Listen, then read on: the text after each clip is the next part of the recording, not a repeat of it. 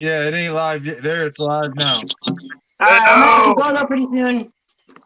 All Let right. me go up and I'm see. going to be Make on sure. here all night, so it don't really It's matter. not live yet. Still waiting on Sasquatch. Well, it There says that you I'm on. go. Now you're live. All right. What's up, buddy? What's up? Just Hey, dropped it on us. Shush. hey, Darlene McGee, are you a cowgirl? What do you think? Baby.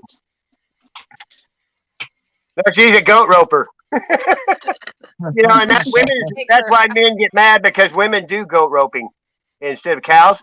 They rope goats instead in the rodeo. Dude, you know what? I just watched the That's why you funniest call a guy a goat roper. You're calling him a woman. Hey, We had to write. I just watched the funniest little skit, dude. A dude was playing that shut up gimmick that they do on the shorts on TikTok, and it's like to see the reaction out of his old lady. His old lady gets in the car. Shalom. Shalom Shabbat. Anthony. Hey, what's up, brother? His old lady gets in the car and he goes, "Shut up," and she goes, "Excuse me," and she goes, "You know what? I'm gonna get out and we'll try this again." So she gets out of the car, she gets back in the car, and she said something, and he goes, "Would you shut up?" And she goes, "What did you just say?" And he goes, "Just shut up." And no hesitation, this chick reaches over and grabs his dick, dude, like, ah! Hello, Oh, Clutch. what's up, Clutch? What's up, Clutch? I thought I smelled something. Are you burning that clutch out? Oh man, it was funny, dude. He just starts screaming. She didn't even hesitate. She just grabbed him by his junk and like, Hey, Kylie, you can just leave your avatar up there when you got shit to do, and just come back when you feel like it. All you do is mute All it right, and leave it sweetheart. I appreciate that. there. I never get people up here anyway. Most people that they won't come up on the panel if they ain't got no balls. You know what I mean? Yeah. Cold Steel. Whoop, whoop. Hello, Cold Steel. Token British person. Yeah. The British are coming. One if by land, two if by sea. I tapped my kneecaps, but you can't see them. Hey, try to come up here. I'll get the link out. He tried and it wouldn't let him. I don't know why. He's the only person that never would let up. You know what I mean? He was going to come up on New Year's Eve and it wouldn't let him come up there for some fucking reason. Hey, have you ever seen glass deform like this, Sass? After I put a torch to it. High heat will do it. I What is found it? it out in the whirly weeds, though. Let me see it again. I wasn't looking. Yeah, it's called putting a fire, dude. They burn their trash. I find them all the time, and they get so hot that it does that to them in the fire. Fair enough. I just Time I here. found it out in the whirly weeds. Right on, brother. Nice to meet you too, Anthony. Hey, you guys talk. I'm gonna go off for a minute and get on the YouTube and give him a spanner. Yeah, you better. Hater.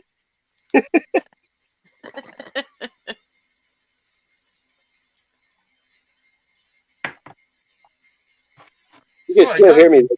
Yeah. I got this jagged tooth cutting a gash in my cheek. It's really annoying. Well, I hope Mr. Tony takes my advice and keeps on posting. Don't want him to stop. That motherfucker. I can't stand him no more. Jesus fucking Christ. He just I can't believe if you got a strike, you can't post for 90 days. Now. I just can't believe how many people say that cocksucker's name. I can't believe how many people put effort into that fucking dirtball. Well, it's hard to mind every time. Such a dirtball. It's hard to get him off your mind. My mommy and daddy told me, don't play with a fucking turd. Flush the motherfucker. Hello, Susan. Howdy. Hello, I just give you guys Earls. Spanner. Earls of Orkney. Shalom. He gets off on him. Hope you guys know. When he shuts his shit off and goes to bed at night, he's sitting there like, we're all mad. Oh, you know, he's doing the old Pamela Anderson while he's on there. He's like, give me 15 minutes. He's watching the chat going, I just don't fucking. That's why I keep saying, the number one problem with the world is, right? Mental illness. Yeah. Dave's a good guy. I've seen you there. Super Dave. I like Super Dave. He's a great dude. Yeah, Super Dave's cool. He is a cool dude. Yeah. I like his morning sunrises. Yeah.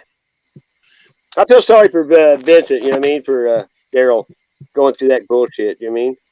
Yeah, I agree, but you know, Especially at our age, though, you know, but you got to, you know, people do things that, you know, that their life, you know, usually it turns out however you want it to, I guess. He's not here yet, but maybe he'll show up. Super Well, Dave. he's done it because he can't play guitar. I can imagine if you couldn't, that'd really fucking piss you off, you know what I mean? Dude, I don't give a rip, dude. My guitar stays with me, dude. I would I have it love on my it. back with a string, wouldn't you? Fucking, I wouldn't leave it at That's some what place. I do, dude. Dude, I've done it, dude. Man, dude, fucking Christmas gosh damn day, man. I I didn't know he fucking didn't got have an a car. It's worse if you don't have a car and you're homeless. You dude, know what I mean? You're fucked. I got in an argument with my little brother, dude, like fucking 50 miles No away problem. from here, man. And I just looked right at him, stop this car, I'm gonna break your fucking jaw. And right in the middle of a snowstorm, man, I bailed, dude, and took off fucking walking for home instead of going for my mom and dad's for the You Christmas know, dinner. I'd give a cash the cash app to. I used to give $5 to like Code and Dacone. But Dude, if you're giving somebody I money had and that they need a hotel room and then they go to a bar and drink or buy weed, it usually stops right there with me. You know what I mean? You got to prioritize when you're homeless. You know what I mean? yeah, Sasquatch well, Susan said listen, her wrench disappeared. It did? listen, Yeah. Okay, I let me was try it again. thinking about that too when he was at the bar, but it was New Year's, and you don't know whether I somebody's know. I mean, it was open. That's probably why he was there. yeah, and I was gonna say, you know, plus they're open, it gives them a place to hang out safe. Man, I am miserable as fuck, dude.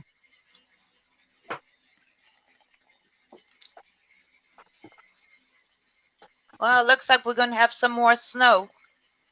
It melted. Uh, Now it's going to freeze again. Went and up to a whole 35. Now it's dropping down to 33.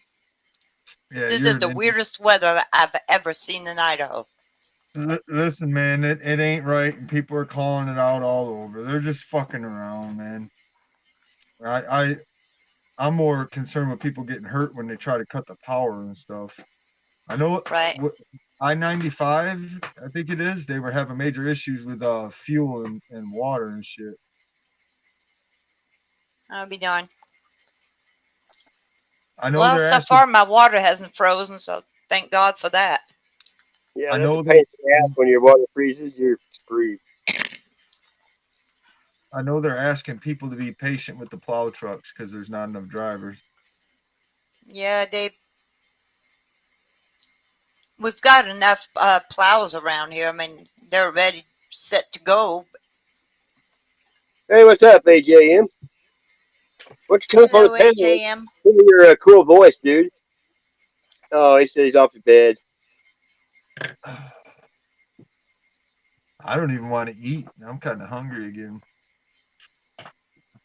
I don't know if I ate anything today. I don't think I have. I don't usually Yeah, food. I only eat because I have to. I'm sick of food. I just fed my puppies, and Mississippi. that's it. In my crooked letter I, humpback I, right? Like I'm from in my crooked letter OURI. We're not missing I'm the a tip. hoe. Hey, With what's the baked only state potatoes. what's the only state that's one syllable? There's only I one don't know. state that's one syllable. I don't know. There's a Bob Seger song that has it in it. Mm. Spelled differently though. He doesn't have that many songs. Think about the titles and you'll know it just by thinking of the song. I got no clue. Not a Bob Seger fan. I mean, I There it know. is. Abs, just look in the chat. Abs got it. Maine.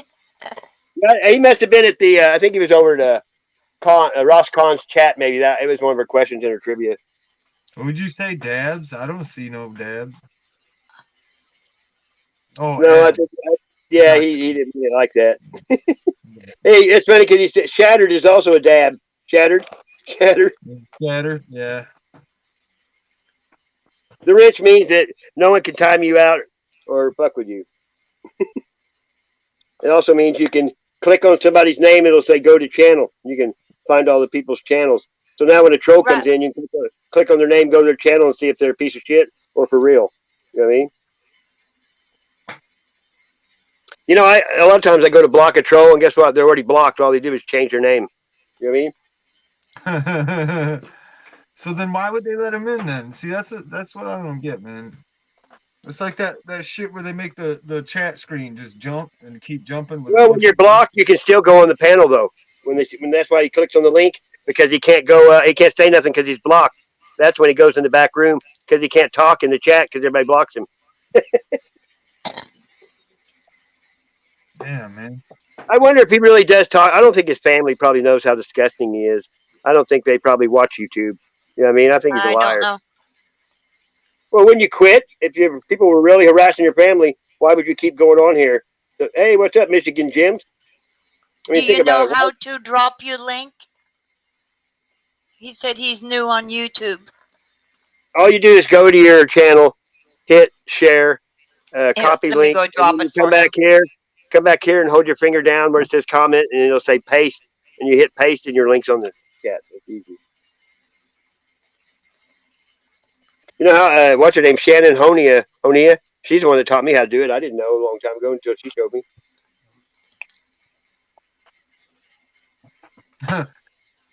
Y'all don't check my channel out. It sucks. Enclosed Cosmology Fellowship. Huh? Right on. Each to their own. I like listening to everybody's opinion on life because everybody's got some truth in everything they believe. Hey, David. I'm on a Discord with him. He's got a chat going. You can go there anytime and just comment and shit. Pretty cool. Yeah, they brought back the go to channel thing. They took it away for about a year. And now you can go. There you go, dude. It's simple, wasn't it? Now you can go anywhere. And if you're a wrench in any stream, you can post your link there. And then you can click on anybody if you got a wrench in their stream and find out, go to anyone's channel, but you have to have a wrench. But if they comment in just a regular YouTube, you can click on them and go to their channel too. But only in the chat if you got a wrench. Otherwise, you have to look in the comments. But people that go live, they don't usually have comments because everybody was there. You know what I mean? You stream from Discord too. I got an app that's called a screen recorder. You can go live from it too. Almost all the apps now you can go live from. Streaming, they changed it too. If you only need 500 subscribers now to go live on your phone, they changed it from 1,000 to 500. See, now how you gonna bug on him and then stick yours right in there, you fucking freak?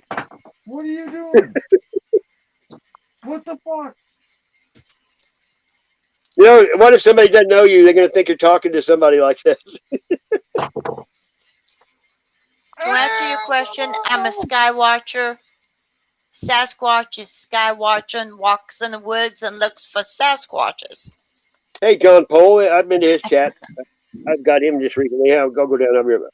Now, the way my phone is, my new phone's got picture in picture. I could leave and still talk to you and do shit. Isn't that weird? Pretty cool, really.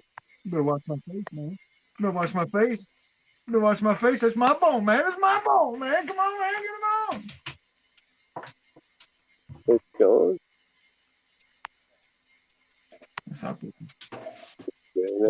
You gotta have at least 500, I believe, if you are on a computer.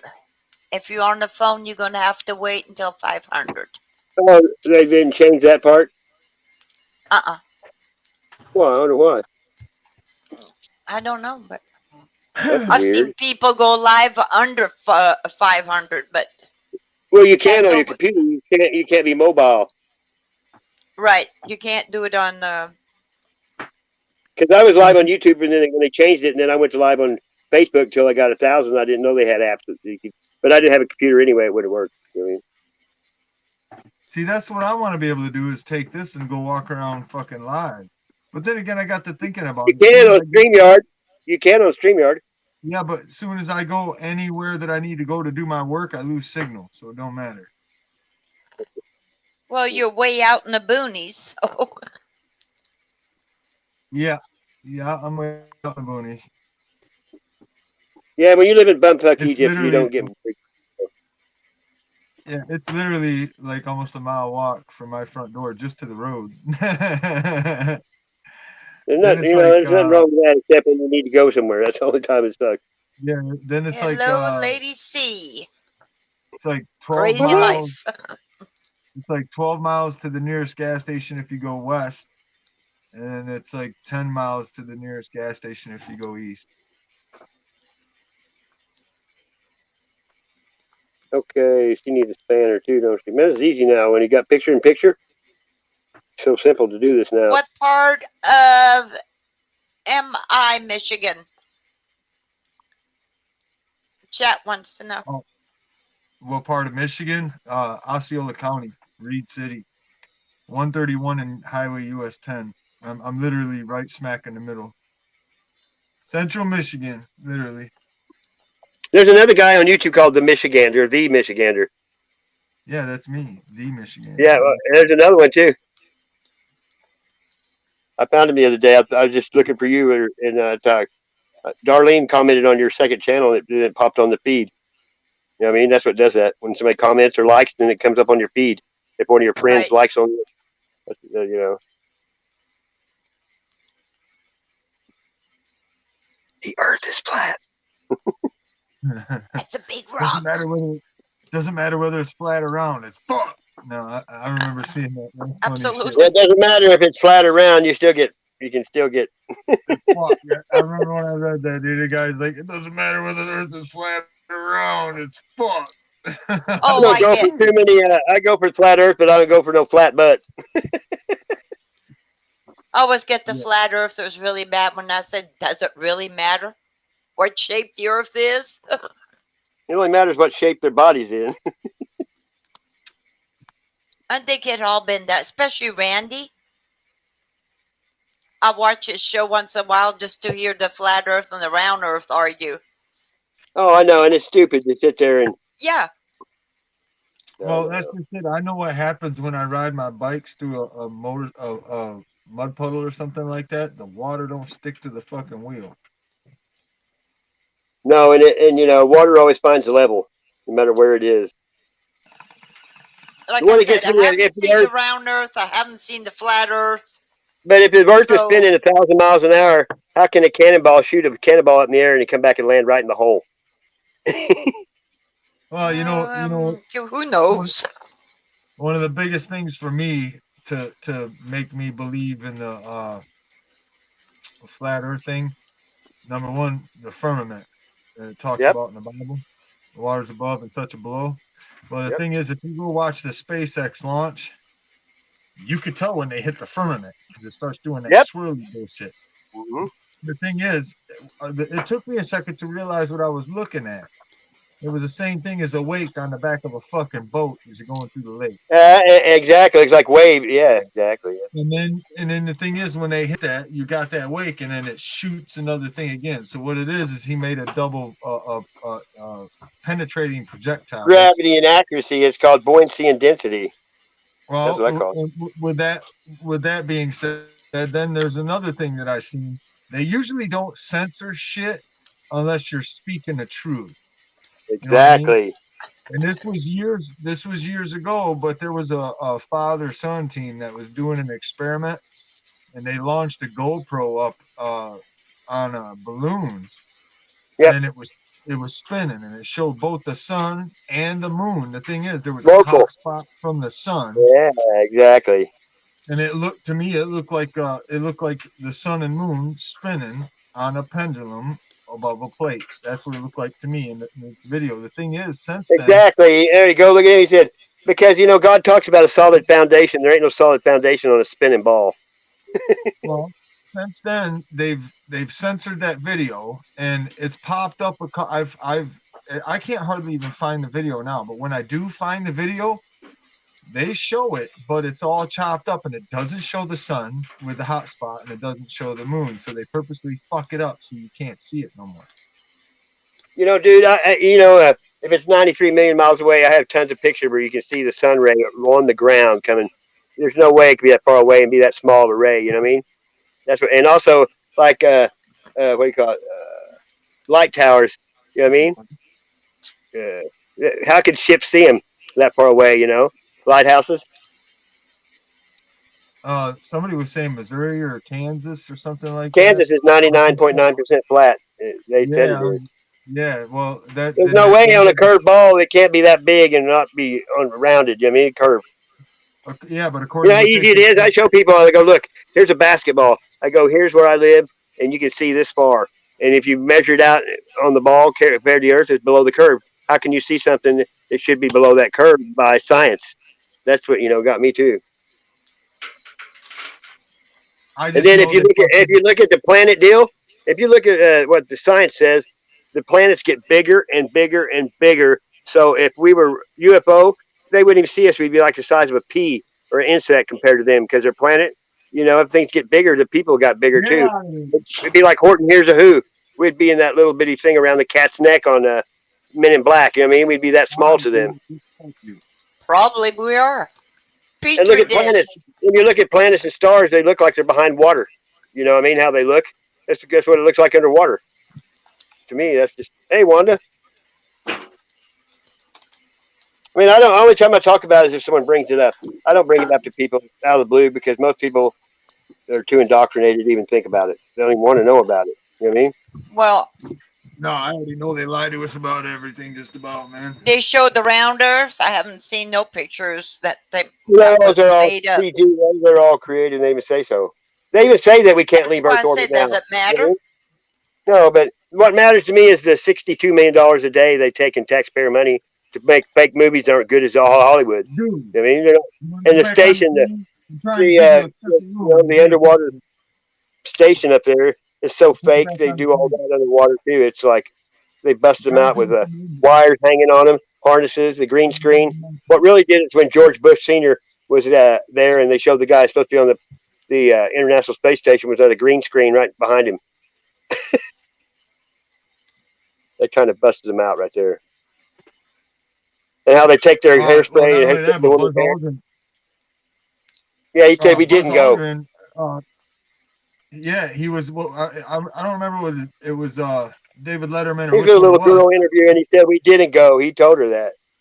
No. It's right. I can show you. He did an interview on one of the late night shows. I'm not sure which one. Yeah, I saw that too. It was on Jimmy Kimmel, I think. He said no. What you watched was recording. Yeah, it was something else. Blah blah blah. And it's like, whoa, dude. Wait a minute. Yeah, no doubt. He was a good dude. But all you have to do is just watch astronauts or a funny thing happen on the way to the moon. Bart Seibel, he's the one that they sent him the wrong footage of that reel to reel, and he was a big space person. And it shows him all the stuff like when he steps off of the ship or whatever it is and says one big step for mankind. The first time a light fell and hit him in the head. He goes, "We're on the fucking moon. We're on the fucking moon." And then look how they look when they came back. They look like people that should be heroes. They're over there going, "I don't want to lie to these people." You know what I mean? They look so somber. It's horrid. And then the last thing that Neil Armstrong ever said, it was to these new recruits at NASA. He goes, "We're kind of like a parrot. We can fly. We can't fly, but we can talk." I'll be right back, Sasquatch. I gotta take a picture of what's going on outside there. Weird. Okay. And then also whenever he flew that lander thing, the only time he flew it, he had a parachute out of it. It crashed, but then they could do it on the moon with no gravity and 300 below zero out in the shade. I mean, it's so dumb. They're playing golf and they drop the golf balls and they fall over. They just drop them. They hit the surface. You know what I mean? You should check out what just happened to that Curiosity rover. It had a fucking dead fly on it, and then a rat ran across in front of it. Oh, I know. They show a Coke can or something on the moon in one shot, and a rock with numbers on it. It's like it's so retarded. You know what I mean? And when you come awake to that, every commercial, every show, I don't care what it is, has something to do with either an astronaut, the Earth, the globe, moon. Everything does. I mean, all of it does. At one time, there'll be something mentioned in there about an astronaut or going to space or, and then Star Trek and Star Wars, that made everybody want to go. I was on Highway 301 in Elton, Florida, and I watched a space launch from there in 2004, I think, or 2005, somewhere around there. And I watched it launch, and what didn't make no sense to me was the quickest point from one place to another is a straight line, straight up. Why the fuck are they launching like this? Well, they curve over. Where those rockets land? In the Bermuda Triangle. That's why they said all that shit about it to keep people out of there, so they won't see that shit. I wouldn't. All the places are next to water they launch from because they got to land that motherfucker. Think about it. I don't think the Bermuda Triangle is all of that. I think it's like a some kind of No, that's why technology. they don't want anybody there. They lie about that shit because all that shit that's missing is they probably shot it down. I think They'll tell you I why think that shit disappears. You know what I mean, I think there's tech under the water because the instruments don't work there. That's already well, been you know proven. they're underwater because all these ships they should call them they're not UFOs. They're something else. They see them go under the water and come out. All that shit that is a government because that way they can fly over another country and look like they're a UFO. You know what I mean? You know what? Go to Cowboy Consciousness. Um, it'll explain it to you because they mock us in all the movies and shit. Oh, I know. Look at Men in Black where he says everybody knew the Earth was flat until whatever. Well, that's just he's got a better one. Easy Rider. The movie Easy Rider with Hopper, Dennis Hopper, Nicholson, Oh and yeah, and Peter Fonda. Yeah, I know it. listen, he goes into it and he explains. Because Dennis Hopper is all fucking high and he's like, "Oh, I just seen a satellite go like this and do ziggy ziggy and then take off this way." And they're like, "Oh, Yeah. they're like, "Oh, you're high." And then Jack Hey, all the Nicholson goes, satellites are on balloons, dude. Yeah, NASA uses more "Yeah, helium yeah, than the rest of the world combined. I know, but the thing is, all of a sudden, Jack Nicholson cracks off with truth, and he says, "Oh shit, me and my buddy was down in Mexico last week, and we seen about 40 of them flying in formation. They got bases all over. Since 1943, they've been working with the government, Yeah, and they ain't aliens. They just like us, but from different places around, the galaxy. Get off yeah. him The now." Palladians and the Greys Going from and the. one thing to another, I'm going to put you back on the How chain. about all these mediums that get on YouTube and they say they're a channeler and they got the Palladians talking through them from Did you see Alpha my Centauri or Beta Reticula? It's so much bullshit. You know what I mean? And the very first guy that did the first spacewalk, he was moving his head around and the helmet doesn't twist, and he was moving his head all around. And it's 300 degrees below zero in the shade and like 300 in the sun, and they have no air conditioning or nothing in there. And then one of the astronauts almost drowned, so they put scuba in the astronaut suit now. Yeah, Oh, no, if you can't see that, Hold come on. on. Lay down. You're looking for trouble. Lay down. Hey, I didn't see you back there, brother. Hold What's on. up? Whoop, whoop. Lay Good to down. see you. Hey, how y'all doing? Good. How are you? Hey, man, I just figured this thing out, man. This is a whole new deal for me. Yeah, it's pretty cool. Once you get it down, though, it's fun. I mean, 'cause I'm divorced and raised my kids, and I don't really talk to anybody except on here because I've already lived a whole full life and raised a family, and it's me time. I don't really give a fuck what anybody thinks anymore. You know what I mean? I've already done all that. It's just Yeah, me. right. All I got to worry about is what God thinks. That's the only one that I try to please. Amen. You got it right, man. I'm past caring what anybody thinks about me. I'm over Oh, it and all. they used to call us Bible thumpers, but now they just kill people for saying it. You know what I mean? It's like Christians are Yep. getting killed every day somewhere, and they don't even show it because they don't want you to know. So you're in Texas? Oh, no, I was raised in Texas, man. Shit, I'm a damn gypsy. I was born in Nuremberg, Germany. My father Wow. was in the military. Military? Yeah. I've lived all over. I drove a truck cross country for 16 years. Wow. Yeah, Where it's you live been now? What state are you in now? I'm in Tennessee. I'm on top of the Smoky All right. Mountains. You know who Ryan Upchurch is? Yes, sir. He's my favorite dude. I love that guy. It's so funny, and he's a real person. That's the kind of people Yeah. I'd watch. You know what I mean? I ain't never met him, but I have a good idea. Yeah, I he's talked a to good him real character. quick. Not like when he first started. He used to message me and shit because he got, you know how it is. He got too many fans now. Hey, let me ask you a question. I'm looking at my phone because I don't have a mic or a camera for my computer. You sound great. You sound perfect. Yeah, I got headphones in that said to use headphones and it wouldn't echo. But like, I see all of y'all on the screen here. Is that what I'm supposed to be looking at? With like a split screen with all y'all, and it's got Yeah. something of me below? Yeah, Yep. a lot of people, you don't show your camera, but it just depends. A lot of people are just, if you have a dog for your avatar, you're probably not a good-looking lady. I mean, it's like, here's your sign. Women that are good-looking know it, and they want everybody to see them. You know how it is. Hell, I've been told my whole life I'm uglier than a homemade mud fence. Fell out the ugly tree and hit every damn branch on the way down. That's all right though. I'm still Believe me, here, dude, right? there's a lot uglier people out there than you. That's all right. You look at yourself different than people look at you. That's what's hard to Yeah, get that's by. true. Yeah. Their eyes are a different perception for everything.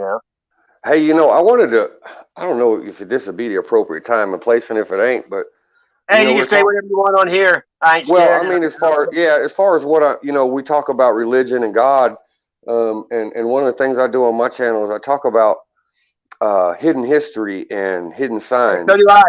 Antiquity. I So love that shit. y'all want to see y'all want to see some real live hidden history right here in front of your face? I can show y'all. I have proof right in front of me right now on my kitchen counter on how our Bible, our Holy Bible, has been affected and messed with. Let me show y'all something. You talking about Mandela effect? Are you talking about Mandela? No, I'm talking about how these evil people throughout the world change our history and lie to us about where we come from and who we are. This is one of the things that I'm passionate about. Hey, dude, what you eat the Book of Eli? Like, wait till they get rid of paper and have everything digital. They can change whatever they want because it only takes one generation to not know the truth. Hey, how do I flip this camera around? Do y'all know how I do that? Down there where it says settings, hit that and it'll say camera. Camera and mic. Yeah, you hit the camera and it'll show go up and you'll see two settings. Just switch it to the other one. Camera one facing front. Okay, facing back. Yeah, then you hit X, it'll go back. There you go. All right, so let me show y'all the date on this Bible. See, here's the front of it. Hang on, I got some gloves and a magnifying glass here. I got one that is from the 60s. This one's from 1889. Wow, that's killer. No now way, this belongs dude. right here. Right on.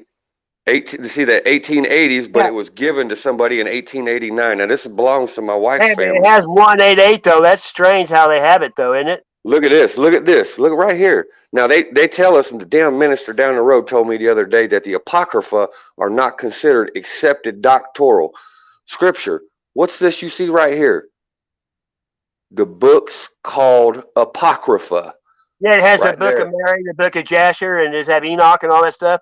Well, it's missing a lot of that. Hang on a minute. My camera's doing the Catholic Church took out that stuff they didn't want you to know. Right. So it's got right here. Catholicism is Antichrist, you know. Here's the books of the Apocrypha. Look at this. Esdras 2, Tobit, Judith, the rest of Esther, which is in the Old Testament. Now, this is the rest of it. Wisdom. Wow. Ecclesiastes. I'm having a hard time looking around my phone. Does it have good information and all that stuff? Dude, this Bible, I want to do a, maybe y'all could help me figure this. I was going to do a live stream and show people how many lies that's, look at this. I want to show y'all a side view of this. It's going to blow your mind. Hey, anytime you want to read scripture out of that thing, I'm game. You got all the time you want on there. This is the Bible I just showed you, right here. Yeah. This is the Bible I use every day. What do y'all see wrong with this picture here? Hey, look how big it is, all the shit they took out of it. Hey, I used to have my family dictionary. I had a family dictionary that was Webster, and it was like a foot wide, dude. And then now they're like not even close. So like right here, there's another thing I found here. There's so much stuff in this Bible. It'll blow your mind. Hey, you already said you better scan and copy that book before they burn your house down. Hey, they better send SEAL Team. Hey, this old country boy, they better send SEAL Team 6 for my ass because I'm locked and loaded ready for these sons of bitches. You what army? Because you better bring a fucking army if you plan on fucking. Man, I got Rottweiler, Pit Bull, and I'm locked and loaded 24/7. I like this guy. He's God-fearing and gun-toting. All right, so where's it at? What was that, honey? Where's the Psalm? It's the songs or the Psalms. What is it? The Song of Songs? Yeah. So man, look, that's priceless right there. That's there's no value you can put on that. That's priceless. No, absolutely. I'll tell y'all something. This Bible here that y'all are looking at, if y'all do a search on this, it's older. I can't think of it. You can search on eBay. They have these Bibles for sale. People are selling these. I've seen them for as little as $50 or $80. Well, I'm gonna go look. I've seen them for $500. So I'm gonna show y'all. I'm gonna show y'all my Bible here real quick, and I want to show y'all something, right? So right here, you see it says Song of Songs, right? Yeah. Now that's the Old Testament. What's it say here?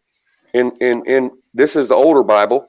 It's called the Song of Solomon. Yeah. Now we're talking about the same book. Why? Who in the hell told them they could rename that? I didn't tell them they could do that shit. Who the hell made that choice? The Catholic Church is the one that's ruined a lot of shit. Yeah, well, the Catholic, I'm telling y'all right now, I don't give a shit what anybody says. The Catholic Church, the Pope himself, I believe with my whole heart, is the Antichrist incarnate. Yeah, he's a false prophet. You know what I mean? That's who it is. Because he's the last Pope. If you studied Malachi, he called the last 112 popes, and this is Petrus of Romanus, the last one. So right here in this book, this right here, this says a complete list of the high priest of the Hebrews, right? Yeah. And there's interpretations in here, like here, the principal miracles, miraculous events mentioned in the Old Testament.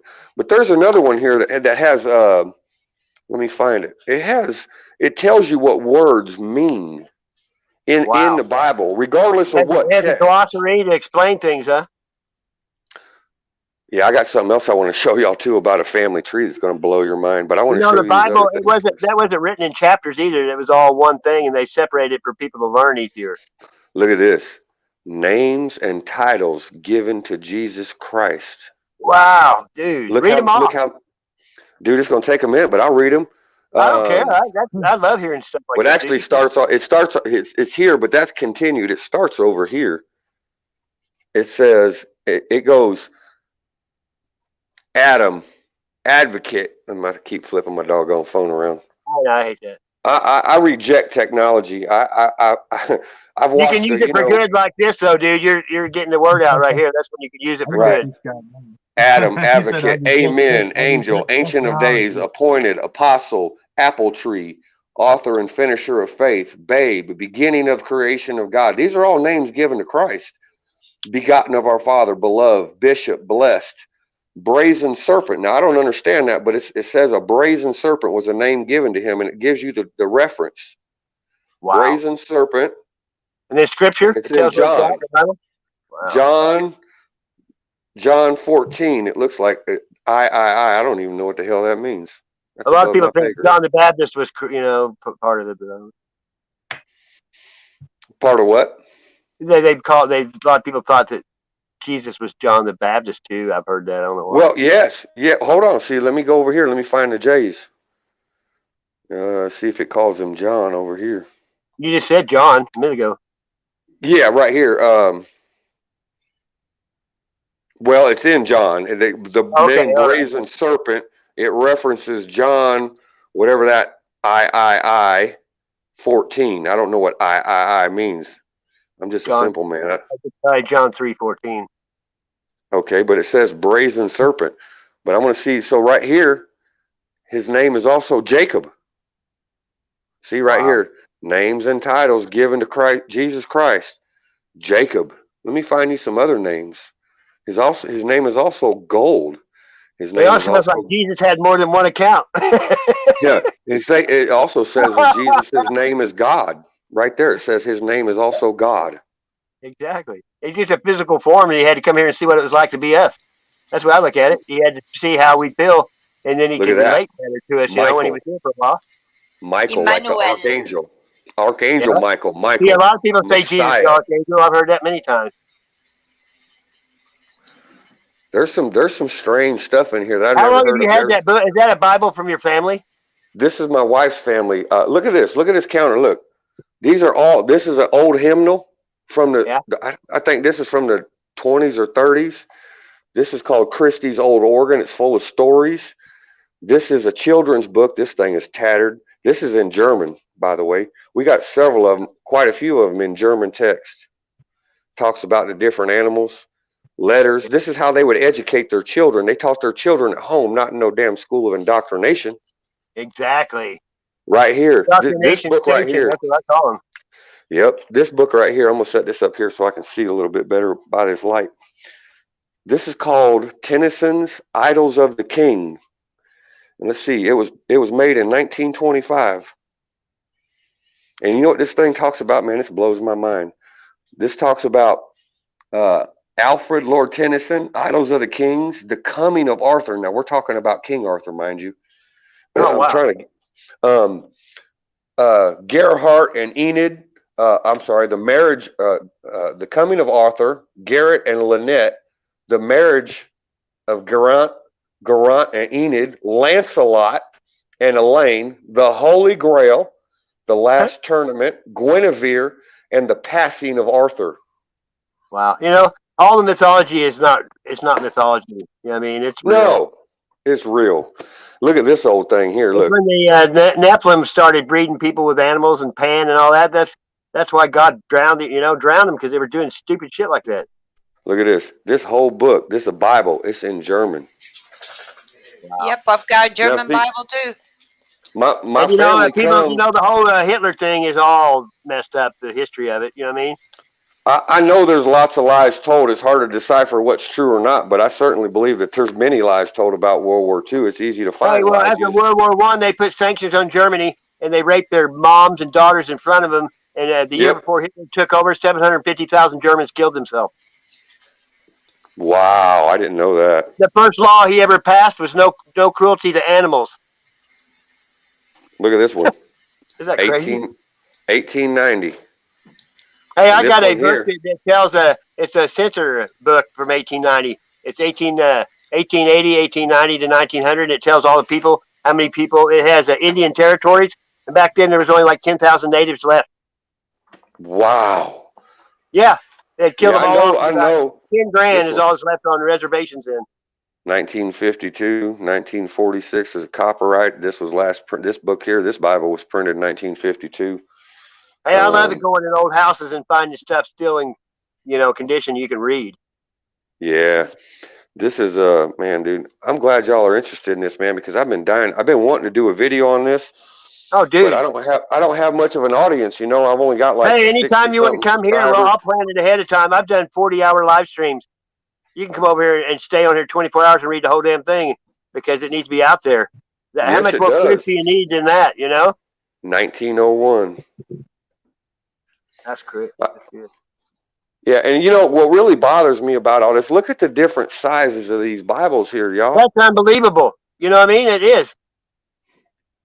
Look at this. I mean, we've been lied to on such a profound level. Where was that book made? Where was that book made at? The big one, the big Bible. The big one. Where? Let me look and see if I can find it. I haven't even asked myself that question yet. It's a good question. I've only seen one of them big ones. Hey, I've only seen one of them big ones, and the dude's freaking out right now because he just lost it. Well, look, y'all go on eBay and y'all look for old family Bibles, pre-1900 family Bibles on eBay. I saw one the other day with my wife. They wanted $80 for it, and look how rough this Bible is, right? And that's a good thing because that tells the story. That says this Bible was been used. People have been reading it. I one time dumpster diving, I found 50 Bibles in a dumpster, and I took every single one of them out of it. I couldn't leave them in there. You know what I mean? I couldn't do it. I'm looking to try to see. Oh, this was made in Richmond, Virginia. B.F. Johnson and Company, Richmond, Virginia, in the 1880s. This was printed. I didn't think it was going to say China. Hey, what do y'all know about Egyptian? Do y'all know anything about? See, I love history. Do y'all know anything about Egyptian and Roman history at all? Any of y'all? Some of it. Check this out. So y'all have heard of Cleopatra, right? Oh yeah. Okay, she was the last in line of the Ptolemaic line. The Ptolemies, he was the right-hand general of Alexander the Great. And after Alexander died, the library with all the knowledge in it and stuff. Yep, and after he died, Ptolemy, his right hand, his number one general, was given Egypt to rule. And I don't remember, it was like 300 or 400 years. His lineage ruled Egypt as the Ptolemaic line. You can Google it because I'm not making stuff up. I don't do that. But Cleopatra was supposedly the last Ptolemaic ruler under the Ptolemaic line in Egypt. Now, before I show y'all the rest, I want to ask y'all, are y'all familiar with the building in Rome called the Parthenon? Yeah. It's the one that's got the big circle on the top, which is referred to as an oculus. I'm going to grab me something to smoke over here. I wish I had some reefer, but I ain't got none. I was growing in Oregon before I moved here because you can grow there right out in your damn yard. Yeah.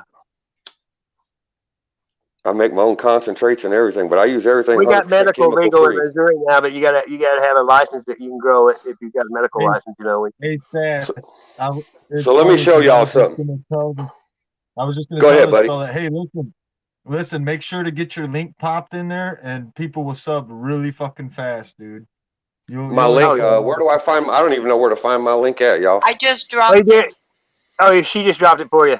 How do you do that? Where do I find that in my You page? go to your I don't channel and hit share, copy link, and then you go back and hold down on the share, comment, and copy it'll say link. paste. You know, hold down on the comment, it'll say paste, and you hit that, and your channel's on there. All right. Well, my I'll wife drop is it better with again. computers than me. I don't know, I don't know much of nothing. Yeah, she's going to try to put it there. Hey, There you go. I've done almost 2,000 live streams, so I've done a few. Hey, Sash, Yeah. do you think we should think I should point him to Steve's channel? See that right there. No. No.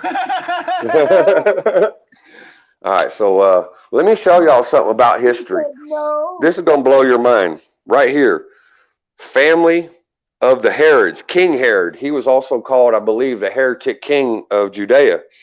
Yeah. He bought his crown from Rome because Rome was in charge of the Holy Land. Yeah, he just back worked in the for time him. of Christ. He Right? just worked Yeah. for him. He was a mouthpiece. He was another talking head.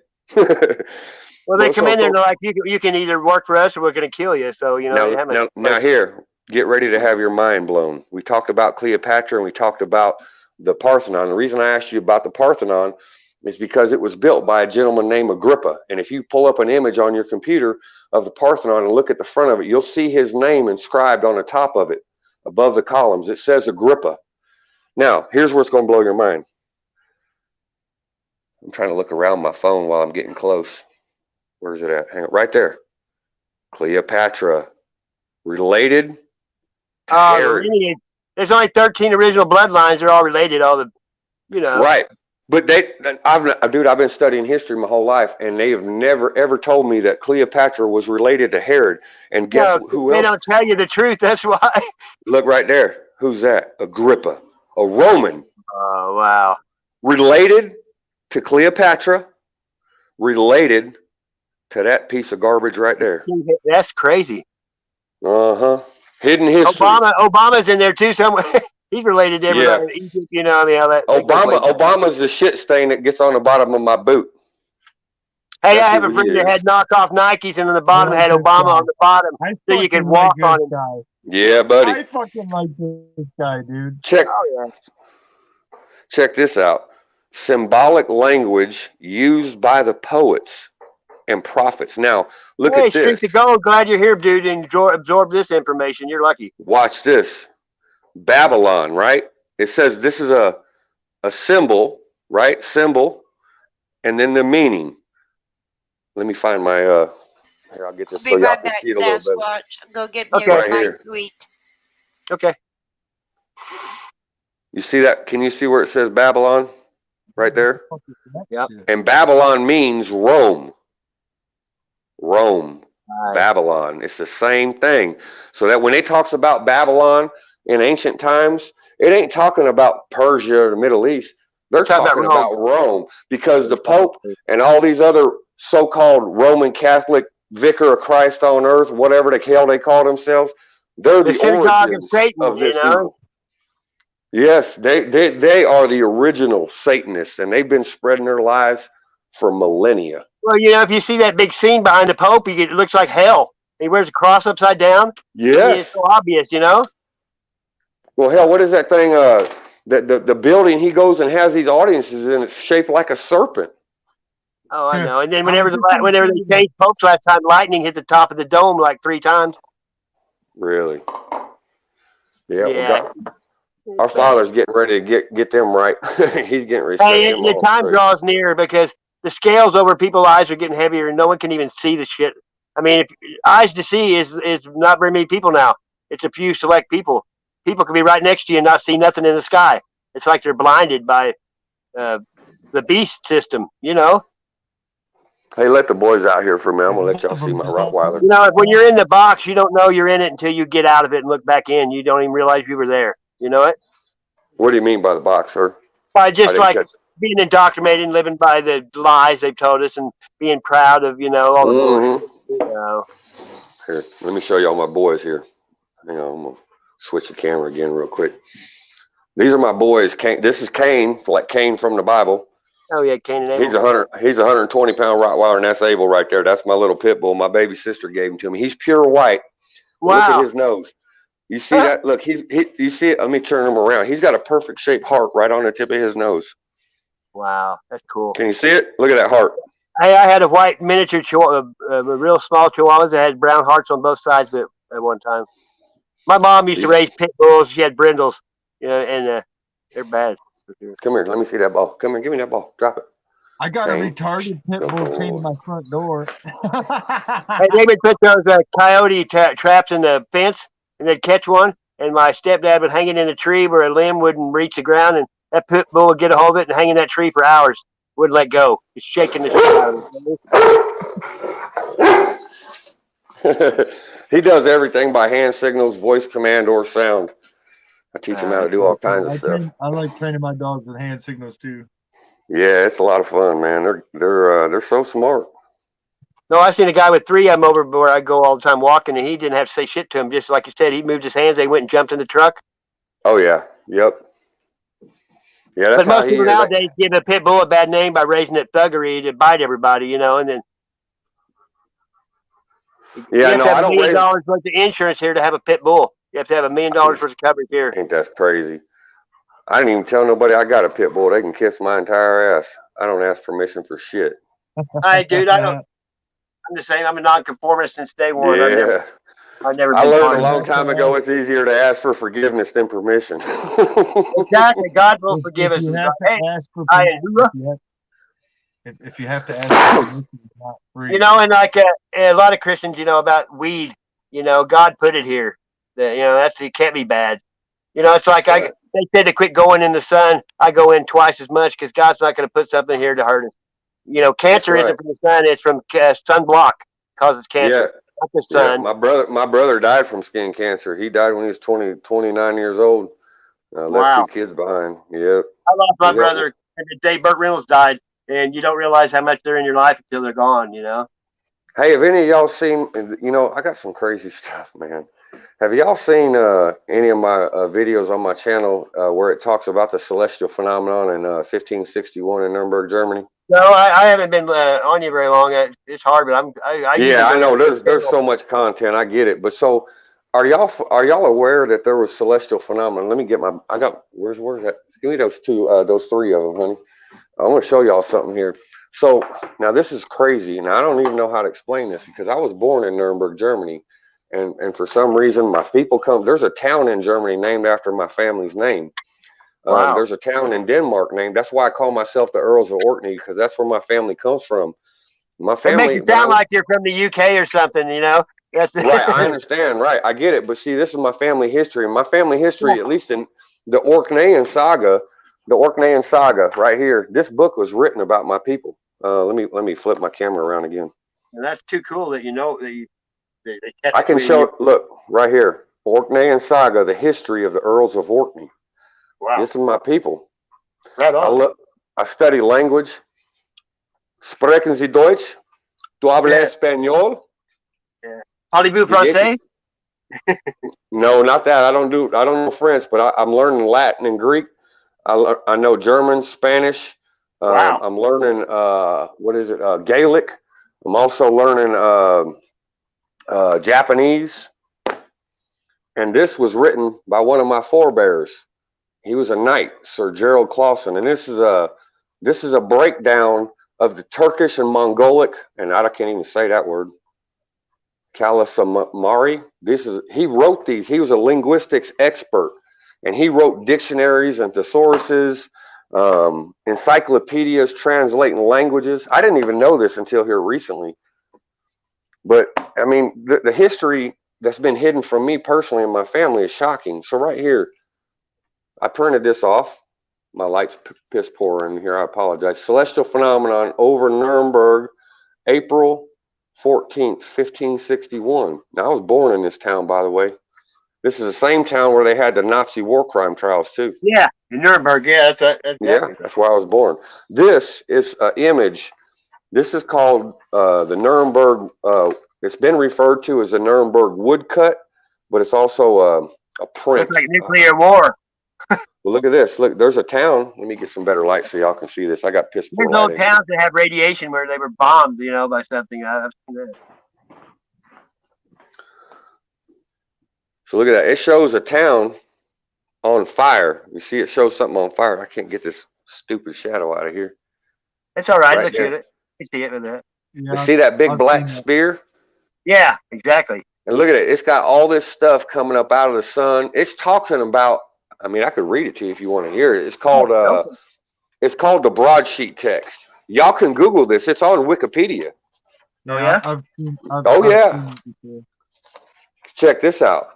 1566 celestial phenomenon. And this was over Basel, Switzerland. There's a lot 5 years of painting. later. Isn't there paintings about that? There's a few paintings they've done. Yeah, well, let me show you a painting that's going to blow your mind. Y'all ever heard of the painting of the Suicide of Saul? Nope.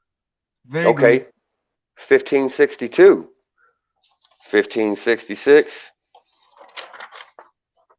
1561. The Suicide of Saul talks about a battle, and this was painted by someone called Peter Bruegel the Elder in 1561. I'm going to show you what y'all get ready. Brace yourself. I hope y'all are wearing some Depends. I don't believe in coincidences, dude. So there's a reason you came by our path. This is Saul, and he killed himself because he was getting ready to be overrun in battle. This That's Paul, gentleman, right? that's Paul. Saul, Saul, Saul. Yeah. Okay. See, he pierced himself with his own sword right through his neck. And his armor bearer, that's who this gentleman is. You see, he struck his breastplate and he threw it on the ground right before he took his own life. Because in the story of this, they were getting ready to be overrun by the Ottoman Turks or something, something pagan from the Middle East. And I'm going to prove it to you here in just a second.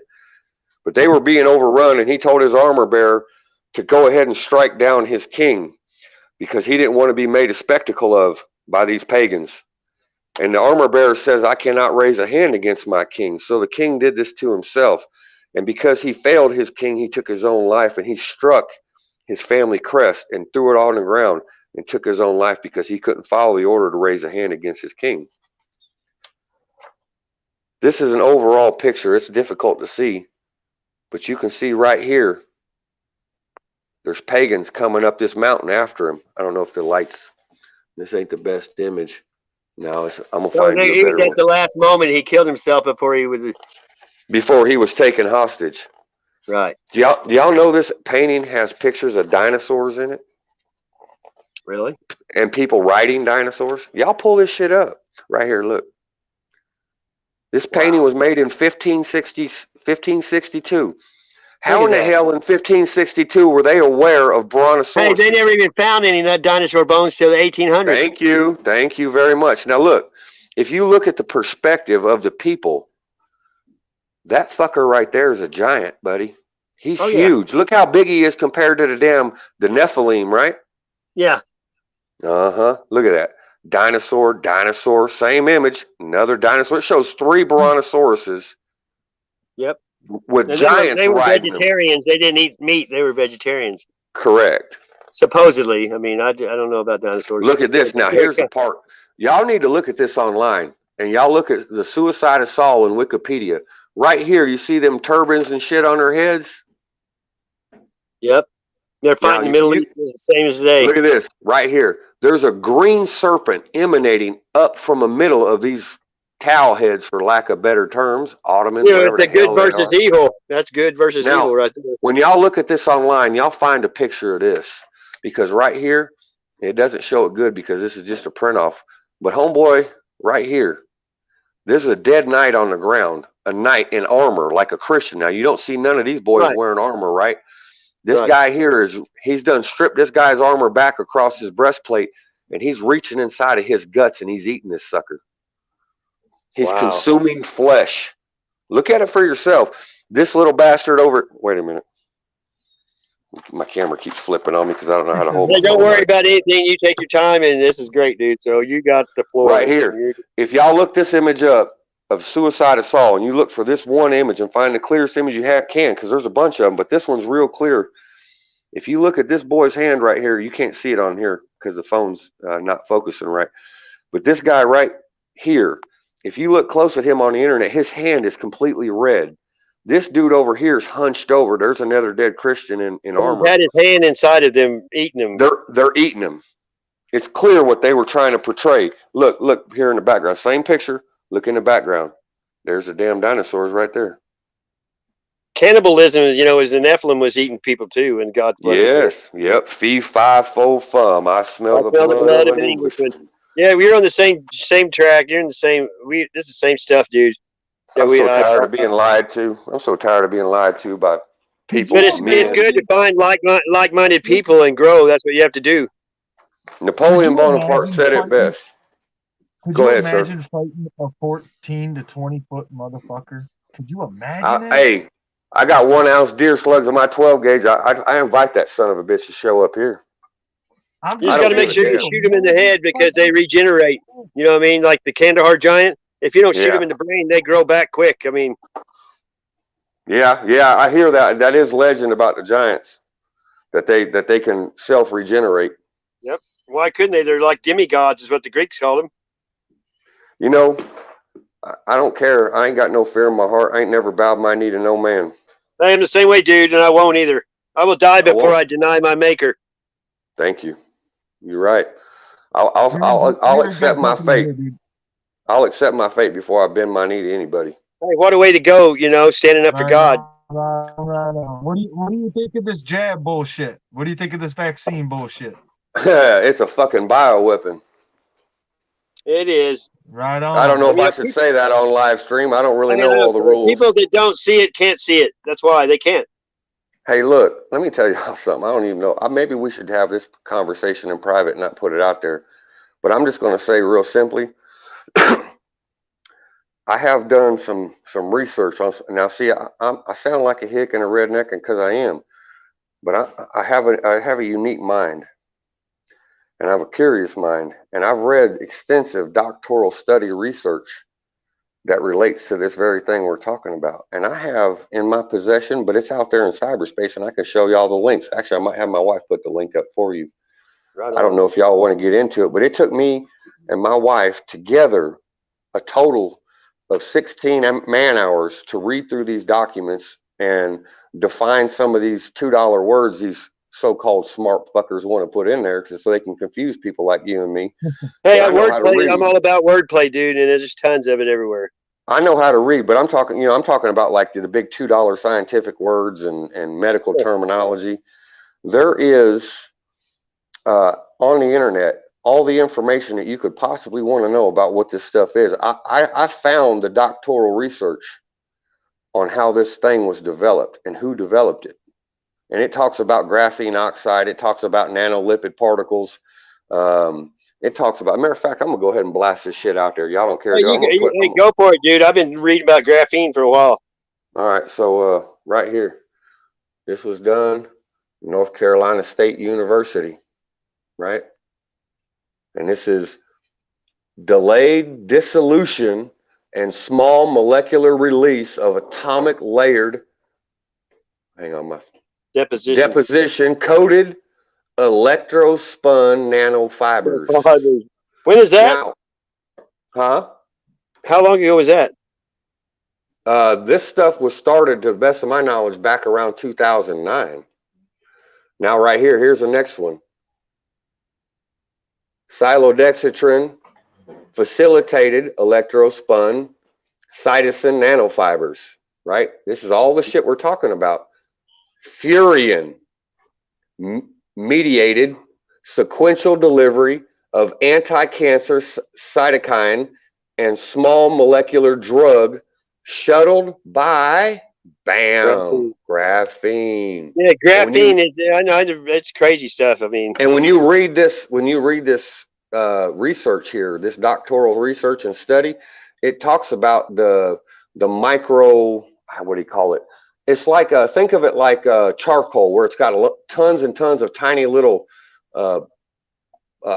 holes and pores, and they're taking this electrospun cytosine nanofibers and they're filling it with stuff. Well, it looks like a hydra, and they cut off, it just reproduces. Yep.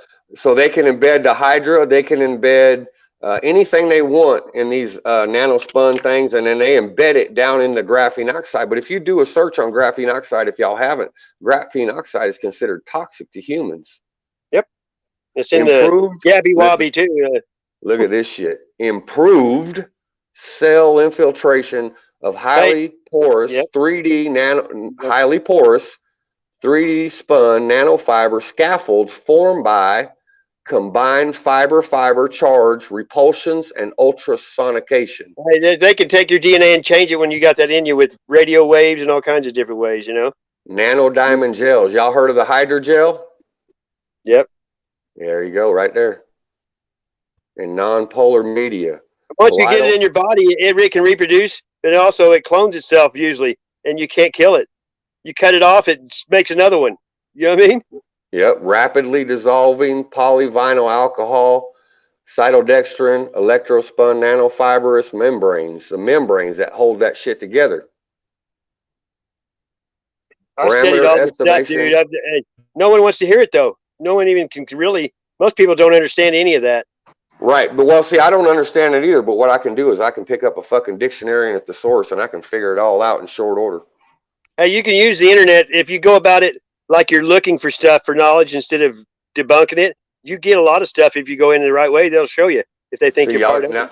You see where I got that image on my homepage? Right there. That's right. That's right. You know what my family says about me? I can teach y'all how to search y'all's family too. It'll blow you away.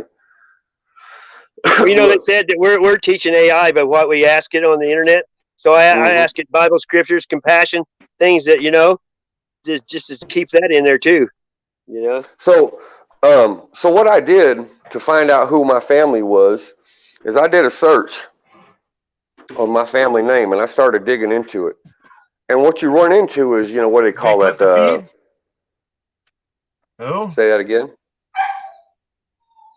What'd you say about cutting the feed? Did they kill your live stream? Oh, no, let me check. Did they cut the feed? I bet they did. Wouldn't surprise me if they did, because what I'm showing on there, they probably don't want nobody to have this information. Well, right now I'm on the YouTube side and I still see us. It says 21 watching on my main computer. I'm talking to y'all through my phone because I'm on the YouTube side too. I got picture in picture and you're still going. So, you know, I realize the information I'm sharing with y'all is dangerous to me and it could be dangerous to y'all, but I ain't scared of nothing. If someone wants to show I don't care. I say what I want. I've had 4 strikes. I don't care neither. You're damn right. I don't care. But the only thing you've showed me so far that I ain't seen for the different names for Jesus. Is what? Right. The names of Jesus, you mean? Yeah, we've never seen a Bible that old. Right. Most people ain't. No, I have. Probably not that many left. No, there ain't very many left, but you can still buy them online. Hell, the one we got's in horrible shape, but the ones online, even the one I saw like 4 or 5 days ago, it was $80, and it's in 10 times better shape than that one up there on the counter. You know, that's worth the value more than anything in the world to buy one of them. I don't even know how you can put a price on one of them, to be honest with you. I mean, I can't believe that they even let them sell them on there. That's hard to believe. Yeah, it's a trip, but they sell them. They're on there all day long. What's the oldest one you've seen on there? Did they go back older than yours? I hadn't really looked that far into it. I saw some older, a little bit older. I think the oldest one I saw, now I could be misspeaking here, but I think it was in the 1860s or 1870s. And you know, now's the time to probably buy one because people are against it now, so they don't think it has any value to them. You know, it won't be much longer, and you ain't gonna be able to buy or sell or trade anything. Well, look, the Book of Eli is, you know, they put it out there, and the Book of Eli was like, that was a wake up call. I mean, to me, you know, he had it in his head. The only Bible was in his head. Yep, and it was in Braille too. That was crazy. Yeah. Yeah, there's something to that. They always have predictive programming in Hollywood. Just they have to. Yes, they do. You know, here's what I found out about my family. And if y'all want to learn how to research your family, I'd be more than happy to teach you. We could do it right here on your channel. I don't give a damn how many subscribers I got. I just wanted enough subscribers so eventually maybe I could go live and start sharing some of this information that I have. But like, you can get StreamYard and go live anytime anyway. Listen, bud. Listen, relax just a step because there's a lot more people out there searching this information than you think. Right. There's a big community of people that I know that like the guy in the chat, Golden, what was it? Streets of Gold. I just found him today, and he had a live chat, and I was the only one in there, and he was reading the Bible, and it was just me and him. You know, that's as long as you got one person. Can you put a link up for him so I can subscribe to him and check him out? Well, I gave you a wrench. He's in the chat. All you have to do is click on his name. It'll say go to channel. He's in the chat right now? Well, he's been in it. Yeah, he was in it earlier.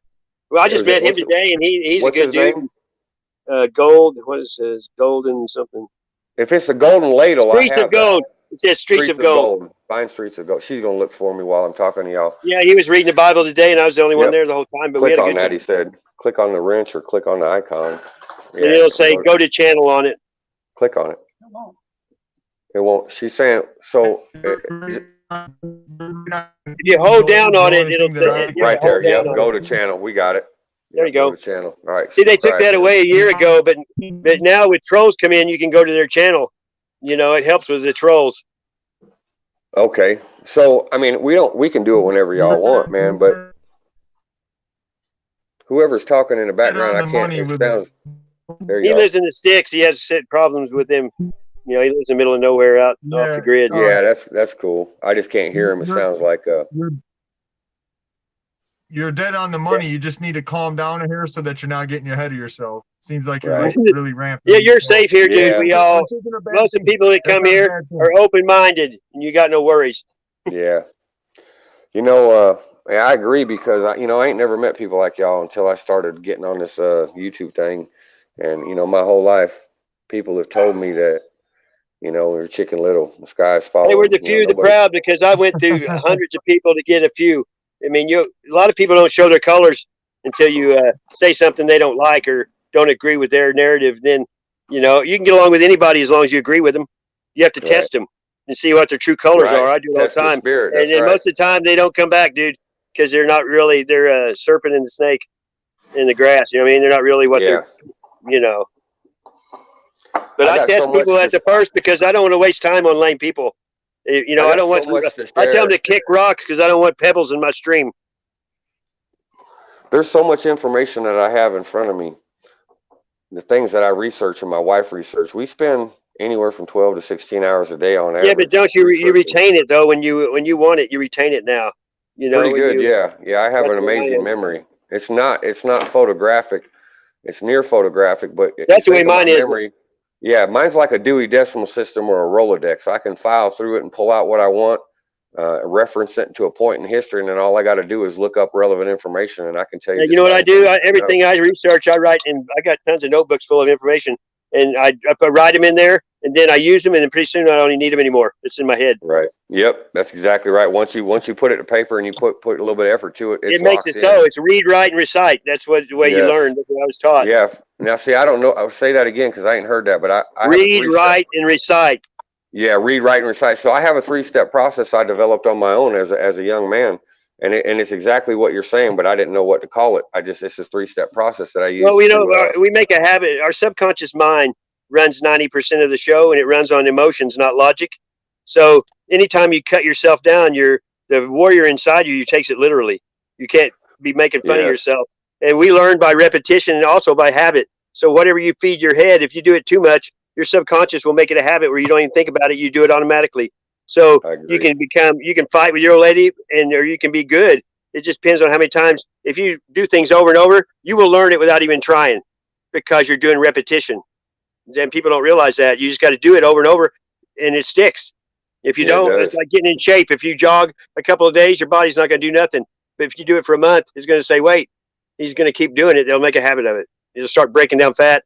You just have to, it's different. I mean, once you learn. We've been doing that very thing. Yeah, you bet. I have a different way of thinking about it, but it's exactly what you mean. Well, I've been studying all kinds. I study tons of stuff and like you're doing, and it just, I can't get enough of it. I mean, I don't hardly sleep, dude. I sleep 10 or 20 hours a week because I can't sleep. I'm too full of, I'm energized from all the shit going on. It just amps me up every day. About 3 hours is about what I average per night. 2 to 3 hours. I mean, I go 4 or 5 days with none, and I only eat once a day because I like running on empty instead of filling myself with all the crap they're making. All different kinds of hours, man. I broke free of the fucking Matrix a long time ago, dude. Exactly. Is this the Michigan? Who's talking? The Michigan? I can't even say it. Yeah, Michigander. Y'all have to forgive me. See, now I got a little bit more heavy draw than normal because I had a filling done because I had an abscessed tooth, and that's what he's got right now. Right. Well, what happened was after I got this, a few weeks after this, my left eye. I don't know if it's still looking like it's lazy. I don't have a lazy eye. This happened in June, the 1st or 2nd of June.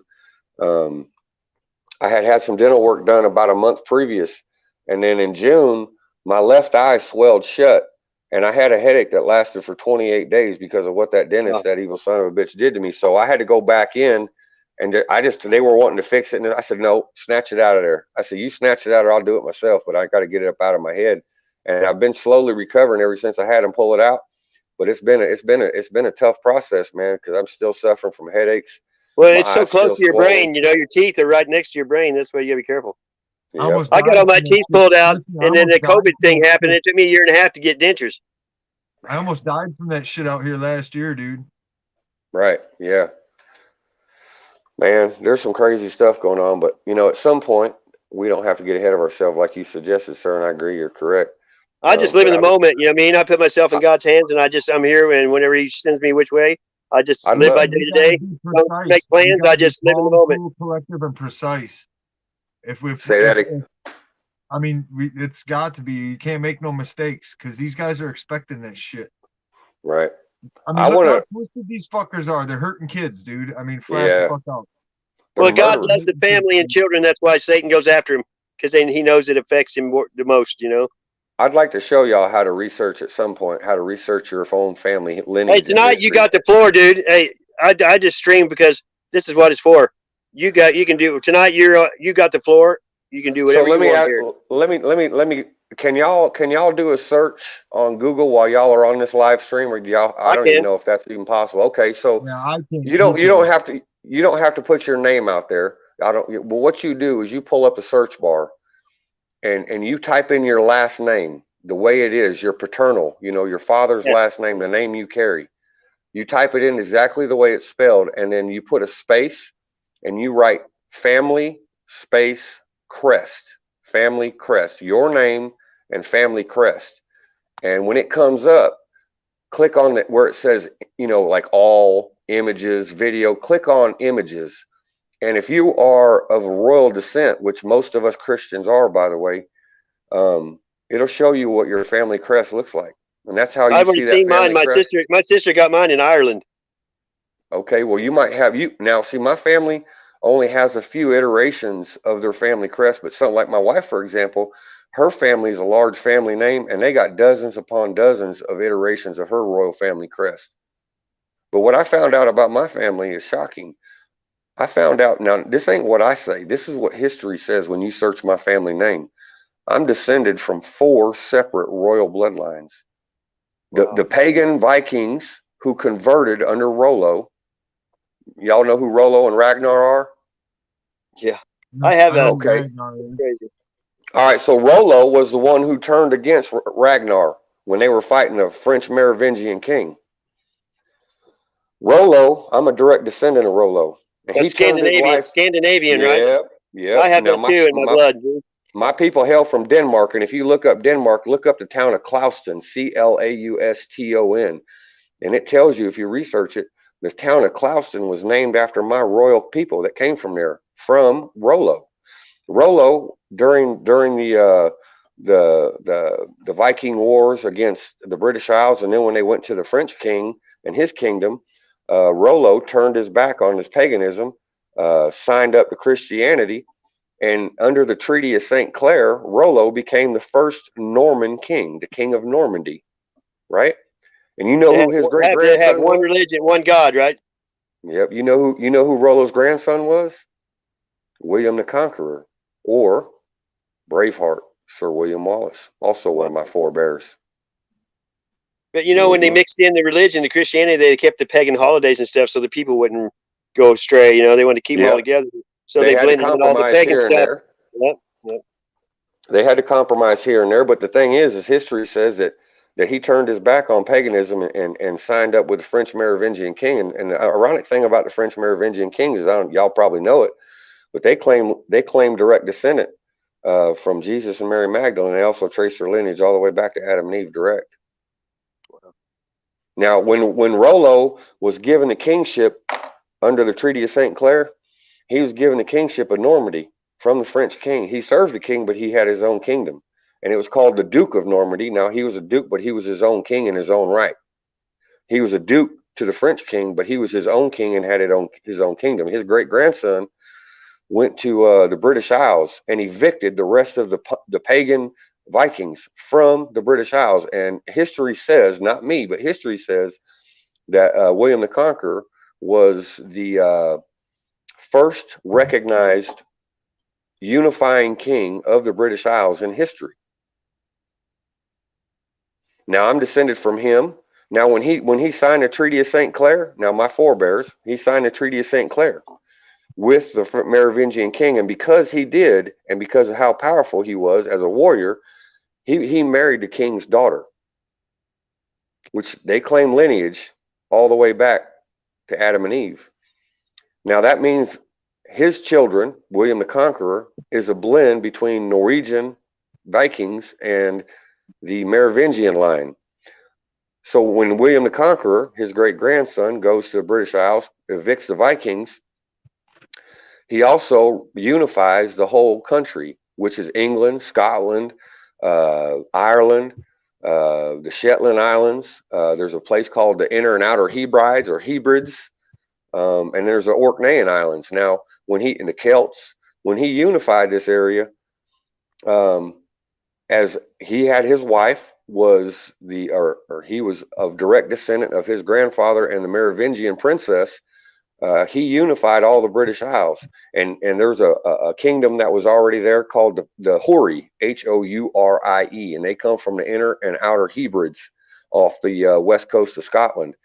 And they, for whatever reason, they lost their kingdom and migrated northeast, and they landed offshore on northern Scotland near the Shetland Islands, but closer to land than the Shetland. Shetland's still a little further off coast. There's a smaller chain of islands called the Orkneyan Islands. That's also where my people hail from. They hail from the Hebrides, the Inner and Outer, and they hail from the Orkney Islands. And they married into another kingdom called the Pictish, or the Kingdom of Dalridia. And all of these kingdoms signed an agreement to work with William the Conqueror. And all of those families intermarried. So when I research my family history, my family name, and my family crest, it says I'm descended from Norwegian royalty, French royalty, the Houri royalty from the Inner and Outer Hebrides, and they're also the Orkneyan and the Pictish from northern Scotland, which is the Kingdom of Dalridia. That's who my people are. And I never knew this. None of my family knows this. This shit's been hidden from us, man. You know, Jesus said in the end days, people with little faith and knowledge will have it taken from them, and people with more will be given more. You bet. You bet. And I've been shown stunning things. I got so much I want to share with people that it makes my head spin. And you know, most people don't even want to hear it, dude. They're too busy watching TV and eating all this crap. You know why I started this channel? I was trying to get my family and my friends, you know, my close friends and my dear family. I'm trying to get them to pay attention. That's the hardest ones to bring to it, dude, if they're not there already. Yes. Because when you're old, you either have to have a life or death situation or somebody else to help you take that veil off, and it's hard. It gets heavier every day you wear it, and less translucence, where, you know, you're walking blind with no faith. God is truth, and that's why everyone's looking for truth. They don't know God. You're right. You're right. We've had our history hidden from us. Did you find a family crest under your name, sir? Yeah, mine's a dragon on it. Mm-hmm. That's all right. Just because my last name's Gardner. My last name's Gardner. You know what I mean? All right. So look, check this out. Now, if you want to understand what every color and every symbol means, I could show y'all later or whenever. Hey, I'm going to be on here till 7 o'clock in the morning. Okay. So every color, everything that's on your crest, every single thing, every line, every color, every symbol, everything, it all has a meaning, and it's called the study of heraldry. And heraldry gives you a breakdown explanation of what every color, every symbol, every line, every star, every whatever's on there, whether it's a serpent, whether it's someone holding a sword. Like on my family crest, it shows a blue fish holding a gold ring in his mouth. That gold ring in heraldry is called an amulet, but it represents a gold ring. My precious. Yes, yes. Lord of the Rings. Precious. Exactly. Now, since you went there, let me throw you something else out there. Y'all probably seen this or thought about it yourself. My precious, the Dark Tower, right? Yep. The Tower of Babel. Stephen King, The Drawing of the Three, the Dark Tower series. It's the Hey, same symbolism is iteration. they use symbolism to put it out there and talk to each other. It's so crazy. It's good that you came here, dude. I'm glad you came up. Programming. Dude. Exactly. Have you noticed lately they've been showing all the shows about Armageddon and meteorites and all that shit again? All that shit that's spear mongering. Somewhere I ran across, now I couldn't quote you. I couldn't even tell you where I found it because I found this early on in my research. But there's a set of what I remember. Now I could be misspeaking slightly, so don't get too crazy here. But there's a set of what I found or was led to understood that there's a set of principles and laws ordained by God, and it says that they have to announce their intentions and they have to project. Now they can do it with lies and symbolism like the Masons do. Deception. And like you see, yes, but they have to, by his ordained law, they have to announce their intentions on what they're doing and who they are. So like I just saw a video earlier today, I believe it was Tom Brady, and he was laying there getting ready to get a shave, and they were doing an interview, and Tom Brady said outright that he gets his power from his wife. His wife's a witch. I know. Hey, my girlfriend's a Tom Brady fan, and she does smears and rubs and has a little altar set up for him. I saw that, dude. Hey, y'all want to see something crazy? Y'all look up that video of the singer Jewel, Who Will Save Your Soul. Yep. Hey, I sang it last night on here. I sang it last night. Have you seen the video? It's full of symbol. She talks about the babies, the sacrificing of babies, and who's going to save their soul. Hey, how about that portal thing they just showed where you can be in one place? Have you seen that? They showed yesterday. It's a portal you stand in, and you can be anywhere in the world at the exact same time with a 3D hologram figure. And the channel I saw showing it, guess what they were showing? They were showing an adult man sitting there playing with a little girl about 6 years old in digital. I mean, they're putting it right in your face what they're going to do on the first thing I saw. Yeah. Hey, so I just want to give you, I don't know everything, but one of the things I follow is the pagan calendar because, if you got, it's the art of war. To know your enemy is to know yourself, and to know your enemy is to know what they intend to do. That's why you keep them close. The pagan calendar is projecting some really bad intentions between now and the first part of next month. Yeah, it's supposed to be coming. I mean, you can feel it in the air. I mean, everybody knows something's coming. I mean, you can feel it. The whole world is cracking off, dude. The whole fucking world is cracking off right now. Well, they've been dumbing down society for so long now. I spell freedom FREEDUMB because that's what it is now. Freedom, like television. Television live programming. I mean, it's an agenda. They started giving free TVs a few years ago to India and China to everybody. Why do you think? You know what I mean? Michigander, what do you got? What are you saying, brother? I think it's over, dude. I think they already lost control, man. Because we're to the point as a species, we don't want to see other people dying no more. The only ones who do are the sick fuckers, and we ain't gonna listen to them. I'm not gonna go to fucking war for these criminal fuckers. I'm not gonna go hurt people for these criminal fuckers. So what are they gonna do? They're not gonna do shit. I'm gonna stand my ground right here. Our soldiers are waking up to what the out of my cold dead hands, right? Absolutely. What do you think about Tartaria? What do you think about the mud floods and the Tartaria and the antiquity? I know there's something to it, but I haven't dug a whole lot into it because I've been so much in biblical and historical research that I haven't really touched on. I've watched some videos. What about the Tesla technology? Do you think they had free electricity in here before? Trump's uncle was the one who seized the papers from his apartment. I was there with Tesla. We were just talking about this last night, dude. I've studied every bit of this. But the old monasteries and churches and that have the big organs and stained glass, they use that frequency to heal people with those organs. You know what I mean? I didn't know that. Let me tell y'all something here. Y'all probably know this too, but my humble opinion about all these wars that's been fought throughout history, it's not been about territory or money or race or religion. It's about religion, but it's about Exactly. destroying history so we forget who we are, where we come from. Exactly. Why do you think they're destroying all the stuff over there and called it Al Qaeda and all that? And we're the one that paid them and trained them, you know? Listen, they showed what they did in the Middle East, man, and fucking right when they were trying to pull them out of there, they just started bombing all these historical sites. Look, I think Mecca is the whore of Babylon. You know, they're building that stuff in the desert because Jesus, when he was in the forest, was the desert. You know, when they talk about, I don't know. Yeah, it's some crazy stuff, man. There's been so much hidden and so much lied about. It's hard to make heads or tails of some of it because the lies go so deep and they go back millennia. Oh yeah. Well, you know, they try to tell people that, you know, there's a theory now, people talking about that Jesus came back during the dark ages and for 1,000 years. That's why all these buildings that we can't repeat was all done with God and Jesus. And they think we're in the last 1,000 years that Jesus already came back. That's the deception. Yeah, you know what I mean? I don't buy that for a minute. I don't either, because he's talking about him. He said, I will come back before you're dead. He was talking about resurrection, not about the, you know, second coming. He's talking about coming back to life, I think.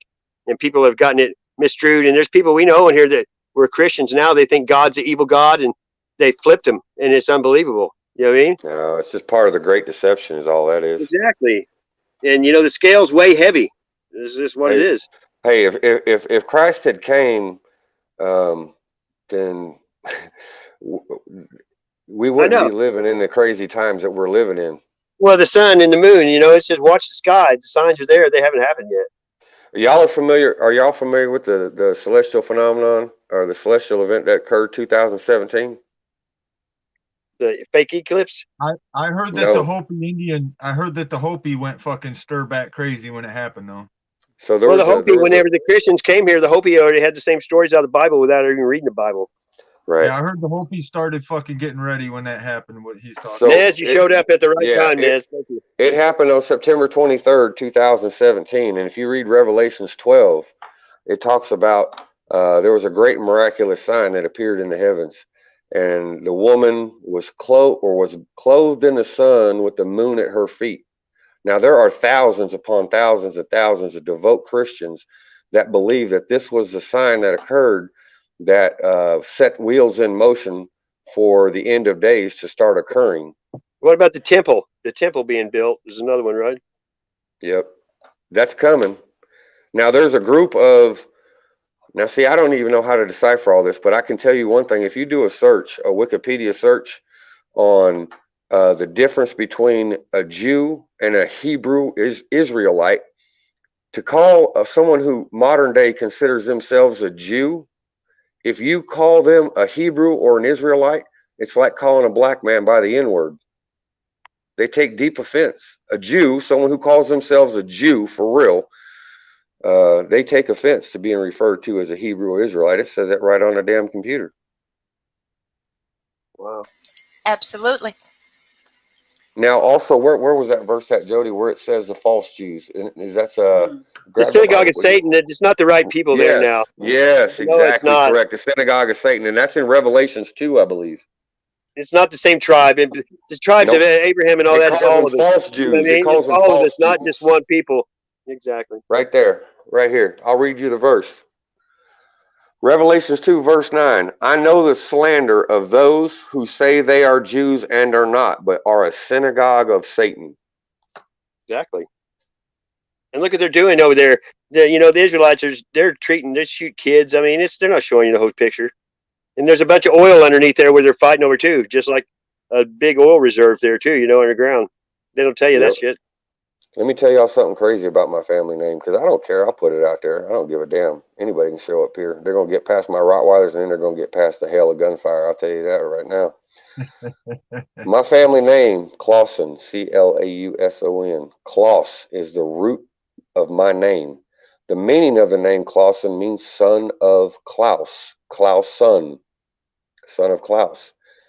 The etymology or base root meaning of my name, I don't know if y'all are familiar with the term etymology, but it tells you what your name is and where it appears in history and how you find it. Right.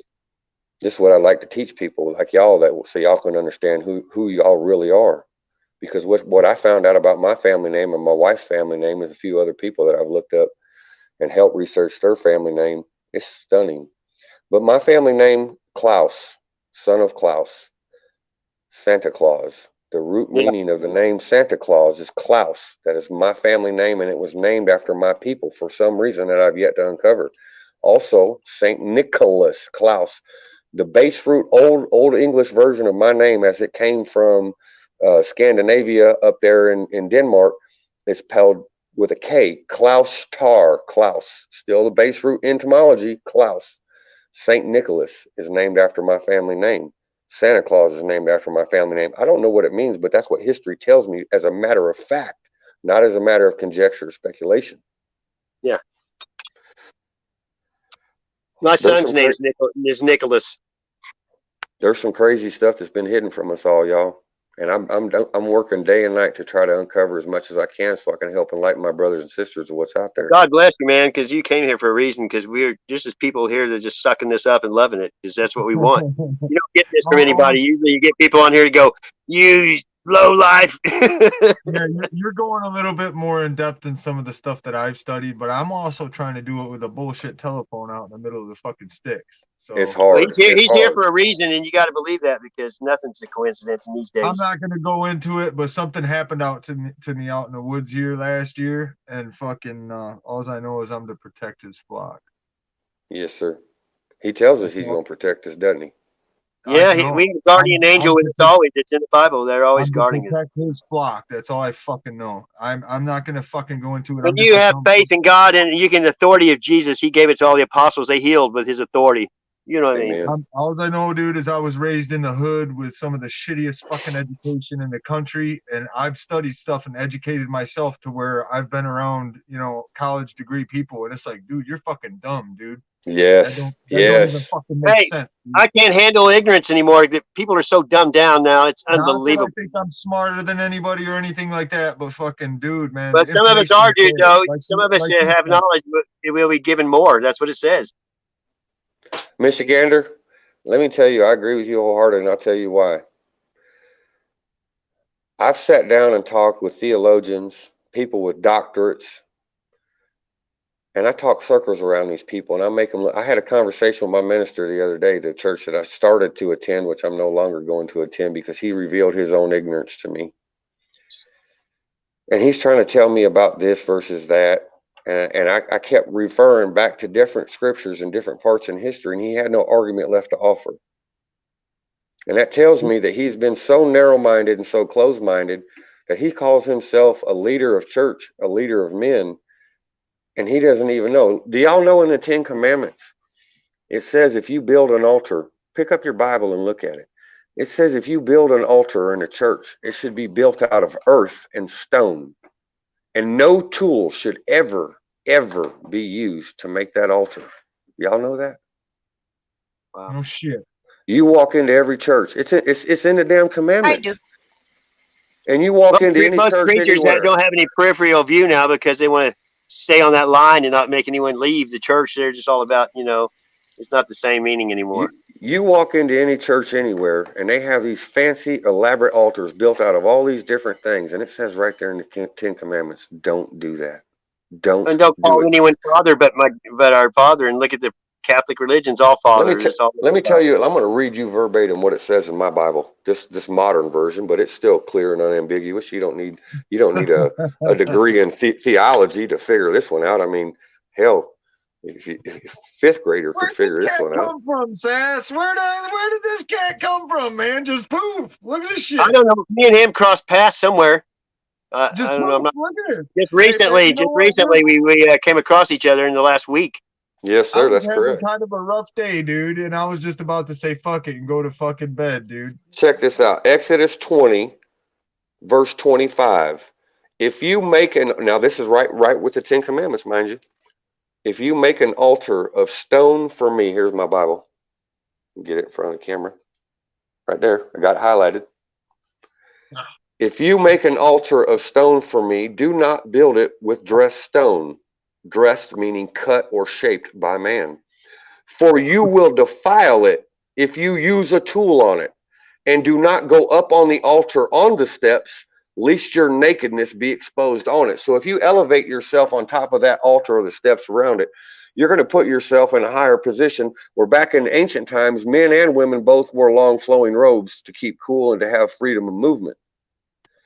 And if you were to step up on an elevated position and bow down before God, you're going to, forgive me for saying, but you're going to put your ass and all your other assets up in the air for people to see. And For it tells you everybody don't to do see. that. Showing your ass is what it's called. Showing your ass.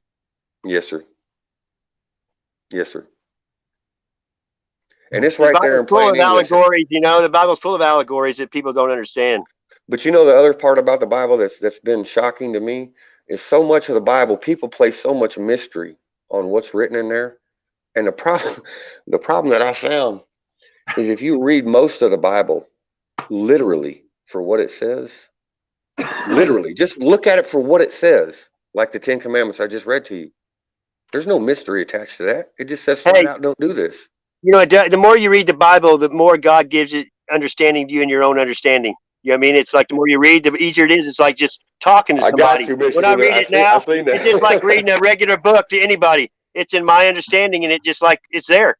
And you know, you have to keep reading it. People always say, "Well, I don't understand the Bible." Well, don't stop reading it. You won't if you don't keep reading it.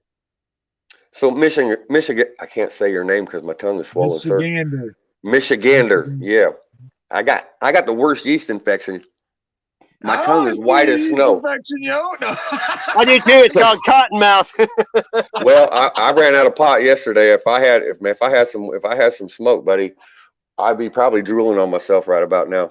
You're good, man. I got a tooth that's fucking cutting a gash in the side of my cheek, and it's got me. No, hey, I'm friends with all the grow channels, dude. There's tons of people that really get to know them. They'll send you weed in the mail. I'm really spun out right now when it comes to my fucking family. Nice. I stayed put and broke off and went off grid and started prepping to help people when this shit goes down. And my family's Christian, dude, and they took that fucking vax, dude. I'm named after the Bible, literally. And I'm just like, I don't even know what to say. I don't even want to say nothing no more. It's like I'm about this fucking close to splitting. Something's telling me maybe I'm gonna have to get dude, out. It's a daily struggle to stay in society because it's so. My dad was a preacher, and I grew up in church and my whole life. I knew this was going to happen, but no one believed it would be in our lifetime. We've been told growing up this was coming. It's just like Sass said. Everything happens for a reason. I've literally been taught by the best and the worst this country has to offer, and I can give you references. And the thing is, some of that I'm proud of, some of it I'm not. You know what I mean? But I never did nothing. Here. Well, I ran with one of the biggest clubs here in the state on motorcycle, and luckily I never did nothing fucking dumb. You know what I mean? That I couldn't come back from, if you know what I'm saying. I want to share something with you whenever you're done talking, but I want to hear what you got to say. But you and I have had very similar lives. I was raised in the hood, literally in the worst fucking thicket of the fucking west side in Grand Rapids, Michigan, man. I was raised my first 18 years. I took off at 18. The courts gave me enough rope to hang myself, and I fucking ran with that shit. I went to Florida. Well, I learned, a bunch of skills and stuff down in Florida from family and friends I met down there. And a few years later, I come back to Grand Rapids to play guitar with my best friends, because I miss my friends and shit that I grew up with. And I come back to the west side of Grand Rapids, and it was like a culture shock, man. I mean, literally, I was like, I looked at my family's house. I was like, whoa, dude. My uncle lived across the street, which I grew up in that house my whole life. And it was like, whoa, dude. So I called my buddy, who were some of the more higher class in the hood. Hey, man, come pick me up. Yeah, come pick me up, man. And he shows up with the Cadillac, picks me up, and I get to his house, and it's like, whoa, dude, I grew up like this. You know what I mean? And it was a fucking shock, dude. And it's been a slow, like, wake up fucking sense, and it's to the point now where I refuse to contribute to a corrupt system. So now I live out in the fucking woods. I try not to touch cash with all my fucking heart, dude. I try not to touch cash, dude. Yeah, me too. I shed myself of everything. I'm not saying I don't work for my fucking keep, but like I'll do a job, I'll do a transmission swap or something for somebody, and I try not to even touch the cash. You'd be like, no, why don't you bring me this, and this? And they right. I'd rather barter and trade too. You bet. Hey, I had a flea market called Bartertown, and I had a pawn shop before, and I worked for my friends for free, $50 an hour. No profit on friends. That's what I've always done, it's getting to the point right now where people aren't focusing. I can set stuff up and make arrangements and shit, and it's off and Hey, left y'all It's a know field. self-serving world. They made it a the self-serving world, so no one cares about anybody. That's what they want. the new currency is going to be food and skill sets. Yes, Yep. yes. Listen, you So know what? So much to the point, I'm trying to grab up all the good antique tools I can, down to metal steel here, breaks. here, let I me mean, show y'all dude, something. Hey, stupid people Yeah, aren't we're going on to the live same long. Their page. shit goes awry. They're not going to survive. Look, I'm gonna show y'all around my house real quick. I'm all about antiques. Let me find some lights here. So there's an old part for hitching up horses and mules to Yeah, work the the field. wagon. Yeah. There's an old thing to wash your clothes with. There's an old hurricane lamp. See, look. Hey, dude, I go in the woods every day, and I found all the old dumps, and they're full of bottles underneath the rocks. I've been That's cool, some dude. He's antiques got out the Tappa everywhere. monkey, dude. No way. He's got It the works. Tappa monkey. No shit, dude.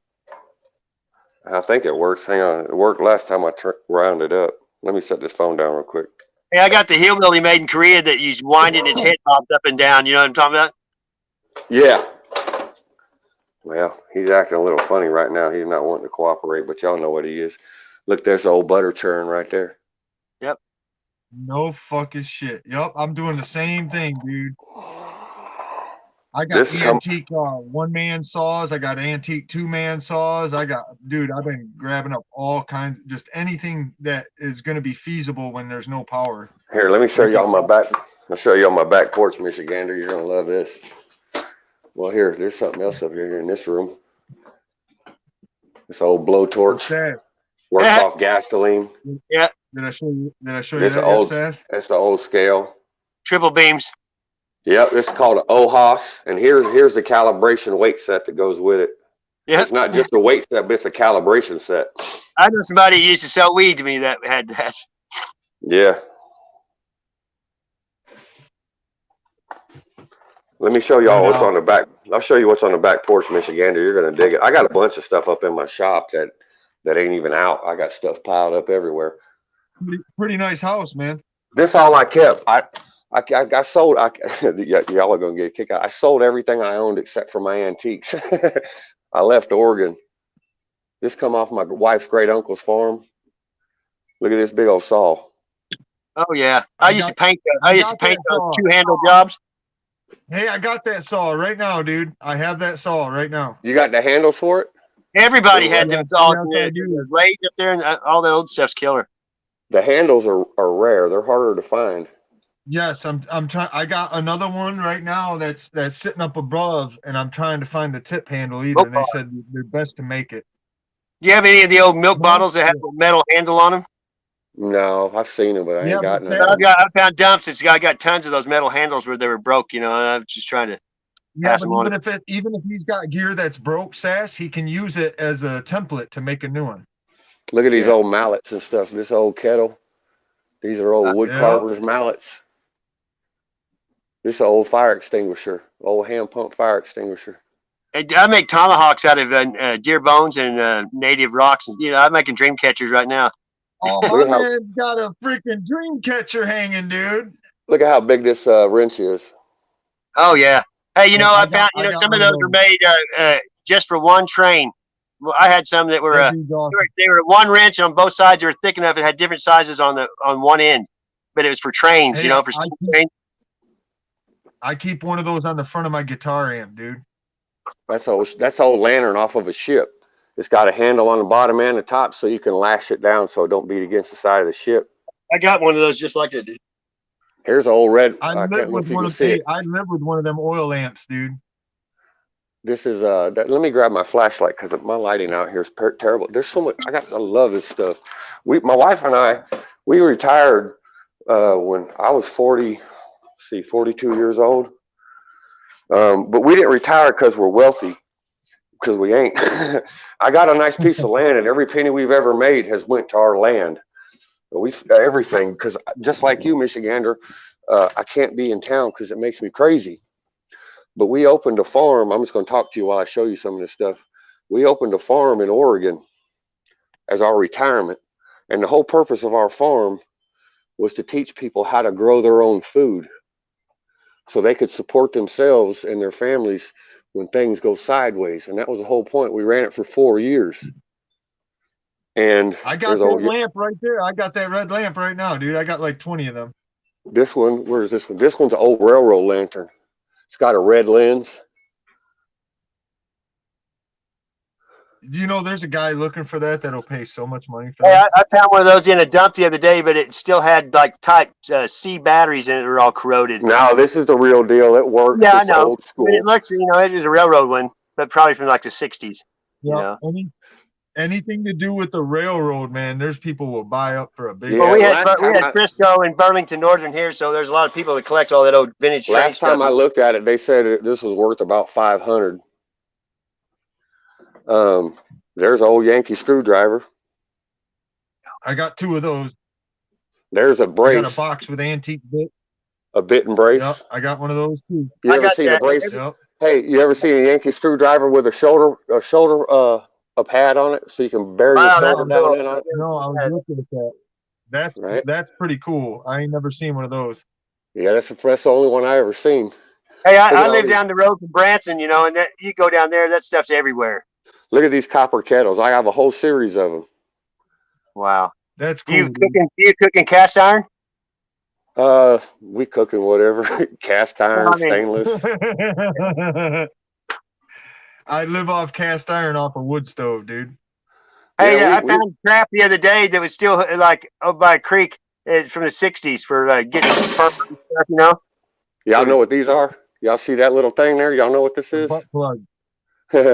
Well, you could certainly use it for that. I'm kidding, dude. I'm kidding. Exit only. I got a twisted sense of humor. You ain't gonna offend me. So none. do we.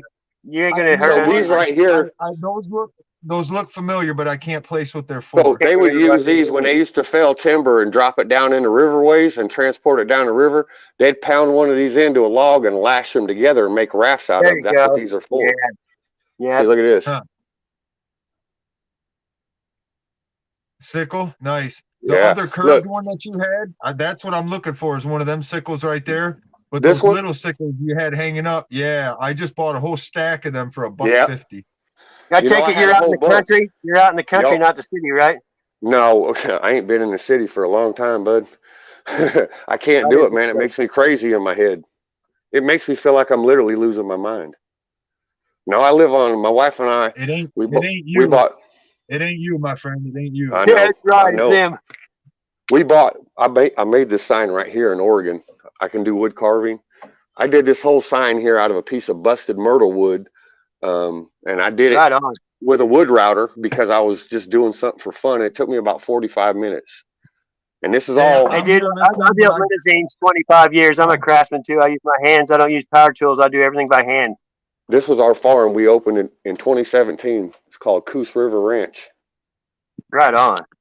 And we taught people. We didn't hire help at our farm.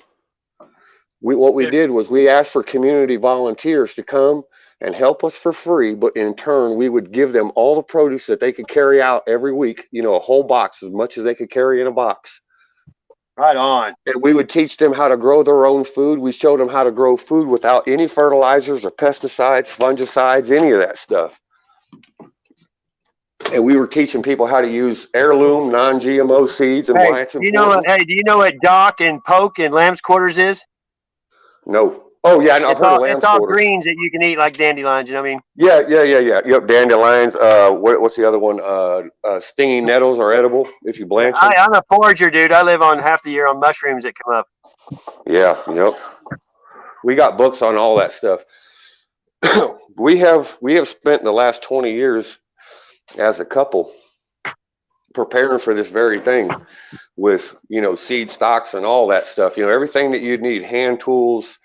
We can live off the grid 100% with no electricity of any kind, no power tools, no gasoline, and we can live indefinitely this way. Hey, I went for a year without utilities when I got divorced after 28 years, but I lived there a year with no utilities. It didn't faze me. You know what I mean? I sleep in a hammock. I mean, I can go out in the woods right now with nothing and live. But I grew up. That's right. My grandparents taught me everything to eat, and This is all I need. Whenever I leave my house, I carry two things with me. I'm going to show you. I'll flip my camera. One's a knife, I'm sure. Yep. I carry a knife everywhere I go, and I carry paracord. And on this paracord, it's got a flint striker, and right here in the middle, it's got a piece of flint. I do too. I'm a napper, and I know. That's all I need. That's all I need right there. Exactly. I don't need nothing else. You drop me off in the middle of nowhere, and that's all I need. I don't even really need that because I can make, like you said, I can make hand tools out of stone. But I carry this with me anytime I leave the house because that's all I need to survive right there. All the bones I find in the woods, dude, I make art out of them. Everything I find. I've made 15 tomahawks out of deer bones and hand axes and stuff I found, you know. Let me step in the other room for a minute, and I need to go water the grass right quick. I'm going to be right back, but I want to tell y'all a crazy story if y'all want to hear it. I'll be right back. I told you, you got the floor tonight, dude. It's all you. All right.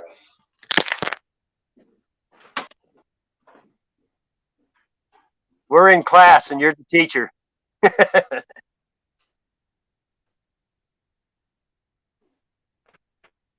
Praise the Lord that He sent us on this way through here. Move. Reminds me of Wick on Fire. Seems like a nice guy. That Wick has the same discipline, you know. Yeah. He's the same. I'm going to try to hear what's going on. See if you can turn the volume up without causing too much of an echo. Oh, that's okay. Well, no, it's fine. It's usually it'll work. Okay. He's good. It's amazing. I would sit here for 24 hours and absorb every bit of it if you talk. This is better than anything you can get on TV, Movie Land, or anywhere else. Absolutely.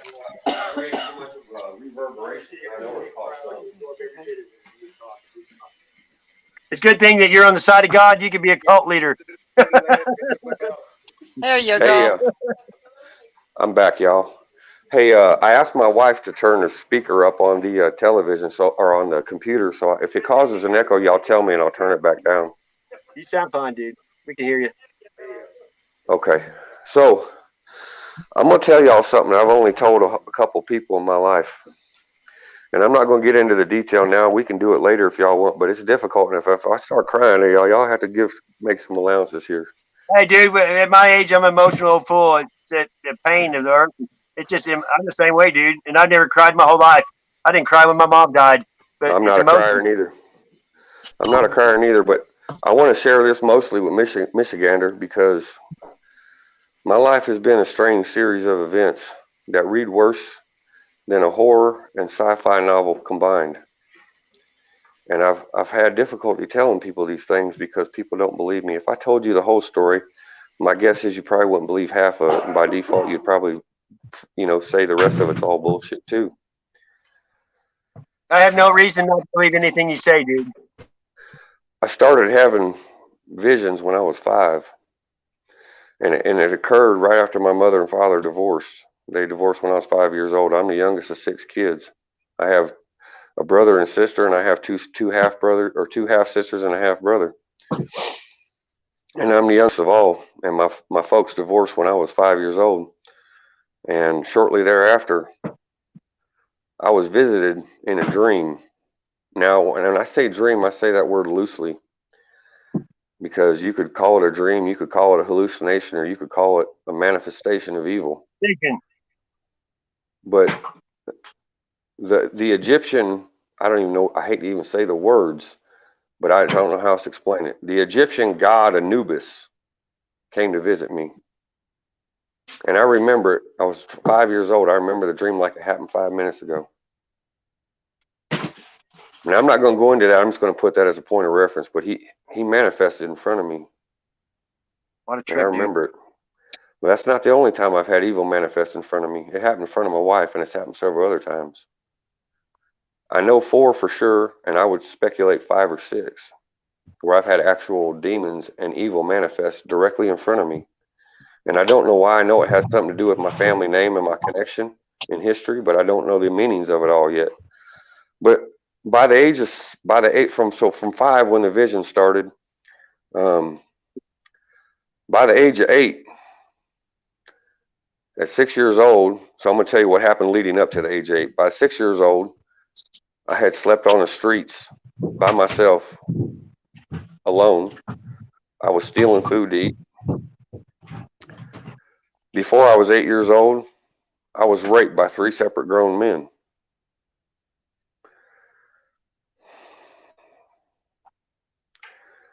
Shortly after that occurred, I went to live with a different family member, my father, and his new girlfriend, who both proceeded. Now, when I say this, I'm not kidding when I say this. They tortured me and my brother, my next oldest brother. They would beat us with a belt from the middle of our shoulder blades all the way down to the bend in our knee. And they wouldn't quit swinging that belt until they got tired of swinging it. And my dad's girlfriend, her brother, was one of the other gentlemen that raped me. And he did it right in front of my other brother, made my brother watch. And that's evil. I don't care who you are. And by the time now there's a lot of things that happened in between, and I'm just going to give you the highlights. By the time I was 15 years old, I was very confused and very angry, and I robbed some people because I was always struggling to eat, struggling to have clothes. But I didn't rob just anybody. I robbed some of the richest people in the town I was from. I robbed a judge, a doctor, and a lawyer. And I kicked their door in because I felt at 15 years old they were the source of the evil that had been brought down on my life, so I lashed out at them. I kicked their doors in and I robbed them while they was at home.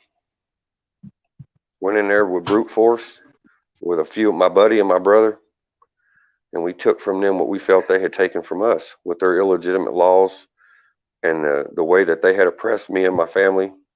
Growing up like you did, Michigander, I grew up as a young boy in Texas, but when we left Texas, we moved to Illinois. And a little country boy, I hadn't even seen but a few colored folks in my whole life. Now, I got no issues with anybody of color. I'll just be honest. I don't care what color you are. It makes no difference to me. I'm not racist. I'm not. I'm racist as So fuck. I hate everybody equally. No, I'm just kidding. Well, yeah, see, I've been saying that since I was a teenage boy, too. I hate everybody the same because everybody's always hated me. I'm equal opportunity racist, I guess, if you want to say that. I make fun of everybody equally, you know what I mean? Yeah. So by the time I was 15 years old, never had a criminal history, never had a pair of cuffs on me ever in my life. At 15 years old, they tried me as an adult and sentenced me to 15 years in a state penitentiary. No criminal history whatsoever. I got locked up when I was 15. I was released when I was 22 years old. And that was the first half of my life. But by the time I was 22, here's an interesting number for you. By the time I was 22 years old, I spent effectively 33.33% of my life incarcerated. Damn. Well, I got lucky, and because I had a good family support and I was known in the neighborhood pretty well. Actually, I had a bump in like 3 months earlier before the incident, and had some little gang kids come up, 4 of them, and me and my dog kind of waxed their ass, and I got locked up for 4 counts of attempted murder. But they came at me on my property, but Right. I would have been. But they came at you. Have been for a pre. Yeah, but that's just it. That wasn't what the cops were putting down, and luckily, Right. I had a Russian Orthodox priest came in and said, "Hey, you guys do that." I go from 4 counts of attempted murder to walking out with a misdemeanor possession charge of marijuana. But then I got trouble. I didn't.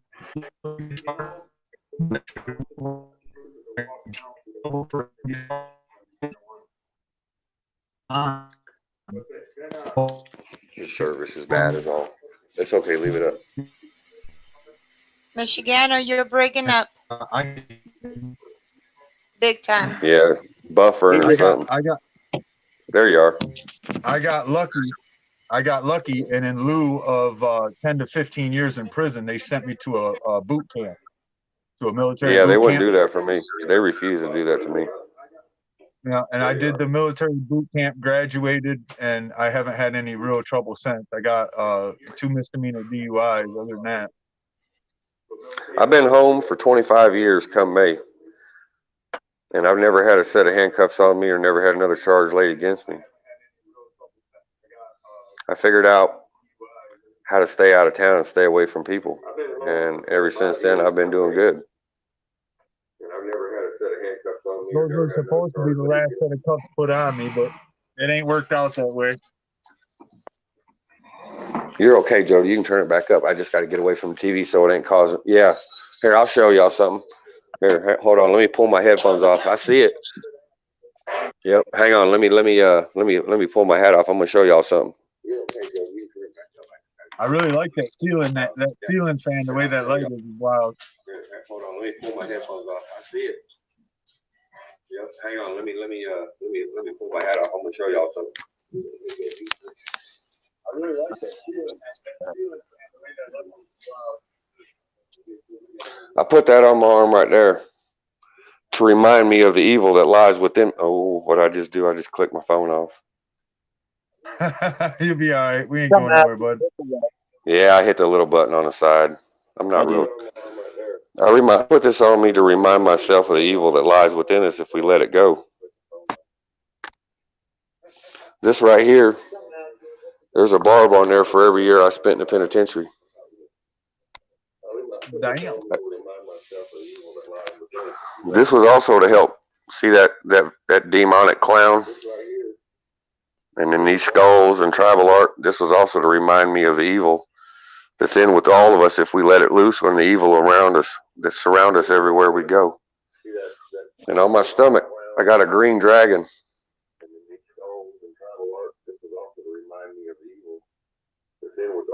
All those are jailhouse penitentiary tattoos except that clown. That clown covers up what used to be a vampire. Ironically, a vampire that only had one eye exposed. Who do we know does that one eye? Hey, I had a vampire skull. I found the dumpster that I glued back together. It was like 30 pounds. I traded it for a Bluetooth speaker. We only had one eye. See? This is the only other tat that I got. Let me see it. Both my tats are, all my tats are earned from the street. I didn't just go get any tats. They were all earned. I got that tat.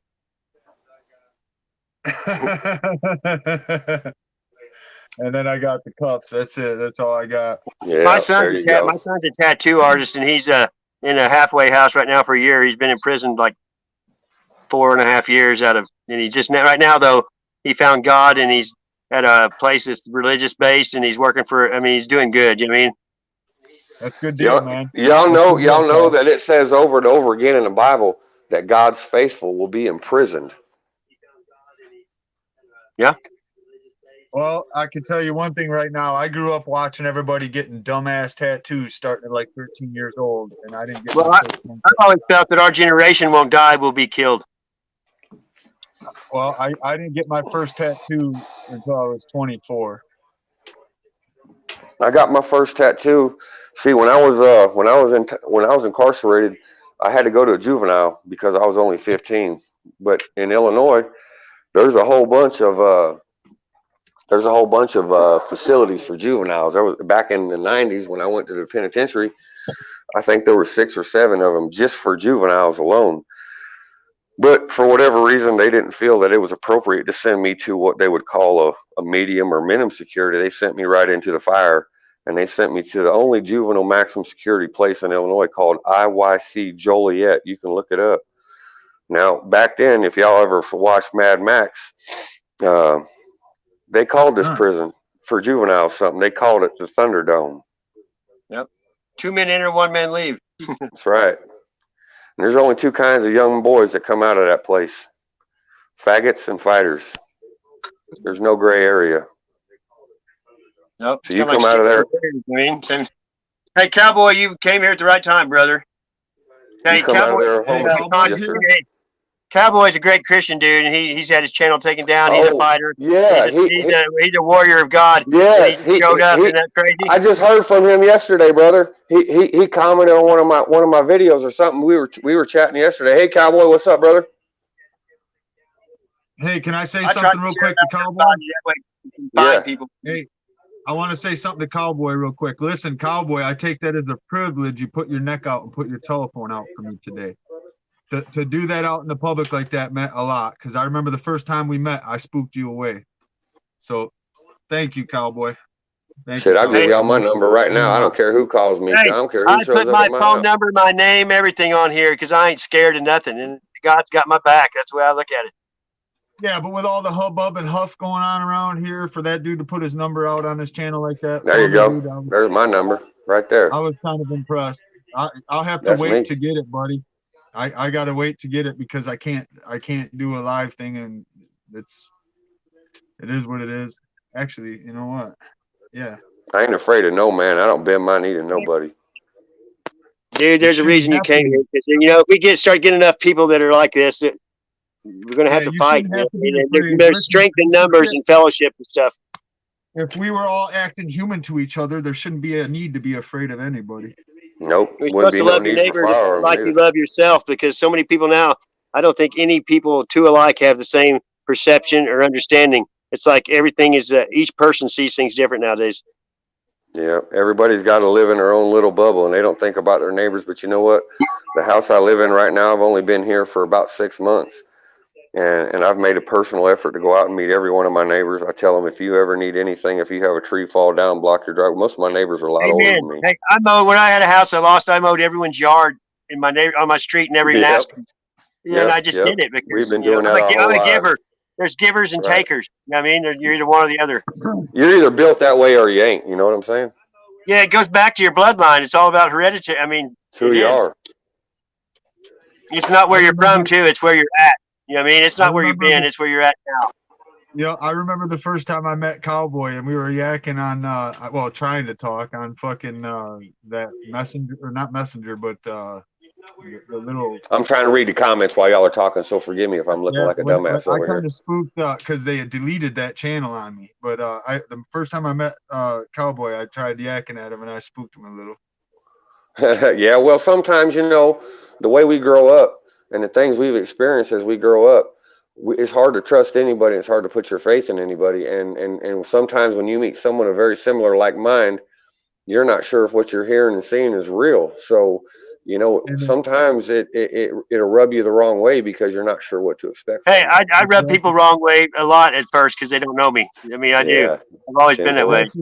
Now that I've had this channel, I've posted up videos of living off grid, and Cowboy knows that I'm the real deal, you know. Well, you know, when you can see someone's face in their eyes and listen to their voice, yeah, you know, you get a lot right there just by hearing them talk. Yep. But you know, I got out of penitentiary when I was 22 years old. I'm 47 years old now, so I'm almost 25 years coming up in May. I meant that in a different type of term there, Cowboy. I don't necessarily meant as scared, just kind of like, you know, steered you. You were kind of like, yeah, what about this cracker? You know? Yeah, you right. lay with dogs, you're gonna get fleas. You know what I mean? Yep. No, but for the last 25 years, 24 and a half years, I've put all my efforts to try to correct some of the bad decisions I made as a boy. And you know, the only way to get rid of bad things in your past is to add good things to your future. That's right. That's what we did. That's why we opened that farm in Oregon. We taught a whole community. See, it was a you-pick farm, so you come and pick your own stuff. We didn't want to sell it because we wanted people to come and see it and understand how to grow their own food and how to pick their own food and why it was important. And we charged $1 a pound for anything you wanted. We didn't make hardly any money, but we didn't do it because it was a business. You weren't in it for the money, though. No, never. And I don't like to talk about giving because it's a personal thing between me and God. But I'll just say that we did a lot that we never made a dime on. We did a lot for the people around us, and I'm just going to leave it at that because I'm not trying to ring my own bell here. I'm just trying to say this is how we're built and how we're wired. Hey, I fish, dude, and I don't give people fish. I teach them how to fish. That's right. You give a man a fish, you feed him today. You teach him to fish, you feed him for life. That was what our farm was about. Hey, I go out in the woods a lot, and I teach people about mushrooms. I look for dead trees if you want to live in the woods. Just go to a dead tree. It's going to grow mushrooms sooner or later.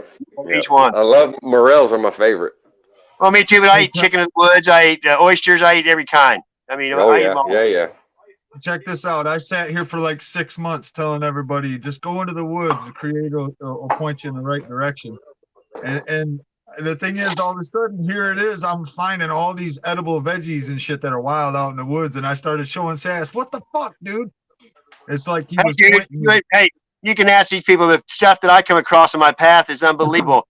I mean, Yep. I've got 8 cases of mason jars I found out in the woods and wine cellars, and just like I found money, tools, knives. I mean, it's just right in my path always. It's weird. Yep. Oh, you're being a bonehead. I don't want you on a chain. I do not like a dog on a chain, but you are being a fucking nunkhead, dude. Do you have kids? Yeah. Do you have kids? No, we were never blessed with children. Well, sometimes it's, nowadays you're blessed that you didn't sometimes, because look what they're going to have to go through. I told my wife, I've known this since I was a little boy, and we didn't use contraception of any kind. But I told my wife that I knew when I was a little boy that I would never have children. I don't know how I knew that, but I knew it. I've known it since I was little.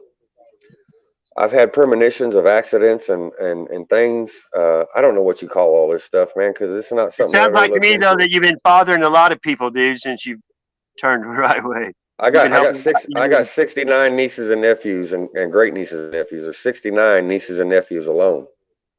Wow. I got 15. And I watched pretty close. I was an uncle when I was 8 years old. I've got 8 grandkids. I've got 8 grandkids already. What'd you say? Guardianship. Yeah, we've had guardianship where we've cared for 3 separate nieces and nephews, trying to help raise them when they were in horrible situations. It's great to meet you. Well, it's a pleasure to meet y'all, man, because, I've tried to say things like this to people to try to touch their lives over the years, and every time, without question, I get shut down. And they don't have eyes to see or ears to hear, dude. They can't, because they don't have it. They can't. And I have a hard time talking about these things because the horrors that have been heaped on my life are beyond imagination. But you know what? At 47 years old, here I stand, and I'm beholden to no man. I don't owe no debt except for a few dollars on my pickup. My property is paid for outright. My wife and I have dedicated 21 years to getting out of the yoke of tyranny, or what they like to call freedom, and living in debt, whether it's financial debt from a home and mortgage or car payment. System. I don't owe a penny to nobody either, dude. I don't have nothing now. I lost everything, but I don't owe a penny to nobody. I had to lose everything I had to get back to the God. You know what I mean? Yep. But well, see, we were touched in Oregon. Our Father touched our hearts in an astounding way, and we had no intentions of selling our farm or leaving. But He touched my wife first, and He touched me a few days later. And He told us in clear and unambiguous terms to sell everything we own and leave that state. And that's exactly what we did. And we didn't have anywhere predestined in mind where we were going to live. We didn't even know. We just knew we were supposed to head east, and that's what we did. We stopped and visited with some people we knew in Utah, and they were asking us about it. And the guy supposedly is deeply religious and very, very devout in his faith. And he asked me, this silly son of a gun asked me, he says, well, I don't understand how you could sell everything you own and start moving across country with no job, no destination in mind. He says, he asked me, he was serious. He says, are you a fugitive from justice? And I laughed at him. And I said, sir, this is a matter of faith, period.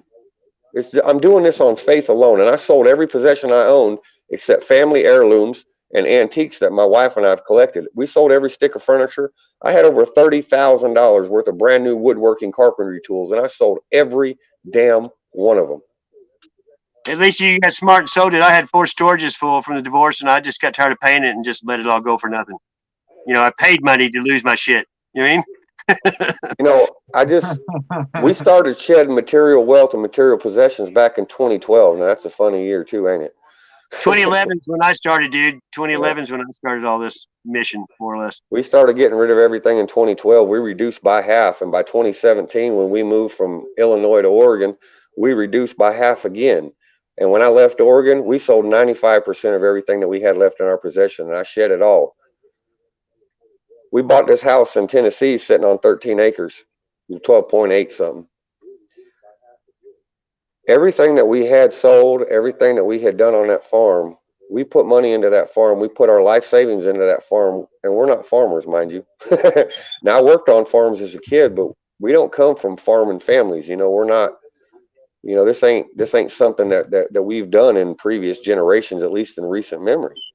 but we I grew up devoted that way. ourselves. I grew up Yeah. with canning and pickling and selling vegetables, like picking and Well, weeds. we and did that. We whole did life. that, but we weren't farmers. We were gardeners. Me and my wife Yeah, and my our last name's families, we were Gardner. gardeners. You know, so Yeah. been a gardener since birth. hmm But we opened this farm. We did it on faith. We sunk our life savings into it. We spent every penny we had. And within 4 years, when God told us outright told us to get up out of there, in 4 years, we doubled our investment. And we came to this eastern part of the country in the Smoky Mountains. And in a housing market where everybody was getting over asking price, we offered $25,000 under asking price, and they accepted it without blinking an eye. I don't know how to explain that. Divine They could have intervention. That's how. yes, because we followed what we were told to do, and we sold all of our possessions, and we left, and we landed here on the most beautiful piece of property I've ever stood on in my life. And I'm not trying to ring my own bell here. I'm talking about the blessings that are bestowed upon us that come on like a flood when you commit yourself to following your Father's teachings and you submit to His will and you obey Him. He will pour blessings on you in a manner in which will make your head spin. Hey, I saw something that said you can stab me in the back while God blesses me in the front. That's right. Keep stabbing away, because my Father's got me all day long. I tell people I'm Teflon, nothing sticks. That's right. When I was in the penitentiary, here's a crazy story.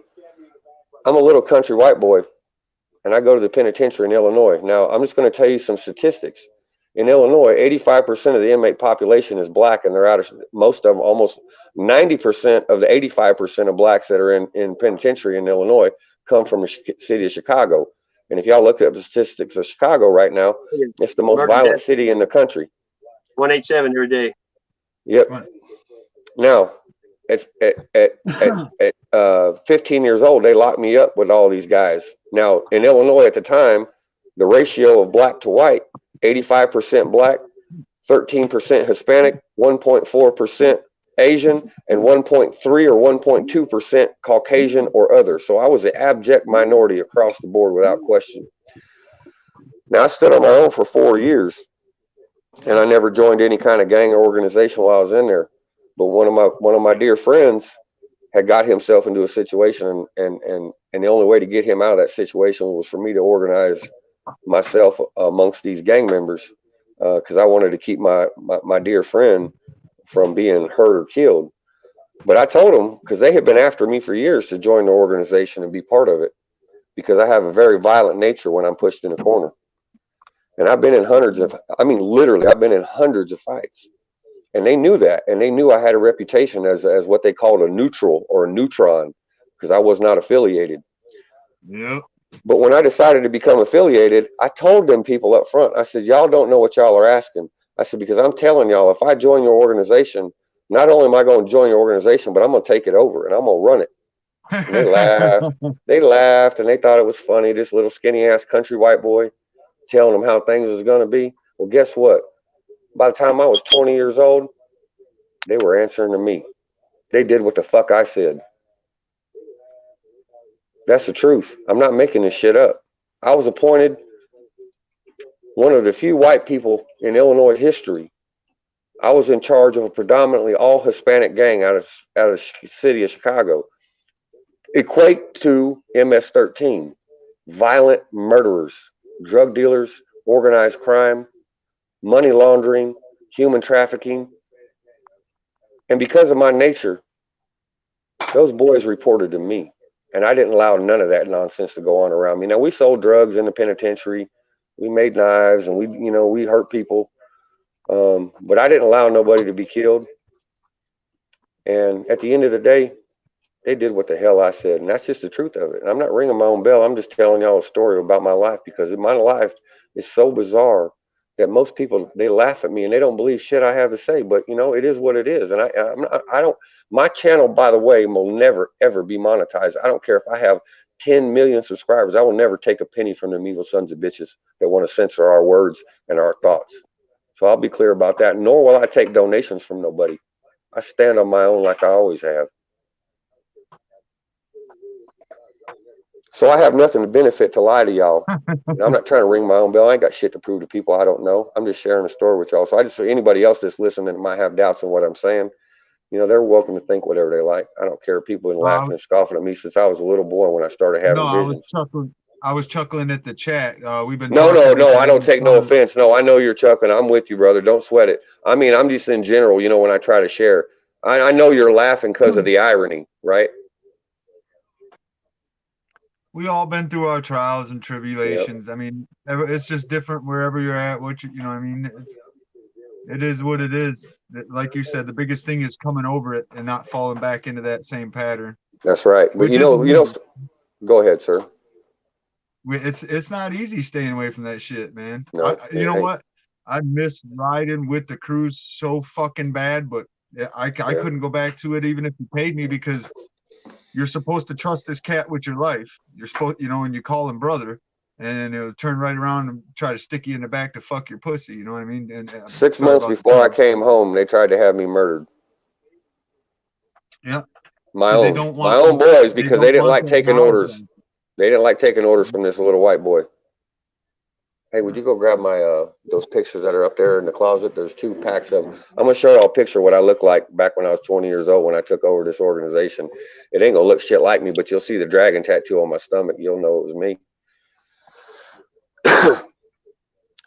You know, the one thing that I've learned about my history and my past, the things that have happened to me, is I've learned that if you hold it in and you don't share it with nobody, it still has power over you. And that's why I'm putting this out there live with y'all right now, because the more you put it out there and the more you're able to talk about it, the less power it holds over your life. You know which one I'm talking about? Yes. All right. Here, let me actually Yes, see all sir. of this. And your whole story's going to be twisted. I don't care. People have been twisting my whole story since I was since I started taking a breath. Well, it's This true, is me. Michigano. You know that. This is me and my brother. My brother was incarcerated with me, and that's my father and my cousin. And right there, I'm on this side over here. No, other side. That's my brother. I'm just everything backwards. This is me right here. Beautiful family. This is me when I took over the penitentiary. I'm 20 years old. There's my dragon tattoo, and there's the stuff on my arms. I had hair. My hair was down. My hair would come down to the center of my chest, right there. My bangs went down that far. Yeah. This is 1991. I was 16 years old, incarcerated, right there. I was 17 years old, incarcerated.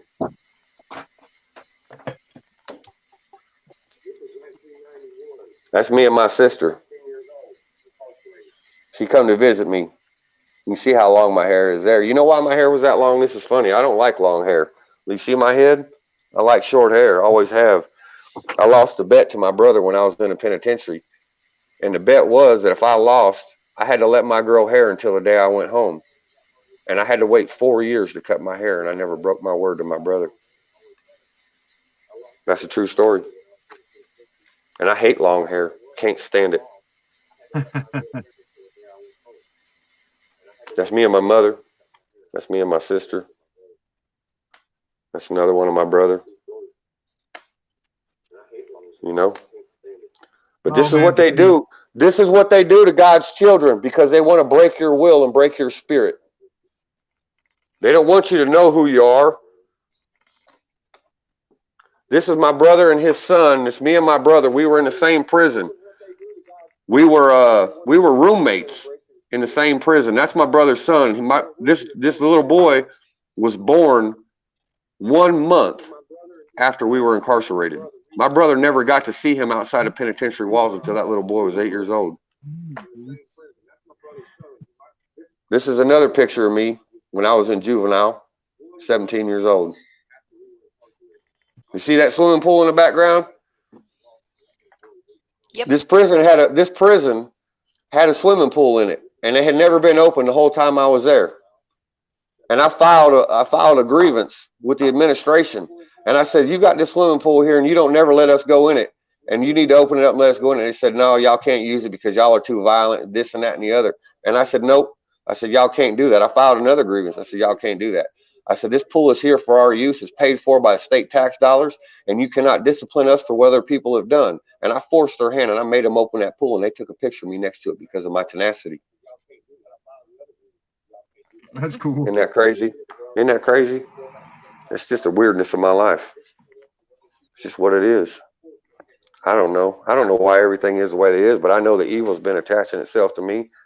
Anubis visited me when I was 5 years old. When I was in a penitentiary, my flame, or my cell that I was in, burst into flames. I could feel the heat, and I could smell the smoke. And I was beating on my door, wide awake, mind you. I was not dreaming. And I was beating on that cell door. It was about 3 o'clock in the morning. Now, in prison, anybody that's been incarcerated will know that it's almost never quiet, especially when you're in maximum security. It's like a madhouse 24/7. Not one person was awake. I was screaming at the top of my lungs because I really believed my cell was on fire. No. Wow. And nobody came. No guard came. No other inmate spoke up. And a few days later, a giant arachnid, speaking of Lord of the Rings, right? My precious, you remember the giant arachnids inside the mountain? Yep. One of those manifested right in front of me a few days later. Me and my wife, right after we first started dating, have y'all ever heard of the Dark Man or the Hat Man? Do a Google search on the Hat Man. Do a Google search on the Hat Man. This son of a bitch manifested in front of me, right in front of my wife, and he was as big as a Sasquatch, 8.5 feet tall. His shoulders were 4 feet wide. And about 2 months later, my brother died of malignant melanoma skin cancer.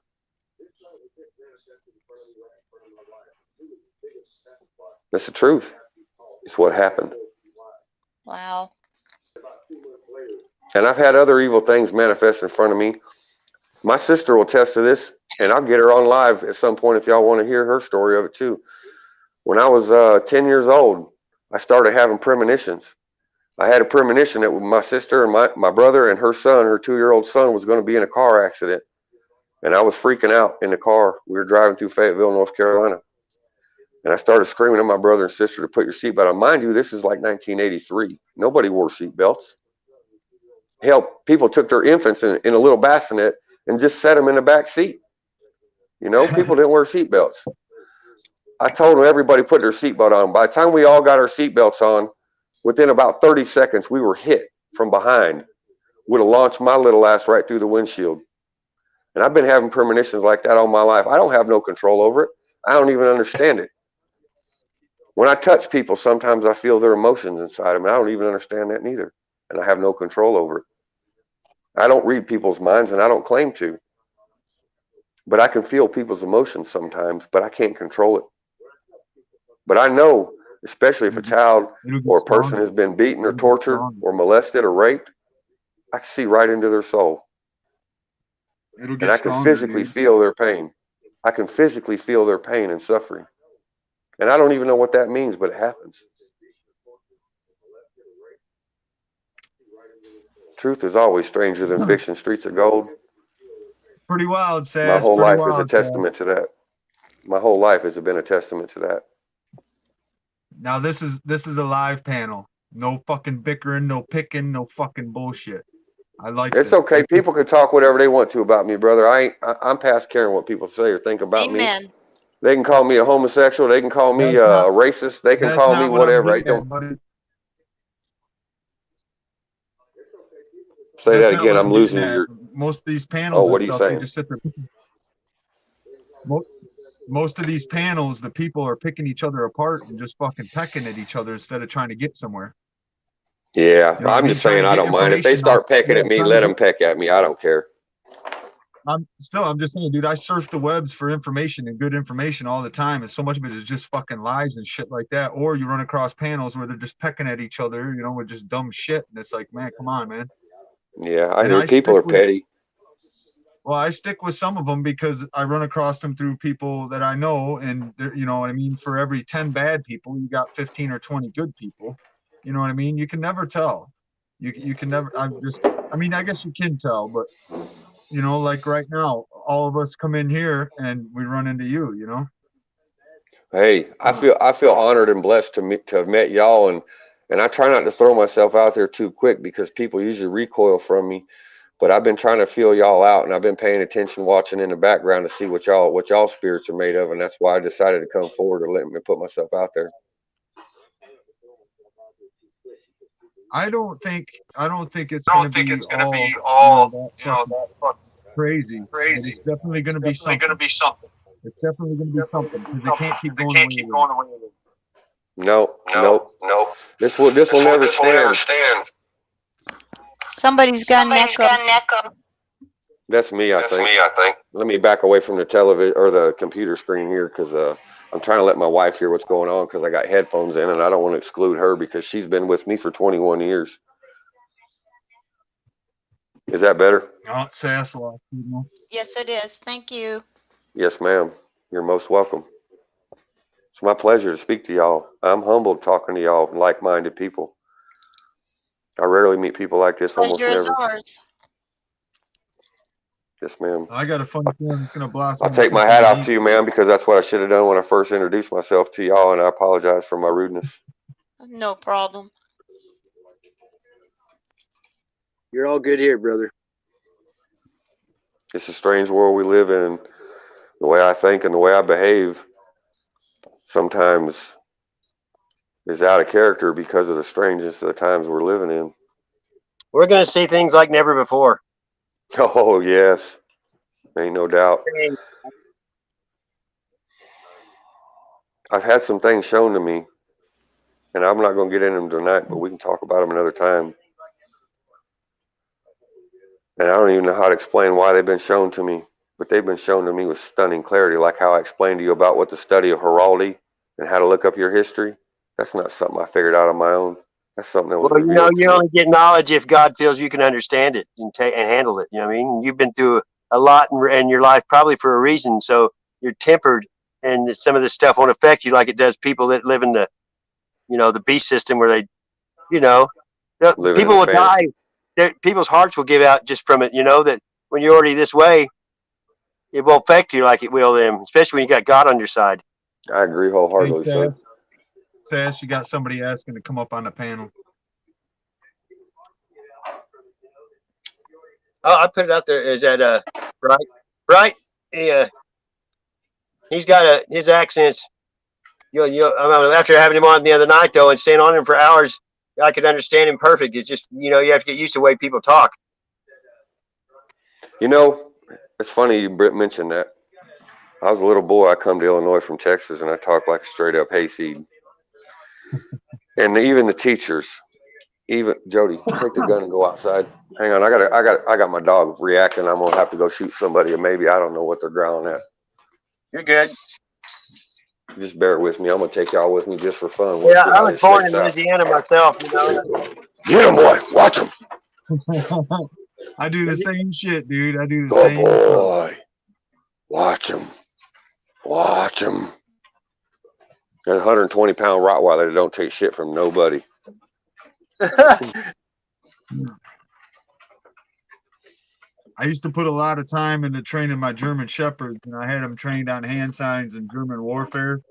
And I'd kick a door open, and they'd saddle it counterclockwise around either the property or wherever I was at, and they wouldn't go nowhere.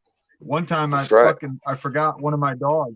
I made him sit at a corner, went in the party store, and I come out, walked right on by his ass, got in the truck and drove off. Like an hour and a half later, I'm at home. I'm like, dude, where's my dog, dude? And the old lady's like, I think you left him at the store. I go back to the store. Crazy. Dude, and the dog is still fucking sitting there, dude. I'm right like, where you told him, huh? Yeah. Hey, this Rottweiler, he's not quite that good, but buddy, you tell him to sit and stay. There's a video on my channel where I can give a demonstration. What's up, brother? I gave a demonstration on his obedience. And I set the ball down on the ground near my water jug, and I walked down the side of the mountain a little ways. And my wife was standing up there, but she wasn't making him stay. She was playing with the puppy. And I just walked down the road, and I'm telling a little bit of a story about the farm we had in Oregon. and I come back up the side of the little bit of side of the gravel drive down the side access. I call it the short loop because it's a little loop that goes around part of my property. And he's still laying there, and I'm sitting there talking, and he won't touch that ball. I can put that ball. Matter of fact, I'll show y'all right now how he is. This dog is so cool. Michigander, you're going to get a kick out of this if you spent time training dogs. Come here, Kane. Come. Get your ball. Come here. You come see Papa. Training see if, dogs. He's the one who's like putting it on a chain. That's not training. Sit. You watch it. See this ball right here? Now my puppy's going to interfere with it. You leave it. Look at this. I touch him. I push him away from it. He won't take that ball out of my hand. You ready? I think I'd food on his dog's nose like that, and it wouldn't. Yeah. Man's best friend right there, y'all. They're definitely more loyal than most people. Get loyal to a fault and love you unconditionally, don't they? Yeah. Even when you're an asshole. I got a How's it going, Brain Bug? It's the first time pit you bull. Hello. I got a pit bull that I just How are you? rescued from Detroit. He is about a bonehead, man. got kicked out. Love and patience. Love and patience. God does not I'm create trying, stupid animals man. or stupid I'm- people. Ale, trying. are you the one who was having it with the dreams? Yes, sir. Yeah. I can help you work out a few of them, especially negative ones, because your most negative ones are your most helpful. Did you know that? The most negative ones are the most what? Helpful. Helpful. When you work them out, you go, and that's what that was about. Wow, I didn't know. Well, now you do. Well, maybe you could give me some insight because I've been having dreams my whole life about like Negative ones. Well, mostly yes. But them they mostly ones is probably the most powerful. Most of my dreams involve things that relate to Armageddon. Most of my dreams also relate to people trying to kill me. Coincidence, not these days. I had Hello, one Brian. only 2 weeks ago that me mother and father was coming after me with neighbours, friends that I know, coming to murder me. But in the reflection, in the working out of it, it was, I rung my twin brother up because I've got a twin brother, and he started telling me about my mum and dad's being taking the vaccines.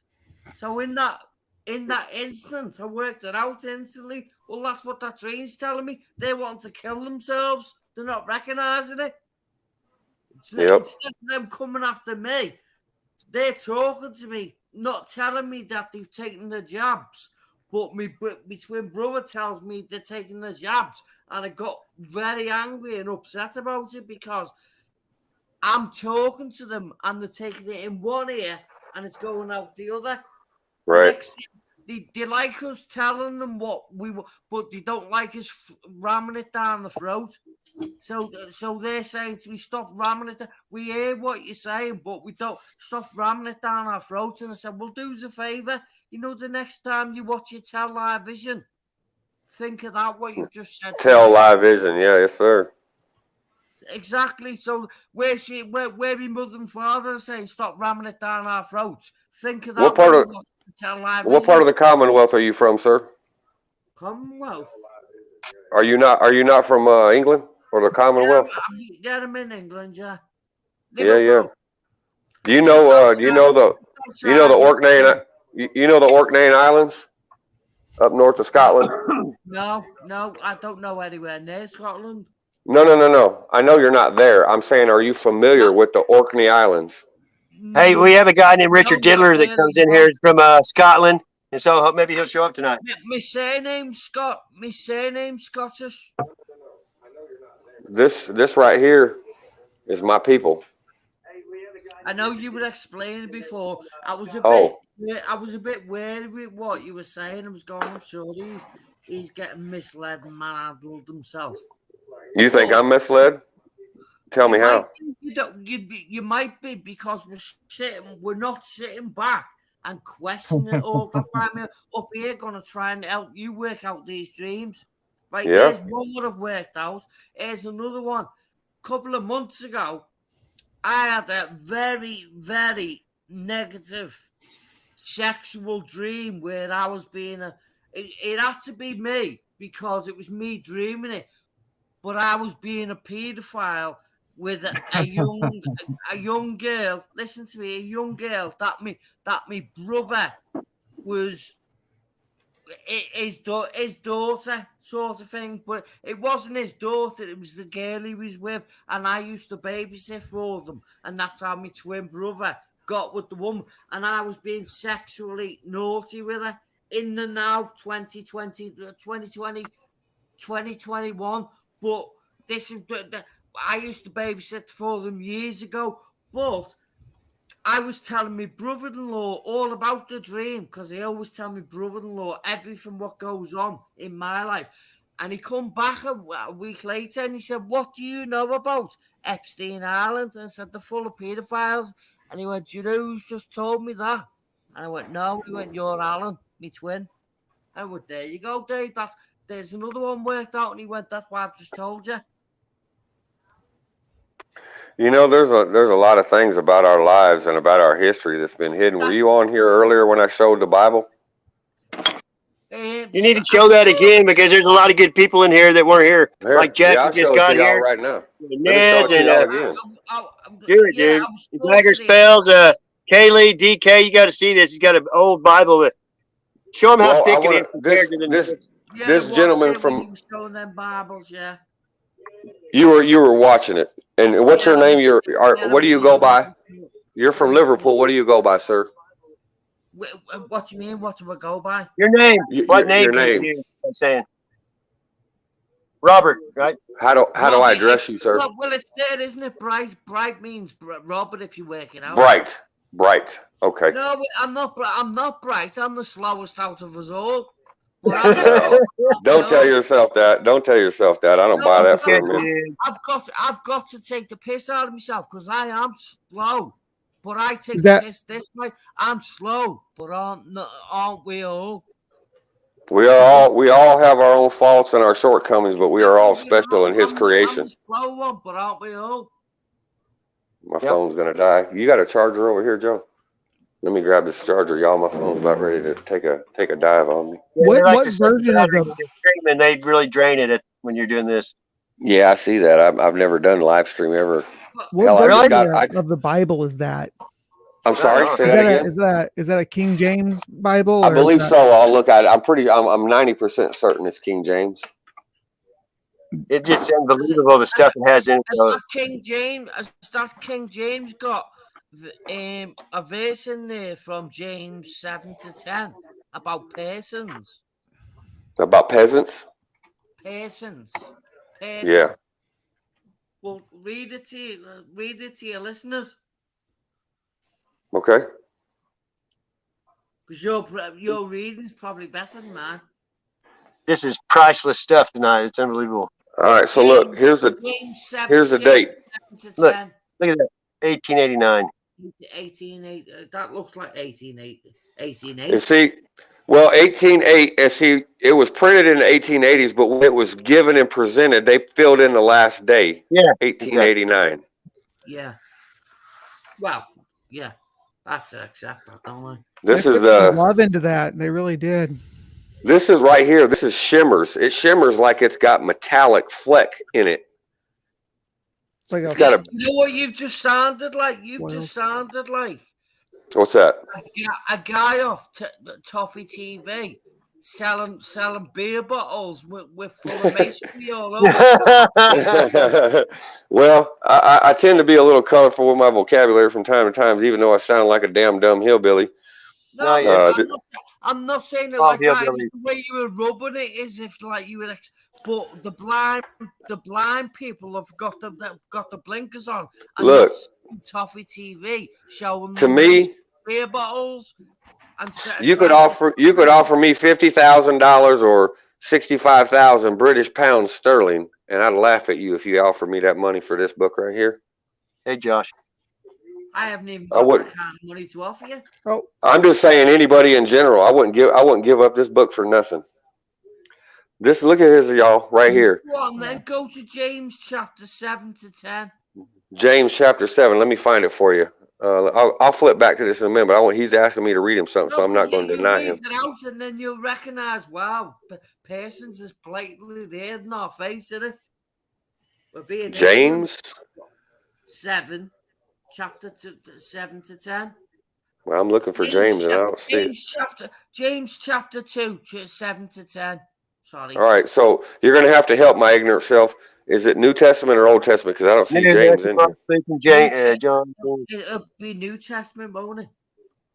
James? There's James is in the New... James in the Old Testament. Oh, the Epistle of James. The Epistle of James. It's right here. Is that what you want? The Epistle of James? I want the James anyway. James 7 to 10. I'm sure that's it. That's probably they called it back then. All right, give me a second. Let me figure out where it's at in here. I have to. Still called that the Epistle of James. I want to hear what your book said to us. Yeah, I'll read it to you. I got to set the phone down because this book is really delicate and I got to do it with two hands. You got to be careful turning the pages and everything. The one I'm reading from is King James 1 and a rookie Bible from Jehovah's Witnesses. Thanks everybody for being here. You picked the right night to come. So I'm looking for James. Give me a minute. Jody, would you come over here on my left-hand side and help me find Earls of Orkney? Are you a Christian? Yes, sir. I am. Baptist or? I don't. I'm not into tribalism. I'm a Christian. Okay, that's cool. Yeah, religion is division. Yes, it is. I'm a follower of Christ. Amen. I don't like to subscribe to one name versus another. It's New Testament. James, the Epistle of James. My name's your enemy. I've been putting that on your comment section. What does it say? It's nice to meet you. Enemy of the state. Nice to meet you too there, Brian, isn't it? They're just going to call me Brainbug. That's fine. Well, I saw it said your name on there. I was like, that's cool. I figured that's what he said. Brain, I figured Brian. After Hebrews? To the Hebrews. Hebrews. I'm looking for it for you there, Liverpool. Is there more art in there? I saw the there's all kinds of art in here. All hand inked and Well, a lot of it is not really. It's not really hand inked. It's all like, I don't know what you call it, offset printing or the old stamps. Movable type. Most of it. Where's it at, Joe? Sound like you know about books there, Brain. Yeah, I know. Okay. I know a little bit about everything. The Epistle of James. What'd you say, sir? Verse 5 or chapter 5? No, James. Chapter 2. I've put a video for you there from somebody from Canada. His name's what's his name? Marcus. This is it right here. I just want to see what your book says. What chapter and verse? Where's the exact scripture at? What book and what verses? 7 to 10. It's in the side chat here. The James 7 to 10. 7 through 10. Okay, let me find chapter 7. Well, 7 wasn't it 7 back there? Like it's line 7. Line 7. Okay, so see the numbers going down below. Right here. Okay, you got James. And the first chapter then. Yeah. Yeah. Is that line 7? Is that what he wants? Line right 7. there, right. For let not that man think that he shall receive anything of the Lord. A double-minded man is unstable in all ways. In all his ways, forgive me. How far do you want me to go, Liverpool? To 10. To 10. 7 to 10. Okay, that was 7 and 8. Here's 9. Let the brother of low degree rejoice in that he is exalted, but the rich in that he is made low, because as the flower of the grass he shall pass away. Right. So have you got try chapter 2, 7 to 10? Set chapter 2. Here's chapter 2. 7. So chapter 2, Roman numerals. Chapter 2. Romans have got it as well. Since you've just said Romans have got it as well. Chapter 2. 7 to 10. 7 to 10. Do not they blaspheme that worthy name by the which ye are called, if ye fulfill the royal law according to the scripture. Where to go? Hang on. It jumped across here and I got to figure out. I got to turn the page, I believe. Yeah, I got to turn the page here. The scripture. Hang on. My lighting's terrible here. I apologize. Let me, you got that flashlight? Come on, you just read it. We'll hear you. Okay. You're on the right ones. Thou shalt love thy neighbor as thyself. Ye do dwell. But if ye have respect to persons, ye commit sin and are convinced of the law as transgressors. Stop there. If you pick up on that, what you've just said. If you want me to read it again? Yeah. You're committing sin. Say that one more time, Liverpool. Read it out. Read it out to your class. Which verse? The whole thing again? The whole thing again, yeah. Okay, we'll start back from the beginning. No. Go on, let him do from the beginning. Right. That's fine. So let me back up. Do not the rich oppress you and themselves drag you before the judgment. No, I'm sorry. I'm on the wrong one. Forgive me. Right here. See, this has got two columns, and I'm not used to seeing a Bible. It's got a column here and a column here. Go. It's got some margins in between there too, doesn't it? You were in the right spot. Yep, I'm going to go right back where I was. Do not they blaspheme thy worthy name by which ye are called. If ye fulfill the royal law according to the scripture, thou shalt love thy neighbor as thyself, as ye do well. Forgive me, my tongue is swollen. Don't worry. But if ye have respect to persons, ye commit sin and are convinced of the law as transgressors. So if you're going around respecting persons, you're committing sin. How is that? If you respect persons, what do you mean by? Help me understand your interpretation. It's your Bible telling you. Yes, I agree. But what does it mean to you? What does it mean to you? It's a mask is a person. If you respect a mask is in your cellophane windows coming through your door asking for bills off you. Yes. There's your mask. There's your persons. Yep. I don't have. That's what it's telling you not to do. What we're doing it. So what would you think? What would you think is the answer? What's your opinion? The answer is stop paying these corporations when they're asking for the money off you because you're not respecting the persons they put on us. Because we're more than a person. We're not a mask. I agree. 2021, wearing masks. Yep. No, I don't wear no mask for nobody. It's kind of like the rich guy in the church shouldn't be sitting in the front and the poor people in the back. Bible scripture talks about that. You're all equal in the eyes of God. I've always been an underling. I've always been, laughed at and pointed at and told I'm this and I'm that, and I don't care about none of that. I hear what you're saying. Them Bibles and you're not working it out. What you're doing wrong for them. That's how false these religions are. Well, I do my level best every day, and I don't have all the answers, but I try to figure it out. We've all done this wrong. We've all done it wrong. Sin is sin, and God hates sin, but He loves the sinner. That's that's just told me, sir. If you respect persons, you're committing sin. Yeah, I don't have no respect for authority. I'll tell you that. That's because none of us are worthy, and we're not persons.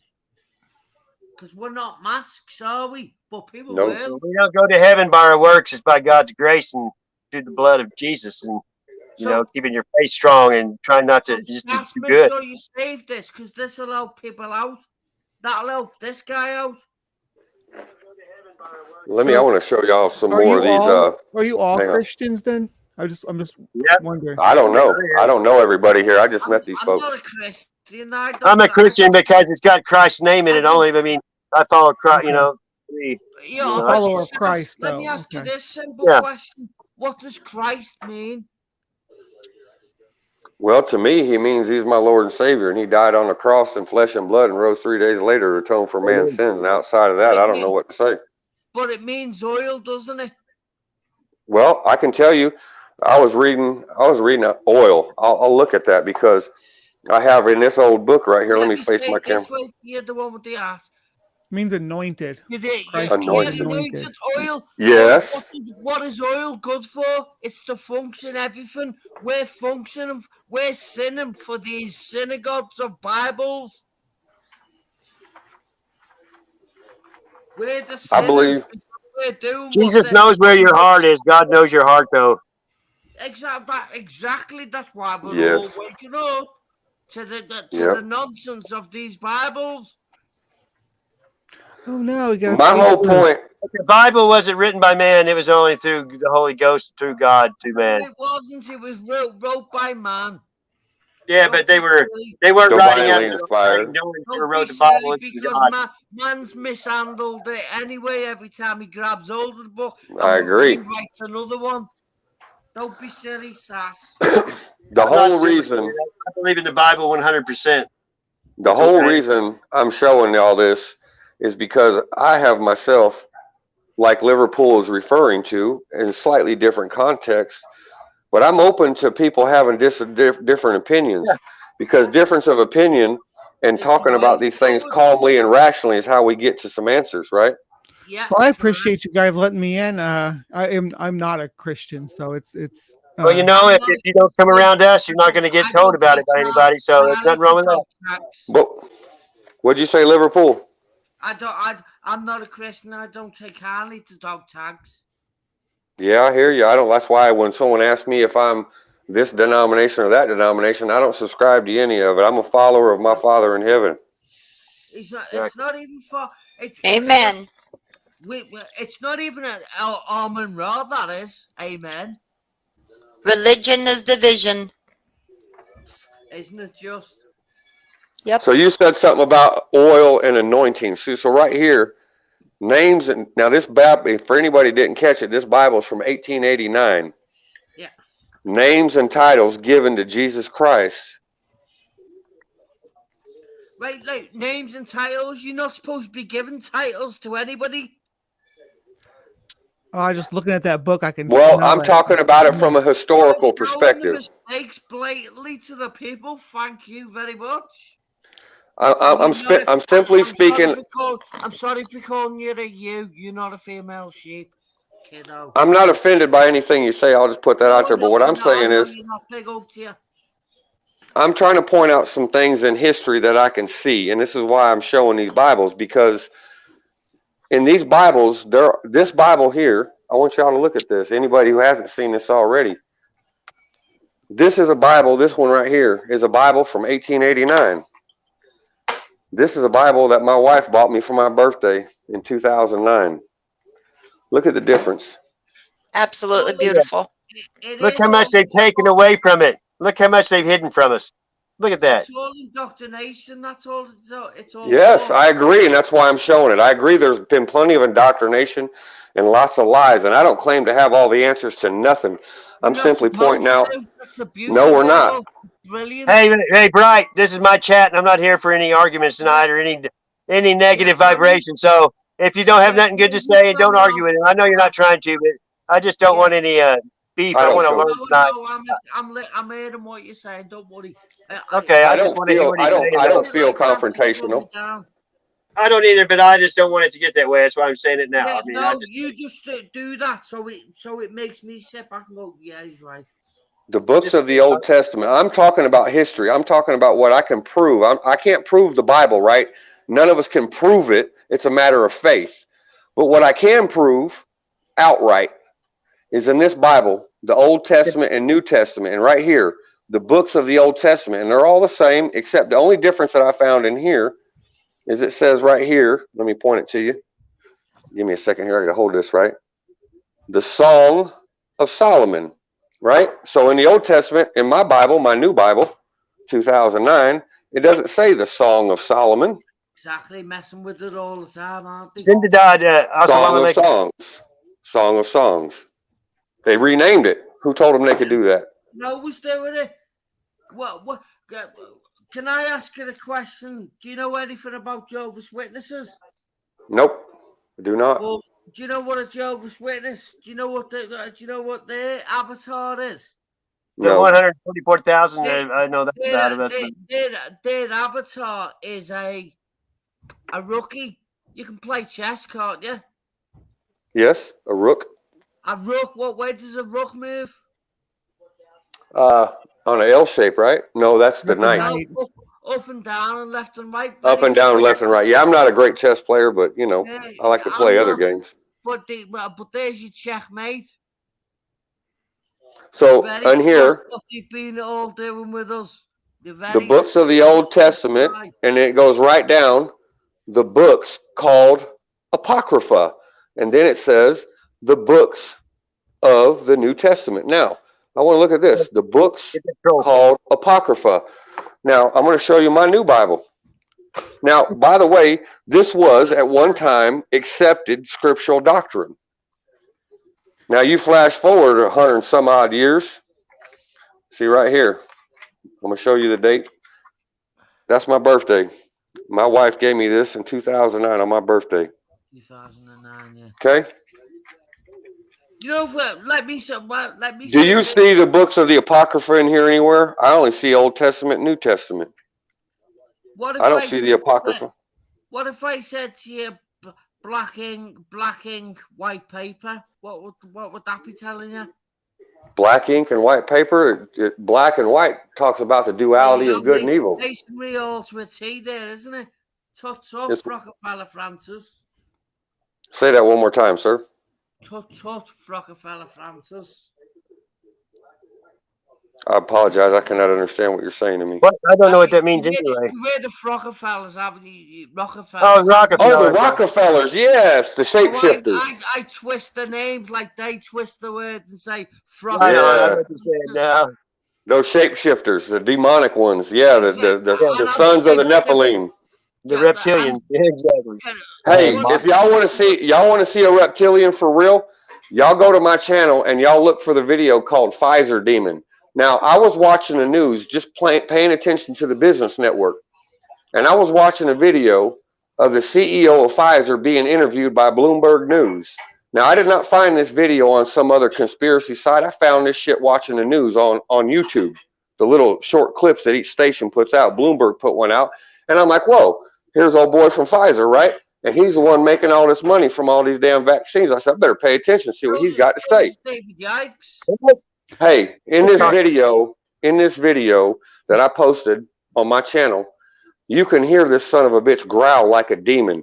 And then a fire alarm goes off and a dog starts barking. And then a few seconds later, at timestamp, I think it was timestamp 10:10 and timestamp, anyway, it's on a video. It walks you through it. But you flash forward about 20 or 30 seconds and you watch this guy's throat. This guy can flex his throat. And I challenge any of y'all on this television or on this YouTube thing, whatever the hell we're on, watch that video at some point. It's called Pfizer Demon. You don't have to like it. You don't have to subscribe because I'm not monetized and I flat don't care. But go see it for yourself. You can watch this dude flex his neck and he looks like a damn bullfrog.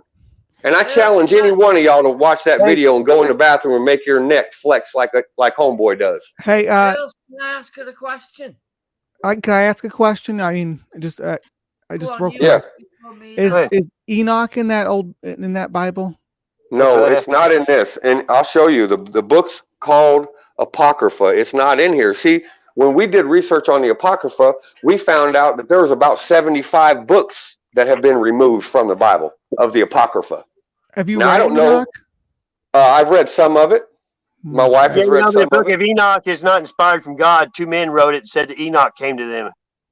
Yeah, I don't know. I don't know the history of it. I don't. I Can can't speak to it I accurately. ask you the second question? I haven't asked you the first one, but can I ask you the second question? Yes, but I would, before you ask a third, I would like this other gentleman to have a say too.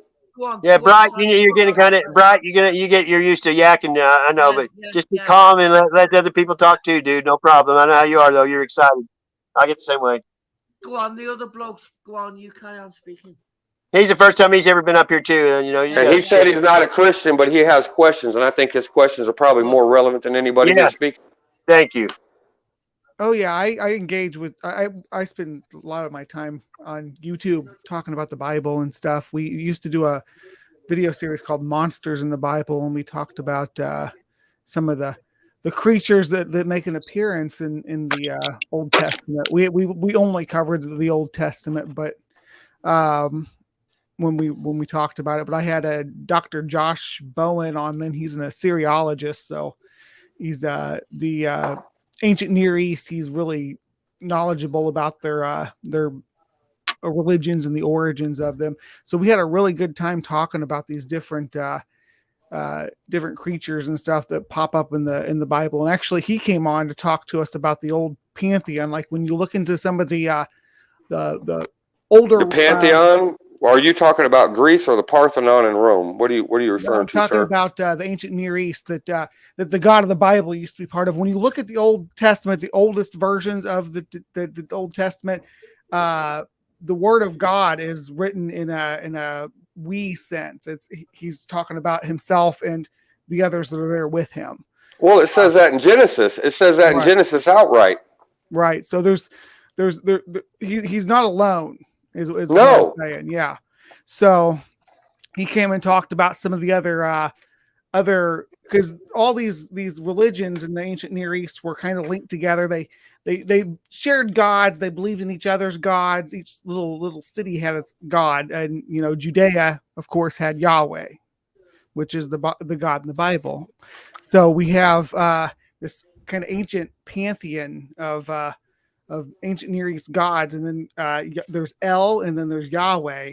And at some point in the evolution of Judaism, El and Yahweh kind of merged into one being, and the tales that were passed down were kind of merged together too. Well, right here, Genesis. Canaanite groups, yeah. Genesis 27. Genesis 20. Sorry, my phone's acting a little silly. Genesis 27. So God created man in his own image. In the image of God, he created him, male and female. So that speaks to more than one, in my humble opinion. Right. I'm not a theologian, and I don't claim to be, but that's what it says. And there's also another name you would agree with you there that the wording of the narratives in the Old Testament, God is duplicit.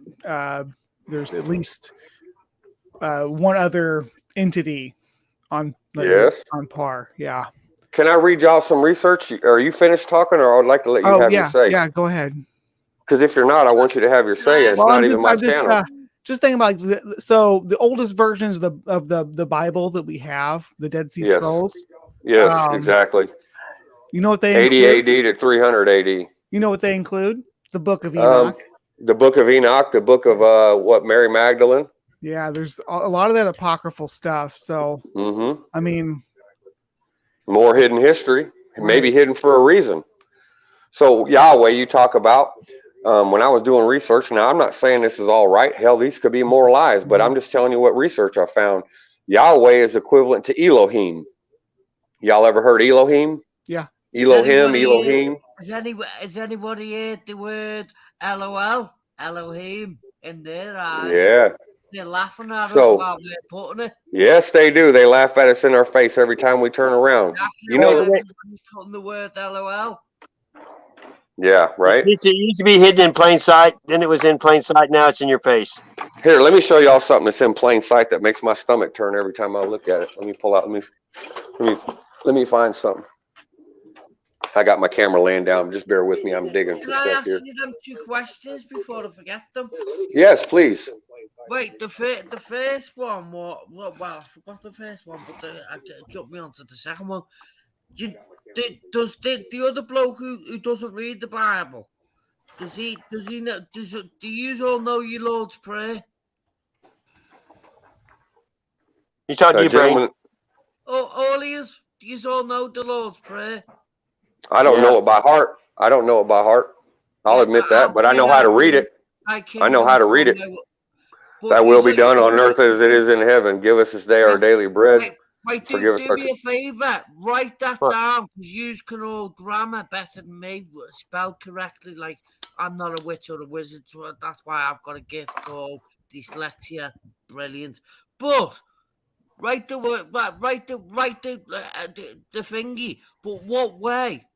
Let me ask you this: what way do the Muslims read the Bible? Right to Back left. to front, right, So right to left, and backwards. So read from bottom right to left, all the way up to the Lord's Prayer. You're saying read the scripture backwards and read it from the end to the beginning. Yeah, and Swiss a few letters, words if you need be. They have. Why not? And seek what you find and see what it says, and you go, I wonder if it was wrote like that. That's an interesting way to look at it. See, that's A what lot I of love stuff is more than backwards, anything. you know. I like to look at things from every possible angle, because if you look at it from one set of beliefs or viewpoints, you're bound to be deceived. Yep. Yeah, well said. What's your second question, sir? Right, well, that was the second question. The first Oh, I one. apologize. I thought you had two additional. I did. I had an original one before. Can you read it backwards?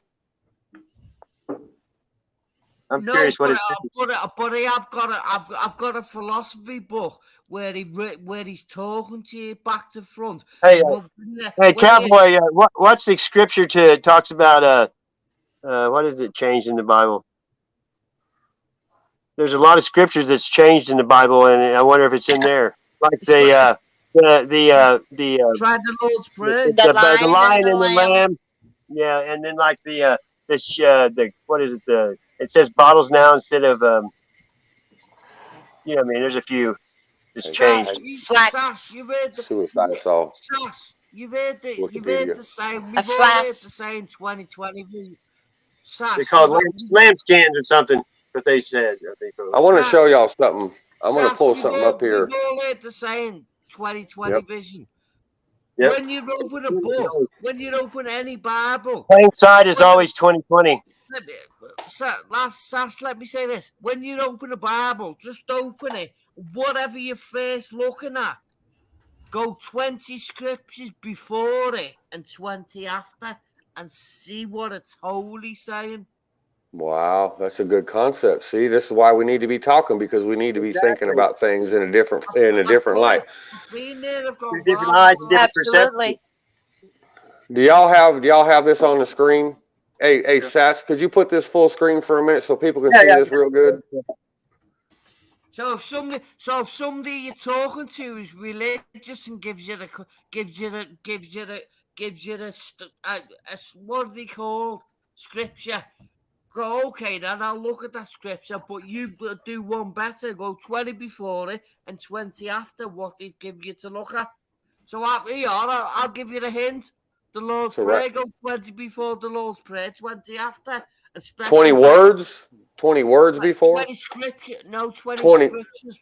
20 scriptures before, 20 after. When you say scriptures, do you mean chapters or verses, sir?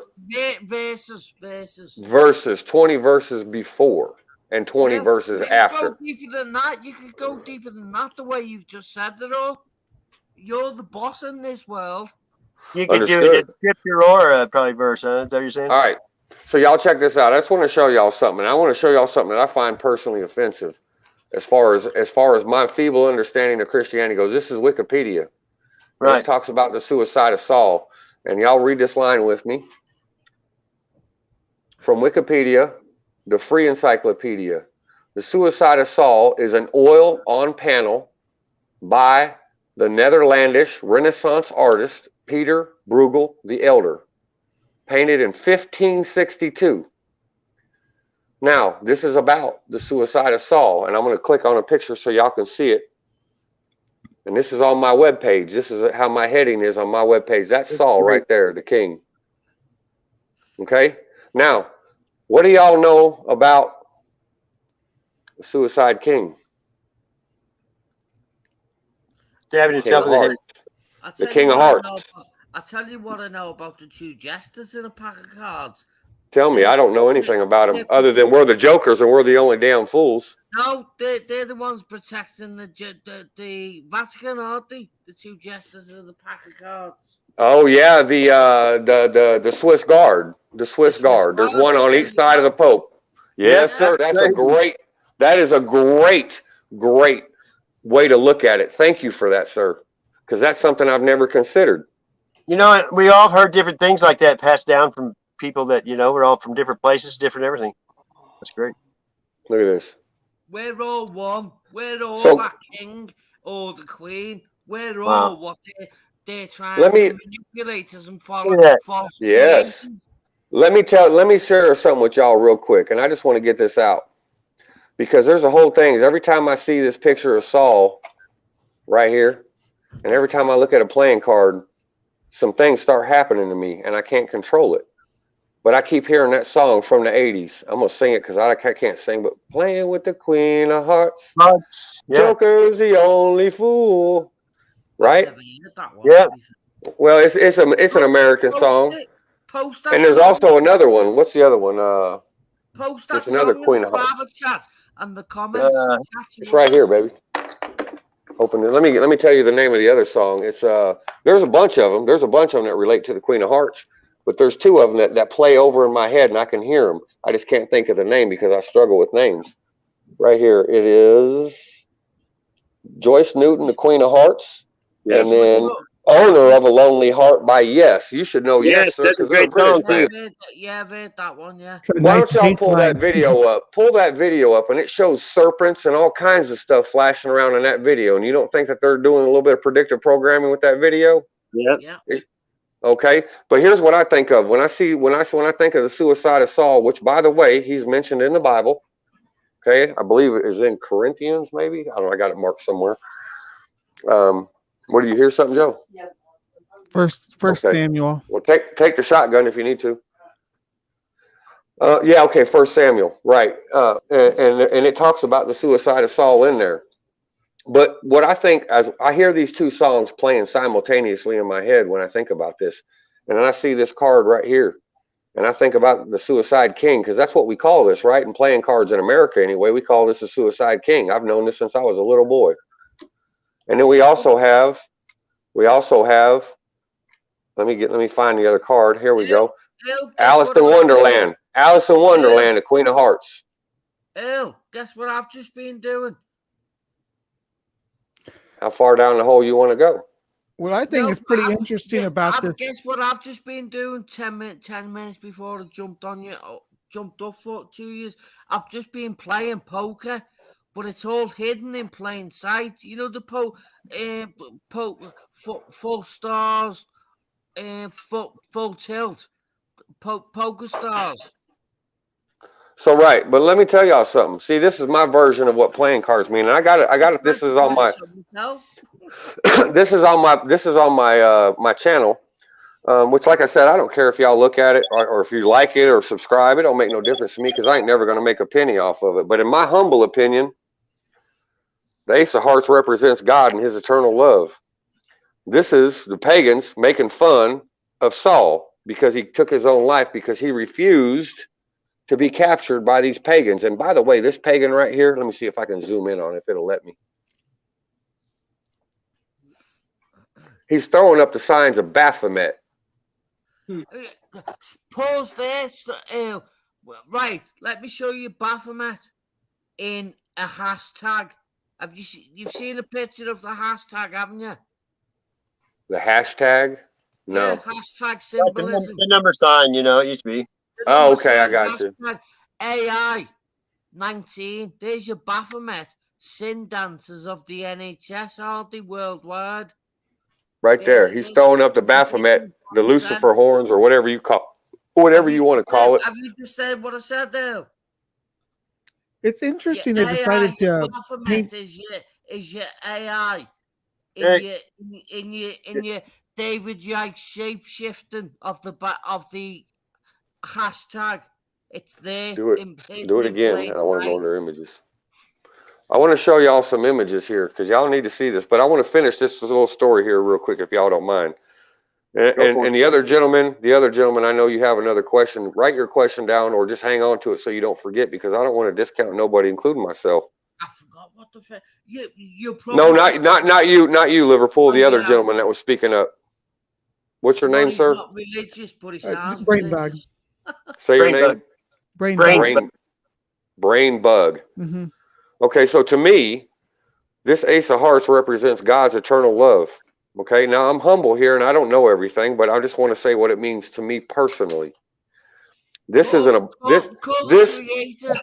Forgive me. That's what we're doing. Hang Well, on. this is my humble opinion, and I'd appreciate it if you tell me not how to speak. Sorry. I'm muting you, Bright. You have to be quiet. You won't be quiet. You just have to be quiet till he's done. So Sorry, this, but I want to hear what he's saying. I don't know what the Queen of Hearts means in history, but I know what it means in modern history, and it talks about the Queen of Hearts, Alice in Wonderland, going down a rabbit hole, does it not? Okay, so I see that, and then I see this, and I see the Jack of Hearts, you know, and I don't know really what to make of the Jack of Hearts. Maybe that's what Liverpool's one eye referring to. symbolism.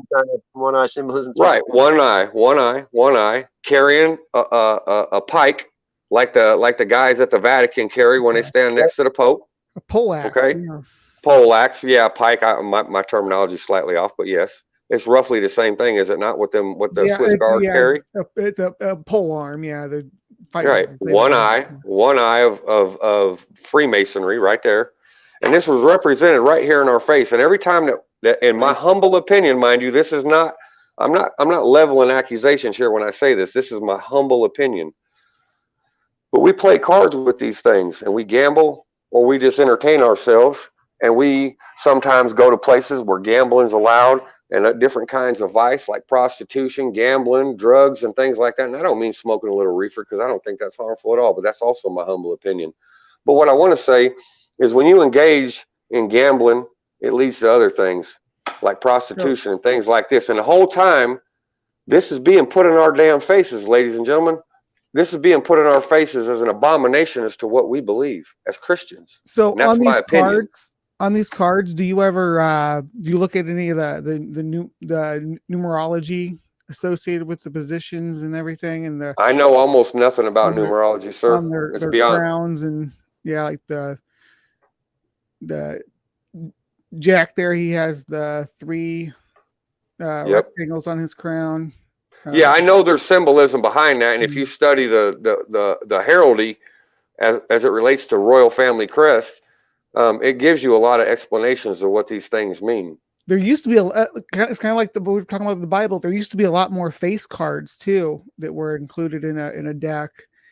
I didn't know that. They've kind of phased them out. Some older decks still have some different face cards in them, but because the games they used to play were a bit different. I want you to keep talking, but I'm going to find a picture because this is the same painting by Peter Bruegel the Elder. Okay. Well, about that painting, I think it was the most interesting thing I find about it is that they decided that, so when it was painted, it was like what the 1600s, right? 1562. Okay. Yeah, the 1500s. Okay. So they've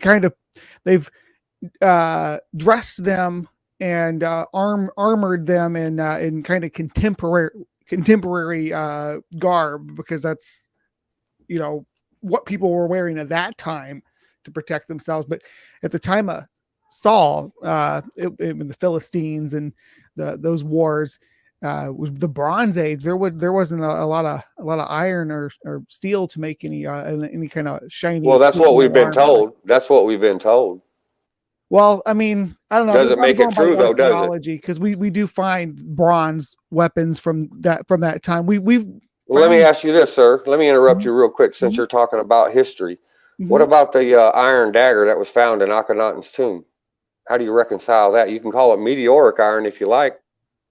Yeah. But how do you reconcile that? How were they able to forge it in Akhenaten's time? Some Inuit people in like Greenland, they would make their spearheads out of iron too. Okay. Really cool.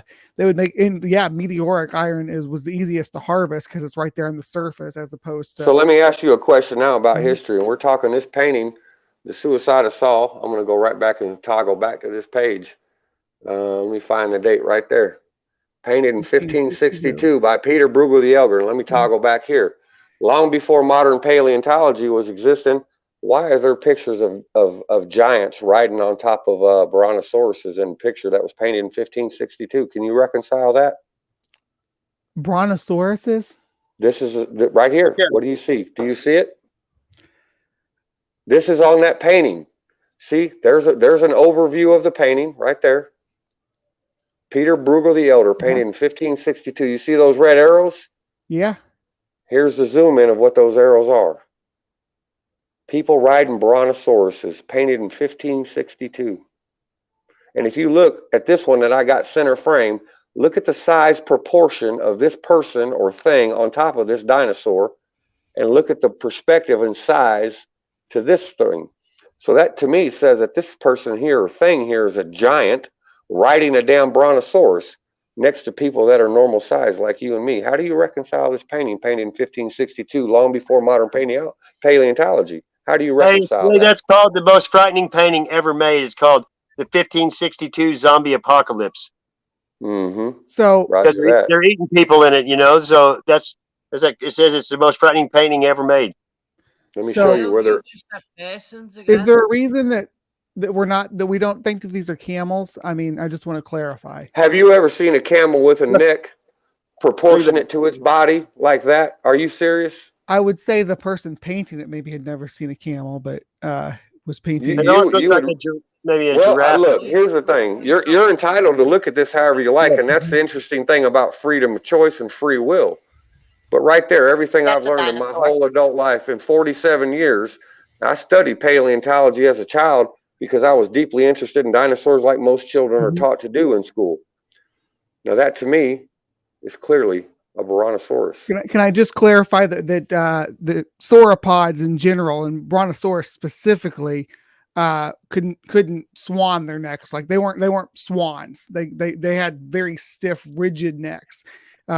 Swans and birds that crane their necks like that, they can do so because they have so many vertebrae in their necks, and theropods, which birds are. So let me ask you this: many bones in their necks. Yeah, I hear what you're saying, and I don't discount what you're saying because I don't know the truth of everything. But let me ask you this: you're saying a statement, right? Now I love debate, and I don't mean no offense by this, sir.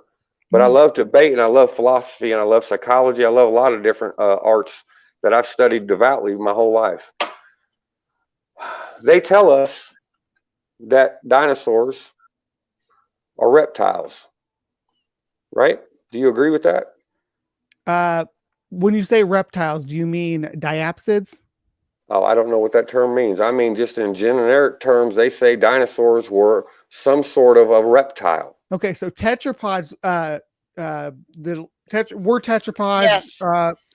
They are divided into two groups. There's synapsids and diapsids. The only extant synapsids are mammals, like you and I, and our dogs and our cats. And then you have the other group, which is diapsids, which is, some people might say these are reptiles, but it also includes birds, which if you go by the laws of monophily, birds are reptiles as well. That's what I'm getting to. Yeah. So now we are told roughly in generic terms that dinosaurs were a form of a reptile. They were hatched from an egg. They have fossils and pictures of these reptile eggs from dinosaurs. They have the fossil records in museums all over the world. Now, they also have, what is it called? Amber. They have feathers that are entrapped inside of amber. And they now believe, at least some part of modern paleontology believes, that dinosaurs were actually covered in feathers instead of scales. Are you aware of that argument? Oh yeah. It's not an argument, the fact dinosaurs had feathers, especially the theropods. So what I'm trying to get at here, though, what I'm really trying to get down to and drill down on with you is because I'm voicing an opinion, but I'm telling you outright it's an opinion.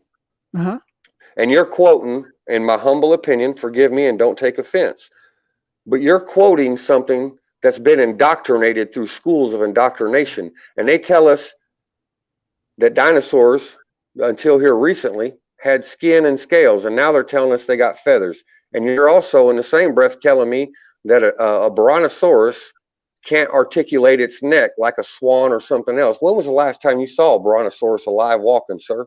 It's how many vertebrae they have in their neck that's actually the issue there. But Well, what about a real quick, giraffe? what about a giraffe? What about a giraffe? Giraffes have stiff necks too. Yeah, giraffes can't swan their necks like that. Have you ever seen two male giraffe fight? Yeah. Okay.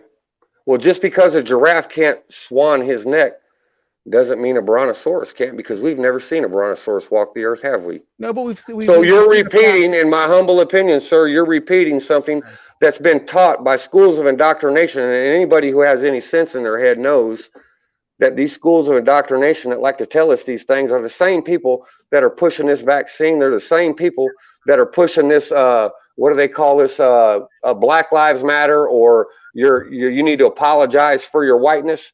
So all I'm saying is I like to make up my own mind, and I do read what these schools of indoctrination teach, but I don't believe everything they tell me. Reply? The indoctrination is you've just come out with it. You just have persons. I've just shown you something to show you otherwise with the word persons. This one right here ain't swanning his neck, but I'd like to hear your debate. Okay. Yeah. So first about the feathers, we've been finding dinosaurs with feathers since the 1850s. So that's been pretty well known, at least in academia, that there's dinosaurs. Well, I wasn't taught that as a child, so I just want to be clear about that. Yeah, okay, no, and I understand that. There was especially up until the mid 90s, there was not a lot of public interest in dinosaurs that, and they depicted them as kind of these sluggish, reptiles. When in academia, we knew, if you look at things like the leaping laylaps, for instance, in that paleo art, we knew that they were more athletic animals and they were likely warm-blooded. Now, we know that modern theropods are warm-blooded because birds are warm-blooded. And they have feathers for insulation, but they also have that down feather that because that's what we think that, looking at the fossil record, what we think the feathers started off as is a layer to keep them warm, to keep their eggs warm, because they have to sit on their eggs, right? I get it. I would agree with that. And it's a reasonable concept based on what we know about chickens. And as for so dinosaurs, again, split into two kind of forks here. You got your theropods, which became, which is what modern birds are. I think, pardon me for 1 second. You're losing me in the detail here, because I am smart, but you're speaking in words that I don't know what they mean, and without looking them up, I'd rather you dumb it down for me and anybody else who's listening who doesn't know these words the way you know them, because you're speaking in terms that most of us aren't going to grasp, and when you speak above us like that, you insult my intelligence fundamentally. So I'd appreciate it if you don't do that. I'm sorry. In academia, I just this is the way we talk. I do apologize. I understand, but speak to the audience you're speaking to, sir, and don't pretend like we're something we ain't. Okay. He's asking you politely but stiffly. Yes, I don't sugarcoat nothing for nobody, and I don't check my mouth for no man. But I am polite and I'm respectful. Listen, I get where you're from. The first thing that I was taught by enforcer status. That's my domain, treated as such. Well said there. So what I'm hearing, and correct me if I'm wrong, is that you don't know the terminology about studying animal biology and evolution and that. I don't understand all that terminology, but I understand a lot of terminology. But you don't believe in it either. What I'm saying is my humble opinion. What I'm saying is my humble opinion is the story has changed and evolved since I've been a little boy studying dinosaurs till I'm an adult, 47 years old. I was told they were covered with skin and scales, and now I'm told they got feathers. So what I'm saying is the same thing I pointed out about that Bible. There's been lots of things said and lots of things changed over the time, but when I hear someone like you sitting here regurgitating indoctrination coming from these schools that like to tell us how to think and how to behave, I'm telling you, I don't give two shits about what these schools of academia have to say to me, because I make up my own mind. I don't need nobody to tell me how to think. Are we clear on that? I'm glad that we can despite you not believing in it and stuff, we can still use these things to understand healthcare and take care of our animals and zoology, because the pathology. Well, be careful with healthcare, because healthcare is based on pharmakia, and pharmakia goes all the way back to Hermes Trismegistus, and he's a Satanist. Hey, the cure kills more people than the disease. Hermes Trismegistus, that pharmakia is based upon, that the same staff with the two serpents that our doctors still wear. If you research pharmakia and you look up Hermes Trismegistus, it talks about black magic, sorcery, spells, and potions. So be careful what you say to me about that, because I got all kinds of shit to say about that too, and I'll be respectful, but I'm gonna be firm. Listen, another thing too, ABC, anything but Christ. Everybody fucking in this thing needs to make sure they're prepared for attacks from all directions and angles. No one's reaction changes my beliefs. You know what I mean? I'll be respectful, but I don't check my mouth. You know what I'm saying? And I really want to know what's driving you to say these things, because it seems like you're trying to sway my opinion. What's your point behind saying what you're saying? Me? Are you asking me? Or I'm asking the gentleman that's speaking about the academia and speaking in these big ass $2 words. that's me.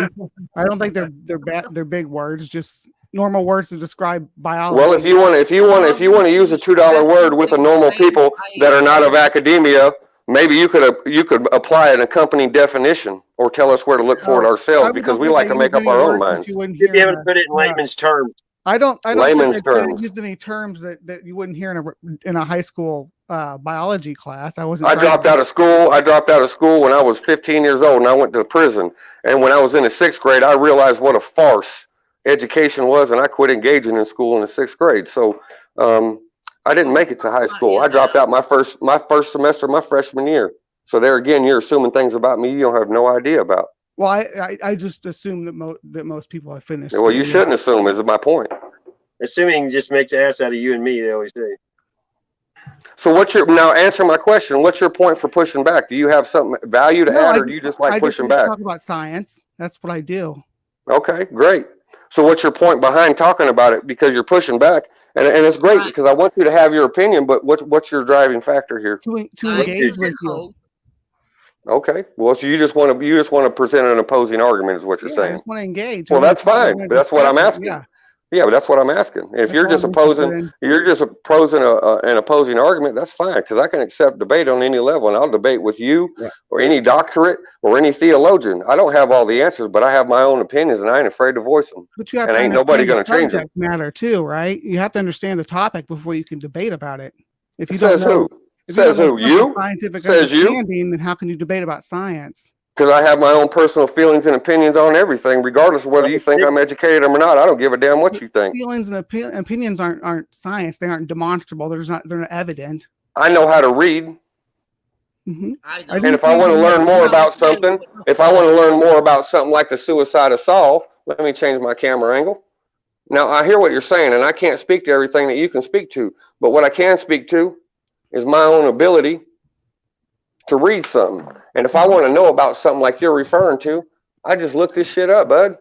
So, if I want to debate, like say if I want to debate with you about paleontology or any of the sciences, I would devote days, weeks, or months into learning everything about it, because I have a fantastic memory. And I can sit down and debate with you on any level you want to. If you want to give me time to research the material that you claim to be an expert on or academic on, then I'd love to sit down and spend a few weeks or a few months reading about the material you wish to discuss, and I'll debate you inside and out, upside down, all day long. That's awesome. Yeah, I appreciate that. Because I educate myself on things that I don't know, the things that I have questions on, or things that I have interest in. And I don't need nobody from academia telling me how to think. I think for myself. Earl, can I ask you a question? Yes. What would you say pyramidology is? All I know is that the pyramids have been built with the technology that modern science still can't explain. So there again, I look at that as more hidden history and a bunch more pack of lies. What if I said to you, put your hands together and beg? Is that pyramidology? Mm-hmm. Yep. It would appear that way on its face. I can't say that that's a certainty, but it would appear that way on its face, wouldn't it? Exactly. Chicken or the egg, which came first? It's the egg, is the earth. The earth come first. We're sent here to look out for it. Do your best. There's your Eden. play The nice farm, in there. the farm that we owned in Oregon, other than teaching people how to grow their own food and do it without chemicals, the main focus, and if you watch another one of my videos called Walking the Short Loop on my channel, you'll understand that even though I own this land legally, I've never felt like I've been a landowner my whole life. And this is the third large acreage that I've owned. I look at myself as I've paid for the right to be a caretaker. And I've put you to a stream to watch yourself, and and the guy who's speaking, he's from my part of the world. I believe humbly. He's older than me, but he's got the same lingo as me. Where'd you put it at, sir? In the private chat. I put it in the comment section, but earlier on in the stream. In the chat. And how do I reference it? What's the name? How do I reference it, sir? Because I would like to hear what you're saying. The rights and an amazing exposure. Big old the rights and an amazing exposure. Yeah, it's in the private chat. Okay. The link's in there. I can click on it later. All right. Yeah, I'll find it. I'll find it. I'll read about it. Because you'll go. Oh, he's got the same accent as him. Yeah, he has. Let me tell you what I know about academia. This gentleman that we've been speaking to, and I don't mean no disrespect to you because I'm not trying to disrespect nobody. When I was a boy, and I moved from Texas to Illinois, I have a little southern drawl like you hear me speaking now. And this same academia that you're upholding was the same academia that told me that the way I talked was inappropriate. Regardless of my culture and my heritage, they told me to say ain't and y'all and over yonder was inappropriate. Now, when I went to school in the South, we talked about these things and we were told outright that this was improper grammar, but this was a cultural thing, and nobody, and I mean nobody, sir, has the right to tell me to deny my culture. But that's precisely what academia did to me. And they ostracized me in front of my classmates and told me I was a dumb hillbilly and a redneck and I sounded stupid when I spoke. So when you hold up academia the way you hold it up, I find it deeply insulting, but I'm not going to take it personal. I'm just sharing with you a personal experience. And these are the same people that ostracized me so bad, educated folks, right? Teachers ostracized me so bad that I had to change the way I talked so people would quit making fun of me. Academia.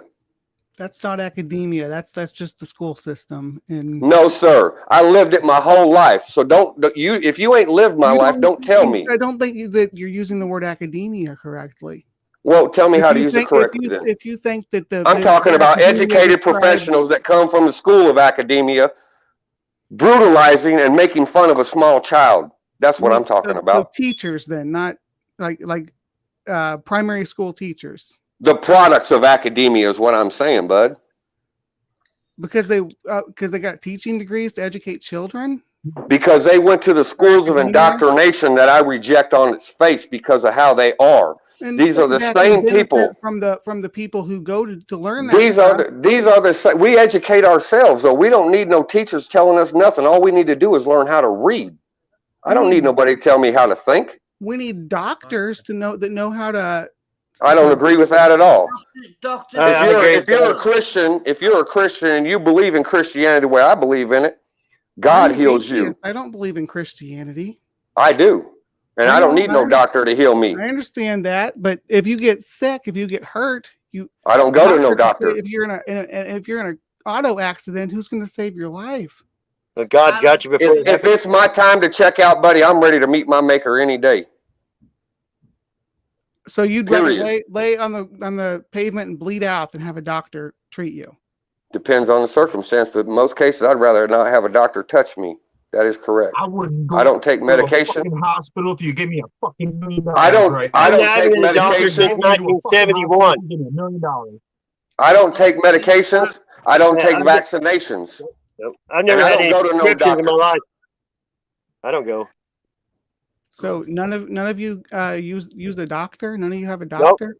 I don't. I've been a doctor since 1971. Why do you think, you see, that's the problem, what I'm saying. These schools of indoctrination tell us that we have to do this and that. Do you understand, sir, that Rockefeller was the one who changed the medical system, and all the old remedies and herbs and medicinal cures that people have used for millennia? He funded these new schools of academia for doctors, or indoctrination, however the hell you want to look at it. And he said that if you want to be part of this school and part of this funding that I'm providing, then you disregard all of these old teachings about herbal medicine and natural cures, and you follow my teachings. Now, is that not indoctrination by its sheer definition? Or you're a quack. Or you're not accepted. Or you're not accepted and given a doctorate. So we do clinical trials, right? Clinical trials they did on a vaccine. And you know what the clinical trials on a vaccine have proved? Look at the VAERS website. There's been over 19,000 people that's had some sort of reaction associated directly with this damn vaccine that they're telling everybody worldwide that they need to go take. You think of people like me and these other people on this channel are going to listen to people like you and doctors when they're trying to force vaccinate the whole goddamn world? Are you retarded? Oh, dude, you better back the fuck off. You want my address and you want to come here and make me?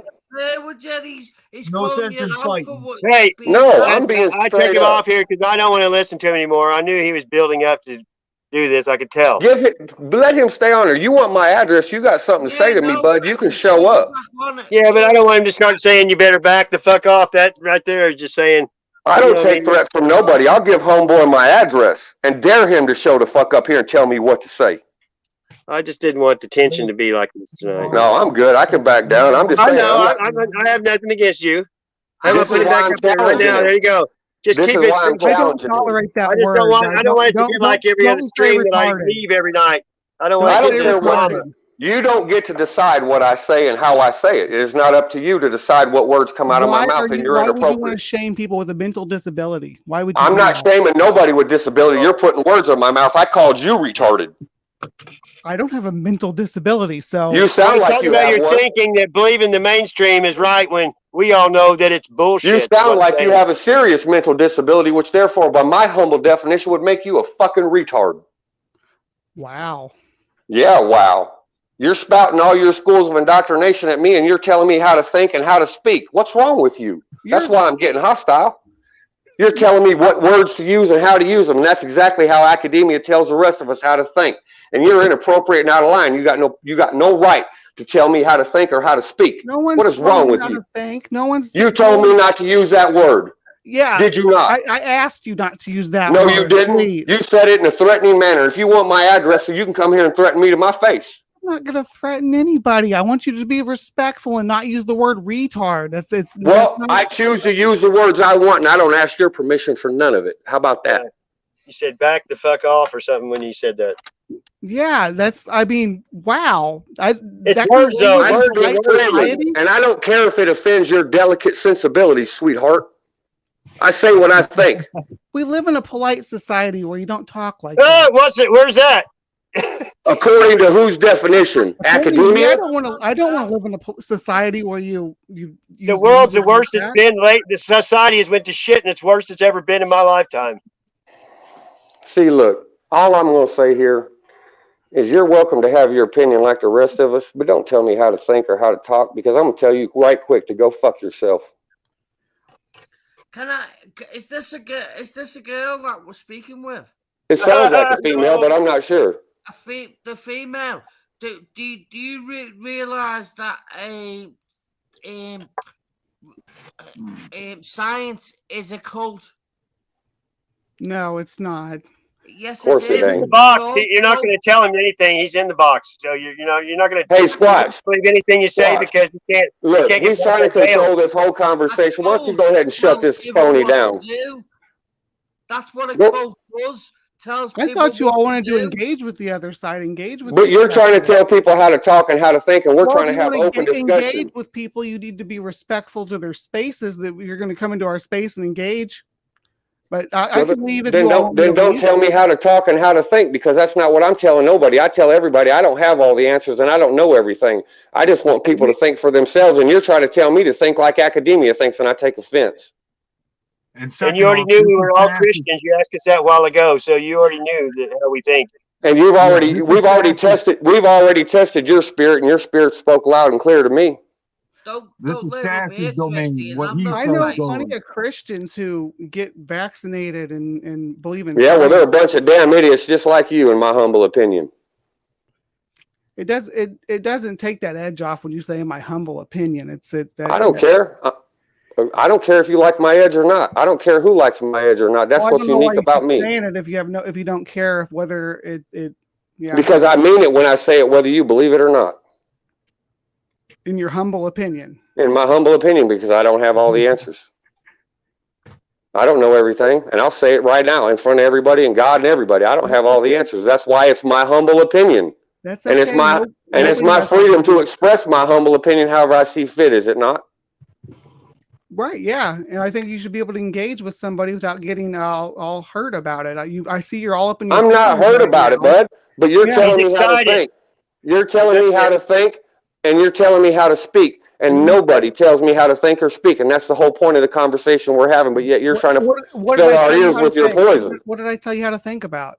You told me how not to know not how to speak, and you told me when I told you we didn't understand these $2 words you're throwing out there. You're telling me that, well, you just thought everybody should understand it because everybody in high school biology should know about this. Well, I never made it that far. So you make a lot of assumptions and presumptions about who we are and what we know and what we don't know.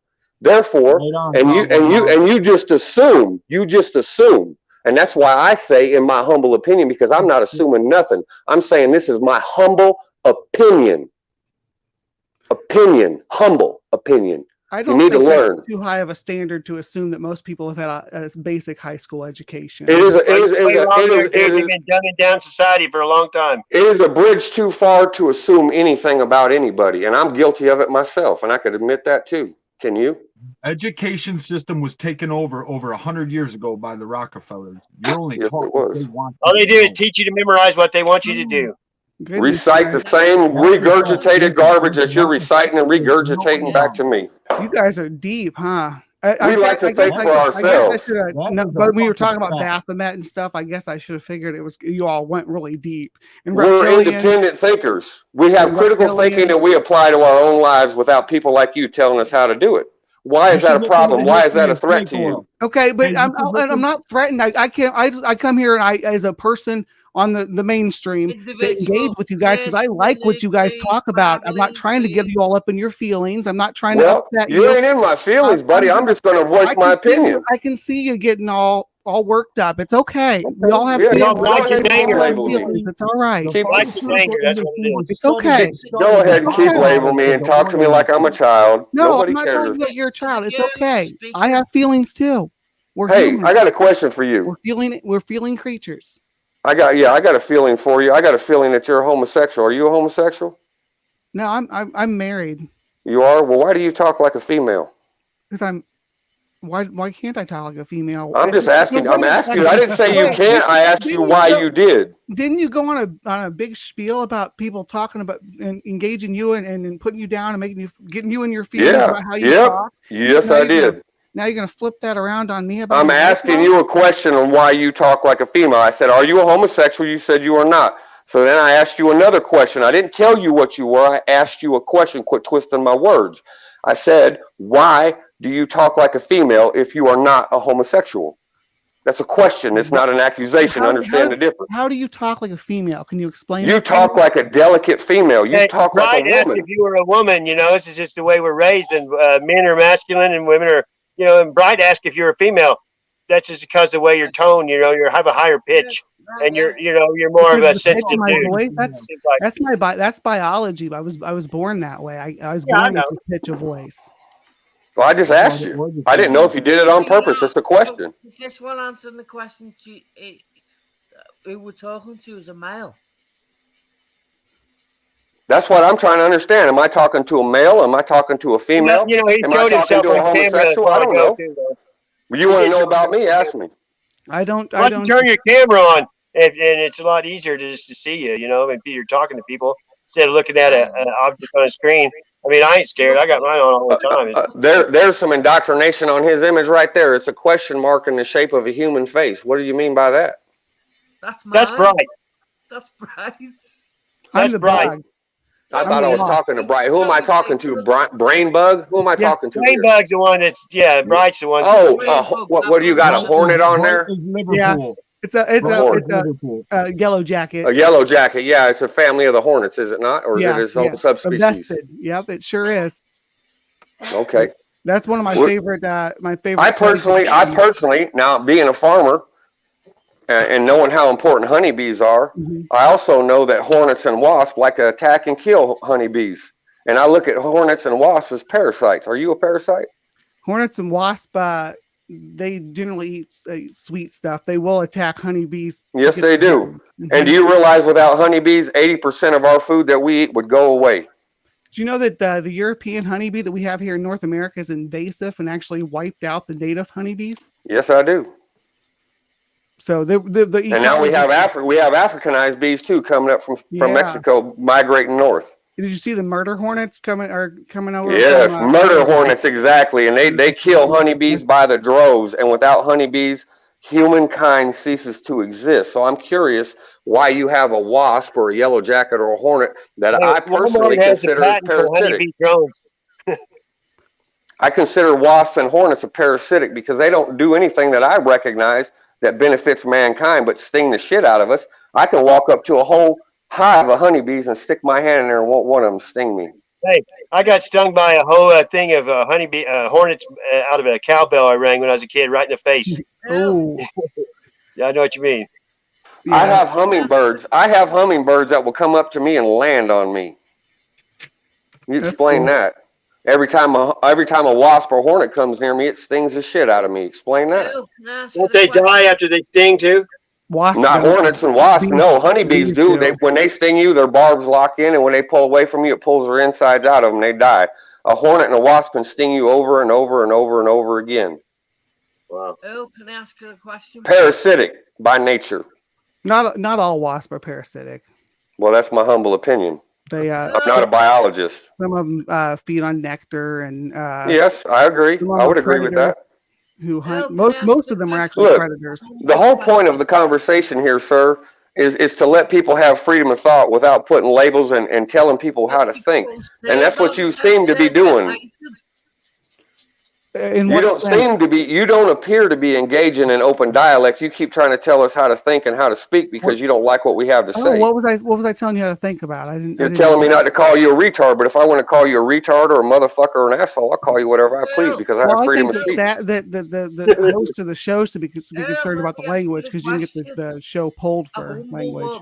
Based on whose thought process? We speak freely. YouTube's algorithm is what that's based on. If you use so are you threatening to go report somebody? No, I'm saying that the bots that watch the streams will, if they pick up on certain words, they'll pull the stream. Yeah, they do, but it's not. I mean, if they pull your stream, you could have my stream. I'll let you take mine over. How about that? I'm not monetized, and I don't care. I've got 100 streams. Either.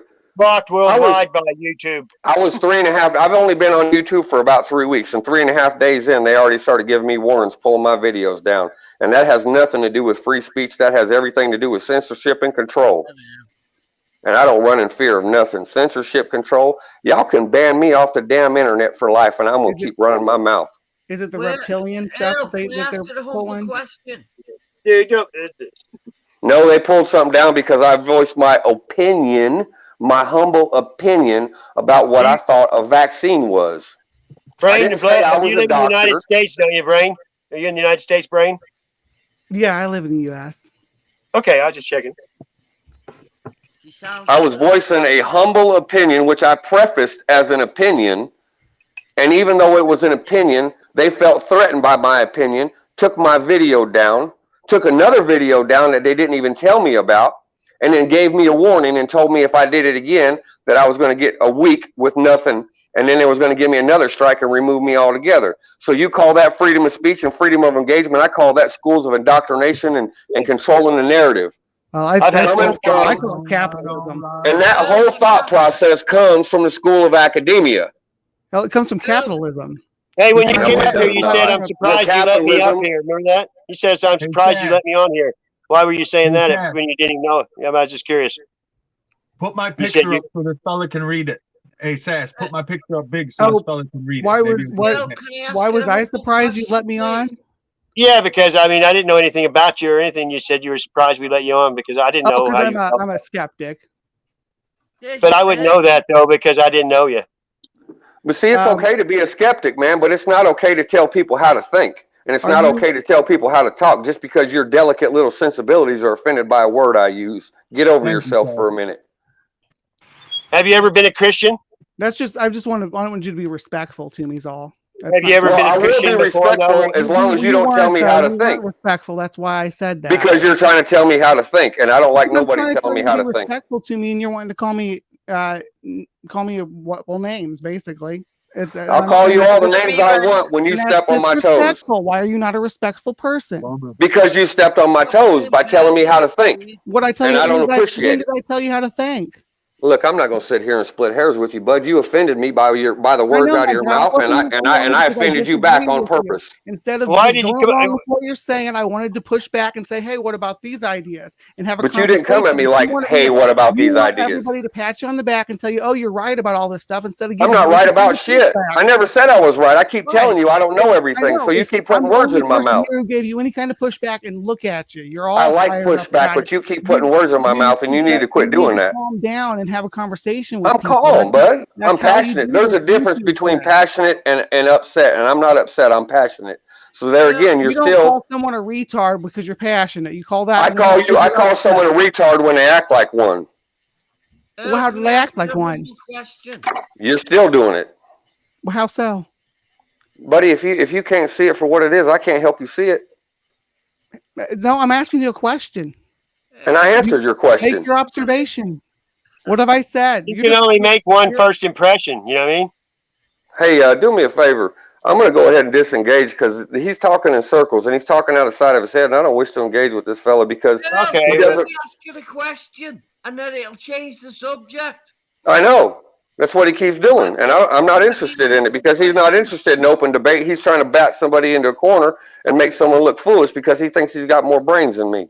I just want to talk to you. I No, said you that don't. in the side chat. I said, "Oh, I want to talk to this guy." No, you don't. You want to tell me how I'm wrong, and you want to tell me how to think and what to say. I want to tell And you by what I that think fundamental you're nature wrong. alone, I look at you as a retard because you don't get to tell me how to think It makes you or how mad. to speak. It gets you up in your feelings. Okay. You're all. I'm not mad, and I ain't got no feelings going on here. You can keep labeling me. See that you're being just as insulting by labeling me and putting words in my mouth, honey. Oh, let me ask you that question. Have at it. Right. In the matinee that we're all in, who is literally role-playing the Adam and Eve of the matinee of the Barbalese? I'm not sure I understand your question totally, sir. Who's role-playing the Eve in the Garden of Eden? I don't know. You're gonna have to explain it to me. I can't concept what you're saying. Talk slower. Is the Queen of England role-playing the Eve trying to steal the egg, just like Julie Dunn-Cole taught us within the Willy Wonka? I have a humble opinion about the Queen, and I don't want to offend nobody, but I believe the Queen is evil. So do I. You're not offending nobody here. She's trying to steal the earth.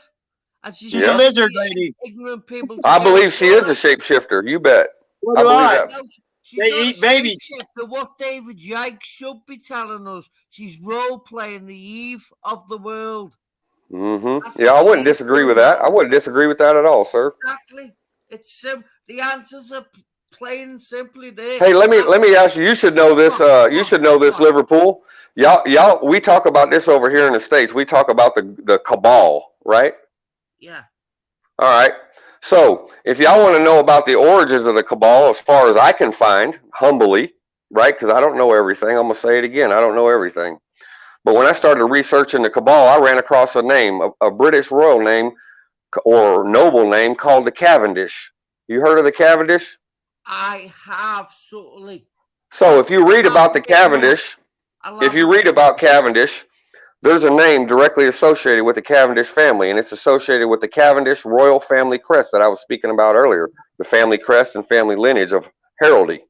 Yeah. When I was reading about the Cavendish family, the name Cabal is associated directly with the Cavendish family, and the Queen has direct, close personal ties with the Cavendishes. Right. Okay, listen to me carefully, Earl. I am the Yeah. slowest of the slow, but aren't we Okay. all?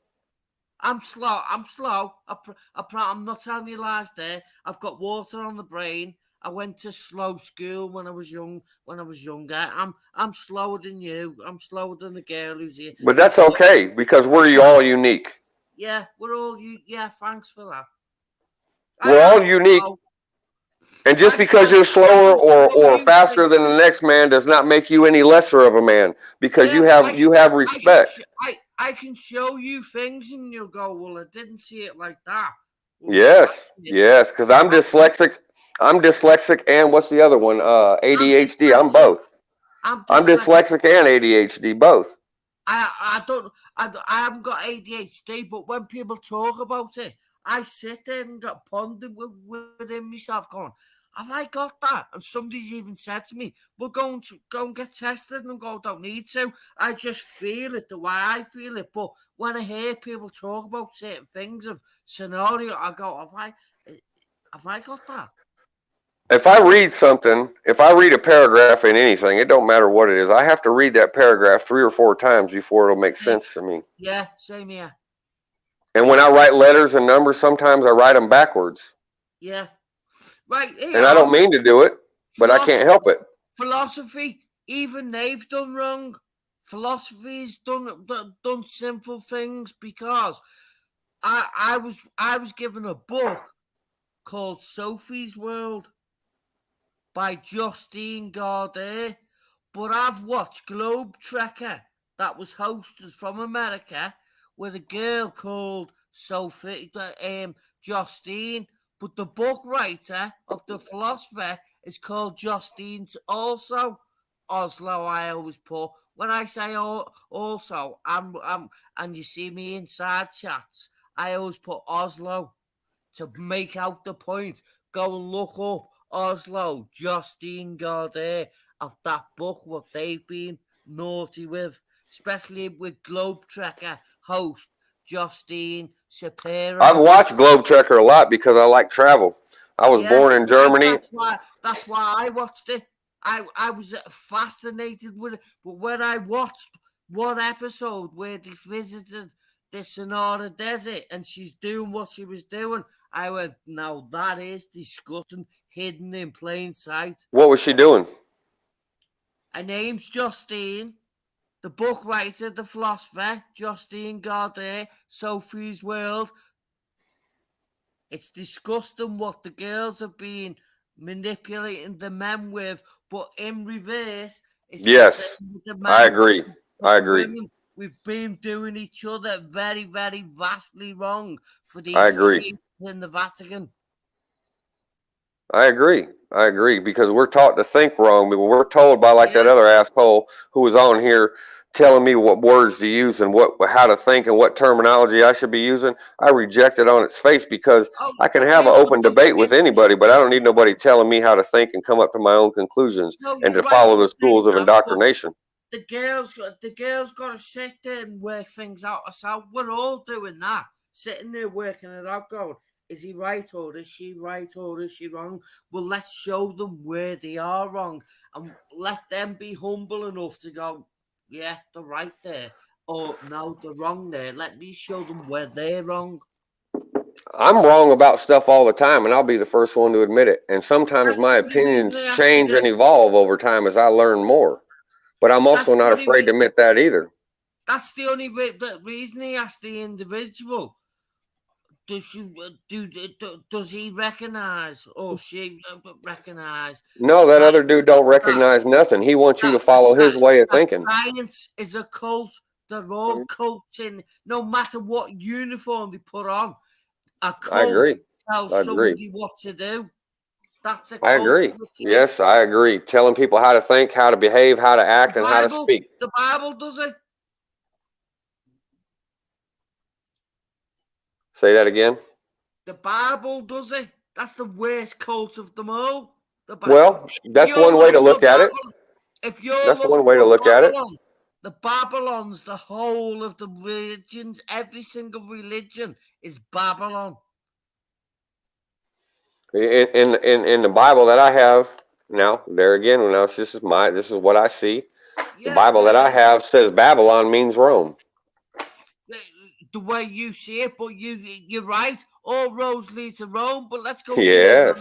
All roads lead to the Nile. Where's the Nile?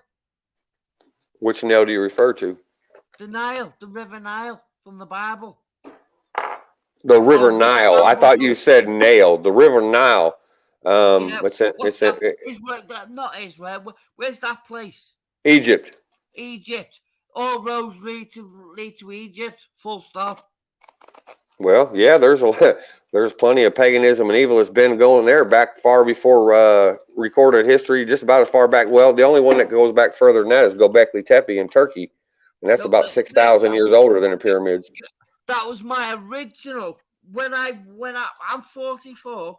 When I originally woke up, way back in the day, my original place of waking up was Turkey, because they were all acting like robots. Do you know when we all go on vacations and we all meet strange people? You don't know anybody, but where I was, they all seem to know everybody, and I thought, that's strange. How can that be in a place where everybody comes to like meet different people and they all seem to know each other? And what I said to my friend way back then, way before I was even aware of fluoride, there's something in the water. Yes. In the now, I've got my answer. You were right in saying that, Rob, because when you said to me, your mate, there's something in the water, there was fluoride. Fluoride, yeah. Yep, they put it in the water here, and I haven't drank city water in decades. I haven't drank water in 30 years at all, dude. I don't drink water ever. Never. What do you drink? Pop. Cheap pop from Walmart. That's all I drink. I drink artesian well water that the rural properties that we've lived on for the last, 17 or 18 years. We have our own well that comes out deep from underground. I've never drank milk either. I've never had a broken bone, and I was born allergic to milk. I've never taken vitamins. I don't do anything the mainstream says. There you go. I mean, all roads lead to Rome, because in the Roman Empire, all the roads led out of the capital. All the roads came out of there. All roads lead to the That's what it is. Nile. We've got a soap that everybody's engrossed in called EastEnders. But you look at the symbolism, the River Nile's blatantly there in your face. Yep. All roads live to the. But you know that he talks about hidden technology. You know, look how far we went in the little time we've been here in the United States. What we've came from a wagon and a buggy and a horse to computers and all this stuff. Well, the fallen angels, the Nephilim, were here for thousands of years. But you know, what I mean, they had a lot of time, and they had a bigger brain than us, and had a lot more.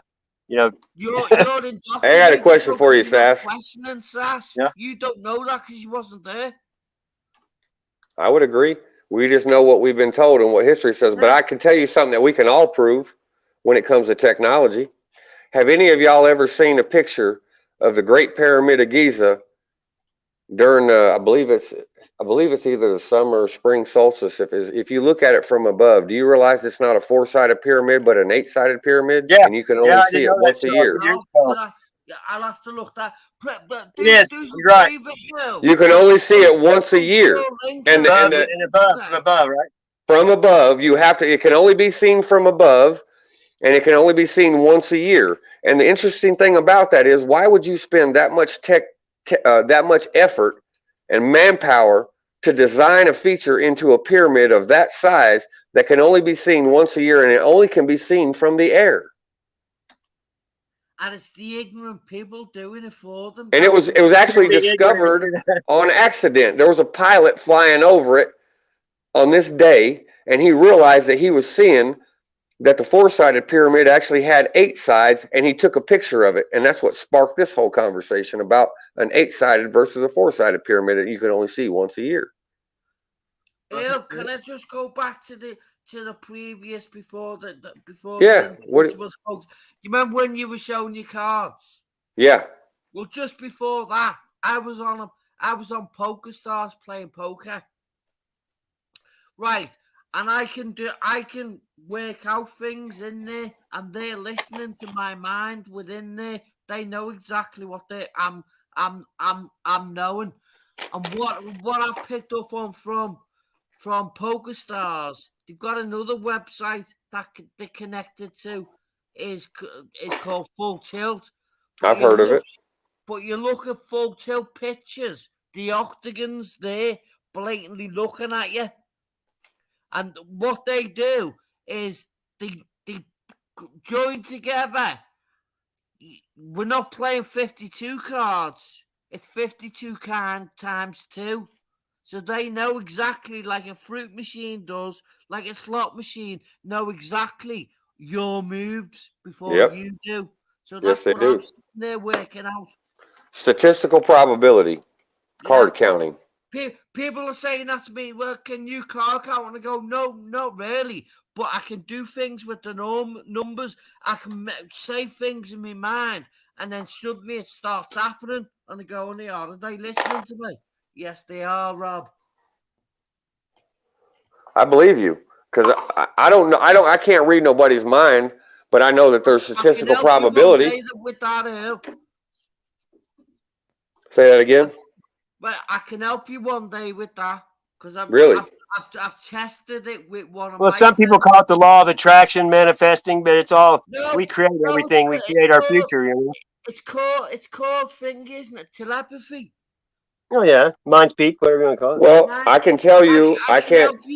I can help you all with that, and when you do pick up on it, you'll go, "That's fucking Bright who's been with us all this time." And go, "I've been trying to tell you all that." I would love to have a conversation with you about this myself, because I've been seeing visions and I've seen accidents before they've happened.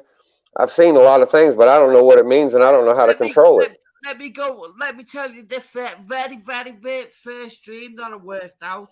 Right, I was a young lad. I'm 44 now, and I was a baby, if you will, a young lad. I was very young. I tell you how young I was. Sesame Street, young. I'm 40. Right, I had a dream of big birds coming in the back garden, trying to come into the back porch, and I kept sending it away, and it was going away, but I kept calling it, then I was calling it back, and I kept doing that, repeating it, come back, go away, come back, and then in the end, it ended up coming in. When it come in, I woke up, but I've met a girl throughout my awakening in America, and she was called Luna Bird, and she kept coming and going, and I fell in love with her, and he asked her to marry me, but she kept me chasing her, so I kept chasing her, but she was coming and going. I'm still hovering around there, but I can't go to her, but I want to go to her so I can go away to fulfill that dream that I had, because that's how I worked it out and go, that's what I'm supposed to do, go to you, but you're supposed to send me away because you're married. Right. That was that dream worked out, and then throughout the years, I've just worked out a hell of a more and going, wow, that's what they mean, and that's what my brother-in-law helped me out with me with the one I had about being sexual with his daughter. Right. Well, you're brave for saying that, and I appreciate your honesty, because most people don't have the courage to be honest. No, do you know what I mean? I truly thought it was disgusting. You know what I mean? Everybody's had negative dreams. Yes, we have. I have. I've had all kinds of bad dreams. These negative dreams are the ones that are going to help you, because if my twin wouldn't have told me brother-in-law about Epstein Island, I wouldn't have worked that dream out. But because I was telling my brother-in-law about the disgusting thing that was happening in the dream, and I went, "Oh, I'm glad it was just a dream." And then he goes away, and then he comes back the week later, and he goes, "Rob, what do you know about Epstein Island and went, they're full of paedophiles. And he Mm-hmm. went, you know who's just told me that?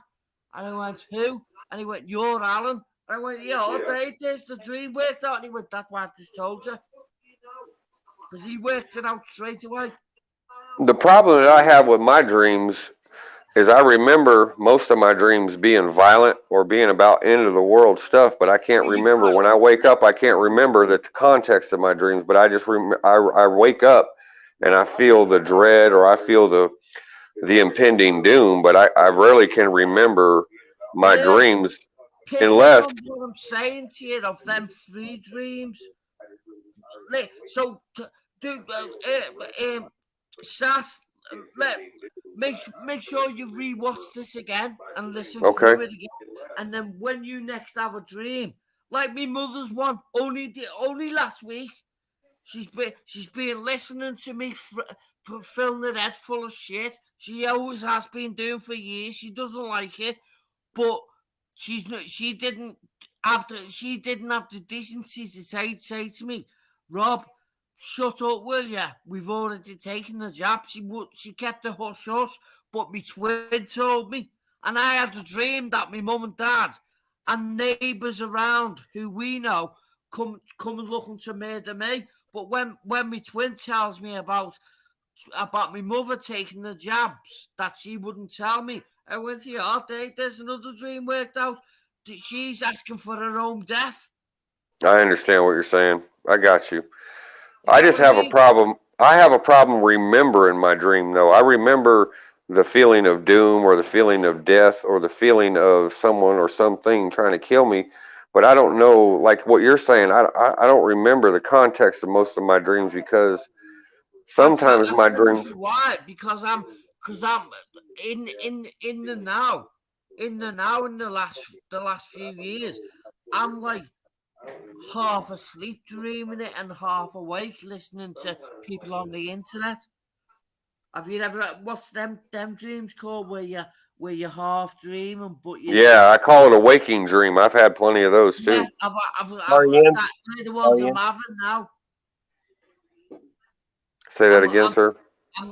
They're the kind of dreams that I'm having now that I'm working out because I can wake up instantly from them.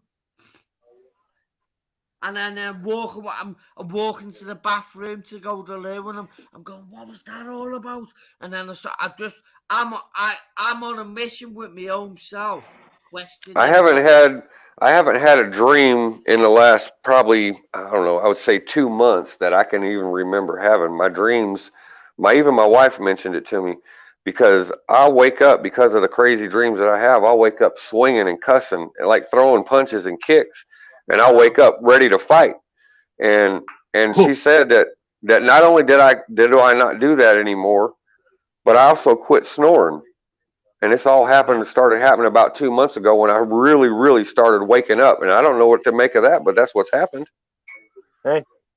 You'll work it out. The more dreams I work out, the more I'll jump up and explain them to you the way I've worked them out. And then suddenly something will dawn in your own dreams and go, Yeah, you have to be in harmony in body and spirit, or you get sick or get disease when your body's is not harmonic. It's about it is. I mean, just know it this way, Earl. All he is. This is how I feel it. Every negative dream I've been having, I've worked out. And they've worked out for positive. To be positive. Yes, I try to be positive as much as I can. I mean, I'm a damaged individual, and I don't always think correctly, and I have a short temper sometimes, especially when people step on my toes. But that's called righteous anger. I do try. Yes, I would agree with that. Righteous anger, but I do try to be positive. I don't look at the world with pessimism. I look at the world with, what can I learn? What can I do to improve things? And that's how I've lived my life. And I fail at it sometimes. You know what? You did the right thing because you put him to his test right off the bat to see why waste time on somebody that's not like us, just wants to come here to stir shit. I mean, I don't know why else. What he was attempting to do was trying to tell, and y'all could hear it. He's trying to tell me not to think the way I want to think. He's trying to tell me to think the way academia thinks and speak the way academia speaks, and wants to put labels on me. Hey, we're not intensivists here, or not high school. We're all been married before grandkids. We should know by now what's going on. You know what I mean? If not, we're the retards. You know what I mean? Right. And when I say retard, I want to clarify that statement. I don't mean it personally. I don't mean It's just a anybody. I word. don't mean anybody because I've had people in my family that have physical and mental disabilities.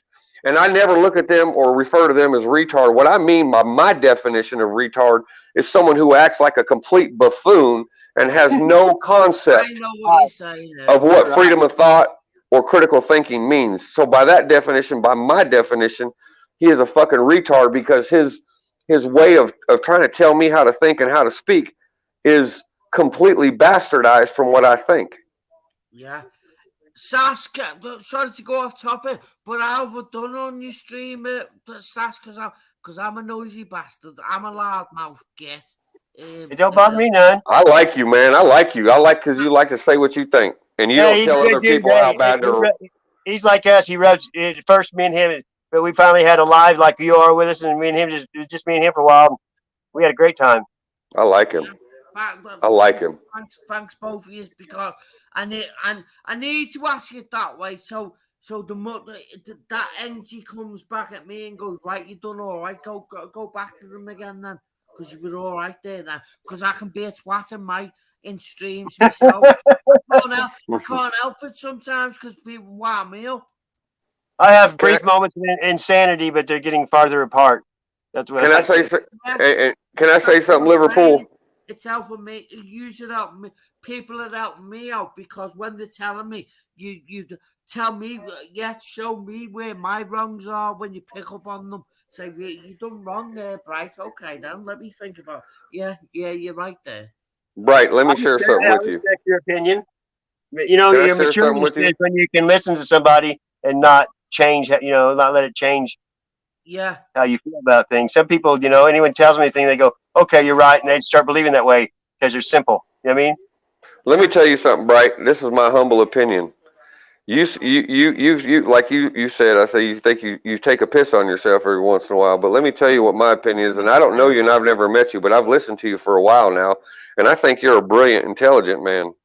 Oh, thanks. And I think you have great insight. But I'm not, because if I come into your vicinity and you showed me around the ropes and what I'd shit out and go, I can't do that. I'm not as bright as you think. I'm bright in the way I know it. That's all. But that's all that matters. That's all that matters. People look at you differently than you look at yourself, dude. And believe me, I've met a lot of people a lot more dim than you. I'm impressed. I'm personally impressed by you. If I was around just really, you just see me slowness, you go, oh, here's a bit of a. See, but that don't matter. See, those labels don't mean nothing to me. I wouldn't care if you're. I don't care if you're black or white or yellow or brown or anything in between. You have an opinion on things, and you articulate those things eloquently. And I think you're brilliant for sharing what you've shared. Oh, there's a lot of people out there who say, Bright, just carry on doing what you do. Don't change anything. That's right. Carry on doing what you're doing. It's not your problem, though. When it's like that, it's their problem. Yes, I agree. Lots of people have said just carry on doing. If they have a go, you just have a go back at them, and they'll suddenly slow down and realise and go, yeah, he has been showing you. That's all I was doing, trying to show. What I do, because I can't spell correctly, because I'm not a witch or a wizard, I try and mess with my grammar to try, and I humbly do my best to try and get it to say one thing and another thing in one big space. Is it saying that, or is it? Well, ask questions. I'll tell you if it is, or you make it say what you want it to say. And make sense out of no sense. It's brilliant. When you've done that, you'll go, that's what they've been doing with us. That's what I've been trying to show you. That's what they know what they can do, because they can get away with what they want to do, because we can. You can do anything you want. But if you do something wrong, you'll be shown by the people who are surrounding you. That's wrong. That's why these police stations are wrong. That's why these doctors we're showing them. You've been doing us wrong. No, we're on to what you've been doing. Now we're taking the air back to the people who it belongs to.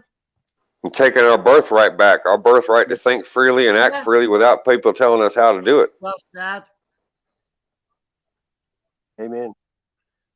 Like that other dude who was on here. I mean, it's okay to have an opposing view, but it's not okay to try to inflict your views on other people and put words in their mouth that they never said. You pulled me up on that right at the start, and I went, yeah, okay then. Hey, most people here, we are old enough now that you've been around the bush and you feel it. It doesn't take much for someone with even not even listening to him, you get that feeling that he was just being facetious, and it was weird because the first thing he said is, "I can't believe that you let me come up here."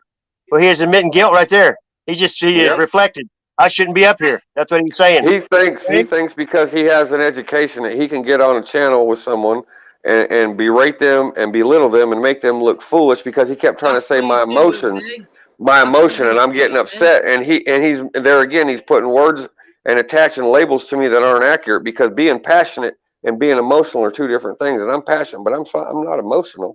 That's what he do with me, and I'm glad you spoke up for the likes of me, because there was the words he was using, I couldn't grasp.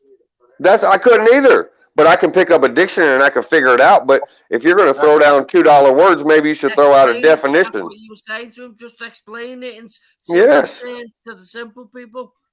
See, that's why I said something, because right off the bat, he's trying to talk over us to make us feel ignorant on purpose. And that's exactly what academia and schools of indoctrination do to all of us. They want us to look to them. I would have gotten rid of him he wouldn't have been here very long. But see, I like debating people like that, because it's easy to expose their bullshit. Let's not. Yeah, but we've been going in this community. We got a guy that's been haunting us on, making videos and lies, and we've been dealing with that for a while now, and we're all got our guns up because we've been getting stabbed in the back because of this one person. I hope he don't end up. If he sees this, you'll know who he is. Let's not have a. I'm just saying though, that's why we're all kind of on the edge, because we've. I'm finding a lot of us being persecuted, like Darlene, and we just learned to trust people. And you came in here as I didn't know at first, but it was obvious in the first 5 minutes you were real. Well, I will say this. He did say earlier on, didn't he, that he'd learned something, and I'm assuming he learned the something what I was talking about with the Bible. Try and read it from bottom right to left, all the way up to the top. I'm assuming that's what he was picking up on. Yep. Hey, dude, while I was quiet, I was looking up your Orkney name. Do you know the islands there are part of the Antarctic Treaty? Yeah, yeah, that's funny, because there's the Orkney Islands off of the north of Scotland, and then there's the South Orkney Islands that are sit right off the Antarctic Peninsula. They're both you want me to tell you something else a little bit crazy? When we searched my family, my wife's family history, her family history connects her to an island called Esperanto. If you look up Esperanto, it sits off the Antarctic Peninsula, just a few, I don't know, 150, 200 kilometers away from the Orkney Islands, where my family claims lineage to. And I met my wife by random chance, but her family lineage says that she's connected to Esperanto Island. And Esperanto is also considered, if you look this up, you'll see that Esperanto is called a universal language. Where's the Antarctica? Is that the start of the flat Earth crap? No, I don't know about flat Earth, but Antarctica, is on the sound like Austin Powers when you said that. You're like, can you say, yeah, what do you say? Do you want to shog me? No, I don't know much about flat Earth. I mean, I've heard it talked about a little bit, but I don't care if the Earth is flat. I don't care if it's round or if it's square or made of green cheese. I'm here in it. This is how I put it to them. It doesn't matter what it don't matter. Earth is. Chicken or the egg, Julie Dawn Cole. There's your shape shifting. It could be the egg. It doesn't matter the shape. There's a problem within it. People are trying to steal it for the royals, for the Vatican. That family you know what I mean? Oh, I know, dude. I've went down every rabbit hole, up and down, several times over the year. I mean, I mean, if the Earth is hexagonal, it makes no difference because I'm here in it. I mean, it's it a doesn't weapon of change mass distraction. You know, it is. It's just a yeah, distraction. it doesn't change the fact that I'm here in it. I don't care what shape it is or color it is or how flat or The round only or thing I don't square like it is NASA taking all, you know, who knows, but $62 million a day in tax money for fake movies that suck. You know what I mean? We've all of us have got to step up to the plate and stop giving them these taxes. Well, most people that are pissed off at NASA is because they got into space, and when you find out they're bullshitting, it just pisses you off. You know what I mean? Well, I mean, who knew? You know, we were young. We didn't have no reason not to believe it. hey, Liverpool, I haven't paid taxes. Not because I've been avoiding taxes, because of how I choose to make a living. I don't pay taxes. Good. The only taxes I pay is property tax because I don't have a choice. If I don't pay them, they'll take my home from me. I know. You guys can't get your car license either. I don't have. I have not put a license plate on my vehicle, nor have I got a license since I've left the state of Oregon. I've been in Tennessee for over 6 months. Yes. Sasquatch, can you drop the link? I So can do Vince, that. Oh yeah. Right on. Somebody else coming up. What's going on? I missed what you said, Darlene. Oh no, seriously. Go oh, ahead, to guys. drop the link. I'm doing it. Oh, I'm sorry. You weren't speaking to me. I apologize. That's all right, dude. We're all good. You know. Sorry for ignoring you, Sarge. Continue. Slap, slap. As you were. What was your name? Slap and Darlene to us. No, the only Hello, thing I Brian. know is there's strange things. So, like the language of Esperanto and Esperanto Island, it sits on the Antarctic Peninsula. It's a tiny little island, but when we researched my wife's family history, it says her family is connected to Esperanto Island off the Antarctic Peninsula. And then it says the South Orkneyan Islands, which is directly connected to my family. But then you also have the Orkneyan Islands that's off the northern coast of Scotland. And I don't know what that means, but history tells me that I'm connected to the Orkneyan Islands, not only in Scotland, but in Antarctica. I looked it up on Google, which I've never looked it up before, ever, in my history of Google. And it puts out, you know how it puts out different things? It said, it had 2 or 3 other names, and then it said, like Tartaria. Really? It was in the wording with the other family and stuff. What's the name of that map, Jody, that we saw? I'm The just name of gonna that go map. to Have y'all ever heard of the Prius map? Earl, I'm gonna sub your channel. Myself. Okay, well, thank you. Had the Prius map. It's Piri, Piri-Reis, P-I-R-I, another word, R-E-I-S, map. It's on Wikipedia, and it shows the Antarctic Peninsula, and it shows parts of Antarctica. And if you look at it, it shows towns and cities and ports. Oh, yeah. Now, I don't know what that means, but that map was made. What year was it made, Jody? 1513. That map was made in 1513, and it shows cities and towns all along the Antarctic Peninsula. There's a hidden land, I think, you know, they hide up there. It's greenery, you know. Well, I know that if you ain't invited to go to the Antarctic Peninsula by a world government who has authority there, you're not allowed to go there. I know that. And then you're only going to the edge. It's not even really, you know. Mm-hmm. Every country has a base there. I mean, you know, it's the only treaty that's had every country. You want to know something else that's kind of interesting about Antarctica? You know who claims the most control of the Antarctic territories? Probably Germany. Argentina. And that's the same place that the Pope is from. Yeah. But that's where the Pope is from. The Pope is from Argentina, and his country has more claim to any land in the Antarctic Peninsula than any other country. I don't know what that means. Everybody that went there came back with a black eye. Who? All the people that went there, like Buzz Aldrin, got fucked up and had to come back to a hospital. Yes, all of them had black eyes. Everyone that went there got a black eye when they came out of there. Darlene, They should probably get more than that. You post this link like you did mine the other day. Yeah, well, Buzz Aldrin punched Bart Sabrell when Bart Sabrell asked him to put his hand on the Bible and swear he went to the... Yes, I saw that video. Hey, I have a friend that's a Pennsylvania Sasquatch. It's Tony. He's on YouTube. I'll give you the link. He just interviewed Bart Sabrell last night. He's a great guy, man. He is a very intelligent He man. is. And see, I he was saw a that space. He video loves too. space too, and then he got that shit. He was pissed because he was a space head too. He asked him to put his hand on the Bible and swear that he was on the moon, and he punched him. Yeah, not one of them will. Every one of them cussed him out, and threatened to kill him, and I mean, it's crazy. It's called Astronauts Gone Wild. Watch that shit. Mm-hmm. Yep. What's up with that? I don't know the answer to it, but it sure is strange, isn't it? Well, if you just watch that first meeting, all three of them sitting there and they look like their mom died instead of they went to the moon. You know what I mean? Yep. Saw that too. Yeah. What about the speech that Kennedy gave? What about the speech that Eisenhower gave right before he left the office?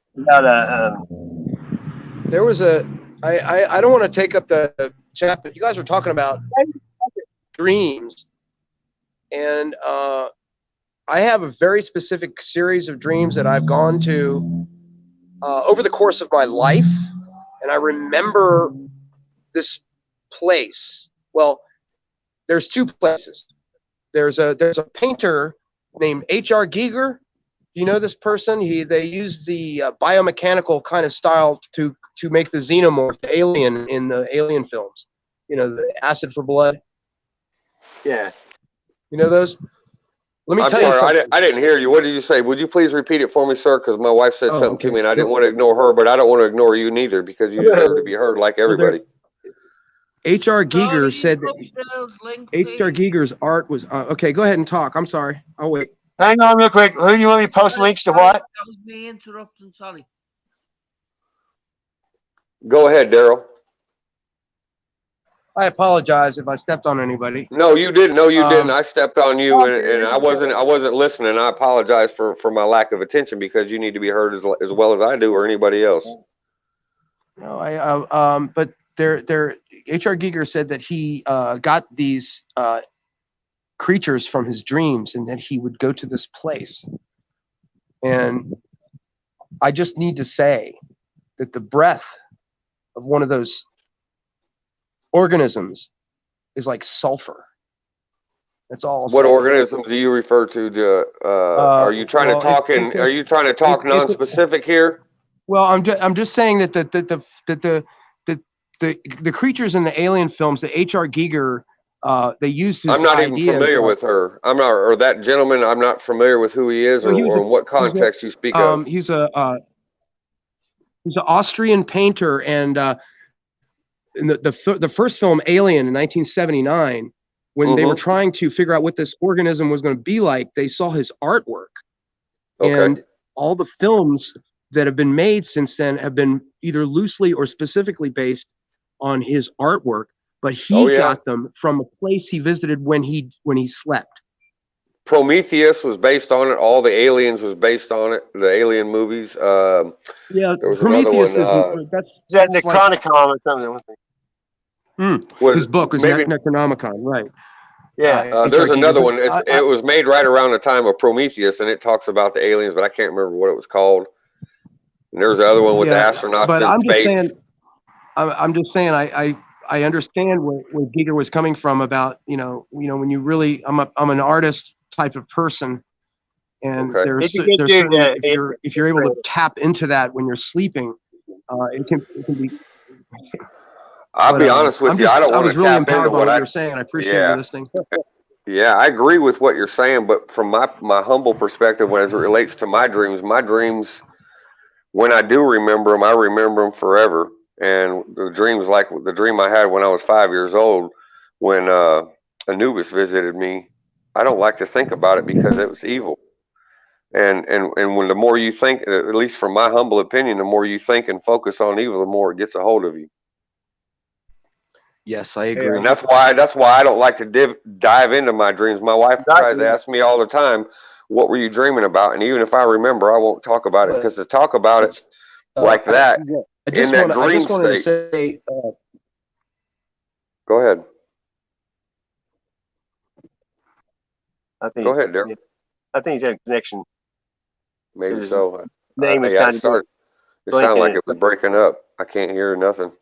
Yeah, he's having it rough right now. He's homeless for a minute. Long story. I'll let him tell you if he wants to. But we've all been trying to, and he plays guitar like you believe, dude. He's unbelievable. I love the way y'all play, by the way. The first time I clicked on your channel, y'all were playing some live music, man. I was loving it. It might have been him. Daryl's been playing until he just recently, a couple of weeks, and got to play it all. I think I saw y'all about a week and a half ago or so. He was probably playing maybe then. It was late. There was a guy. No, it was the other gentleman that was on there talking with us earlier. And I don't see if he's Gander. He's back up there. He was. Yeah, I saw him playing with you. And there was someone else that he was. Michigander was. This is what I remember. Michigander was having some issues with getting his power up and running, and someone else was starting to play, and then he started to play. And I listened to y'all for quite a while. I love Brainbug's back in the chat, so kudos to you for coming back at least. I mean, we gotta respect you for that. Well, look, yeah, and it takes a lot of courage to come back, because I don't want to be disrespectful to him, and I don't want to be disrespectful to no one. But I'm not going to have no one tell me how to think or how to speak, and I'm certainly not going to have nobody tell me or tell me or put words in my mouth that I didn't say, because I'm going to push back every time. Well, if somebody wants to be your friend when you've been around them for a little while, you know what they don't like. You just out of courtesy, just don't go there. But his opinion is as valuable as mine. Right, but I mean, if you don't want to get into it with people, though, if you know you're going to rub somebody the wrong way, why go there? I mean, I don't have friends. I know there's a few things if I say to anybody, they're going to say something. You know what I mean? There's just certain things. We've all got to learn. We've all been there. We've all been in. That's what I'm saying. We all got to quit this just because. I mean, I know how it is. I'm the same way. There's always something to learn from one another.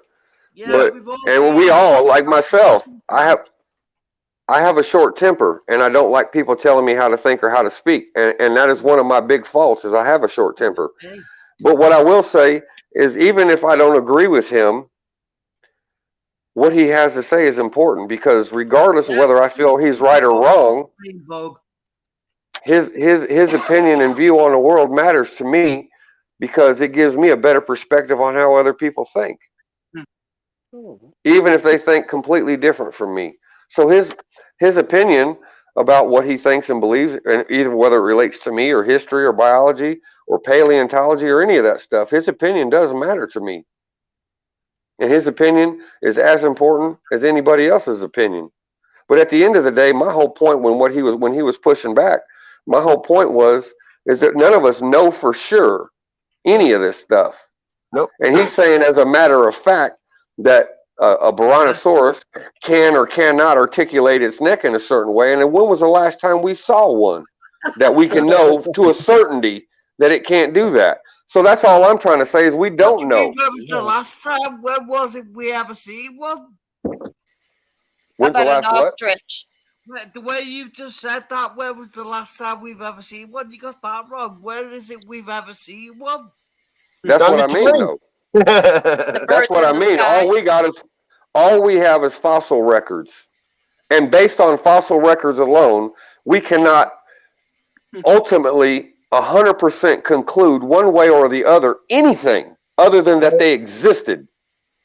You know, I got something call it what it is. Fossil cults. Yes. Hey, I think, you know what, everybody's got heated. I'm going to play something here for a minute, video. If you guys will watch it, this is time to go piss and do whatever. But I'm going to play like a 25-minute video here in just a second when I get ready. Okay, I'll watch it. Anybody can take a break, go drink, calm down, watch it, whatever. Yeah. Because I'm going to go till 7 in the morning. I'm going till 7 a.m. So. Hey, I just went and checked them crests. You're right. That was pretty crazy. Jump over us. Knight helmet with a crown on top, with a lion dancing on top of the crown. Yeah, buddy. Really? Now, if you want to know what that means, start doing a search on heraldry. Just like the name Herald, heraldry. You do a search on heraldry, and you do a search on heraldry, signs and symbols or colors, meanings of heraldry, and it will give you a complete breakdown on what every color means, what every animal means, what every. What'd you say, Darlene? Fighting. Yeah. Over simple little things. I agree. And I'm guilty of it sometimes too. I am. It's got a knight's Everybody's helmet got with a its crown, own opinion. and then the shield. Yes, we do. That's the hardest thing. Pride and ego get in the way of things, you know. And it's just you gotta. Guilty as charged, darling. Pride is one of my problems. I have issues with pride, and I admit it openly. But you know, in the area I grew up in, they kind of made you that way. They wanted you to. That's what we were taught, that to be proud. They used to call it self-confidence. Now they call it narcissism. Yep. Well, just like those same teachers in academia that belittled me and berated me and laughed at me, literally laughed at me in front of the other students, and let it be okay for the other students to ostracize me too. They came from that school of indoctrination that he was talking about. And the point that I was trying to make. Of 1984. Would you agree or disagree that 1984 is right at play with throwing the word at us like narcissism? Are you talking about the movie 1984? Yeah. I've never seen it. I've heard it. I've heard of it, and I know it talks about surveillance and control, but I've never seen it, so I can't speak to it. We give you words. It's kind of like we're living now, almost. Well, yeah, I mean, I understand the concept of the movie. They're giving us words like Karen or narcissist. Yes. Run with it. Controlling the narrative. It's divide and conquer. Control the narrative through wordplay and wordsmithing. Yeah, wordsmithing. Just give them a subtle new word. Give them narcissist, and they'll learn about it, and then they'll misogyny use it on their partners and go, no, you're a narcissist. I've worked it out now because the indoctrination recamping. Same schools of indoctrination that tell us to apologize for being white. And excuse me, but I didn't have a choice if I was born white.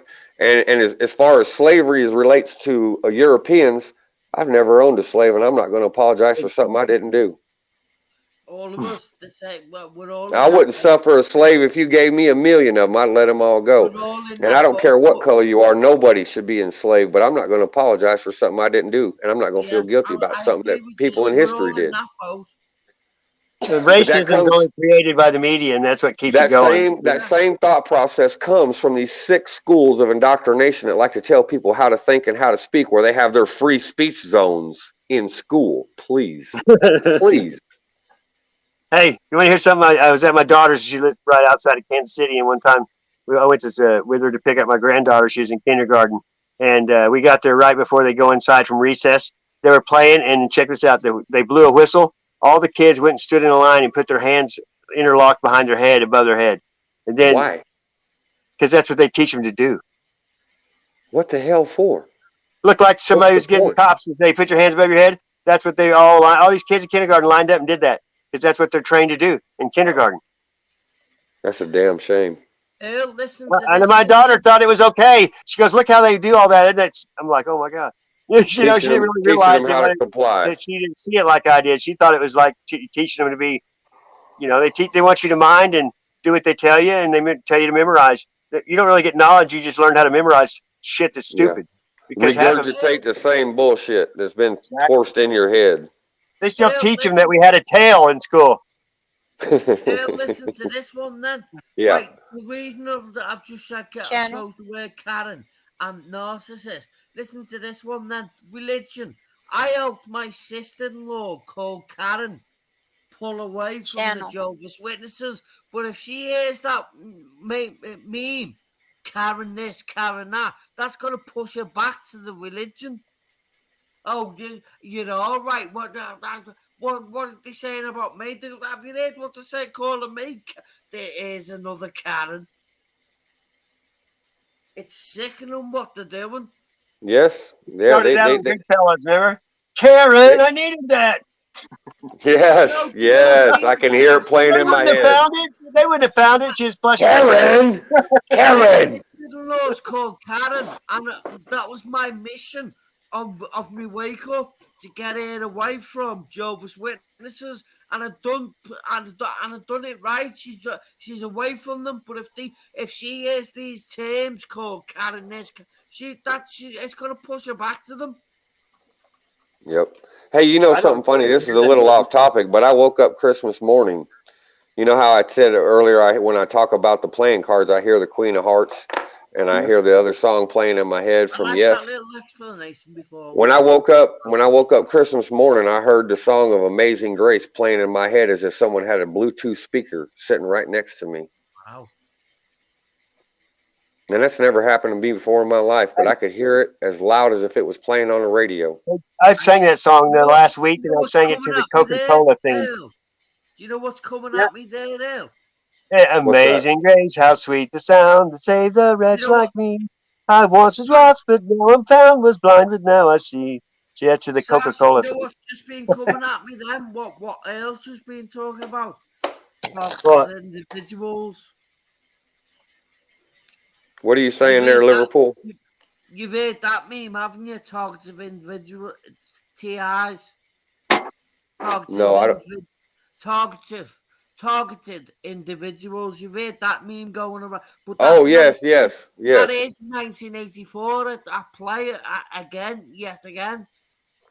Okay. Yeah, I mean, I understand, and I've actually looked at some patents that refer to MK Ultra. Do you guys know that if y'all go on CIA.gov and you type in, or if you go into CIA.gov and you scroll down to the bottom of their homepage, there's an area on there that says FOIA, Freedom of Information. And if you go in there and you click on that and you type in the search bar MK Ultra mind control, it gives you all the documents and it talks about the patents on how they developed this technology. It's real technology. They admit to it. I studied it. It's pulling you into the rabbit holes. That's what it's Yeah, doing. it can. You bet. And I try to stay aware of it all the time. And when I hear the music playing in my head, and I hear the songs, Queen of Hearts, and I see the playing cards, believe me, I take into account. Say that again. I said cheers. Yeah, I take into account that could be being, somehow projected onto me from an outside source, and I don't discount that for a second. Believe me, I weigh that too. Yeah. And I realize that some of the things that I think and feel about, especially about here over the last 2 years, could also be predictive programming. It could also be subliminal messaging. And I try to weigh that, but I still feel the way I feel, right or wrong or indifferent. But I'm aware of it, and I just pray for understanding and discernment every day. Yes. You know what I mean? What did you say, Liverpool? I know you said earlier on that you've sort of followed me around on the internet. You've got to. I'm flabbergasted with that. But if you have, What are you flabbergasted with? Because you said earlier on, yeah, I've known you for a while. Have you? I didn't know that, but now you do. But what this is my little mission in the 2019, 2020, now 2022. My little mission is trying to get hold of a surgeon that I can ask questions about water on the brain that I've got. Can I ask you a question about that? Of course you can. Do you think there's something wrong with you that you need to go see a surgeon? Because I don't see anything wrong with you. I can't hear anything wrong with you.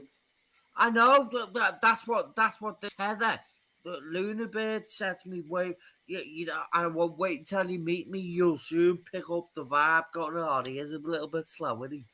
Just because you're different, and just because you might be a little bit slower than the rest of us, doesn't make you wrong. Like a handicap or anything like that, but that's what they've labelled me as handicap. But I don't look handicapped. I don't care about labels. If you know what I mean, because they've got to look on them having the handicaps.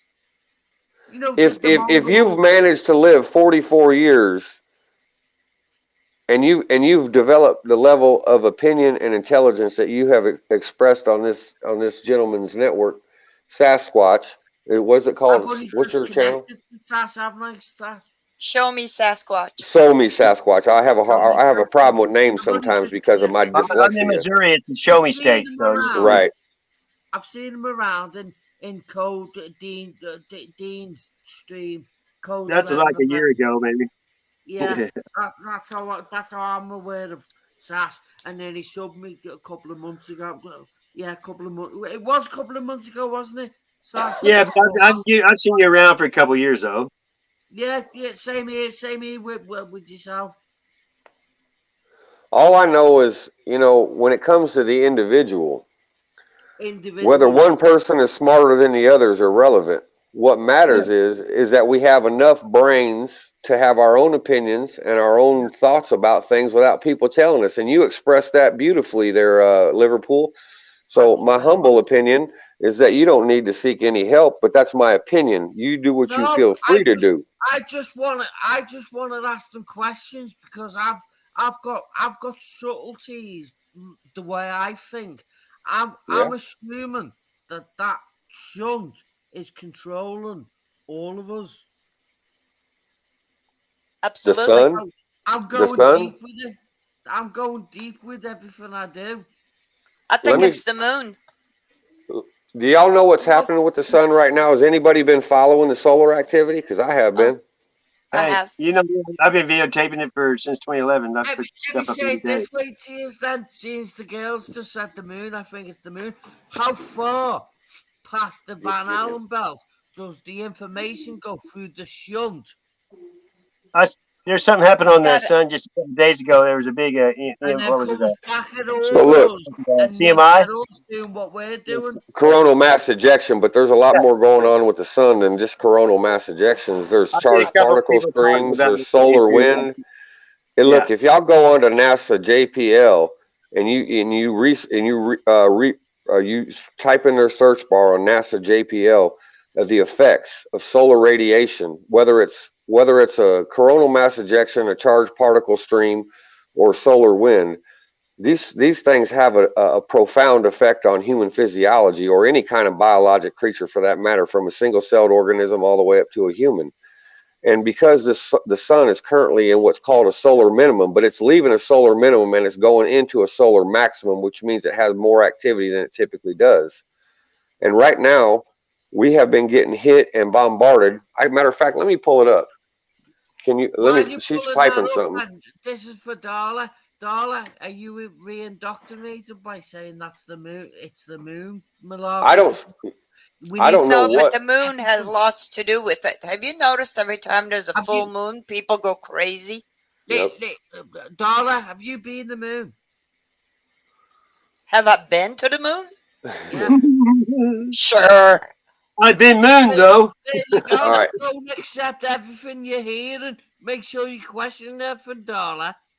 See this right here? Sunspot number progression. Okay. This red line here, what it represents is their predicted, it says it here somewhere right here, predicted value. This is what they're guessing it's going to do based on previous records. And that is the smooth monthly value, the purple line. And these lines with the circles are a monthly value. So the monthly value, to my meager understanding, represents what's happening in actuality. Now, if you look at this right here on now this is NASA, or I'm sorry, not NASA, this is Space Weather Enthusiast, but it's Space Weather NOAA.gov. Here's the URL, NOAA.gov. Their predicted rate, I'm not saying this reveals anything, but what I'm saying about the number of activity, this red line represents what they thought was going to happen, okay? These other lines with the circles and the dots. So based on year 2022, where we're sitting at right now, we are far above where we should be. So you see where that cursor is pointed at right now? That cursor says that we should be at this height in 2023, but we're here at that value in 2022. So we're way ahead of the curve with solar activity. But what I'm trying to get at, why I'm showing you this, is because when you look at solar activity, whether it's like these black spots, these are like coronal holes. These right here are sunspots. They are not the same thing, which is why they are represented by different graphs. But all of these things, whether it's a coronal hole, was like brain bug. Whether it's a coronal hole or a sunspot, this object in our celestial heavens emits large amounts of solar radiation of different variations. Now, I'm not claiming to be a planetary scientist or an astrophysicist, but I can read. And when I read about these things, it tells me that these particles and phenomenon that are electromagnetic in nature, be it gamma radiation, solar radiation, X-ray radiation, or whatever form of radiation it emits in, that these have profound effects on human physiology, which is why the astronauts supposedly wear these protective suits. But if you read a little further into solar activity, you will also know that our Earth's magnetic shield is declining at a rapid rate. And the more that solar activity increases and the weaker our electromagnetic sphere becomes. Before you carry on waffling, is that the Van Allen belt you've just said? The Van Allen belt? That is above. I'm sorry, say that one more time. I didn't hear him. You know where you was talking, then you said a certain word, and I jumped in and said, is that the Van Allen belt? You know where it's protecting us, that we can't get past it? Called the firmament. Oh, yes. Well, see, I can't speak to that because I haven't studied that, so I can't really share an opinion on that because I don't even have even a remotely educated opinion to Really? That's to one give. of the first. That's one of the first. There's kind of a rabbit hole. Usually, that's on the top first few branches that go off. You know what I mean? I've heard about it. You kind of go through patterns of truth. When you wake up, you see everything come to light. And I've heard about it, Sass. But what I said earlier still holds true to me personally. It doesn't matter if we live on a flat Earth that's encased in a dome or. I didn't know. I'm here. Yeah, I'm here. I'm here. Regardless of what it's shaped like or regardless of what it looks like, I'm here in it. Why? So I don't. Chicken or the egg, Julie Don't Cole. You shouldn't be trying to steal it for the royals. But all I know is that science, and you have to take it with a grain of salt, but science says that these pardon my language, the electromagnetic phenomenon that is emitted from this sun has profound effects on human physiology or your health. Yes, I agree. And there's a gentleman that I do watch sometimes, and I don't agree with everything he says, but he's a smart guy, and he's called Suspicious Observer. And that's all he talks about is the solar activity, how it affects the earth, how it affects people, what it does and when it does it, why it does it, at least the way that he claims to understand it. But I make up my own opinion. I don't listen to everything he says and take it as doctoral scripture. I simply take what he says as a matter of this is his view on it, and then I look about it and I read about it and I try to make up my own mind. That's we all got to be that way. You just look at all the stuff and then go from all that and cycle it through and get out here. I've made up my own very own quote, and it goes like this: "Pieces of the whole, but the whole of the pieces." Especially when you look at a hashtag. Yeah, I like that saying. We're the ocean in the drop. You know what I mean? Now, see, I was looking at this thing here, right? Y'all see this thing right here? Yep. And I posted a couple of videos on my channel about this, and I said that I found this kind of peculiar and strange, and I had several people tell me, hey, this is Venus. And I looked at a star chart. It's supposed to be the winged planet, it's supposed to have wings, Well, yeah, right. Now, see that? Now, here, I'm just going to play it out, though. They said, okay, this is Venus. And I sent back to them. There was two different people that said this was Venus or another planet. I forget which one they said. And I looked at my star chart. Mercury. I looked at my star chart, and it does show Venus in this relative position relative to the sun. So I can't say that, this ain't Venus. But what I can say is what the hell are these things rotating around that looks like a Sputnik satellite or a hybrid variation of? What about the God Star? I don't know what that is. Oh, sorry, the Dog Star. Yeah, I don't. The Hog Star. I don't know what that is.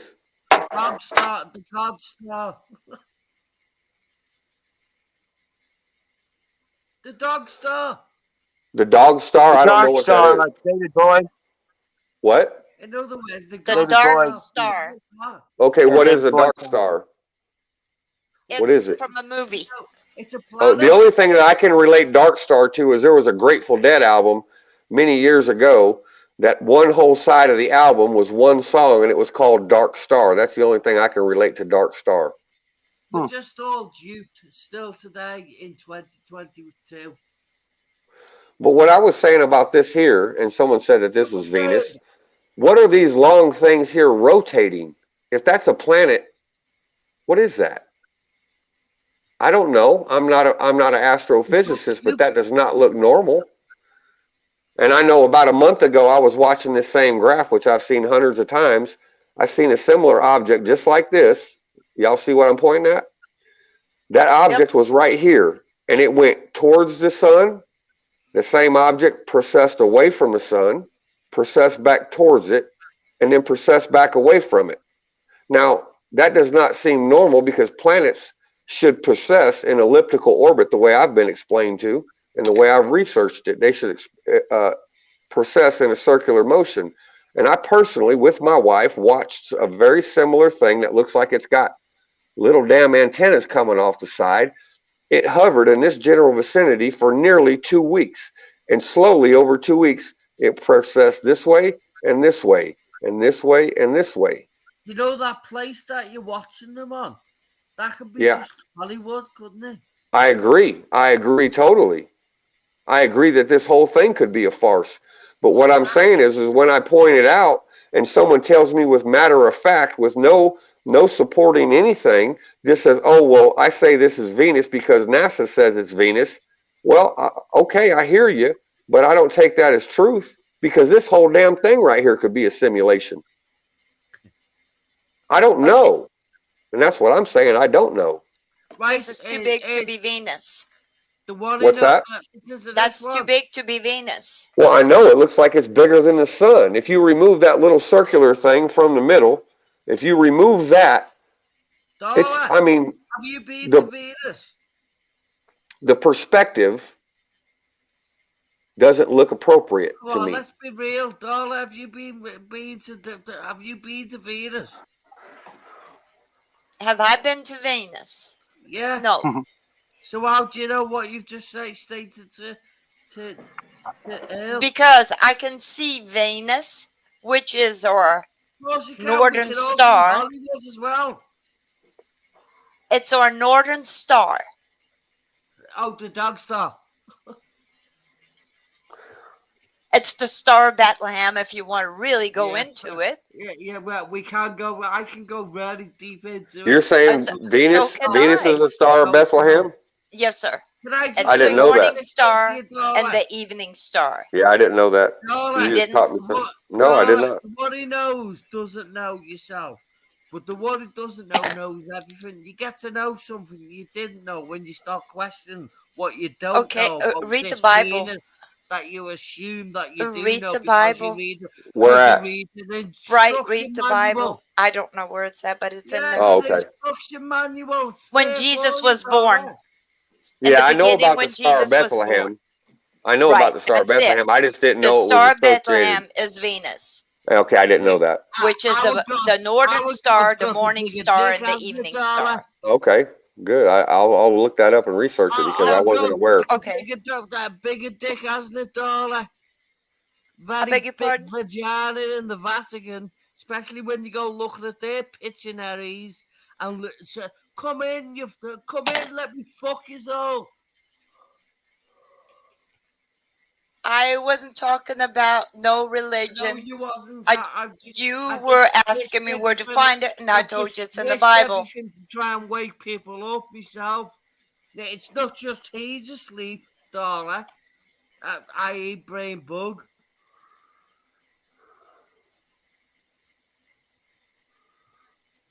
Oh my. We've got the biggest right, but this is for. Let me ask this to. But Bright, where does the vagina come in and everything else? Vatican. Give me a break. Go and look at the pictures of the Vatican. I already know what it looks like. And everybody's walking into it. Come and be fucked. Are you talking about the entrance that looks like a vagina? Be fucked by the whore of Babylon. What are you saying? The entrance to what building looks Right. like a vagina? Right, let's go right off topic. What does Britain mean to the ones in the so-called no? Or what does it mean to the ignorant class of people? You got me. Exactly. Yeah, it got me on a mission to find it out. What does it mean? But in the people who do know what it means covenant, man. Man in legalese version 7 means monster. Tut tut Rockefeller Francis equals 666 That plus doesn't the surprise same me. consequences Philip Batman. Where did you find your information that says this? How did you determine that? Everywhere on this internet, everywhere. I'll have to look it up because I haven't heard. I mean, I know how I feel about it, but I have never found that information that you're saying. But I'll look for it. Right, you all right? Then and this is what I do know that you should have seen. You've heard of the covenant, haven't you? Mm-hmm. Yeah. You've heard of the covenant of the monsters, and they'll feed You got you it, Don. the letter of the covenant letter, where everybody's being fed poisons. The more they give them, the more they'll be dumbed down and shit like that. Yeah. Here, hang on. You've heard of I'll that? show you. I have it right in front of me. Let me flip my camera around. Now, this could be something else that's just made up, right? But we don't know. But Yeah. is this what you're talking about? Because you're right there.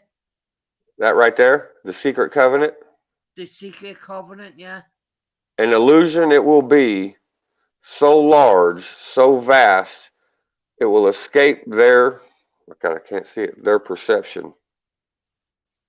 Can't get my camera to focus. Perception, right there. Yeah, I actually read this whole document. I read this whole document on my page. Now, and I don't say that it's true, and I don't say that it's not. And the man in legalese equals monster. Tut Philip Batman.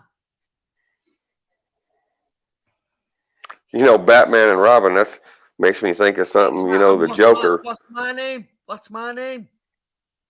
Right. Right, but what's it mean? I forgot what you said. It means Robert. Batman and Robert. Yep. But Batman. You know what Batman means to me? Because in the old versions of Batman used to be able to turn into a bat. And that tells me he's a shapeshifter. I'm taking the piss with it. Batman, where they saying this fucking flu's from? It's from a bat.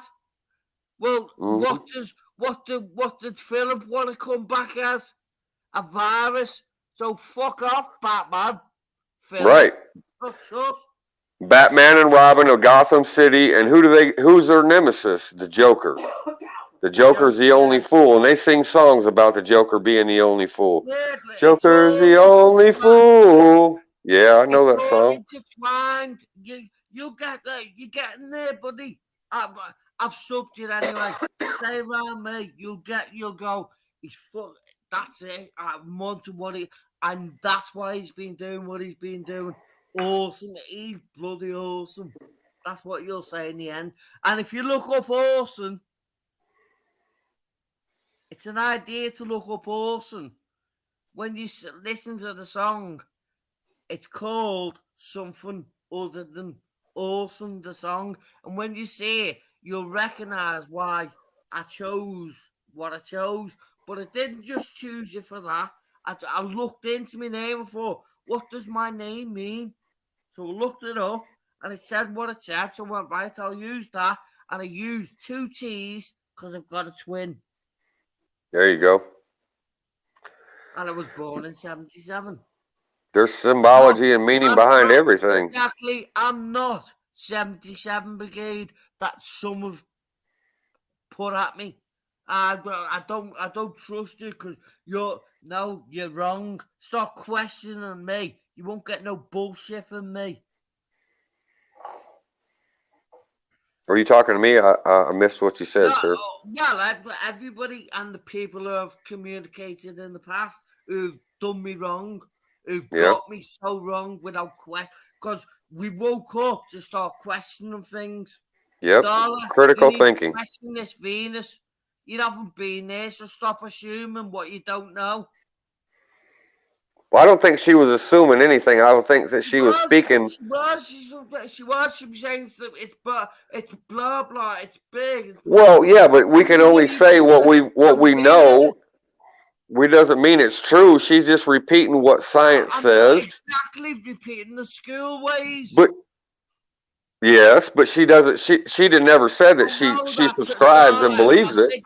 Big hug to you. I'm not having a go, but I am. Right. Have you been to Venus? No. So how can you say that I'm wrong and you're right? Because I know you haven't been. Okay. So why you tell me I'm wrong though if you don't know because either? You haven't been. But you haven't been either. If I haven't been, how am I going to know that what you're telling me is true when I know you haven't been? Well, none of us have been. That's for sure. But we can only talk about what we can talk about is what's out there, and that's how we determine what's true and what ain't, by talking about what is out there. Isn't that correct? Darla, big hug. I don't want slap me anytime. I'm gonna thump you. No, anyway, see, this is good. This is good conversation. Okay, Earl showed a picture of the sun and this bright, big object, right? Well, I can get a newspaper and call Venus is a small planet, and so is Mercury. Look how fucking fooled we are by them. You're not listening.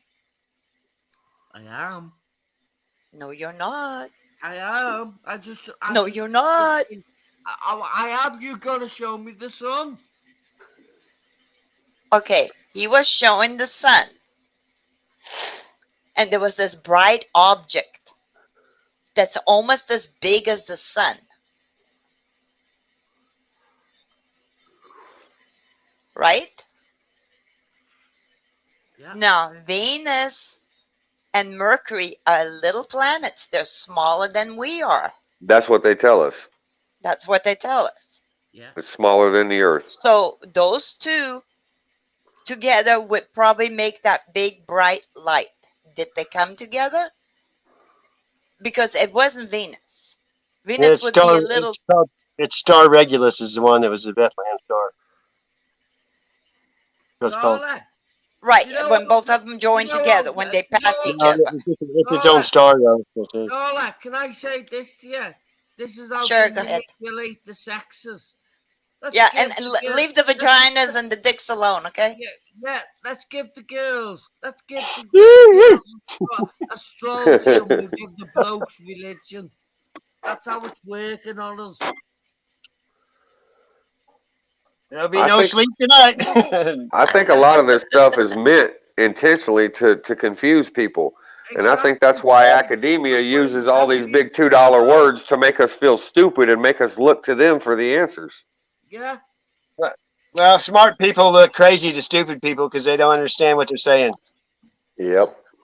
I'm serious. I'm not saying stupid people, but people, if you're not, everybody has a different understanding, but they haven't been teaching much to anybody for a while. You know what I mean? I'm trying to speak English. Yes, I know about the Vatican. It's built like a snake. It's got snake eyes. It's got snake Most of the people that come to where I'm at, dude, I've been like this since I've been on here, so I've already pissed all the people off that don't, you know. So everybody here is pretty much open-minded. It's here. You know it spells it right in front of you. V-A-T. His throne looks like a bunch of demons sitting there. I know all about it. We've all shared each other. You know, we've been around a while, down every rabbit hole. Have any of y'all that big wooden sculpture that sits behind the Pope? Have any of y'all ever related that to the movie The Devil's Advocate with Keanu Reeves? Yeah, it's hell, right? It looks just like it looks just like that in that movie.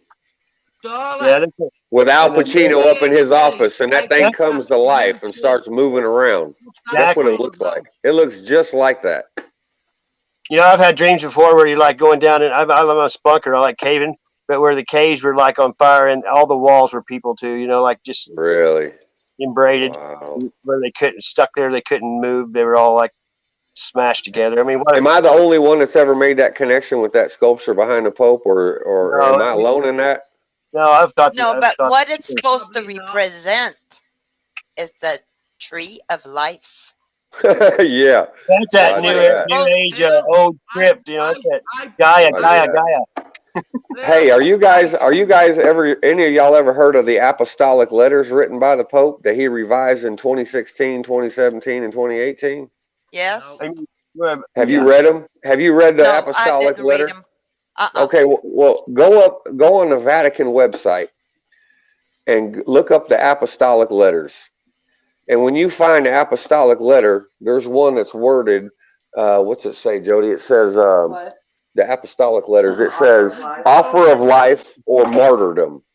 Look at the one, read the one that says offer of life or martyrdom. Now, the way I read that document, and I translated all the Latin text in it. Now, there's nothing that really hairy scary as far as the translations, because it's mostly in English, but there's a lot of Latin text in it. And I took the time to translate every single word in Latin. And the way that document reads to me, in my humble opinion, I'll be clear about that. In my humble opinion, the way that document reads is it talks about an offer of life or martyrdom. Now, what that means to me is it sounds just like the Spanish Inquisition. You can have life if you do what I say, or we'll make you a martyr. Absolutely. And that's exactly how that letter reads to me, that Pope Francis revised himself personally in 2017. So And now I think you- it was last year Call- early. call He in was. for what- He call decided in he for didn't what want to he be is, married to Brother God. Francis. Short. Pope Francis also said with Biden, because Biden's stance on abortion, the murder of children, he also said on public television, on the Vatican web that I watch with regularity, because I like to know what my enemies think, that he said that Biden should still be allowed to get communion, even though he's about murdering children, which goes against over 1,000 years of Catholic Church doctrine. Absolutely, I'm Catholic. Let me tell y'all something. Let me tell y'all something else I know about Catholics and the Pope. On December 4th of this year, the same day that we had what's called a ring of fire solar eclipse over the Antarctic Peninsula, on the same day as the ring of fire, Pope Francis met with the head of the Eastern Orthodox Church in Greece.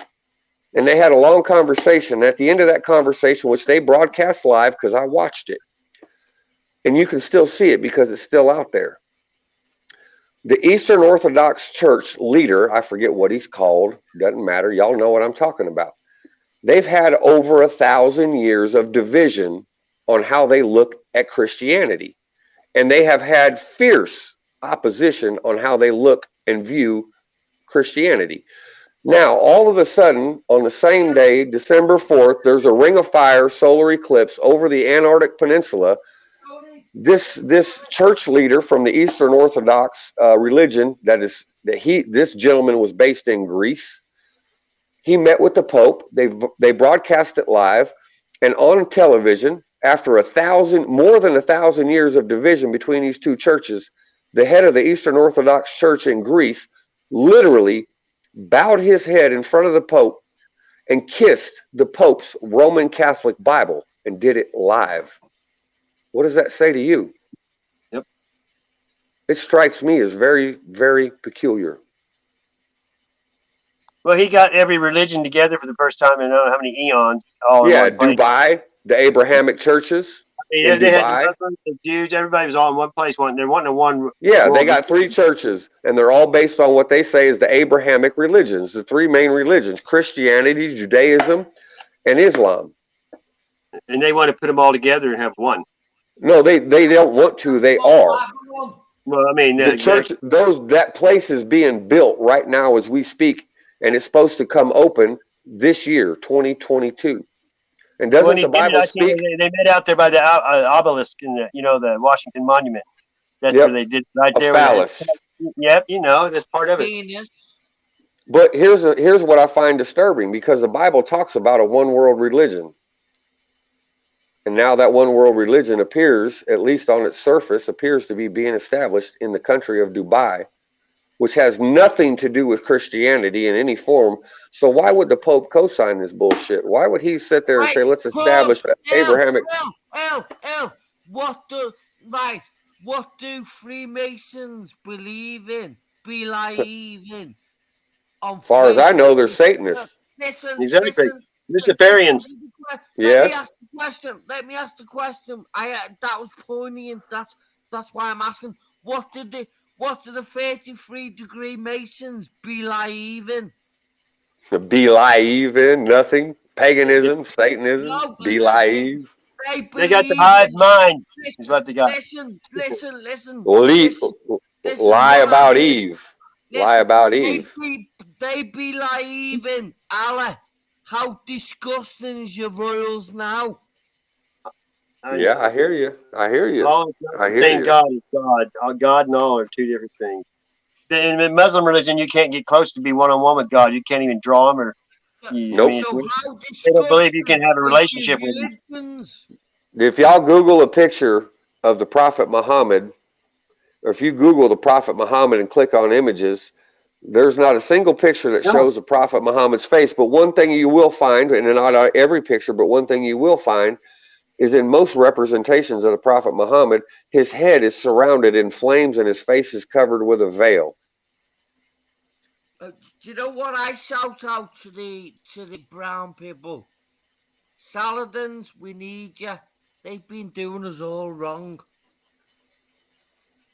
We're all going to have to get together as one people, and that's going to be hard nowadays. They've intentionally sowed this division and tribalism and political tribalism, racial tribalism. Video games desensitize the youth where they don't care and they hate everybody. 33-degree Masons, they believe in Allah. That's what they become to accept. That doesn't surprise me, because Albert Pike.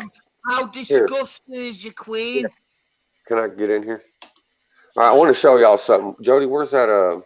How do I get to my folders? Jody, L. What? You calling the girl you speaking with, Jody? I'm talking to my wife, Jody. I call her Joe. Is it named Jody? Jody, yes. Yeah, it makes sense to me. What makes sense? I missed it. I was asleep at the switch. What did I miss? Nothing. I didn't get it either. I'll explain one day. Stick with me, Earl. I'm with you, mate. Hey, I'm hanging in there. I'm just trying to keep up with you, brother, because you're ahead of me on some of this stuff by far. You pick up and you'll go, he's fucking. It don't happen overnight. Doesn't it? Yeah, correct, Sass. It doesn't happen overnight. You got to learn your. I've learned your acting stuff and talking. What you're saying, kind of, I don't know, it's different. Earl, I got a question for you. Do you keep up with Wave?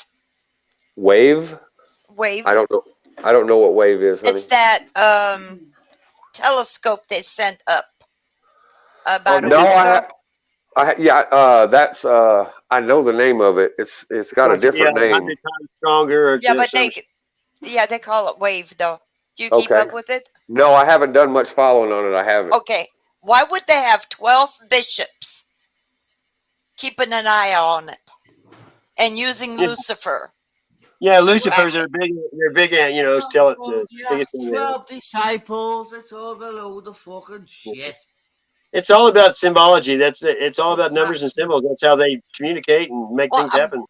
I'm putting something up there. I'm trying to figure out why, and I want to see if any of you guys have an idea.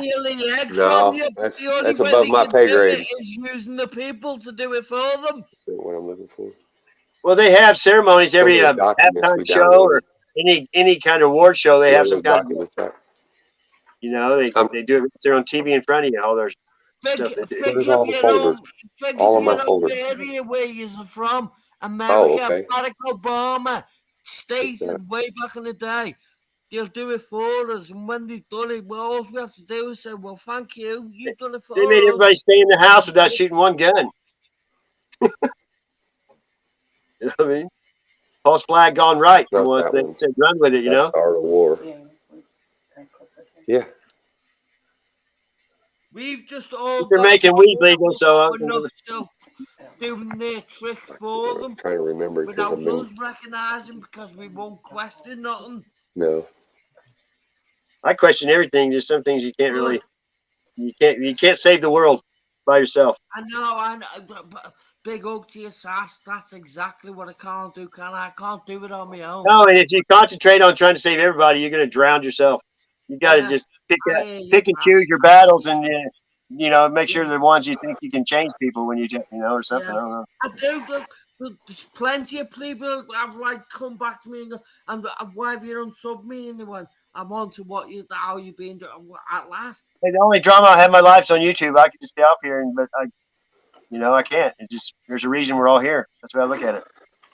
Well, I sold my farm last fall, or actually earlier this spring. But we geared our farm down after harvest last year, and I haven't worked since then because I'm tired of engaging with the lies in in society. Yeah, I'll be all I quit the slave system in like 2011.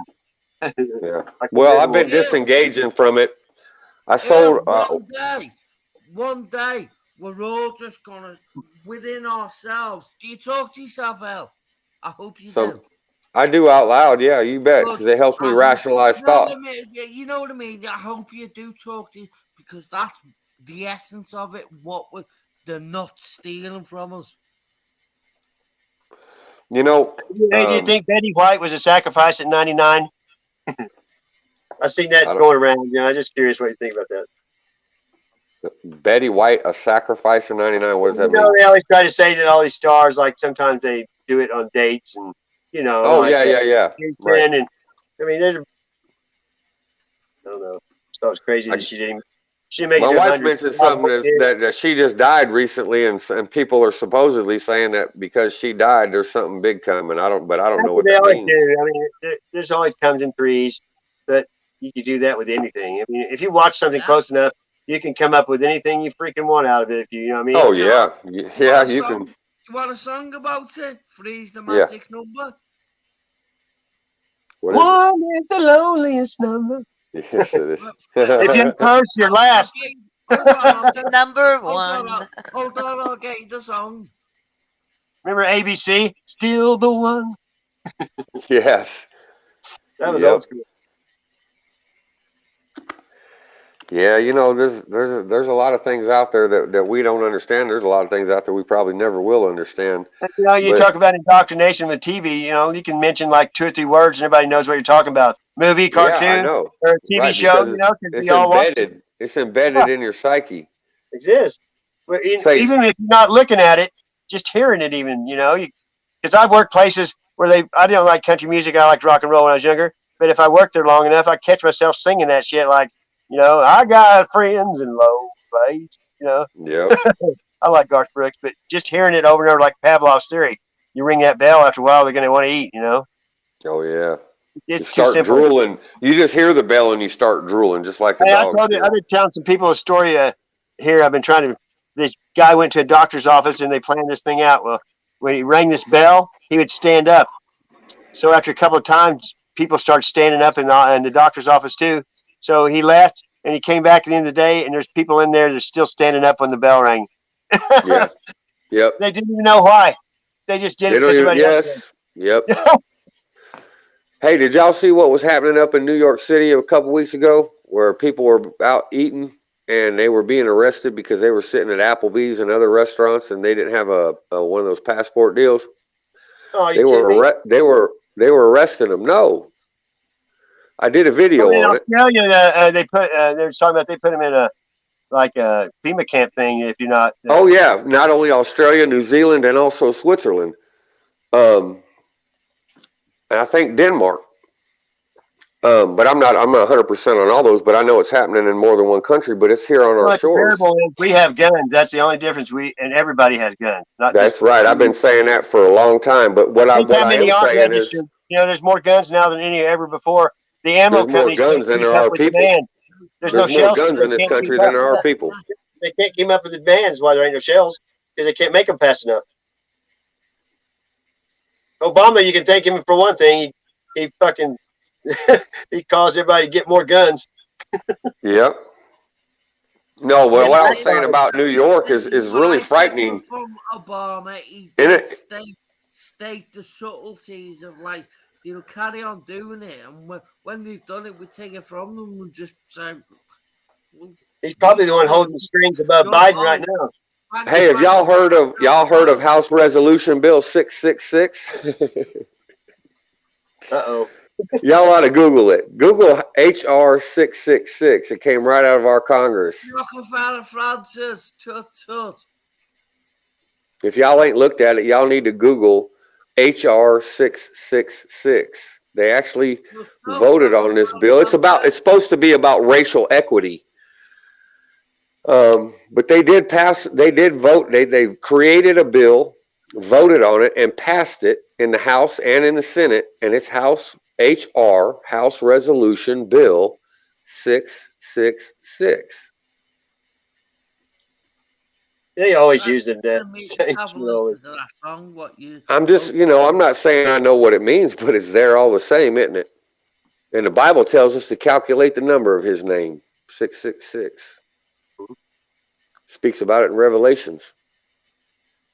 If you try to think about everything going on, your head would just spin like Linda Blair. Yeah. I occasionally get smoke rolling out of my ears. All you just listen to this carefully. 666. My name's Robbie. Me twins brother's name's Alan. And we were born on 1977 on the 25th of June. The day after, my sister's born, who's died now. The picture's there of a grave, and she's older than me and my twin. There's your 666. Yeah, you could look at it in a lot of different ways. Exactly. I put it out to them blatantly. Is there something about me? I want to know what that shunt's doing inside of my head. You know, the funny thing about that number is that number's been haunting me my whole life. The last time my wife and I... It's making me push it out. The last place I went in Oregon... With me, especially with the shunting connected to my brain. What are they doing to me? Exactly. Check this out. When I was in Oregon, before I left Oregon and came out east, I had to go and get some car parts for my pickup because it needed some work done to it. And when I went to pay the bill came out at exactly $666. And I told that lady behind the counter, I said, look, let me tell you something. I said, I'm not paying that bill at that amount. I said, you're welcome to give me an employee discount and charge me less, or you can charge me 10% more, but I absolutely refuse to pay that amount, because not only is it that number, in that instance, that number, I've gotten paycheck after paycheck for $666. I've had many representations of that number going to buy something from a store where it's $6.66. Did you guys know that the first Apple computer ever sold, they sold for $666? 66 cents. Yeah. Yeah. I don't know what it means, but it sure as hell troubles me. Just like because of the Bible. I just think it's peculiar. Like I'll look down at my odometer and it'll be 7. I hear what you're saying, brother. I hear what you're saying, and it could be something that's being programmed in.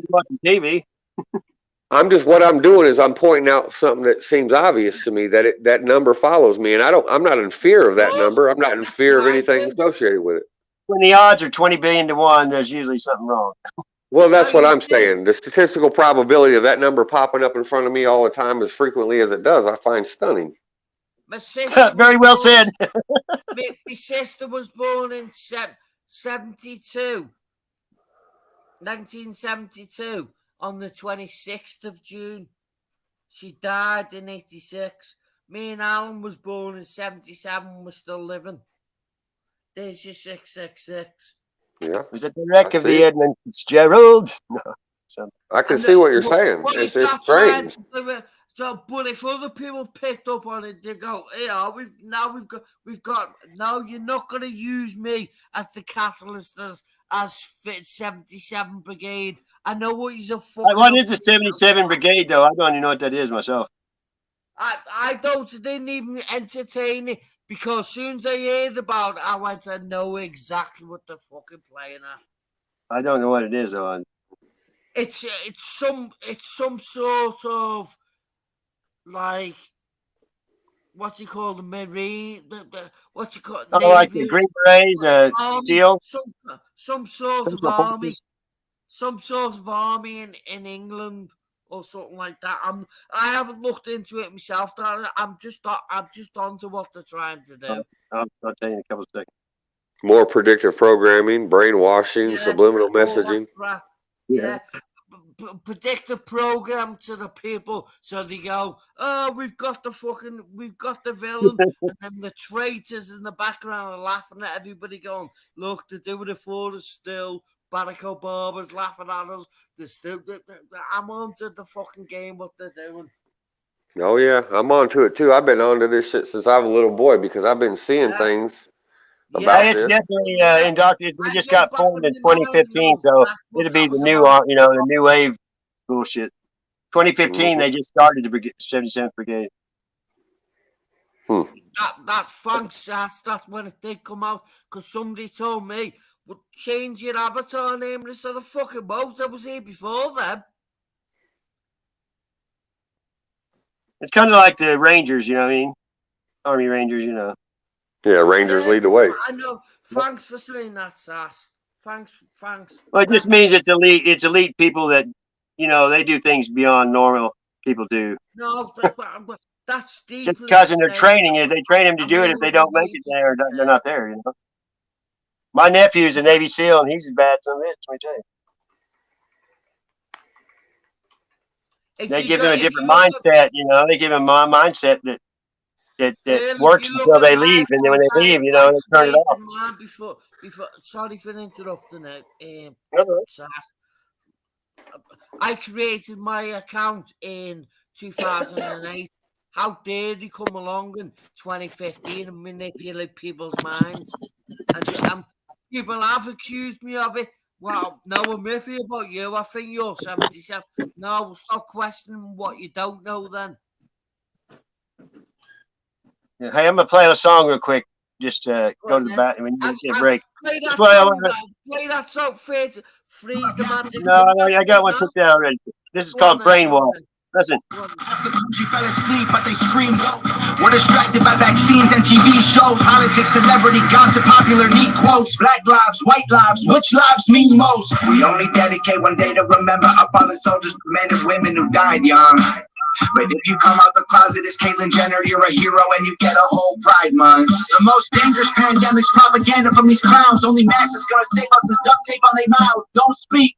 We don't need to defund police, we need to defund the media who lies through their teeth like Big Pharma doesn't cure you, dog, cause every patient that gets cured is a customer lost. And big oil runs the world, the only wars that get fought are with the countries who have natural resources they want. Heard him claiming if a white man braids his hair and likes rap, he's appropriate culture. But if a white man acts white, he's white trash, he's a bigot, he's a monster. Let's just have the conversation. Not every liberal is dumb, not all Republicans are racist. The government wants everybody fighting with their neighbors because they know that if we get along, we'll probably go against them. They can't stop us, cause we're ready to fight. Trying to brainwash us, but we won't let freedom die. The whole world's brainwashed. The whole world's brainwashed. Yeah. How did monkeys become people and people turn into sheep? They got fluoride in the water that's keeping them fall asleep. Claim they want what's best for us, I find it hard to believe. Cause they've been selling us cigarettes since we was 18. Fake news, fake woke, distract and divide. You're either right or you're left or you're black or you're white. Heck, you need a microchip to hack in your life, because the phone inside your pocket is the tracking device. And I don't know what I'm more sick of, rappers or Joe Biden looking like he ate 100 Xanax for dinner. Because censoring the president and kicking him off Twitter is a bigger threat to freedom than foreign ballistic missiles. You don't trust the police or the government, but you want people giving up the right to own a firearm. Why would you be comfortable if police and the government the only people on the planet with the right to buy a gun? White privilege getting amplified to reinforce division. It convinces white people that they're favored by their skin, and black people getting angry because they're told they're treated different. So the conflict is between us and never with the system. Let's just have the conversation. Not every liberal is dumb, not all Republicans are racist. The government wants everybody fighting with their neighbors because they know that if we get along, we'll probably go against them. They can't stop us, because we're ready to fight, trying to brainwash us. But we won't let freedom die. The whole world praying why. Everybody making teams trying to fight in the street. The whole world's praying why. Us against them and you against me. Why? Train the people Yeah, I got disconnected by accident somehow. The children through the schools and the music and the app. What do you need? Use step 4. Separate the right from the left. Step 5. Separate the white from the black. Step 6. Separate the rich from the poor. Use religion and equality to separate them more. Step 7. Fabricate a problem, made a lie. Step 8. Put it on the news every night. Step 9. When people start to fight and divide, take control. This is called situational design. They can't stop us. That's it right there. It's situational design. You know what I mean? Yeah, buddy. He's spitting truth in there more than anybody. He's got another one called Snowflakes. He put out 2 albums that's all of it just telling the truth. You know what I mean? You know the 18 what he come out with? The number 18. What in 2019 in October the 18th, what did they role play?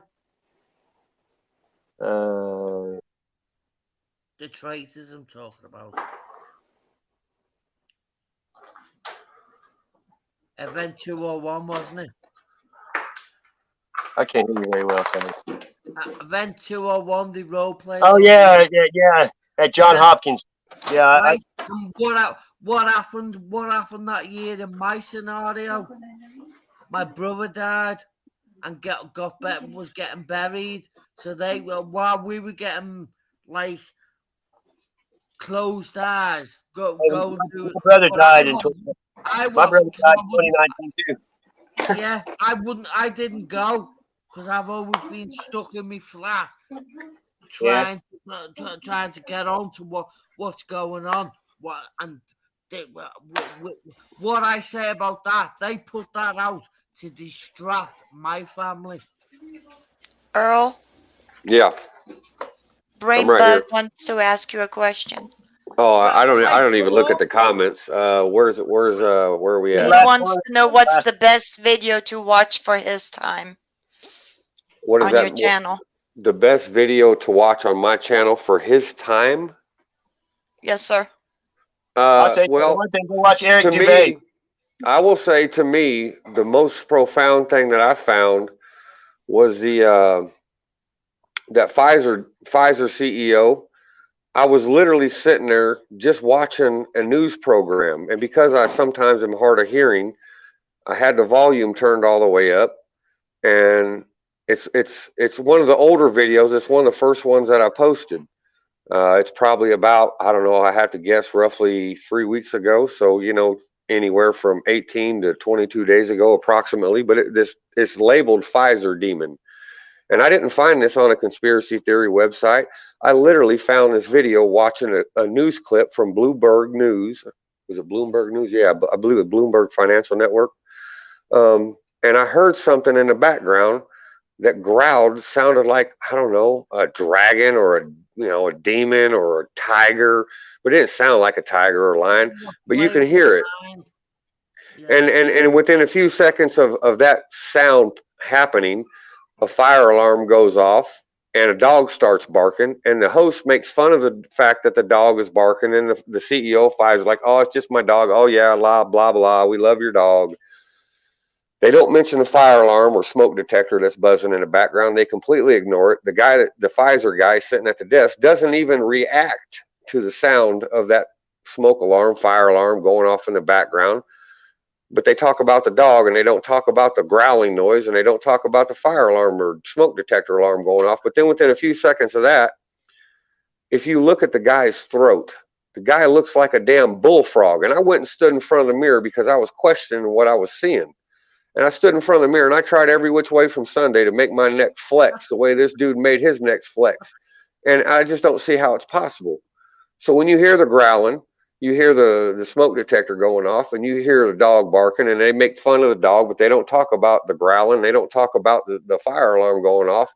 And then a few seconds later on down the road in the video, homeboy's neck looks like a damn bullfrog. I don't know how else to describe it. We'll go look at the video, and it'll blow your mind. And I didn't. Don't forget you in yourself. Can I ask you this? Did you say earlier on you've only been awake for about 2 years? Say that one more time. Have you only been awake for about 2 years or something like that? Well, as far as being awake at the level I'm at now, I've only been awake at this level for about 3 months. Right, okay. Thanks. But I've been seeing things like this my whole life. What I want to say to you, Earl, is question everything. I do. I'm smiling back. CGI's Hollywood are playing with your mind. They know I'm waving exactly back. what they want to do with you. Just question everything. I do question everything. Believe me, I question everything because that's what's brought me to the awakening, if you will. Because when I start done for to get you where you are now, we've got to be careful that we're not thinking that we're clever and we're thinking that we're right. I'm not saying I'm right. Get pulled into be doing something for them. I'm not saying that I'm right, and I repeat that if you go to my channel and watch my content, I say over and over again, I don't know everything, and I don't pretend to be right. I just simply point out things that I see, and I have an opinion on what I see, but I don't claim it's all right. Yeah. That guy's throat was weird. Uh-huh. Did you hear the growling? Yes. Now, look, I barely can get on YouTube. I've sent maybe 24 emails my whole life, and most of them I have to have my wife help me because I don't know shit about technology. Okay, so I'm just being honest here. I don't know how to edit videos and put sounds in there that don't belong in there. I found this damn thing watching TV. I do all my stuff on my phone. I always have. Sass, what are you showing us? Drawings. Monsters Inc. Sasquatch. But to me, that's one of the strangest things I've ever come across personally. Now, I've seen a lot of strange things that other people have put out there, but I question everything. And I say, okay, did they edit this somehow? And did they put this in there to make you think something? Yeah. I agree with that thought process wholeheartedly, but this was not on a YouTube channel per se. This was just a news broadcast interviewing the CEO. I've seen it 100 times on most of these people. Listen to this then. Way back in the day when I woke up, when I was going through the motions of where I've been on the internet, somebody had to go with somebody, and I had to step back and think, why is he having a go with him? And he was from Australia.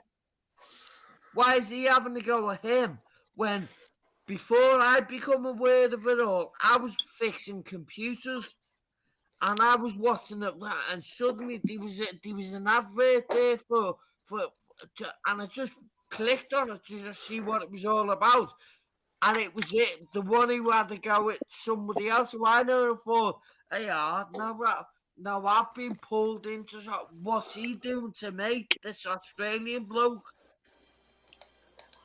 Max Egan. When it comes to the phone, all you do is click a button, and you're done.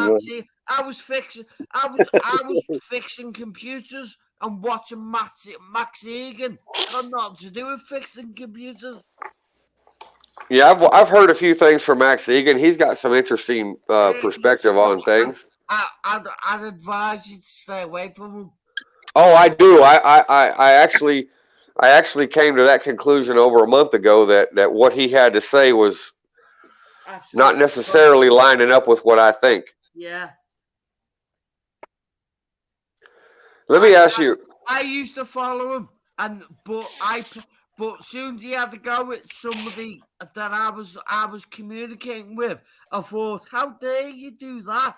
Right. I'm gonna have a little look, and then I had to step back and look. Do you remember when you were fixing computers, Rob? And I was going to myself, yeah. Why was his video accidentally put in there, and next minute he's doing that? No, so get away from him. I was on to him a long time ago. So let me ask all you guys this question. Are you guys let's see how to put this. And you did say just before, you've only just become aware, so be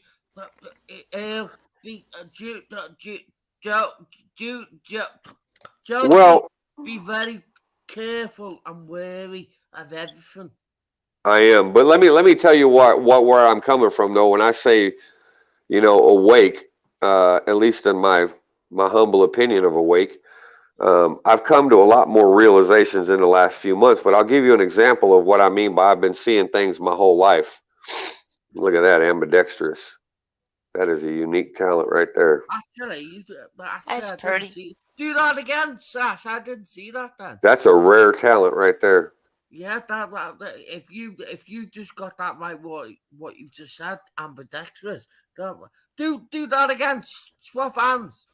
I forgot what the hell I was talking about. I was just amazed by what I just watched. You were going to ask us something. Right. So 21 years ago, I met my wife, and I told her that I was adamantly opposed to not only television but technology as it relates to computers and internets on every level.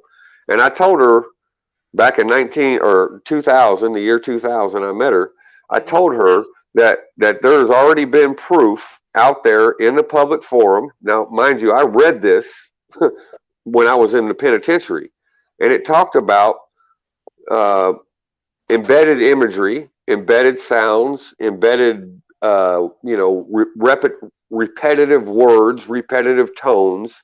And I knew about this back when I was a teenage boy back in the 90s. Okay. Now, I told her when we first started dating, I said, look, I don't want cable television in this house, and I prefer not to have any kind of internet or computers. But she came from a computer background. That's what she kind of did things. So, but what I told her was, and this is, mind you, this was 21 years ago. I told her, I said, if you think for a second that the government doesn't get everything, you're wrong, because they get, and there's not just the government, but other people. They get everything that ever comes across. But let me finish here, because I got a point I'm trying to make. Sorry about that, Al. I got a point I'm trying to make. The point I'm trying to make is I told her that all this stuff could be taken and used by the government. She didn't believe me. Now, do you guys know about Google Street View? When they did Google Street View, when they first did Google Street View, are you guys aware that Google at the time received the largest fine in history by the FCC because of their Google Street View? Are y'all aware of that? No. Well, you can look it up, and it was in the billions, and I don't remember how many, but it was at the time the largest fine ever levied against a corporation in history.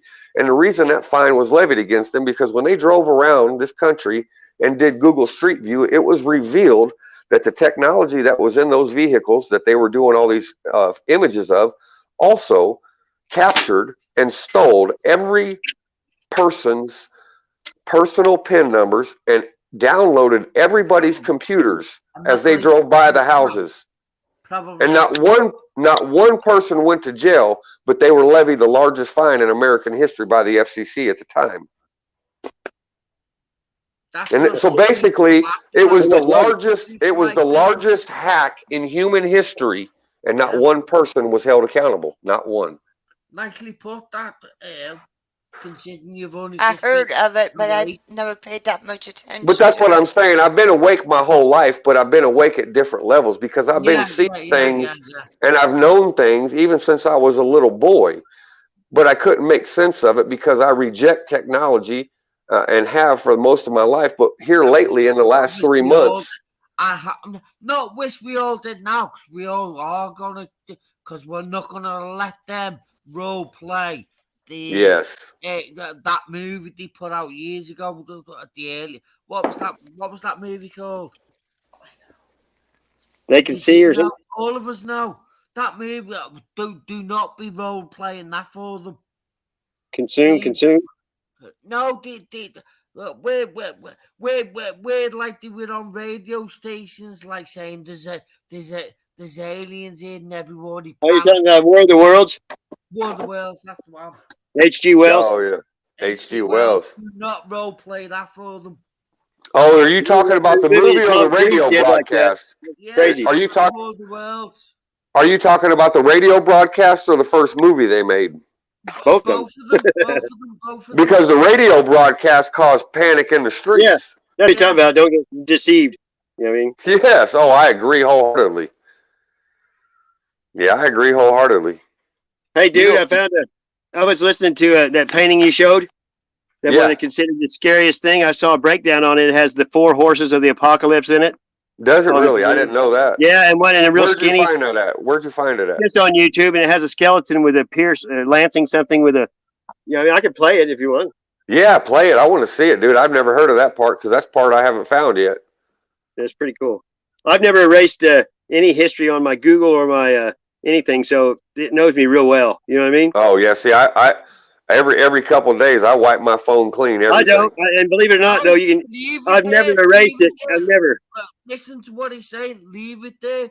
Don't. Then it's easier to use. At least you can go back to it and go. There's what I want to show you. I can put in 1 letter and it pulls up what I want. That's how good it knows me. Yeah. Well, I know that, but that's what troubled me about it. And because I take good notes and I have a fairly decent memory, I just decided that I didn't want them having all that information on me. So they've already got it anyway, mostly. I know. They do. It makes me feel better, though. I know. I'm the same way, but I mean, by now, then I ain't nobody. That's what I look like. Yeah, that's true. They're going to go after bigger people than me if they're going to spend the money. Speaking of going after people, somebody came. Now I live out in the middle. I live out in the middle of nowhere, on top of a mountain in the middle of nowhere. And someone came by my house the other day and cut my chain and padlock that keeps my gate chained to my driveway. Now there was a chance it was a power company, because whoever cut the chain put it back on and added another padlock to my chain. Where they cut the link out, they replaced the link with a separate padlock. Now here's the funny part about it, though. I called the power company and I said, hey, because we had a storm a few days ago, right? So I'm trying to be realistic here. And I said, hey, were y'all out at my place and did y'all cut my lock on my gate? Because there's a strange padlock on there, and I know we had power outages, and I don't want to overreact here, but someone's broke into my property and damaged my property. So it's criminal trespass and criminal damage to property. And I just need to know, did y'all send someone out here to check the lines or what's happening? And they flat refused to answer me. They said, we can't tell you that. I said, what do you mean? I'm a paying incriminating himself. I said, I'm a paying customer, and I'm just simply asking you for my own sanity to know if someone broke in, or if the power company, let yourself in. And they said, well, I can't give you that answer. I said, well, she tried to say something. I talked to the manager. She said, well, she tried to tell me something about easements. And I said, ma'am, I'm well aware of easements, and your easement does not go up and down my driveway. Your easement goes from the roadway up the side of the mountain, through the brush, underneath the power lines that come from the roadway where the easement is. And your easement, as it exits the roadway and comes up my land, comes up the side of the mountain, completely on the opposite side of my driveway. So if you want to talk about easements, and if your people were here, then they're required to come up the easement, which is up the side of the mountain, not up my driveway. Did you check to see if there's any tracks around anywhere? Oh yeah, there was. I got it on video. I posted a video about it. I said something about warning, I'm being stalked, or danger, I'm being stalked, because I don't know what the hell. Do you have trail cams? Do you have trail cams set up? No. Oh, I didn't know. Most people do, but you can look at it right on your phone. You know what I mean? Yeah. Well, the whole thing is I don't really care, and I suspect that it was them. Okay. because it would make sense, because we just had a snowstorm a little bit and there was power outages in the area. But what I find strange the most is that they refuse to even answer the fact. And I told them, I said, look, I'm feeling a little uneasy, thinking that maybe someone's here on my land that shouldn't be here. And maybe they pose a risk to my safety. And all I need you to do is tell me, was your crew here or not? I don't care if they were. I just want to know if they were. Because then if your crew was here, then I have no real reason to feel unsafe. But if your crew hasn't been here and someone cut my lock and replaced it with a different lock so they can let themselves in and out at their discretion, well, now I got something to think about, don't I? And they told me across the board they wouldn't answer my question, no matter what. Well, you know, they did it then, probably. Exactly. Yeah, let's go back to what you were saying about erasing stuff.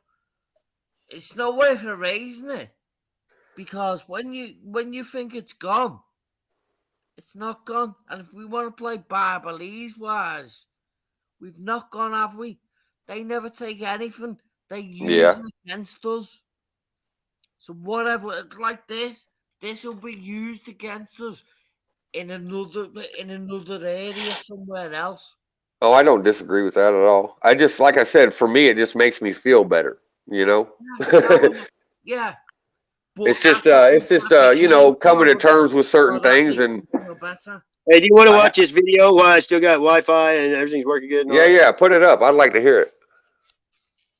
That's 5-minute video. You got to go to the bathroom, or now's the time to get a coffee break or whatever. You know what I mean? No, this is about the video about the suicide assault.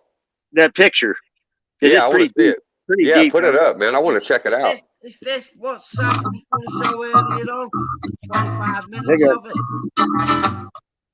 Hang on, let me switch. I'm gonna pause it now. Fix this thing where it's on the big screen. Sas, answer me a minute. Is this what you were going to play earlier on? No, it's not. This is something that I have. Believe me, I got lots of stuff. If I need to play, I got more than you can absorb in a lifetime. No, it's just. I was thinking that's what you was wanting to. I was wanting to play this 25. I might play it later. It's about dinosaurs, but I just kind of. This is about the painting of the suicide assault. This is about this is supposed to be the most terrific, scariest painting ever. You know what I mean? Yeah, well, based on what I've seen alone, it's pretty disturbing. I'll say that. Painting ever made. This is about the triumph of death by Peter Bruegel the Elder in 1562. During the fear and frustrations of self-isolation and lockdowns because of the COVID-19 pandemic, it's an interesting time to reflect, and through art, we can see how similar situations have affected us in the past before recording devices. Several pandemics. Oh, don't you hate that shit? Can you put a link up to that? Is that possible? I thought it was off. Yeah. I thought that was off. If you got a better way, we can get in the back room and do it that way. No. I mean, I would like to watch it just the way you have it right now, but I'd like to study it a lot closer. Oh yeah, when I get to, I'll put the link in here in a minute. I got it. I could do it different, but I don't want to mess with it. Oh, I don't care how you do it. I'm interested. I got a 42-inch TV hooked up to a laptop, but I don't want to mess with it because. No, that's all right. Your phone's working fine. Just you had it almost perfect. Just keep it rolling. But I just want to know if you have a link for it. Well, yeah, I do. Leave it there, Sas. There you go. That's pretty good. One of the most tragic took place in 1348. Traveling from the Far East and Middle East, the Black Death reached Europe, resulting in pneumonic, and septicemic plagues that decimated over 30% of the I'm trying to do it. All right, what there? There's perfect.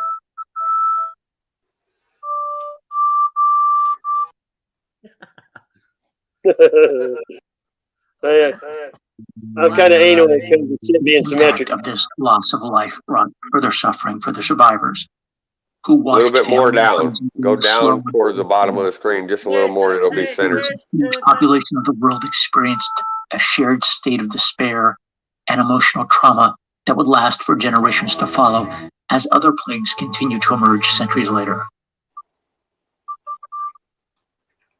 The result? Cultural and artistic expressions changed to Grim express Reaper the riding a subject dragon. matter heavily in the conscience of Europe's people. The two most prolific artistic genres became the dance of death and the Italian triumph of death.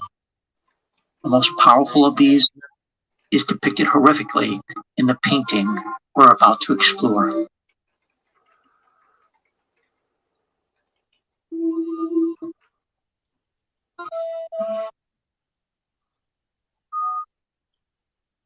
The Triumph of Death by Peter Bruegel the Elder. We see a burned out landscape with diverse people from different ages, classes, ethnicities, and genders coming together, unified in their embattled resistance. Our soldiers, peasants, noblemen, priests, against an army of half-dead and skeletons, which can best be described as the first zombie apocalypse painting. This piece has often been touted as the most frightening painting ever made. At a glance, the canvas could easily be dismissed as another dark medieval contemplation on morality and religion. However, to fully understand the depiction of terror, the struggle of good against evil, the living unified in battle against death, you need to spend some time looking closely, magnifying the intricate details that is famous in Bruegel's work. Peter Bruegel lived between Horseman of the Apocalypse. 1569, a Dutch painter who earned fame later by his depictions of peasant life and landscapes. He was surprisingly highly educated for a rural artisan of the time. He traveled extensively for artistic training, passing through Europe to reach southern Italy and returning to Antwerp to find work. He surely saw the fallout from a mysterious and contagious plague nicknamed the sweating sickness that traveled from England into continental Europe in a series of epidemics beginning around 1485. The last outbreak was recorded around 1551, after which the disease just vanished. However, the onset of symptoms was sudden, with death often occurring within hours. Its cause remains unknown today. You're good. Bruegel's Triumph of Death I can't do both. what he I'm experienced. not that talented. Oh, I have no doubt. I'm just saying, are you good? The center of the painting is one of the four horsemen of the apocalypse. War rides an emaciated red horse, leaping into a mass of entangled bodies. The horseman, a skeleton, swings a long-bladed scythe to the crowd as the frightened masses run for safety into a wheat farm. Okay. It is actually an enormous coffin with a trapdoor and seal inside. Yeah. You can read it later. Huh? Read it later. Surprisingly, this massacre is I'm depicted watching it. I can listen to you. except for a small figure in the foreground hiding in the base of a humble. He's barely visible, with an arrow lodged in his spine and a thin vein of blood running down his backside. Like a Hitchcock movie. It's what we don't see. It's hard to find all this stuff, because when I look at pictures of this painting, you don't see it. On the left side of the painting, in the foreground, we see another of the four horsemen of the apocalypse. This is Death, a skeleton sitting on a black riding cloth of a pale, sickly-looking and bandaged horse, clutched in his hands, an hourglass in one and a bell in the other. His horse draws a cart hide these pictures on purpose. sitting on a Death's companion, who plays a hurdy-gurdy, providing a macabre soundtrack to this horrific scene. Not only is Bruegel, the backwoods painter, well-versed in New Testament apocalypse, but here we can also see how his knowledge of classical literature comes to light. In the woman who has fallen in the path of Death's cart, she has a thread in one hand, which is about to be cut by a pair of scissors in her other hand. Bruegel's interpretation of Atropos, one of the three fates in Greek mythology, who ended the life of mortals by cutting the thread. Yeah. Looks just like the one the Pope wears. Between the piles of bodies, overturned tables, scattered possessions and riches, we see a background and a foreground cluttered with figures and futile struggle against torment and conquest that makes the modern-day film World War Z seem tame by comparison. Under the horizon, It makes World War Z seem tame. soldier and crumpled peasants armed with only farm tools, Ships at sea are sinking and bonfires rage across the land. Rabid dogs biting at legs and nibbling on the face of a baby on the ground still clutched in its mother's arms. A different painting altogether. Across the river, we see a church Is it? ransacked. Same by artist, zombie but by a horde. different While congregants are painting tossed altogether. into a black-stained Well, that's river the same name, with a isn't it? bloated corpse and sickly fish gasping for air on the bankside. Aside from the biblical prophecy held deeply in the conscience of Europe at the time, sadly, this painting has no hero, no savior, as if no one can help us and no one is safe from this. Gold and silver. I didn't know there was more than one. What'd you They called say, it- Seth? Is this not the right one? No, but it's by the same artist, and that blows I me know, away. it's the same name too. It's got Yeah, the no, same it's name. Peter. It's Peter Bruegel the Elder, but it's a totally different painting, and it blows my mind because I didn't know this painting existed either. Is that off your channel, El? No, Right, okay. This Well, one you don't called have the to- Netherlands. you don't have to stop it because that's got my attention all day long.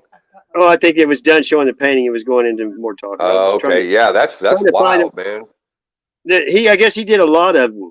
He has 9 iconic pictures. Well, now you gave me some homework to do because I'm gonna dig deep into that. There's another one, The Elders. I mean, I think it was a series. This one's called The Elder, the Pheasant Wedding. So I wonder, the zombie apocalypse was that last one. Here's Yeah. the triumph of death. What year was that one from? 1562. That's what this That- one is. Yeah, It's maybe not- he did. Yeah, because the Suicide of Saul was This it? 1562 also. Is this it? I don't know. I can't see it yet. Well- Let's see here. No, this one. Look at this one. I can't see with the captioning. You're way off center on your screen there, Hoss. Go back to your Oh, I'm just showing you. They're not the right painting, right? No, that's not the Suicide of Saul. That's something different. Is that the name of it? Yeah, the Suicide of Saul. Oh, I got you. And this just at the moment when in philosophy Not Peter Yeah. Bruegel the Elder. realize Peter that was Bruegel the his name. Elder. Yes, that's Peter what- Bruegel the Elder is an artist, and he painted the picture that I featured on my page, which is the Suicide of Saul, because I Okay, related yeah, I it to didn't the get playing cards. I didn't correlate them two together. No, that's okay. You're showing me something that I needed to see anyway, because now I'm going to start researching this too. Okay. You think that would have popped up? It just says the triumph of death, and I put in suicide of. That's weird. So my wife just pulled up there's a list of them. List of paintings by Peter Bruegel the Elder. Landscape with Christ and the Apostles at the Sea of Tiberias. The Adoration of the Kings. Parable of the Sower. 12 Proverbs. The Netherlandish Proverbs. The fight between Carnival and Lent. Children's Games. Naval Battle in the Gulf of Naples. Landscape with the fall of Icarus, the fall of the rebel angels, Mad Meg. I don't know what that means, Mad Meg. Septic The- tank from England. The Triumph of Death, Two Monkeys, The Suicide of Saul, Portrait of an Old Woman, The Yawning Man. It says disputed attribution, meaning they don't know for sure if it was his or not, I believe. The Landscape with the Flight into Egypt, The Tower of Babel, The Adoration of Kings, Death of the Virgin, The Procession to Calvary. There's a whole bunch of them, man. There's a massive. And they all have hidden meanings. Every one of them have hidden meanings in them. And they cover. all these hidden meanings, people. It's our own fucking fault for doing it for them. What do you mean? All these hidden meanings. Everybody's been doing things for them. Oh yeah, I wouldn't disagree. It's our fault. Fucking idiots we are. I would agree that we're none of us are as awake as we There you think go. we I are. found it. I found one on it. Oh. Yeah, I don't think any of us are awake as we think we are. I can say that for sure. Well, I'd say everybody's awake, but few are aware. I mean, there's a difference. We're still being fucking fooled. We're still being fooled to this day. Yep. Yep. Oh, yeah. To the Every rim with minute of rim. every day. There you go. I just like to talk about them and point them out, because if you don't talk about them and point them out, they have more power over you. Exactly, and we'll sit back and we'll Thinkers have go made in themselves our known throughout minds and history. get angry about it and fucking flip. Okay, zip it. But it isn't until we take a closer look that some pieces of our work begin to reveal their secret. For example, one of the most famous ones is that of Leonardo da Vinci's Mona Lisa. Bring it a little bit closer to your camera. There you go. Perfect, right there. I call that Da Vinci, Tom. I can do it closer. I just have to hold it. Known as the Mona Lisa. Valued at more than $800 million by today's standards, the piece is often the center of most discussions regarding the realm of the golden age of the Renaissance and the dedication the old masters had to any one particular piece of art. Interestingly, as Leonardo da Vinci for this crap. includes several different symbols and codes that One-eye took art symbolism. enthusiasts decades to find. It appears that the old master left several different letters and numbers hidden throughout the painting. I've heard of this before.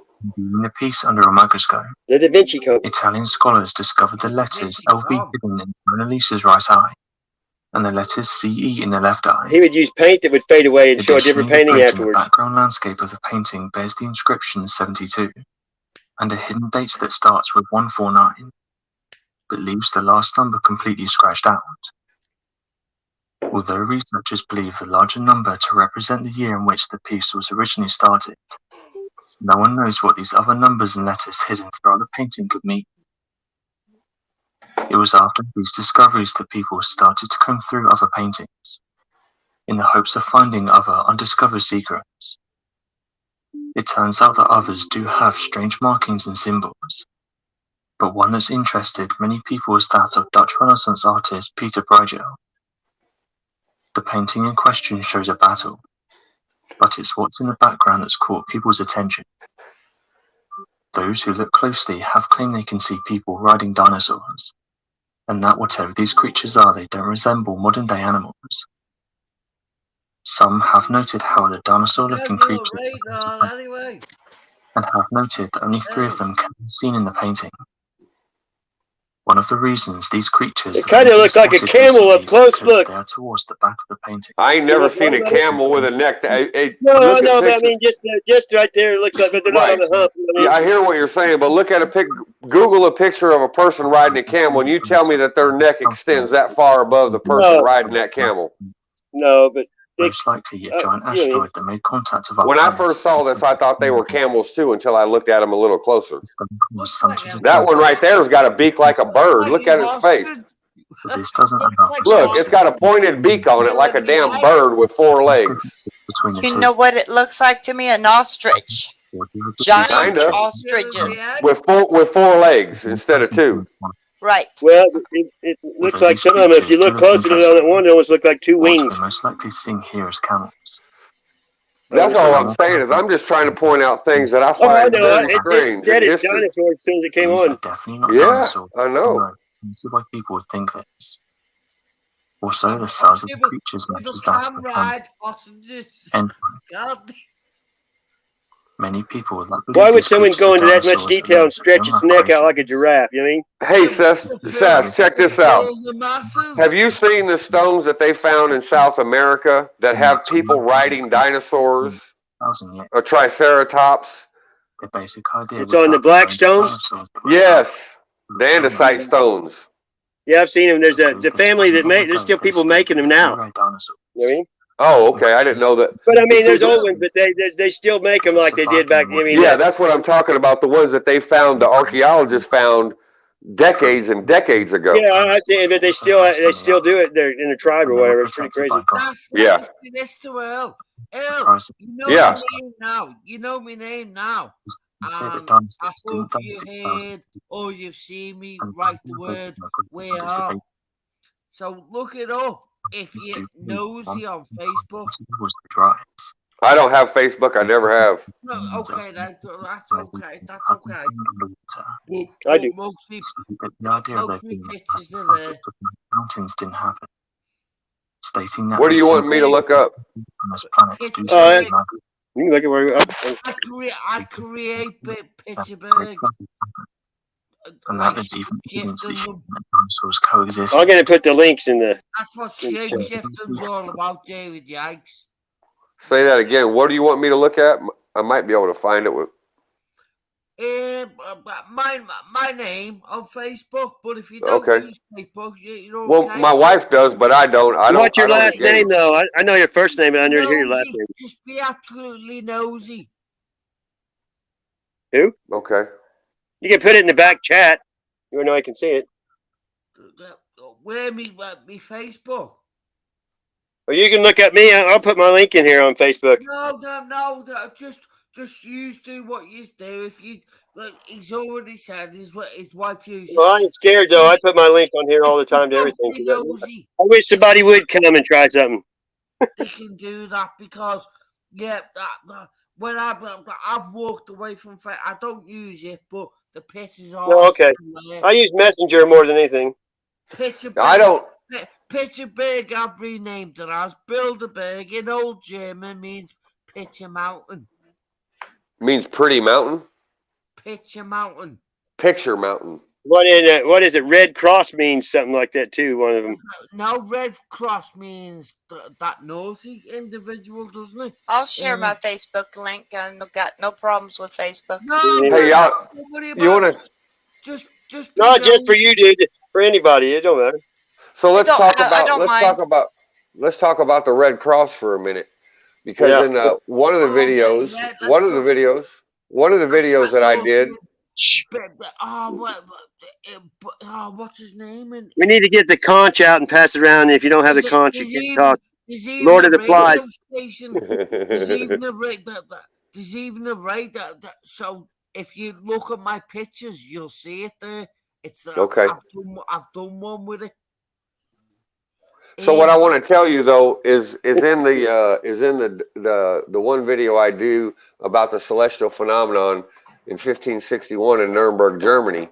I want to read you a quote, because if you Wikipedia celestial phenomenon 1561 Nuremberg, Germany, it talks about. Let me find my. We're alluding to now, aren't we? So it talks about this celestial phenomenon that occurred in the sky above Nuremberg, Germany, and it mentions the Red Cross. And if you look up the broadsheet text, if you look up celestial phenomenon over Nuremberg 1561, in there is something that they wrote about this event, and in this event it's called the broadsheet text, and it talks about this blood red. So let me see. Let me find it where it's at. Give me just a minute and bear with me here. Yeah, I got nowhere to go. Okay, so I'm just going to paraphrase what it says. I'm going to go down just a little bit from maybe 7 or 8 lines down from the top on the broadsheet text, and it's describing these events that are up in the sky. And it says, in between the globes, there were visible a few blood red crosses, between which there were blood red stripes, becoming thicker to the rear, and in the front malleable like rods of reed grass, which were intermingled. Now, my humble interpretation of this is, you talk about a blood red cross, and it says becoming thicker to the rear and in the front. So thicker to the rear. Now, I don't know what they meant exactly, but it makes me think of the Templar cross, the red Templar cross, because it's thicker on one side and thinner towards the center. But then it describes them as malleable, like rods of reed grass. And when I say rods of reed grass, I think of a wheat field with the wind blowing. Bauer. What the first name and then Bauer. The Red Cross, Bauer. So I think of these. A radio station in England called Bauer Radio. How disgusting are they? So when it says malleable means to, be able to easily manipulate. That's my take. Yeah, malleable. Like you can steel or metals can be malleable if heated and pounded. but it's talking about rods of reed grass. So it makes me think of a wheat field in Kansas with the wind blowing, as if it's free flowing or malleable. Because in my interpretation of what this says, not my truth, but my interpretation, makes me think of videos that I've seen. Now it just makes me think of this. It makes me think of videos that I've seen where people claim to have taken videos of unidentified objects in the sky in modern time, and they describe how it shimmers, or how it has a like the, what do you call that phenomenon when you look at a hot road? It looks like there's vapors coming up off the road. Mirage. Yeah, mirage. So that makes, when it says malleable in terms of rods of reed grass, it makes me think of that shimmer. Now, I'm not saying that's what they're saying, but that's what it makes me think. But when you bend it over, it shines. When it doesn't, when it's straight. Is that what you're saying? No. Okay. Just the way it's described. I'll read it again real quick. In between the globes, there are visible a few blood-red crosses, between which there were blood-red strips, becoming thicker to the rear, and in the front malleable, like rods of reed grass. So I think of the malleable. What does reed grass mean? It doesn't say what it means. What does it mean to you? I don't know. That's why grass that grows in the water. It doesn't specify what it means, but it says it's malleable, like reed grass. Well, I've seen reed grass growing, and it's malleable when it's being blown by the wind. It moves around, and it makes me think of a wheat field. And when I think of the malleable reed grass, and I think of a wheat field being malleable as it relates to the wind, it makes me think of the Templar cross that it describes, but it also makes me think of that mirage effect, which makes the atmosphere looking down that hot roadway appear to be malleable. Hey, do you know what? I looked it up on Google. You want to see what it has? Yeah, absolutely. Look. Oh, you just sorry. You're gonna shit. Look at this. What painting? Look, just that painting you showed. Oh yeah. Is that weird? Yeah. Let me see. The one you showed. Yeah, that's it. Yeah, that one's on my webpage. But I put in I said red crosses and reed grass and malleable, the keywords, and that yeah, and that's what I'm reading. So if you Wikipedia, it's in there. It says it's the broadsheet text, and this is the company. So you have that picture that was made in 1561 in Nuremberg, Germany, and the accompanying explanation of that picture is referred to as the broadsheet text. You know what it looks like to me? It looks like our skies right now with all the weird shit in the sky. And the yeah, you know what that big black thing reminds me of? Now, I'm not saying, because it doesn't say this in there, but what that big black thing reminds me of is the spear that pierced Christ's side. Oh, but yeah. But I would like to read another part of that broadsheet text. Because you're religious. Yes. It's how it all works. Yes, I wouldn't disagree with that at all. So I want to read what it says in the accompanying now, and I hear what you're saying, Bright, but I want to just, I look at things and I don't take it as truth. No, I'm not taking none of it as truth. I just like to think about them. Anyway, you've let me know you're not awake, but you've let me know. I know. Yeah, sure, Rob. Yeah. So what it says in the accompanying text is, whatever such signs mean, God alone knows. Although we have seen, shortly one after another, many kinds of signs on the heaven, which we have seen shortly. I'm sorry, I just reread that. Which are sent to us by the Almighty God to bring us to repentance. We still are, unfortunately, so ungrateful that we despise such high signs and miracles of God, or we speak of them with ridicule and discard them to the wind, in order that God may send us a frightening punishment on account of our ungratefulness. After all, the God-fearing, this is what really gets a hold of me. Now, it doesn't mean it's truth, but this is what... Something's just got a hold of me. After, listen to the last I sentence. I want to say to yourself. Let me finish first. Go on. Let me finish, and I got one sentence left to read. After all, the God-fearing will by no means discard these signs, but will take it to heart as a warning of their merciful Father in heaven, will mend their lives, and faithfully beg God that he may avert his wrath, including the well-deserved punishment on us, so that we may temporarily here and perpetually there live as his children. My turn. Yes. How I interpret it, I cannot wait to the day this so-called Jesus comes to me and say, you put me where you put me. Your fault, not mine. Well, now my interpretation of that, I have a different spin, and I'm not saying you're wrong or I'm right, but let me tell you what I think about that. Now, because I am a religious man, I believe that it is certainly possible that if God's kingdom is what the Bible says it is, no.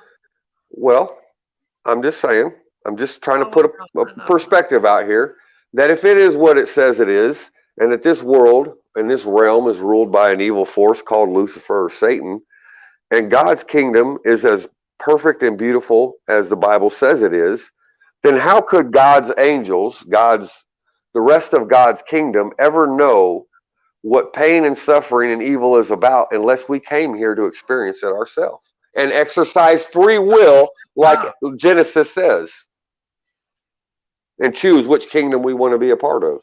I accept. Right, this is how. Right, pick up on this, Earl. Right, who we are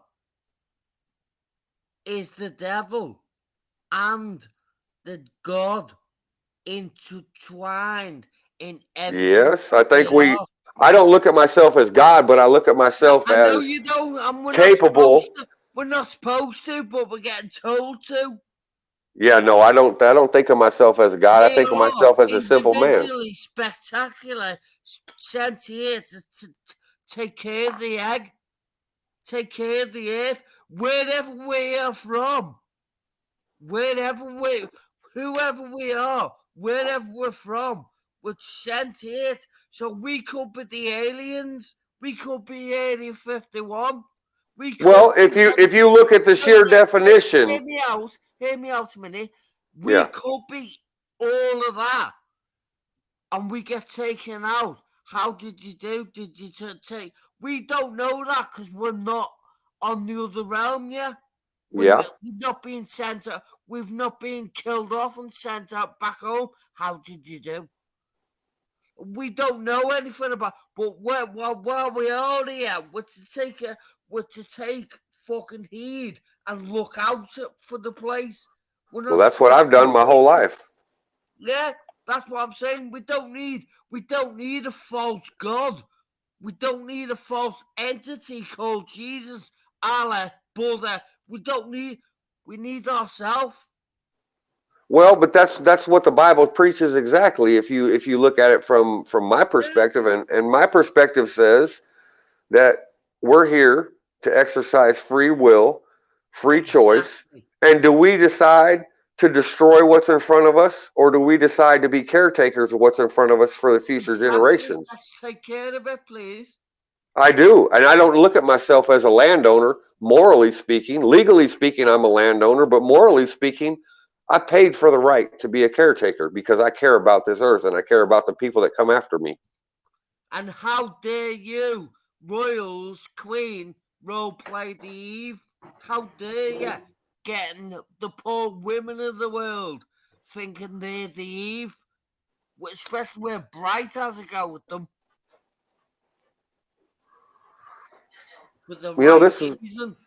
This is what makes critical thinking and open debate interesting, because there's many different ways to look at every single one subject. You could look at each subject a million or a billion different ways. And that's what free will is. Queen, role play the Eve. I agree. Acting acting like she's all prim and proper, but she's stealing the egg. Yeah. Goal. How She does got anybody? she got the egg from Satan, and when Cain killed Abel, or which way? That's what I think. Because we are saying the Bible tells And you. that's what I think. We got to Noah that we had bred out that strain, and his family was gone. That's what I think. Listen carefully again. The Bible does say the man is 666. The number. Well, that the Bible's allegories. I think she didn't bite the apple. She let the devil bite her. You know, that's what I think. I know that, Sass. But well, I mean, I just think the reptilian seed came from the devil. The royals are being naughty, playing it. Yeah, they have. But the only way it says there was giants before and after the flood because Noah's sons had to have wives and they had to see. She wasn't there. You know what bothers me about all royalty, and I even claim to be descended from royalty because that's what history says about my family name. Even Truth Juice Dave that I've posted in the private chat for you, even he tells you how dare they? We're all royal. Yeah. So what I look at is this. When people, like especially the Queen, she claims the divine right to rule. Exactly. Now, what gives any single person, and myself included, what gives any single person the right to rule over another human being? There you go. Well said. By whose set of standards? I don't agree with that concept even a little bit, because I don't have the right to inflict my opinion or force my way of living on nobody. Now, I can share my opinion. Right. Listen to this, Daniel. Right. Way back in the day when I first woke up, I opened the Hocus Pocus, Take Back Your Focus, the Bible, and I read the scripture, and it was talking about what you take will be taken to. I thought it said twofold, but it's not, it's tenfold. So I picked up that scripture, went on Facebook when I was using Facebook, and put it at the Royals. There you go. That's back at you, Hocus Pocus. Roger that, Captain. Yeah. Hey, I just want to say for the record, I love the way you say Earl. I love your accent. Am I smoking Earl and Julie? I mean, Earl and Jody.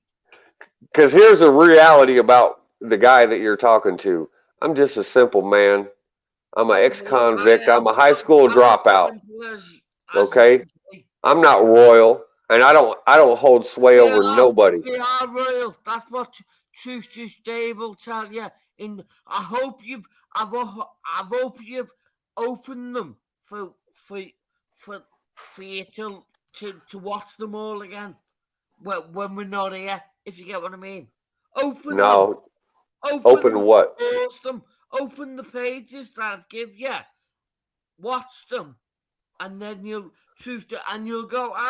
Are you talking about what's on your channel? No, in Sassa's private chat. I don't even know how to get into no private chat. All you do is hit comments in the same private chat. Comments, where's that at? I'm telling y'all, this is something I don't know much about. Where's comments? I see chat where the open chat is. Is there a different place? Y'all are above my pay grade here. I don't know very little about technology. It says private chat anyway. Are you on the phone? Private chat? No, I'm on the phone, but I have my computer on as well. Well, it's not my computer, it's my wife's. But I don't know where to look for. I don't know where to find it. Private chat or whatever you're calling it. It's not my private chat. It's Sassa's private. Yeah, I understand, but where do I find it? Is it in the comments or where is it? I don't know where to even look for it. Are you right? You are in StreamYard, aren't you? there should be a word saying private chat or Oh, okay. On my phone, not on the computer. Chat. I see chat that says 7. Let me see here. Okay. Yeah. I got you, and I found you. There you go. Just click on all of them. Don't let them play. Just click on them and pause them and leave them. And when we've all gone, you can watch that. You and Jody can watch. Okay, so you're saying I can click on them right now and just click on them and then stop them? Yeah, well, pause them. Hold on a minute. Okay. Jody just sent me a friend request. I can get the links. Hang on, she don't have her headphones on. Wait a minute, let her because I can't even figure out nothing about Messenger to begin with. I don't even know how to get on Facebook. She's got her headphones on. She can hear you now. Thanks. Okay, Jody. Apparently, Bright wants to send some links, so I'm going to send them through Messenger. Okay, all right. You're going to send them to Jody through Messenger. Okay, I understand what you're saying now. It's easier than through email. You start talking about Messenger and Facebook, you might as well be speaking Swahili because this is beyond my comprehension. I'm just being honest because I've rejected technology on almost every level, and just till here recently. Okay, Bright, which ones do you want me to send to Jody? All of them. All of them. All of them that you have in private chat? Yeah. I see 4 of them listed. Okay. Yeah, I see 4 of them listed there. Don't watch them now. Don't watch them now, though. Stay with me. Yeah, I'm gonna wait. Hell, y'all are keeping me entertained. I don't have to talk to the voices in my head. One doesn't work. It's already in private. Tony, video unavailable.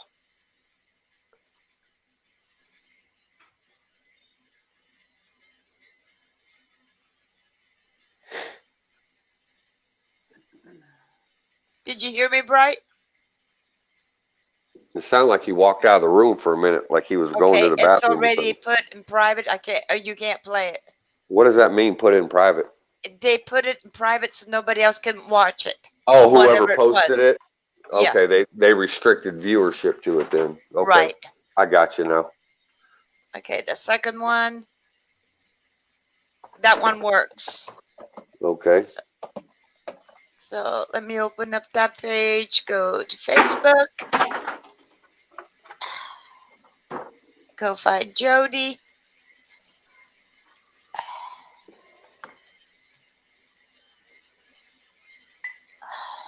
And El, the reason I'm showing you Truth You Stayed because what we've got to learn is give appreciation to where you find out things. I don't mean like throw back at me. I mean, I'm always in comment sections and always putting certain words the way I put them. Sometimes I work them out on my own, but some of them, Truth You Stave helps show me the meaning of name.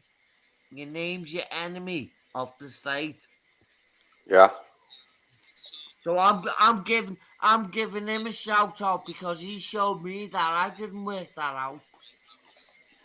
Well, a lot of the things that started to wake me up, I can't take responsibility for either. I've saw some things like you're referring to that made me start questioning the things that I thought I knew. And the more I dug into it, the more lies I uncovered. Yeah, so when I mess with me grammar, but one reason because I've got dyslexia.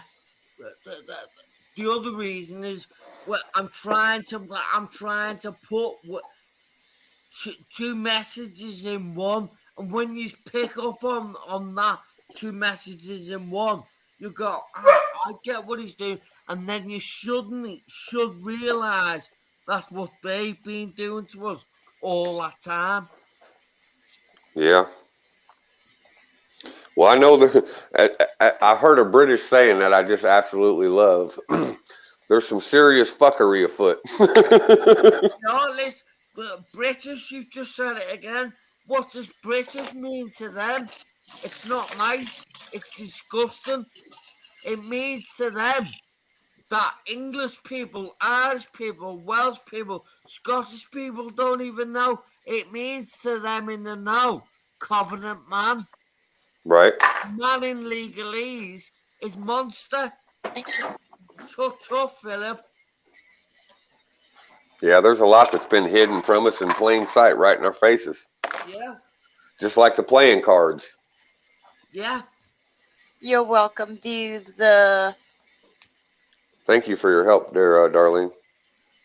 Yeah, thanks, Darlene. And thank you, Bright. I appreciate it. Darling.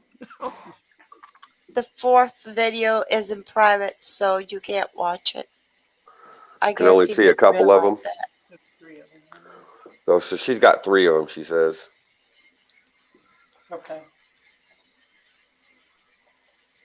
Yeah, I'm going to watch them later, but yeah.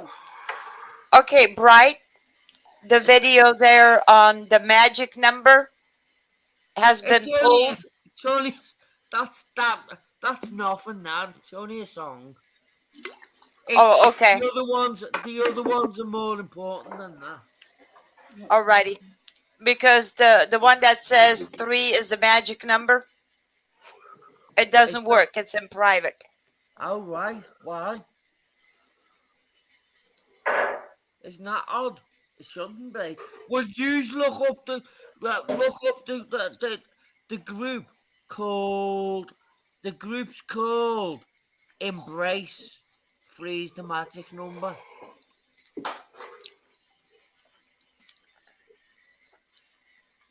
Have we really been on? Is this timer right? We've been on almost 7 hours. Is that right? Yeah. No. Probably something like that. Forget the time. No, I don't care. I don't have no bedtime and I don't have no schedule. I just didn't realize we've been on. I just seen a little counter. I'm like, man, we've been talking for nearly 7 hours. I had no clue. Time flies when you're having fun. Yeah, it does. I don't have no bedtime and I don't have no job to report to. My job is right here at my house, taking care of me and my wife. I don't report to nobody. We've got to stop them now. Haven't we, Earl? How do we get there? Just stop. Hello, Super Dave. Just keep going the way we're going. Well, that's the only thing I know how to do at this point is just keep trying to figure out what the truth of things are to the best of our ability. And the more we learn, the less power they have over us. We've got to get away from these religions. Well, I don't think I agree with that statement. And the governments. Never mind the religions. The governments, yes, because the governments do directly and indirectly control religion. Yeah. But that's why I do it. I do it at home. Say, fuck you. I don't. We're all at home now. Bye. What I do is I don't let people tell me what to think. I make up my own mind. And I don't need no government or no church minister or pastor or preacher or bishop or deacon tell me how to think neither. Tell me off, even when you tell me off, I've got to sit back and go. He has stated that a few times though. Tia Bright. Yeah, okay. Which you keep saying, don't tell me what to, yeah, that's what I've got to learn. Don't be telling me. Like when I'm saying what's there, that's me telling you what to do, isn't it? Well, I look at it as a suggestion though, because I can choose to participate or not, right? Yeah. To me, it's just a suggestion. And if I choose to make it my truth or just make it part of what I am interested in, then that's my choice to make, mine alone. It is me telling you what to do. No, I don't want that. Just want you to pick up the vibe in how I seen it. Well, we can all look at the same photograph and all come up with a different story about what that photograph means. Yeah. And just because it means one thing to me doesn't mean it's going to mean that to you. Make sure it is that way. Otherwise, we're all turning into cults, aren't we? Well, we certainly sure act like a bunch of sheep, I'll tell you that. Bad. That's what we've got to be careful Being of. led to the slaughter. No, we're not doing it for them. No, I do it for myself. I don't do what other Yeah. people say. I know, but we can all say that, can't we? No, we're not doing it. Are you sure? Because religion, when we were in religions, we were doing it for them. And when Well, I hear, yeah, that's a valid point. It's a valid point, but see that's the whole thing about free choice and freedom of will, because I don't know, like even when I read the Bible and I say I have faith in God, I don't know, I can't prove that everything in the Bible is right or wrong. It's a matter of faith, is it not? There is a bit of faith for you. Let's just say it was man who wrote it. We wrote it to protect ourselves. Protect ourselves in what way? To Give me some to tell us what's right and wrong. Yeah, that would make sense. But why wrap it in so much mystery and allegory? Why not just come out and say what's right and wrong and leave it at that? Because the naughty people are trying to steal your instinct from you. Oh, believe me, I agree with that wholeheartedly. I agree with that wholeheartedly, which is why I look at everything with a real healthy dose of skepticism, including religion.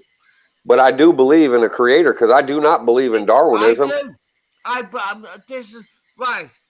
We are the absolute. We are the creator. What they're hiding from you, they know that. That's why they do what they can do that, because they're allowed to. They know the score. But yeah, well, we give them consent. We give them consent by believing their lies. Yeah, exactly. They're allowed to do it because they know we let them. who we are. No God's gonna come and sit on your shoulder and say, "Hey, Earl, you're doing it wrong. Doing it, start again." We're all here doing that to each other, aren't we? Yeah, in different ways, I would say we are. Exactly. Would they know that? That's why they're getting away with what they're doing. For me, fundamentally, I've never tried to inflict or impose my will or beliefs on another human being. It's up to them to decide. This is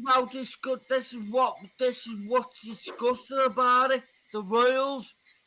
She wasn't. People say to me, she didn't know that she'd be born that way. No, she didn't. But when she got to know what it was all about, she carried on doing it. So she's wrong. She shouldn't be doing it. Well, wasn't her husband Philip he was he's Germanic of descent, and they changed their name to the Windsors so they could hide who he was. Yeah. Hey, Bright, my battery's at 77%. I thought that was funny. Yeah. Earlier when I was talking, I looked down, my battery was at 33%. I'm like, oh, here we go. Hey, you know how Antonio Brown, hey, listen to this real quick. Antonio Brown left that football game the other night. If he would have stayed, he had 3 deals that if he would have stayed, he could have broke the records, and he would have got $333,000 on each one of them, and there's 3 of them. Listen to this. I've even said, my twin brother said, we're the aliens. I said, Alan, I'm not being funny, twin. I'm not being funny. Be the alien. But if you're going to be the alien, do it right. Don't do it wrong. All right, so let me tell you what I think about alien. So if you read the Bible, and it says God's kingdom is not here. Now this is God's creation, but not God's kingdom. This is Satan's kingdom to rule. That's what the Bible tells us. The earth is the footstool of God. Right. So if we are from a different kingdom, God's celestial kingdom, by sheer definition, that would make us an alien, would it not? Yeah. Right. And this is we'll pick up on it through music wise of the Police. Remember the Police? The music group? please. Synchronicity. Sting. You Yeah. stung. You stung Elizabeth.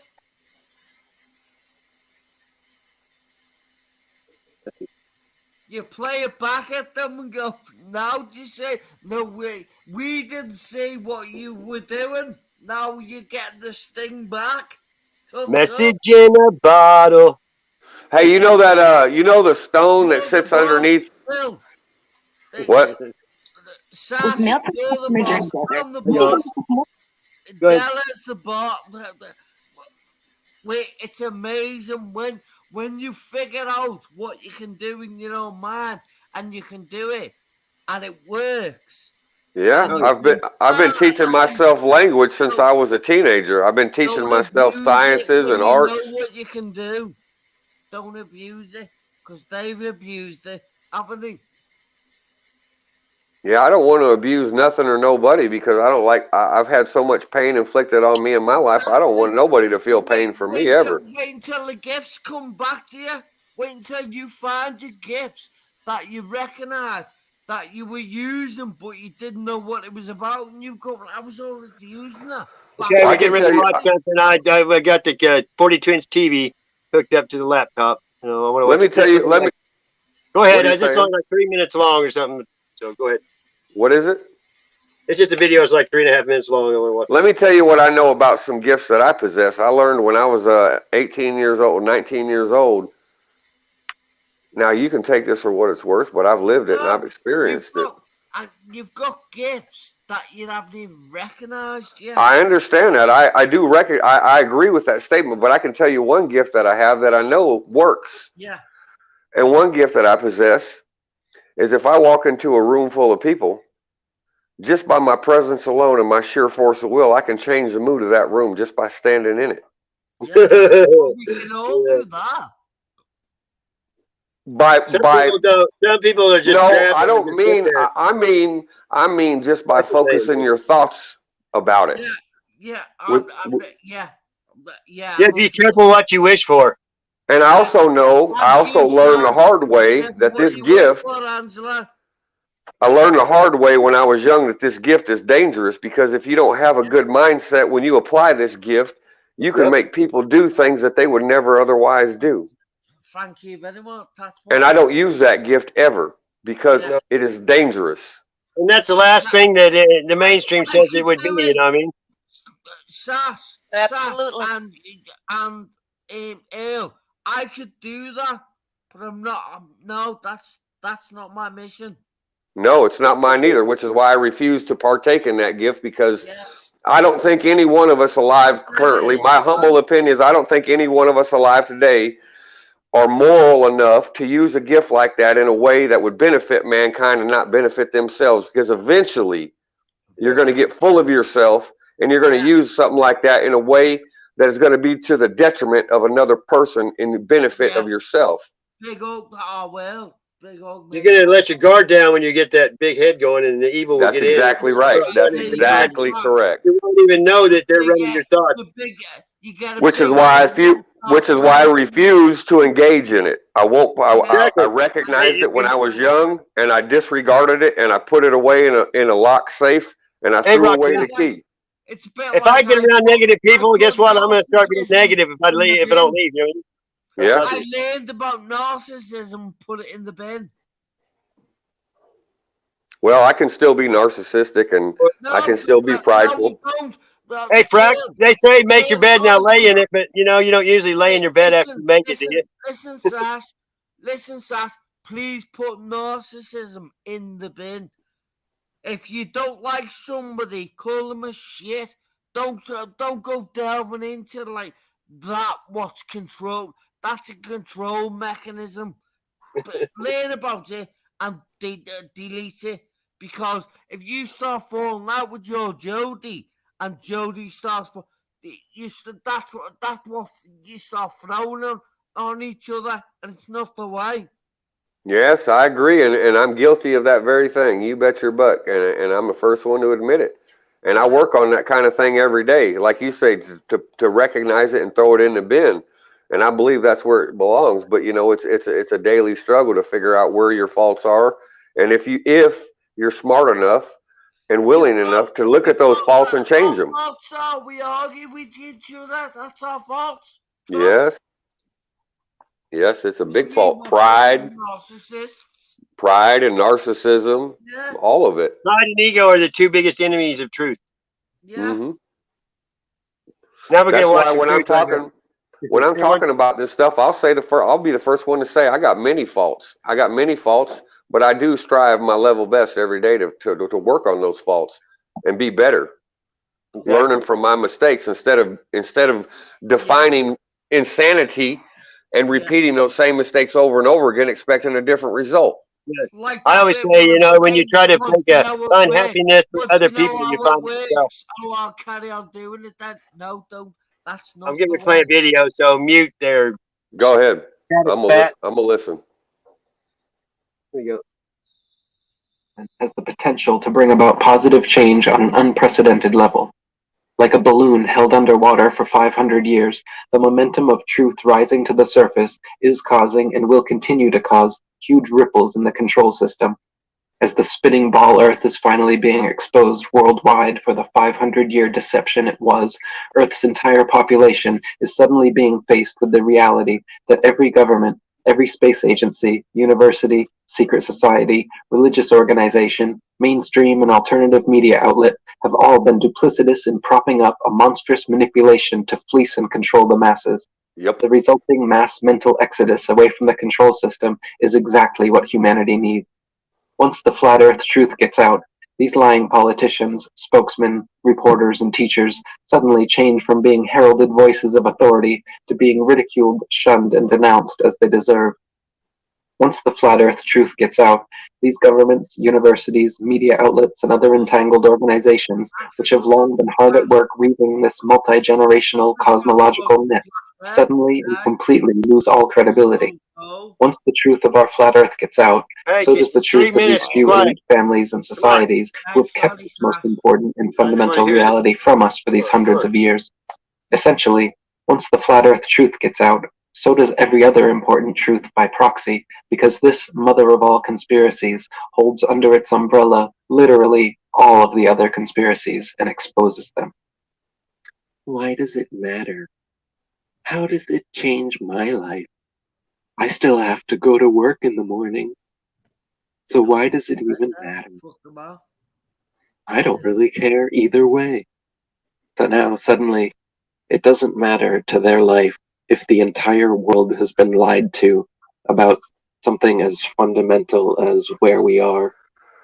The entirety of humanity for centuries duped about literally the most fundamental truth possible. And these people are like, yeah, but why does it matter? What does it even matter? How does that change my life at all? If the fact that you and everyone you know has believed the biggest lie in history doesn't matter to you or change your life. I'm gonna mute you if you want me quiet. What does that say about you and your life? What is important to you then? How could the truth not be important?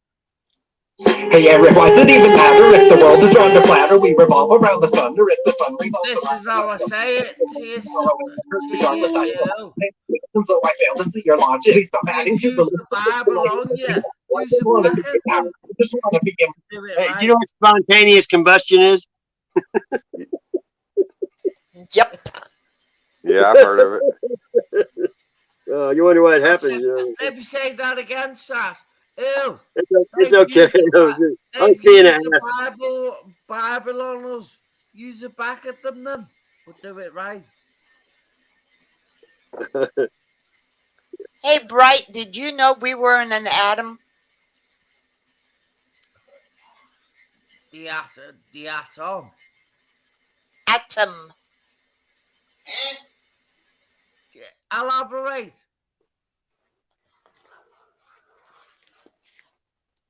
Elaborate. The atom, you know. Do you know what an atom is? What? No, not really. I've just been indoctrinated with one book. I heard you. It's just whatever they told us, right? What is it? You got me curious now. I want to know what you're saying. It's a particle. What do you Everything's think? made up of atoms, they say. You know, that's what you say. It's an atom. It's a particle. Yeah. What do you think CERN is doing at this present time? We're Oh, trying they're to find the messing with God particle, particles. Higgs boson. Reproduce Right. Yeah, the today. Higgs boson, the God They're particle. smashing right. The And they're Smashing atoms, creating yeah. matter. to They're find creating God. matter. Yeah. Oh, The yes. antimatter is what they're doing. Antimatter. Yeah, They want to antimatter, destroy the him. space in between. Yeah. Right. The You know, space the in CERN between. started the same year as Twilight Zone, That doesn't surprise me. 1954. Now this is a good one. Oh, you got to see this one. This is good. I get paid. Hey, did This y'all is know that Take a today second to is the honestly observe the following 666th picture. day since they announced the COVID-19? Oh, I believe it. Watch this one. Here we go. And tell me what this looks like to you. If you said a bunch of cardboard, construction paper, curtain rods, gold tape, and foil, you would be correct. If instead you said the National Aeronautics and Space Administration's highest technological achievement, incapable of being reproduced today, the Apollo 11 lunar lander, then you would also be correct. Most unbiased viewers would assume your average high school art class could construct this contraption without much struggle. But official NASA spokesman and astronaut Don Pettit assures us that actually this 1969 technology is so advanced that even with their multi-billion-dollar yearly budget, they cannot for the life of them recreate it now. Let me go back to the moon in a Put your nose in the nanosecond, corner. Don informs us. But NASA destroyed that technology, and it's a painful process to build it back again. Firstly, why on earth would NASA destroy the original Apollo lunar landers? The historic first crafts that landed men on the moon? The supposed most incredible achievements of mankind, and they irreparably destroyed them so that they could not be replicated even after 50 years? Could it be because they didn't want future generations able to visit museums and see these laughable 1960s attempts at high-tech looking space vehicles? And what other 1960s technology is so advanced and expensive that it cannot be recreated easily and far better now than way back then? Hey, Let's take a closer look at the this word. 1960s spaceship and see what else we can notice. For example, look at the paneling here Hey, on the side of the just craft. watch until it's over. If someone sheetrocked your Come house on. looking like this, you would be entitled to a full I'm refund. gonna mute your ass. Yet, with supposedly the best engineers and scientists in the world on the job, this is the kind of craftsmanship NASA provides? Look at the flimsy, haphazard, and careless construction materials and I methods do used. siding better than that. Look at the buckling, warping, and indentations showing how thin the paneling is. What is this thing? A Twinkie? I'm sure it's some super important and necessary high-tech device. A Twinkie. Here, there are press stubs. And here also has press stubs. But here, and here, they must have run out, so they used gold foil instead. And then over here, they must have run out of gold foil because they didn't bother with either. Look over here at the evenly spaced lines of gold foil going down the legs, until you get to this point where there is 3 lines right close together. It must be important because it's the connection point to the other crossbars, right? Let's look at another leg. Oh, no. On this one, they are all evenly spaced the whole way down. No 3 lines near the crossbar. Apollo 11 mission controller Harold Loden was quoted saying, "The skin on the crew cabin was very thin, and that was all done because of weight saving. If you really took your finger and poked hard at it, you could poke right through the outer skin of the spacecraft. It was about the thickness of 2 layers of aluminum foil." Project manager Thomas Kelly concurred, noting that the skin, the aluminum alloy skin of the crew compartment, was about 12 1/1000ths of an inch thick, equivalent to about 3 layers of Reynolds wrap that you would use in the kitchen. Apollo astronaut Jim Lovell said, "Whenever I saw a model of the lunar module, it had these rigid sides and looked really strong. Turns out that external portions of the lunar module are actually made up of mylar and cellophane, and it's put together with Scotch tape and staples." We had to have pads on the floor because if you dropped a screwdriver, it would go through the floor. Apollo astronaut Gus Grissom even famously hung a lemon on the lunar lander just weeks before the mission started. The dictionary describes lemon being a word used to describe things, especially automobiles, regarded as unsatisfactory, disappointing, or feeble. We've all had a lemon. The lunar lander was never even once tested on Earth, landing here from any altitude before supposedly going and successfully landing on the moon. There, this pathetic cardboard and tinfoil construction allegedly fell from lunar orbit at 4,000 miles per hour, then used retro thrusters to slow it down and safely landed without a hitch on the lunar surface. When the astronauts did practice in other training vehicles, 3 out of 5 of them crashed, and you can see here how difficult they were to control, even in broad daylight, on Earth, in optimal conditions. The idea that the actual lunar lander was never once tested on Earth, but then made a perfect landing on the moon, is one small step for lying Freemasons, and one giant leap for brainwashed mankind. This is a 7,500-pound thruster. Look how powerful this is, how big, how much dust it kicks up, and the light it creates. The lunar lander's thruster was even bigger, at 10,000 pounds, and somehow didn't kick up any dust, left no blast crater under the craft, and not a grain of sand on the landing pads, as if it was gently placed down by a crane in a studio. Here we see the lunar lander redocking with the command module.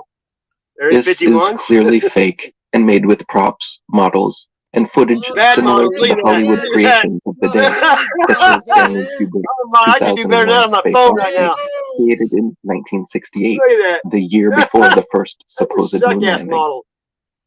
Look at the jerky, unrealistic motions and lack of thrusters being used. I always wanted to know who was filming it when they took off. The craft is just being turned like a Rubik's Cube somehow. All of this supposedly happening as they both orbit the moon at 4,000 miles per hour. Since many people can't believe this is genuine footage, let me assure you, this is actual, official NASA footage of the Apollo 11 redocking. And this is just the tip of the iceberg when it comes to moon landing hoax evidence.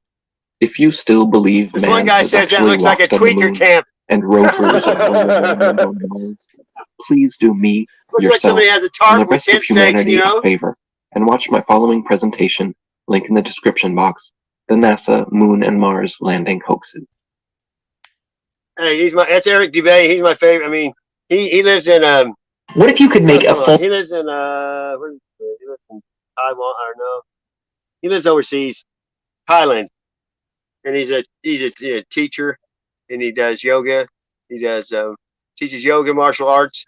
He's a rapper. He's a truther, and he's a smart dude. You know what I mean? He is. What's his name? Eric Dubay. I put the link down in there, dude. You should watch his video on dinosaurs. It'll blow your mind. Yeah, I bet. He also had a documentary about World War II, and YouTube took it down every single time that he tried to. I mean, he's had his channel taken off YouTube 3 or 4 times. That tells you something right there. You know what I mean?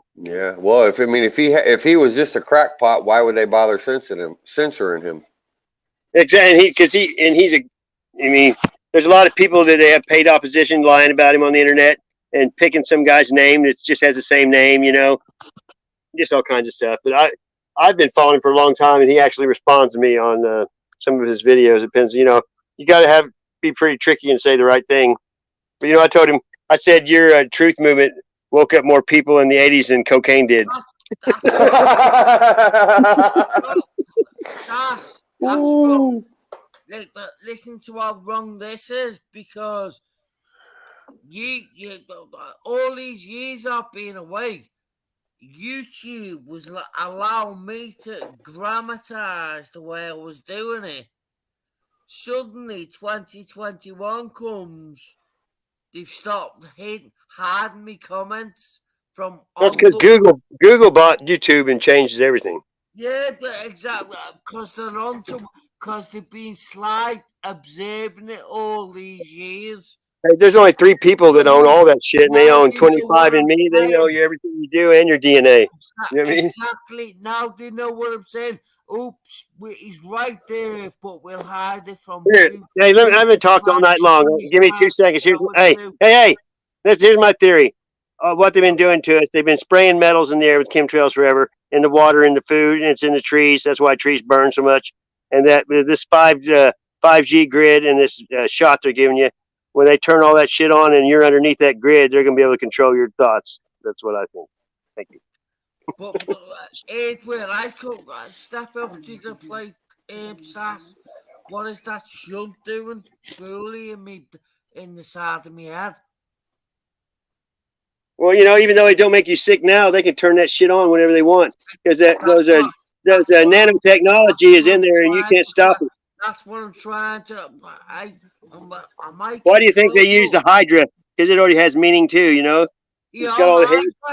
You can't kill it. It just grows back a new part. Yeah. Hydrocephalus is called water on the brain. Yeah, and encephalitis. Some people I know got that before. Well, that's how I used to say it, hydrocephalus, but no, it's hydrocephalus, or however they pronounce it to us. Well, they used to say milk was good for ulcers too. I mean, remember when the tomato was a fruit? Quizzing myself. I'm just quizzing myself. What is it that I'm doing that I shouldn't be doing? That's what I'm doing. All I'm doing is looking for truth in every. I just want truth. That's all I care about. But I can't give you the truth. No, I'm not talking about you. I'm talking in general. No, I just want. in general, I can't give you the truth if you're a part of the problem.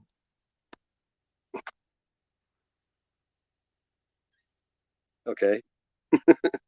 I've got my own truth though. I only need my own truth because everybody has different perception, and everything you do in life affects how you feel about everything. Yeah. And not 2 people walk the same path. Some may follow the path, but I make one. I'm a leader, not a follower. Can I ask you about? Do you know anybody in America who's got water on the brain? Well, there's a lot of people. I mean, a lot of people get it after. A lot of people get it after, and trauma causes water on the brain a lot here. So head injuries. I've known people that had that before. But some things heal itself. We've all been indoctrinated with SAS blood. Oh, come on, let's be real. Hey, dude, my IQ is 149. You don't got to be real with me. I wasn't questioning water on the brain at the beginning, but the more I've gone through it, I've gone, actually, what is that shunt doing? It's probably keeping it drained, so it drains into your. That's what everybody likes to tell me. The tickle in the ears. But after so long, it's probably better to leave it in there than take it out. I'd say, wouldn't you? How do we know that? Well, how do we know anything though? If you go by that, can't just stay in the house and don't go anywhere. That's what most people do. That's what I'm doing. All right. I was in my property where I'm living now a lot longer than you. Well, dude, I'm a rage in a cage. If I stay in this house more than a few hours, in the woods. You're always out in the woods, but I've been stuck in my well, it's called getting away from people. What's the word? What is the right word for debode? Is it or remote? No. What are you talking about? I'm stuck in my own place. Yeah, I'm a hermit. I just like to be by myself. I'm stuck in because when I was trying to tell them out there way back in the day, they wasn't listening, and I got knocked out for it because they wouldn't listen. So I thought, you got to think about the big picture though, because they're not going to waste the time and money on all us little people. The internet and do it there then. I'm just telling you, most of the time, people got paranoia about things. That's all it is. Say that again, sir. I said most people have paranoia because No, they're not watching. I I mean, the only haven't time they got watch you is not paranoia. to kill you. They're trying to sell you shit. It's about consumerism. Yeah, When they're but listening, they're trying to sell you stuff. That's if we don't buy yeah, stuff, but they go under. I've come You know to what I mean? the realization, Rob, it's all about you. Help them. I'm talking about they're out to sell you stuff. It's Exactly all what you we're the said. United States of consumers is what we should be because that's all they do.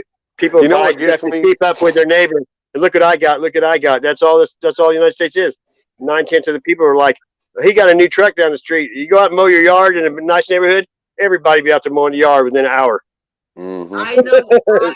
This is how deep I go. I know. I've got to get to America. Hey, I'll tell you. I was at my daughter's. Her and her old man have a good job and they make a lot of money. Well, I was in the 4th of July there 2 years ago, and they go, "Come on, we're going to this guy's house to buy But that's fireworks." what you do with Hey, money. come on! I'm a mute. Hey, come on. Let me tell No, us. I know what.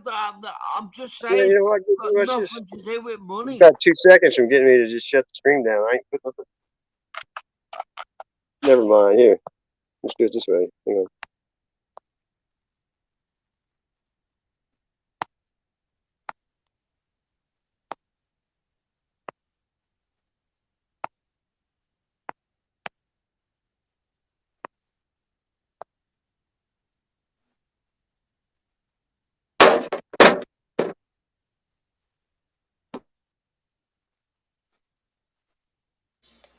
Quite. What's going on? I'm I absolutely don't lost. know. It went I'm abs- white. I gave you the stage and said, "Get it out now. Speak your mind or ever hold your peace." I was put on mute.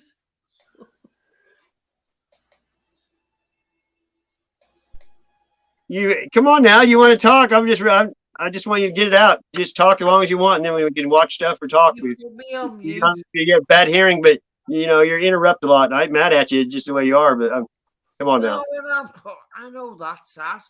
You put me on mute. You're not on mute. I know. No. I know now. I did for a minute because you wouldn't shut up. Sorry. And then you say carry on. Now you got the screen. You don't want to talk. I mean, come on. I'm just saying now. Let's go back. Let's go back.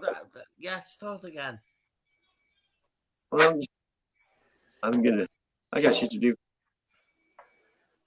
Okay, I'm gonna give everybody 5 minutes to talk. How's that? I've had more than my fair share of talking. I'm ready to do some listening. See, And I appreciate that, Sass, for giving me a platform to speak my mind. Thank you, sir. And thank everybody for listening. I appreciate it. No You ever notice when you're talking loud, somebody says, "Can you be quiet?" And then 5 minutes later, when you're quiet, they'll say, "What's wrong with you?" Yes. Yes, sir. Try not to call anybody says. You know what that's all about. Says get Hey, how about you give your advice to yourself because you don't need to give me no advice because no matter what you say, I'm still going to do what I want to do. Yeah, I'm going to keep saying it because that's just how I think. That's just how I Everybody think. here is not in high school. We ain't in college. We've all raised kids. Most people here. If you don't know by now, then you don't need to be in here. That's what I'm saying because I only want to be around like-minded people, and I feel everybody here knows what's going on, or they wouldn't be here. They'd be like arguing with you and shit. I know there's meanings to words of all kinds, but when I say words, I don't know if you're talking in general. Don't say someone's name. That's the difference. Because when you say someone's name, that's not in general. That's being personal. When you talk in general and someone starts taking offense to it, well, maybe that's because it's hitting home base. But you're not talking about everyone. You can always. It's too easy to test people. I mean, I had a pawn shop. I learned how people's mannerisms were. It's like Judge Judy when she has somebody up there. She looks at him sometimes for 30 seconds and go, "You're guilty," because she knows by the way that it's too easy when you learn it. You know body language. What you do? I always ask somebody at first where they went to high school, what their mom's name, what shit they know, and I watch them look in their memory. And then when they start lying, they look the other way because they're not in their memory.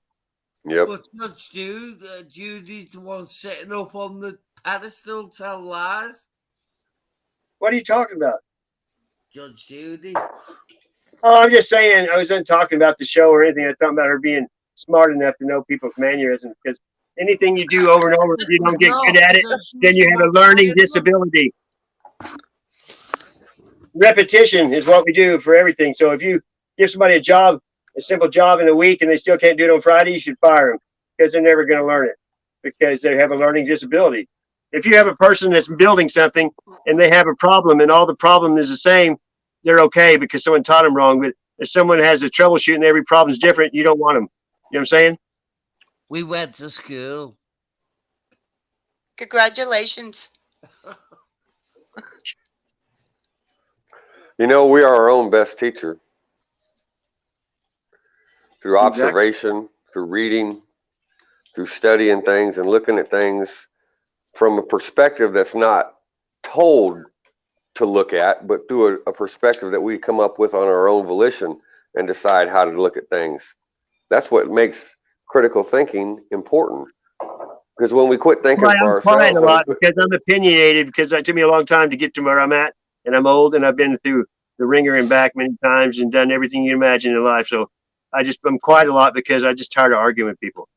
yeah, That's all it is. Because when I'm right, I don't care if God tells me.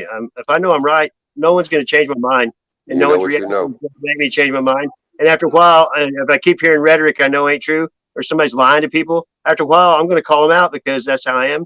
And I tell people, if you don't like it, kick rocks. I don't want pebbles in Yeah. my stream. If you don't like me, Right. why the fuck are you here? You know what I mean? That's the way I look at it. Yeah, that's why I ain't gonna monetize my channel, because I'm not gonna worry about or Yeah, then take you got to walk donations. on eggshells and kiss everybody's ass, and I ain't doing that. Yeah, no, I ain't doing that ever. I I ain't only doing worry that. about what No. God thinks, and the rest can nibble on the Yeah. testy, if you know what I mean. I don't really Yep. care. Mm-hmm. Beat And I'm feet, quiet because get on I'm down not the road. like you. If people stay on me, I can't. I'm sorry. That's how I've been my whole life. You can't quit now. But now the world's been raised up to be a pussified and butthurt. You can't even make jokes about shit, or you're a hater. I mean, really, if God don't come back, Hater. there's not going to be very many fucking people going back. You know what I mean? That's what I'm saying. It's the world's went to shit and quick. I don't even get upset when people say mean, hurtful things to me. Really, the only thing that pisses me off more than anything is someone telling me how to speak or how to think. I Hey, have what no if somebody tolerance called for you it. a pedophile over and over, like this guy we were talking about does to everybody? I Well, told him if you're in the U.S., he wouldn't be alive. You don't call people that shit in this world over here. You know what I You mean? don't? Well, the funny thing is when, you see this play out on media, when people sit there and accuse you of being something over and over with no foundation of proof, they're usually speaking about themselves. It's called reflecting. Yeah, we know, and that's what this Yeah. guy does. Deflection, Yeah. transference. But after so long, I think righteous anger. Sometimes I think God, He knows. Sass, let me say this to you. Stop treating God as a dog. Or what would you do? How would you like it? What? God Judge not as ye be judged, man. dog. You shouldn't be telling him, you know what I mean? You can't. Stop treating God as a dog. Or how would you like Treat it in God the as a dog. reflection of God Who's treating treating you God as as a dog? Yeah, Exactly. it's a language barrier thing, I think. You're talking about the way it's spelled? Just let me It's say called this, spelling and cursive for God, a reason, you know what I mean?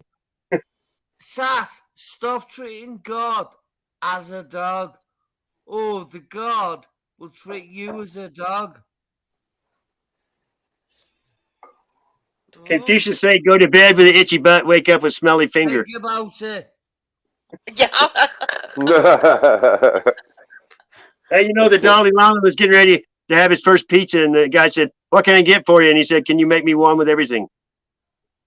Mm-hmm. Yeah, no doubt. Well, whatever that was You know what I about. mean? Well, I'm just like, I'm too old for people. You can't teach an old dog new tricks, especially when you don't leave the, I'm just saying, there's young people that need to listen. I agree, but it seems everybody here wants to help each other, but most of us already, you know what I mean? It's like, what is that one song? You need to get a ride when you're already late, Well, I will say this, though. It's through channels like this that regardless, yeah, we're all fairly like-minded. We all think the same things, fairly close. I'm talking about basic knowledge that, you know, given that everybody has. There's some things that everybody knows, right? Yeah, but eventually you're going to have someone new come along that's gonna pique their interest, and hopefully my hope is, the reason I started my channel is not to make people think like me or get them to think like me, but get them to think for themselves. Yes, exactly. Thank you. If somebody That's gives what you that's what I'm gunning for. I'm I'm not drink even a cup of coffee with sugar or vinegar, though. You know what I mean? Yeah, I'm not even trying to tell anybody, hey, you need to be a Christian. You need to make that up for your own mind. You know, don't listen to me, but you need to start questioning things and look at things from a different perspective. Because if you don't, and if there wasn't for channels like yours and all these others out there, people wouldn't even have the opportunity to run across a line of thought to begin with. Well, the only time people really, they just care is why they don't want people to, they don't want the people to be lost when they know inside their belief that they can't be wrong. You know what I mean? Because better to believe in a God and not be one than to not believe in there is. Believe me. What's a Christian? Is that a big? I know I don't like titles. You know, I'm not. The only reason I'm a Christian because it has Christ in it, though. I just am a creationist. I believe in the Creator, not the Big Bang bullshit that they try to push on everybody. You know what I mean? Or Darwinism. And that's religion, the worst religion. You know, I have a problem with the Big Bang because you know, the way I understand the Big Bang, they say that, you know, space is a perfect vacuum, right?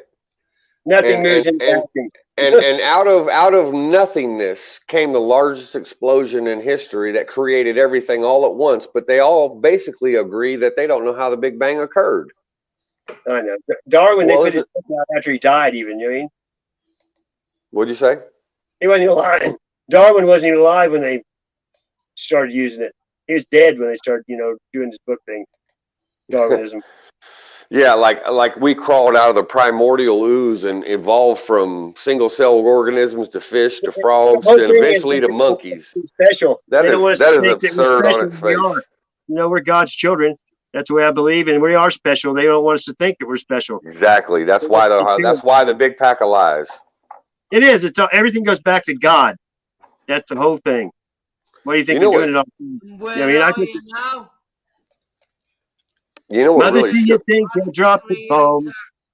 You know what really shook me awake was when I started really digging deep into history, whether it's my family history or world history or biblical history. No matter which way you shape it, when you start digging into it and finding the origins and meaning of words and the origins and meanings of families and family names and history, you can't escape the idea of religion, because no matter which way you look at it, from my perspective, it takes you right back to the Bible every time. Exactly. And you know how they say hindsight is always 20/20 and clear vision is 20/20. So, you know, it's almost like you know, before, 20 after, open one, read the first line of it and go 20 before, 20 after. See what it's saying? Hocus pocus. Yep. Boonjo Moonjo. That's what it's called. Hocus pocus. The game's been rigged since the start, right? And we're not in it. Yeah, it has. Yeah. We never even been given the rule book. You know, we're if you playing read the game, but we don't even know the rules.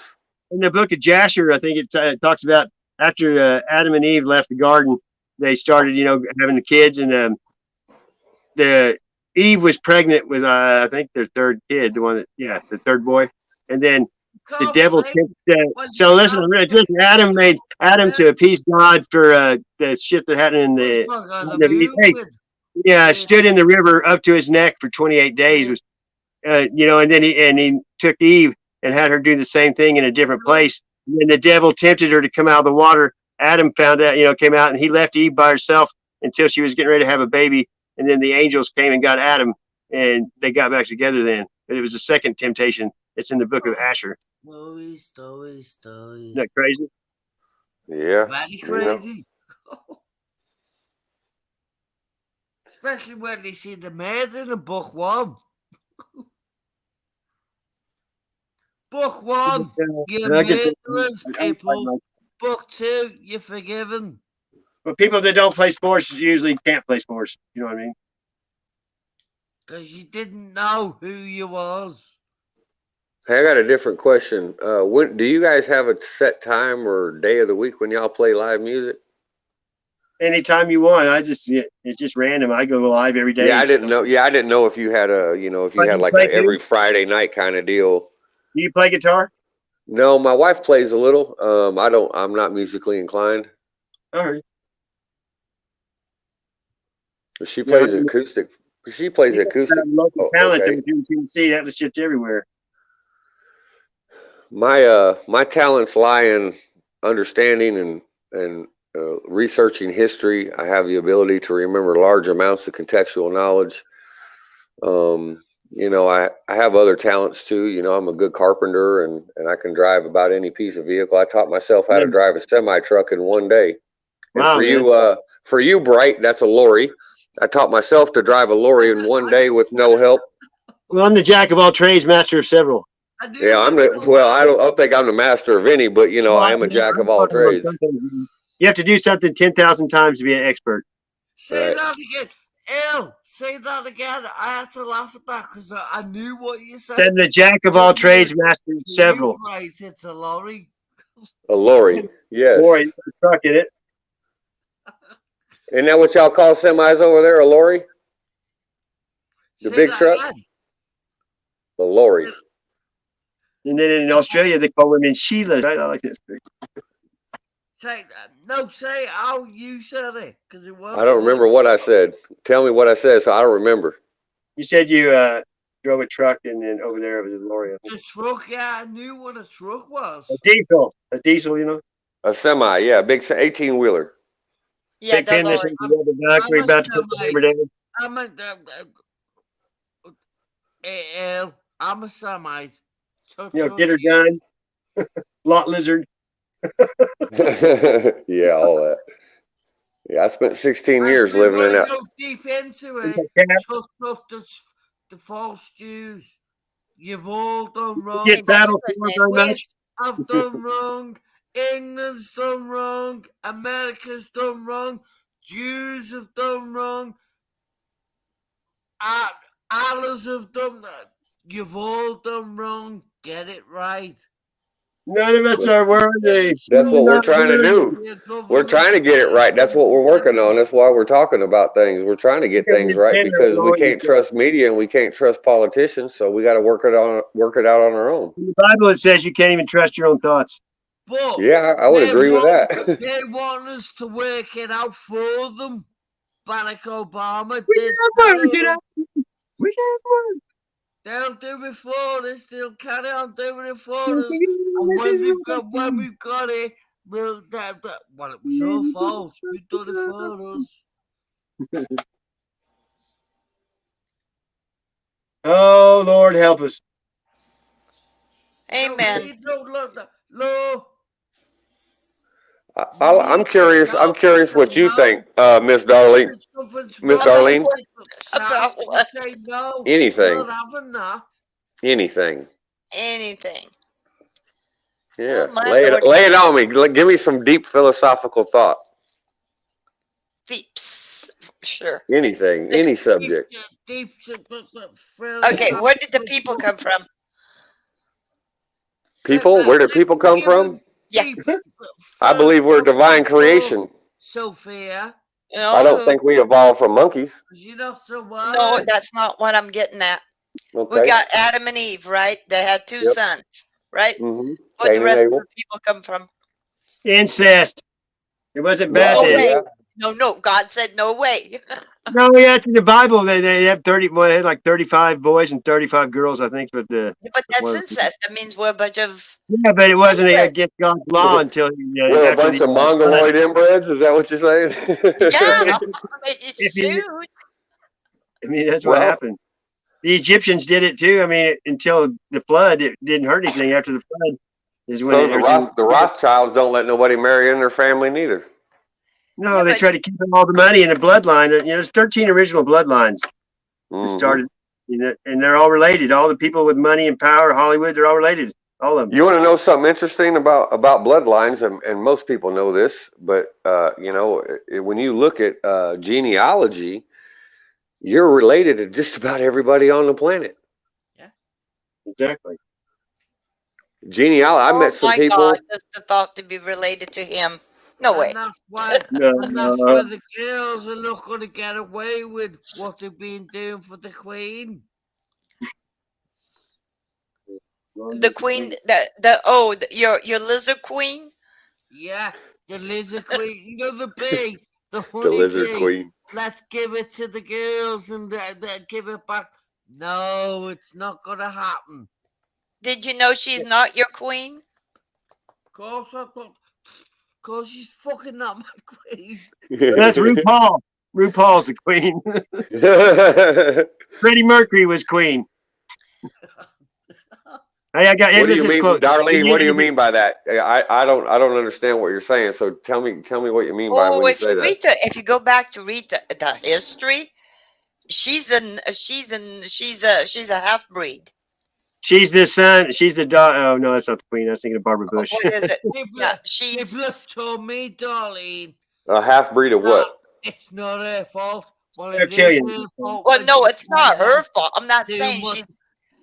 I know it's not, but it is her fault when she won't speak up and say, "Listen, I've been doing you wrong." They've all been that way for a long time. I mean, Darlene, explain Yes. what you mean, because I need to understand your thought process a little better. Oh God, I can't remember. I read it a while back.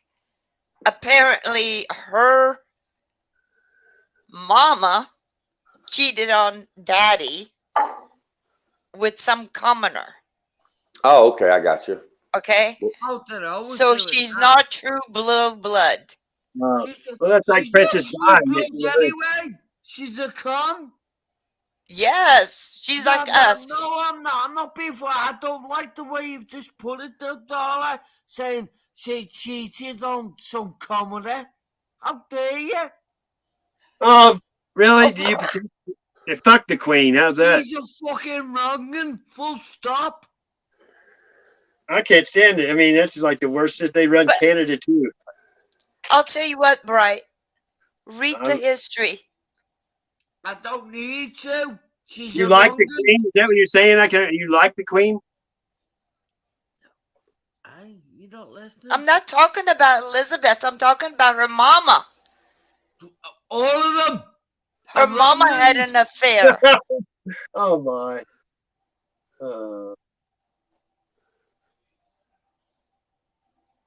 One if by land, two if by sea. Right, Darla. How it works is they were sent here to do the same as you was. And if you get bigger and brighter and wiser, you start wanting to steal from the people. You're not going to do it, Elizabeth. You were warned. What? He's just making a statement of fact. He's just putting how he feels. No, people play ignorant sometimes. A smart man can play stupid, but a stupid man can't play smart. I like that. I just turned stupid. Stupid is stupid does. Stupid does. How you read my mind? You read my mind. Some things you can fix, you can't fix the brain or nerve endings or stupid. So you can fix a lot of things, but you can't fix stupid. That's for sure. Hey, you remember this song?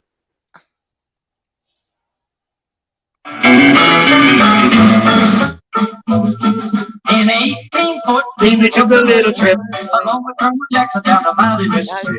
We took a little bacon, we took a little beans, and we caught the blueberry.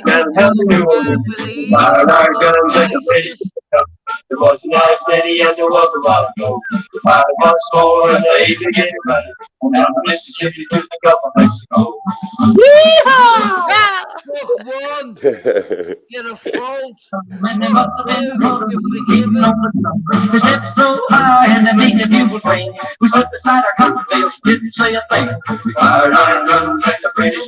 Which bar would you want to go back to? Fired once more and we began to run down the Mississippi to the Gulf of Mexico. Old Hickory said we could take them by surprise. If we didn't fire a musket, still we looked them in the eye. We held our fire till we see well, and we opened up the world guns and really gave them well. You ever heard that song before? That's what hurts me about That's a long time I haven't heard it. I remember it from when I was a kid because I'm a you know, I'm born in Louisiana. I fly the Confederate flag. Fucking women to Can I throw? I'd like to throw a thought out there for y'all. I'd like to put something out there for everybody. Now you can take it. You can take it or leave it. But we've been pretty. What did you say? Right. Come on. This is why people. I'm just a little bit sickening what I'm hearing. All I want to say is we've had a fairly serious conversation for roughly, I don't know, 8 hours. Let's not forget to laugh a little bit, and let's not be too serious all the time. That's all. That's my only thought. I'm only here for the laughs, but it's just been so many people wanting to talk about stuff. But used to, I didn't like any negativity at all on my stream. I just like people start getting that way. I just hit the off button. You know what I mean? Yeah, I'm just saying we remember to laugh a little bit, and we can lighten the mood here and there. You know, you can't be too serious. I like learning stuff. That's important. Yeah, it can't be too serious, but I got all kinds of stuff to share. But it doesn't have to be all at once. We have show and tell anytime. To blame always. That's why I'm seeing it. If we forget to laugh, then we kind of forget what it means to be human. Because if we're too serious, then we're going to be buried in our own thoughts, fears, worries, and concerns. Laughing puts to laugh a little bit. What's lost, darling? You'll recognize where you've gone wrong.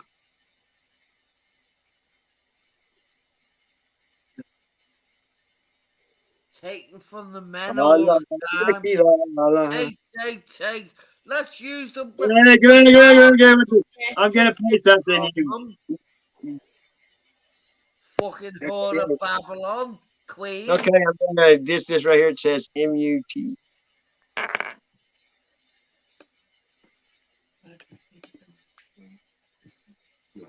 Wow. Thank you, Bright.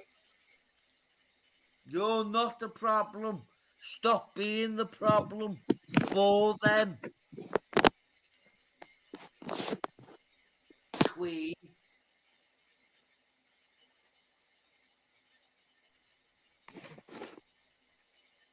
When you recognize that they've played a matinee of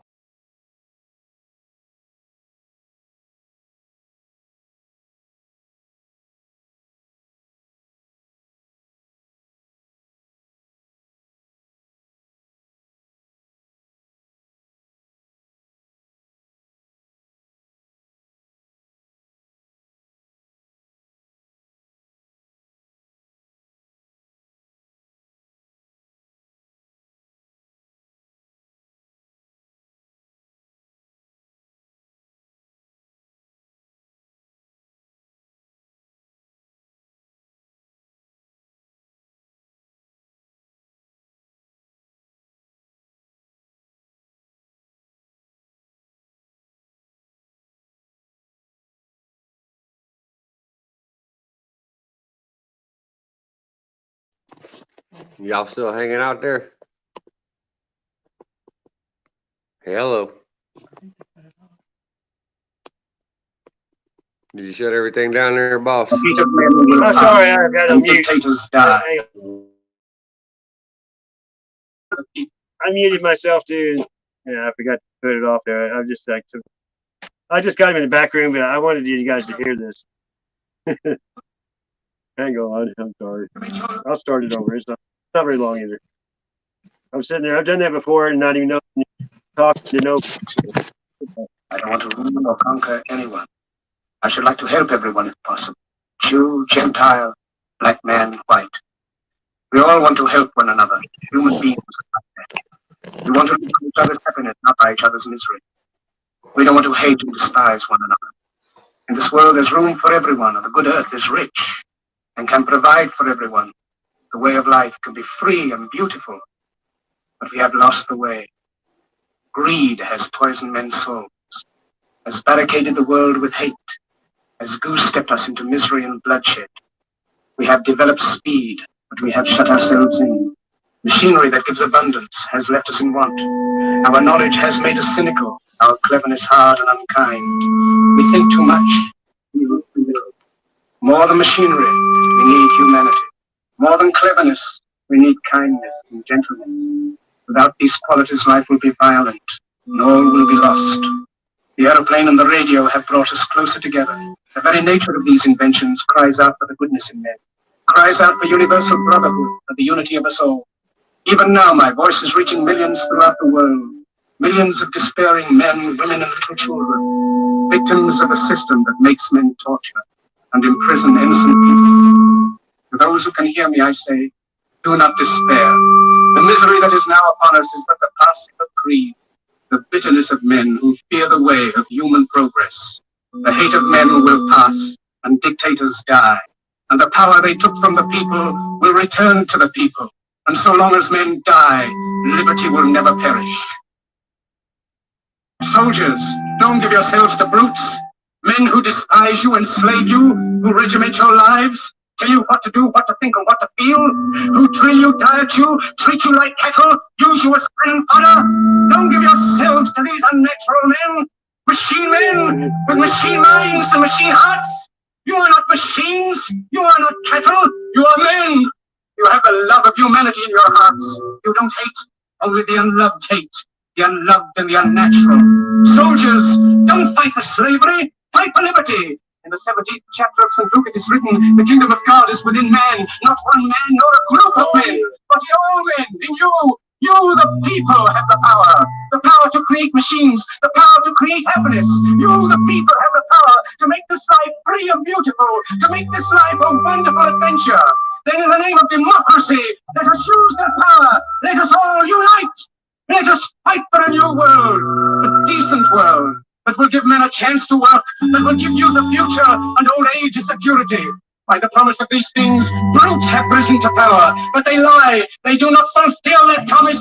They never will. Dictators free themselves, but they enslave the people. Now let us fight to fulfill that promise.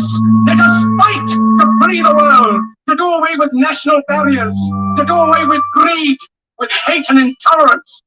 Let us fight for a world of reason, a world where science and progress will lead to all men's happiness.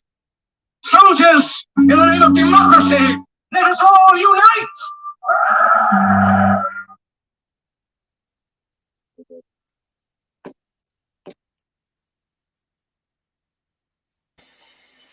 That was good, Sass.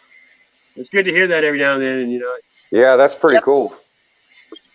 It's called the greatest speech ever. Yeah, that's good stuff, man. It's, this is what it's all about. Charlie Chaplin. Charlie Chaplin, no kidding. Yeah, it was from a movie that I never would have pegged that. Well, in the speech, he looks like Hitler. He thinks Stalin or something. Right. But it's he was a silent actor forever, you know. Oh yeah, I remember seeing it when I was a boy. It's funny. Watching old reruns, watching like the old Sanford and Son and I Dream of Jeannie and all that silly stuff. Yeah, that's it. I still, if I watch, I like the Rifleman and Bonanza. And, yeah. Have Gun Will Travel. Yeah, exactly. That's all the good shit. I like Daniel Boone. Was really good too. Hey, do you know who? I'm thinking of the Native American on there. Are you talking about Sacagawea?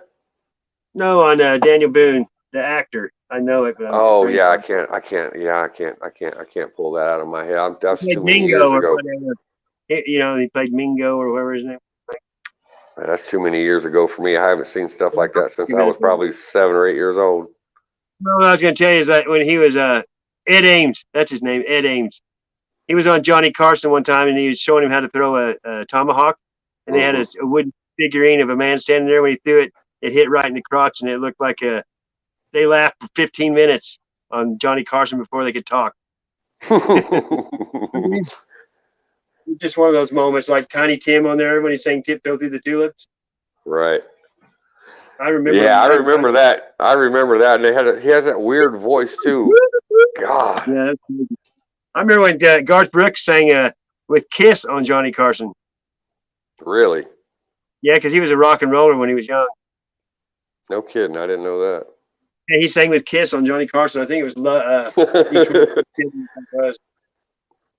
You know, Gene Simmons' parents were Holocaust survivors.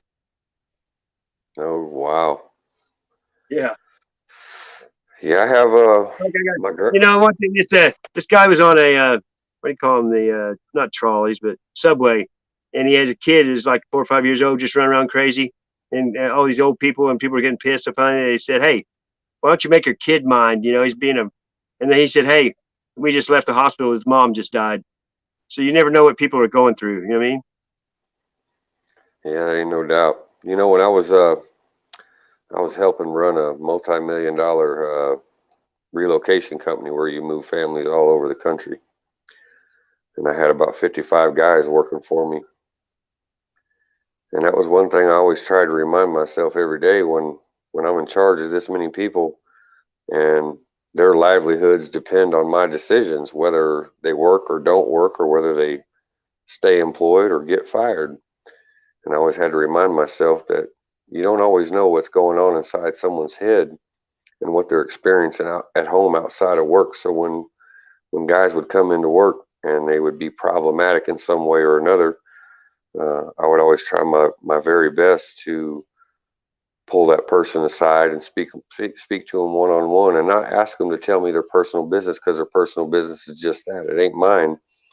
But I would try to show them a little bit of love and respect and say, look, I realize that things are not always what they appear to be. You know, when a guy comes to work and things aren't normal, that means that, you know, to me, that tells me that there's something going on outside of work that has taken you off your normal mode of operation.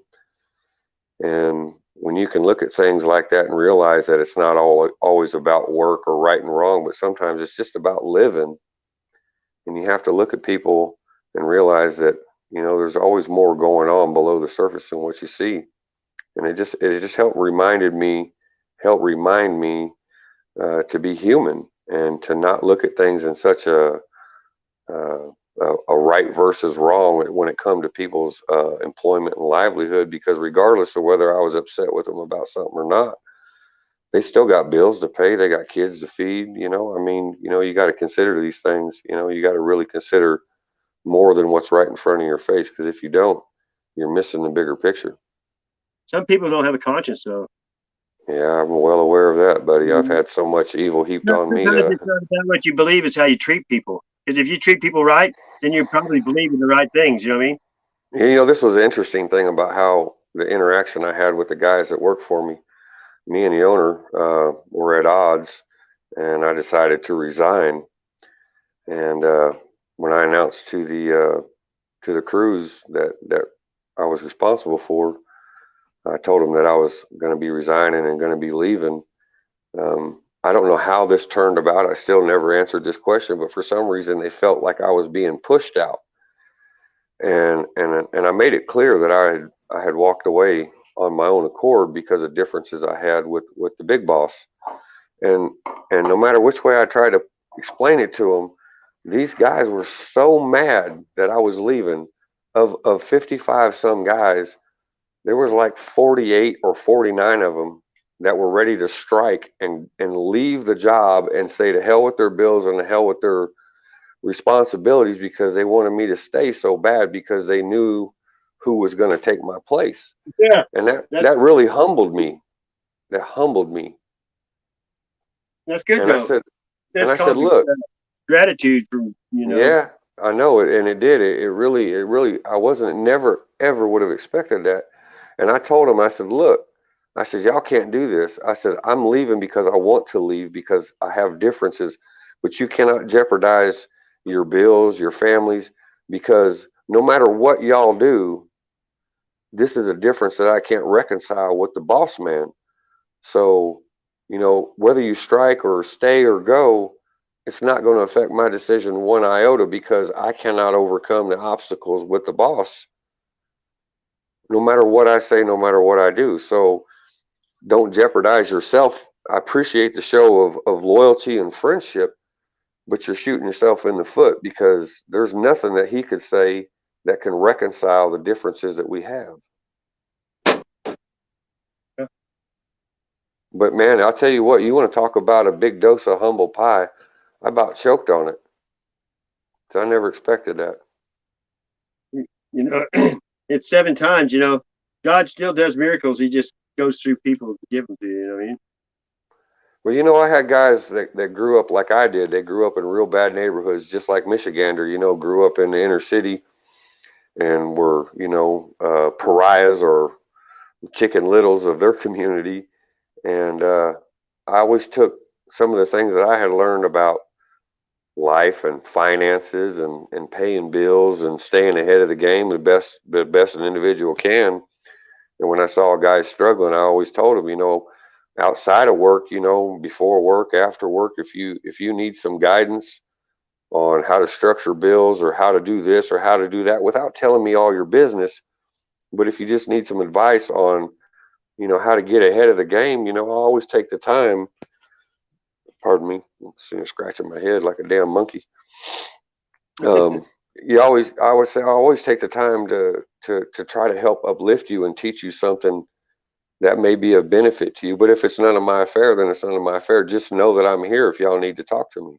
And if y'all need, and you know, the funny thing is quite a few took me up on it. And over the years, I would have guys tell me things that I had told other people that had done the same for me and said that, you know, with some of the things you've shown me and taught me, you've helped me fundamentally change my life for the better. And that's all I've ever wanted to do. Not to make them think the way I think, but just give them the tools to be able to do these things on their own. You know, teach a man to fish instead of giving him a fish concept. If you plant the seed and let him take care of the plant, then it's theirs. You know what I mean? That's what I You always can look be at.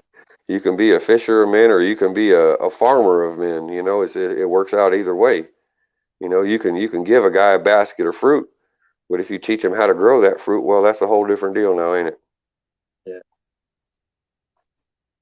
That's the way I try to look at it. And, you know, buddy, I failed All the plenty along movies the and way. the radio and songs and all have been pushing for me, self-serving world. You made it where people don't know their neighbors because they try, you know, they don't want you knowing anybody else. Is Bride still with us? Yeah, Yeah, he's not. I believe so. I just put it in the back while I was playing that.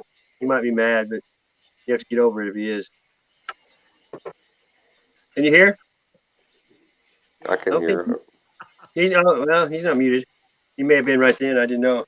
No, I've Yeah. been I know. myself. I've accidentally blocked people before with a phone when you're in chats and stuff. You can hit the wrong thing and do all kinds of shit. Hey, Spud Lee. There's Spud. He's from Australia. He's another Spud Lee. one of the posse. One of the posse, I guess. Aussie, huh? Aussie. Taking a walkabout in the Americas. He's a great dude too, man. He is. I like him. He got me playing for the first time in a long time.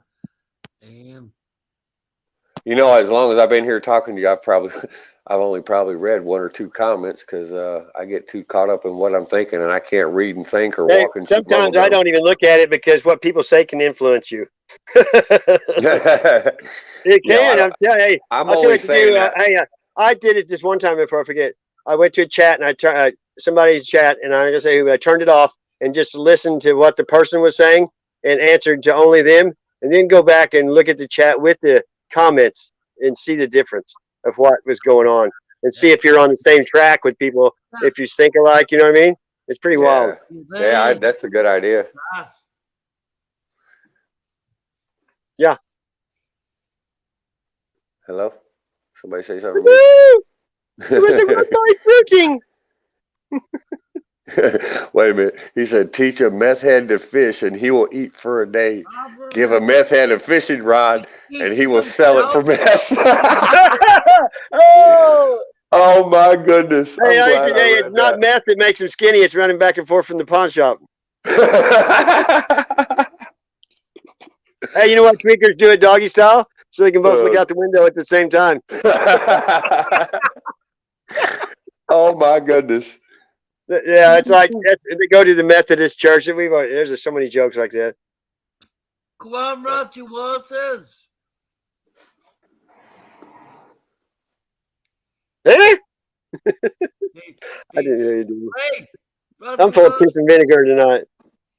What's the temperature where you're at? It's 7 degrees here, Fahrenheit.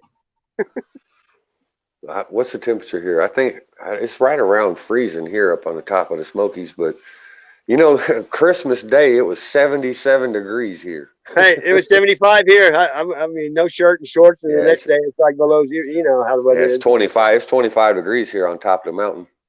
Yeah. Look at the difference. Ain't that? I've got 32 clear. Really? See, Yeah. Heat wave. Well, it snowed in Hawaii and it snowed in Pakistan. I mean, come on. It's like they don't even know how to spell coat in Pakistan. No, I'm just joking. And listen to this, Darla. And they say to us humans, women work different to blokes. That is a fact. They know, but you don't have to tell them. Go ahead. I'm listening. Well, we know you fucking are. You're funny, dude. Oh, well, he's certainly opinionated. Got to give him that. Yeah, you know, I'm used to him now. You know, it's once you get used to somebody, don't bother you. Oh yeah, no, it He's don't not bother serious me at either. all. It just, you know, he's got your slur. What are you gonna call it? Your draw from where you're at. Well, It's I wouldn't be a bloat if somebody paid me. You can be the bloat. Blokies, you know, it's like maybe the dingo ate you, baby. That kind of shit, you know. Well, I was told one time a long time ago, when it comes to differences of opinion with people, if we all thought alike, it'd be a pretty boring place. So you know, it's like now we all need the fucking big hug. It takes all different kinds of people to make up the world.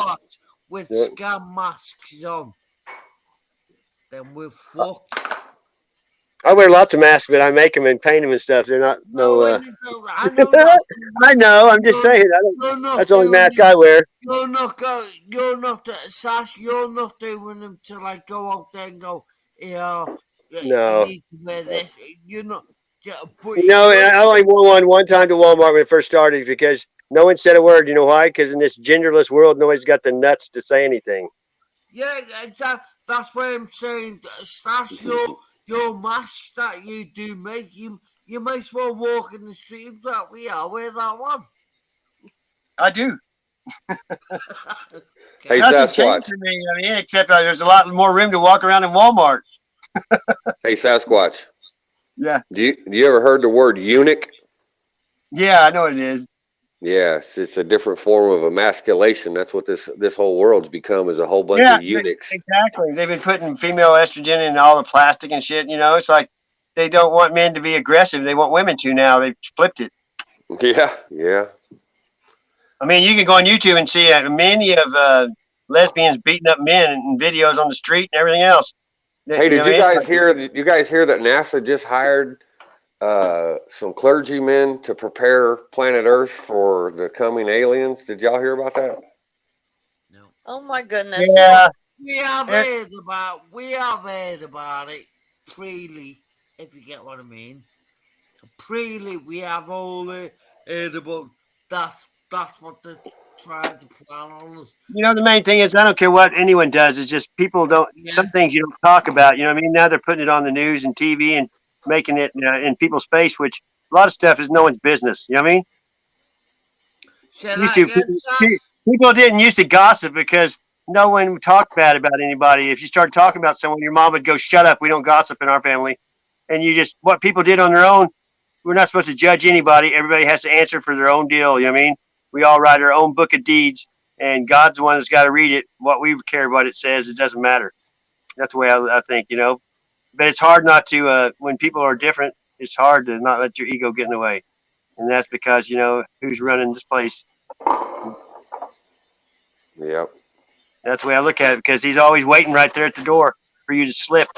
Because if you're weak-minded and let yourself down with drugs or whatever, demons will take over your thoughts and give you confidence, and you think it's you, not them, and you don't know. You know what I mean? If you make it comfortable for them, they'll stay there. But if you make it uncomfortable with like reading the Bible and hanging around good people, they'll leave because they're not comfortable. You know what I mean? You're not going to get away with it. I'm usually a mirror. Whenever you look in the mirror, you're going to get back. You know what I mean? That's just how it usually goes with anybody. Oops. Take that mask off. Somebody Don't have stop one me. on. What? Mine's low key. Hey, you know what a darter is in the river? You know, You just if stay- the water's you if the just water's stay clean, with it'll the have Bible. darters in it. You know. There's your mask for you. You stay with the Bible. Babble, Don't babble, have a babble. mask. You know, you've got a Bible.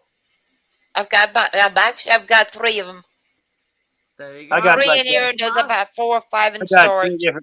three I different go versions. to James chapter 7 to 10. I don't have Yeah, no light in the office. I can't see. We just did that earlier in the big Bible. Yeah. Not exactly in the book. Hey, I've been telling people all week that you're supposed to love your neighbor like you love yourself, and you came up and that was in what you said, dude. Showing.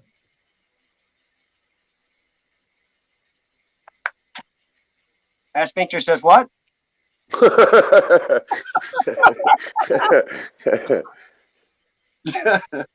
that again, son. Hey, I got a hey, I want to lighten the mood for a minute. I got a question for you, Bright. Hey, Bright. I got a question for you, and this is just meant to be funny, so don't get personal on me now. This is just a funny joke. All right, so look, if you and me went camping, and you woke up in the middle of the night, and your pants were around your ankles and your butthole hurt, would you tell anybody about it? Probably. That's what I'm like.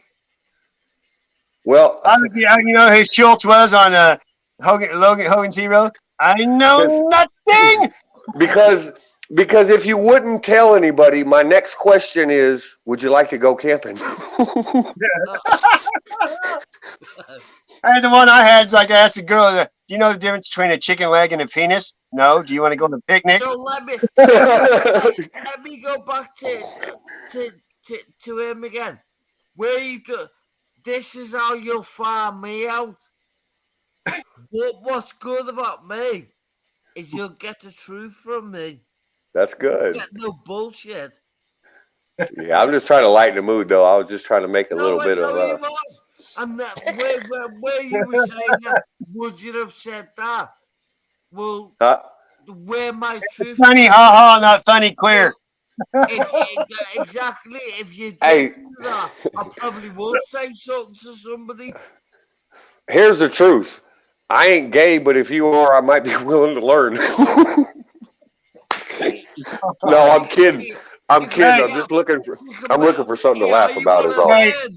Let's be happy. If you can laugh about everything, if you can just laugh at the world, things get better. You know what I mean? Yeah, that's where I'm at. Don't take anything personal, because then the big things are huge.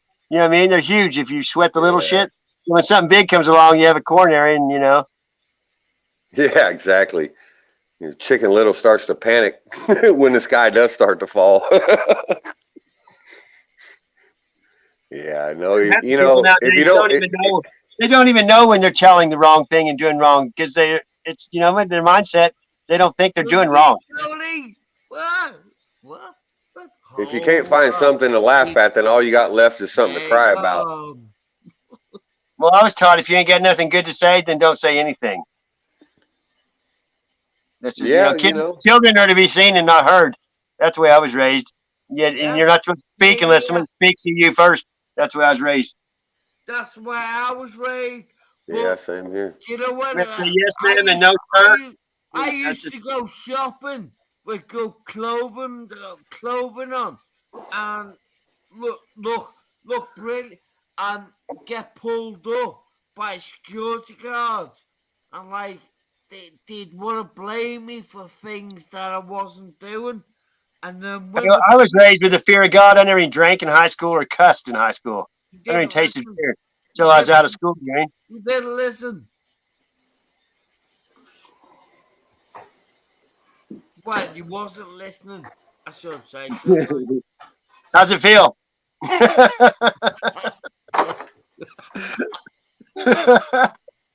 Yeah, when you start talking, I'm just going to start talking over you. I'm just busting your balls. You know what I'm saying? That's where I'm glad. Yeah, I'm glad. You're talking to me, you know? Hey, Guido. Baseball has been very, very good to me. Football, don't know, but baseball has been very, very good.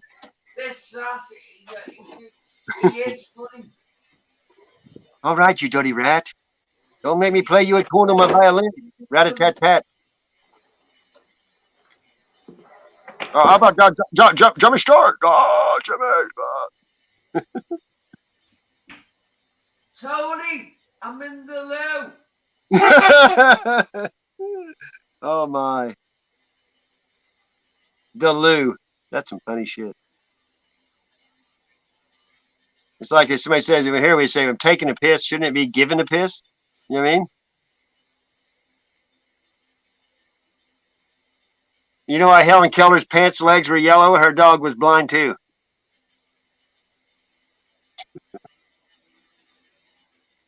I'm the king of cheese. I could just rattle them off one after another.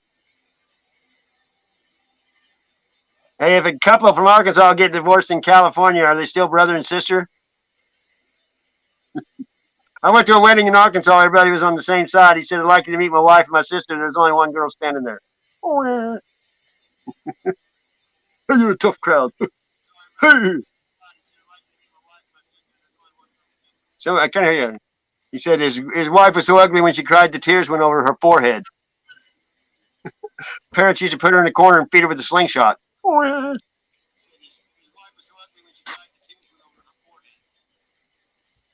Somebody's having microphone trouble. Can't hear nobody.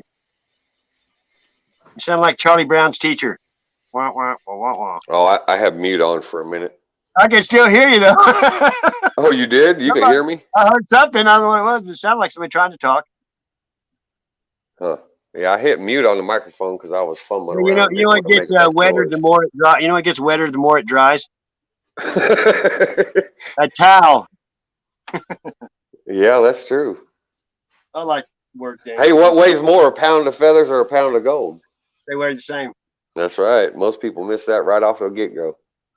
Hey, dude. Hey, I got one for you. I've asked this to everyone, and no one's ever answered it. All right, let me see if I can. So, Merchant Marine, you got to pay attention though. This Merchant Marine asked me one day, and I answered it, and he said I was the first person. You ready? Mm-hmm. If 33 and a third is a third of 100, what's a third of 150? 33 and a third is. Say that one more. You said it too fast. See, if you say it fast, no. If 33 and a third is a third of 100, what's a third of 150? Third of 150.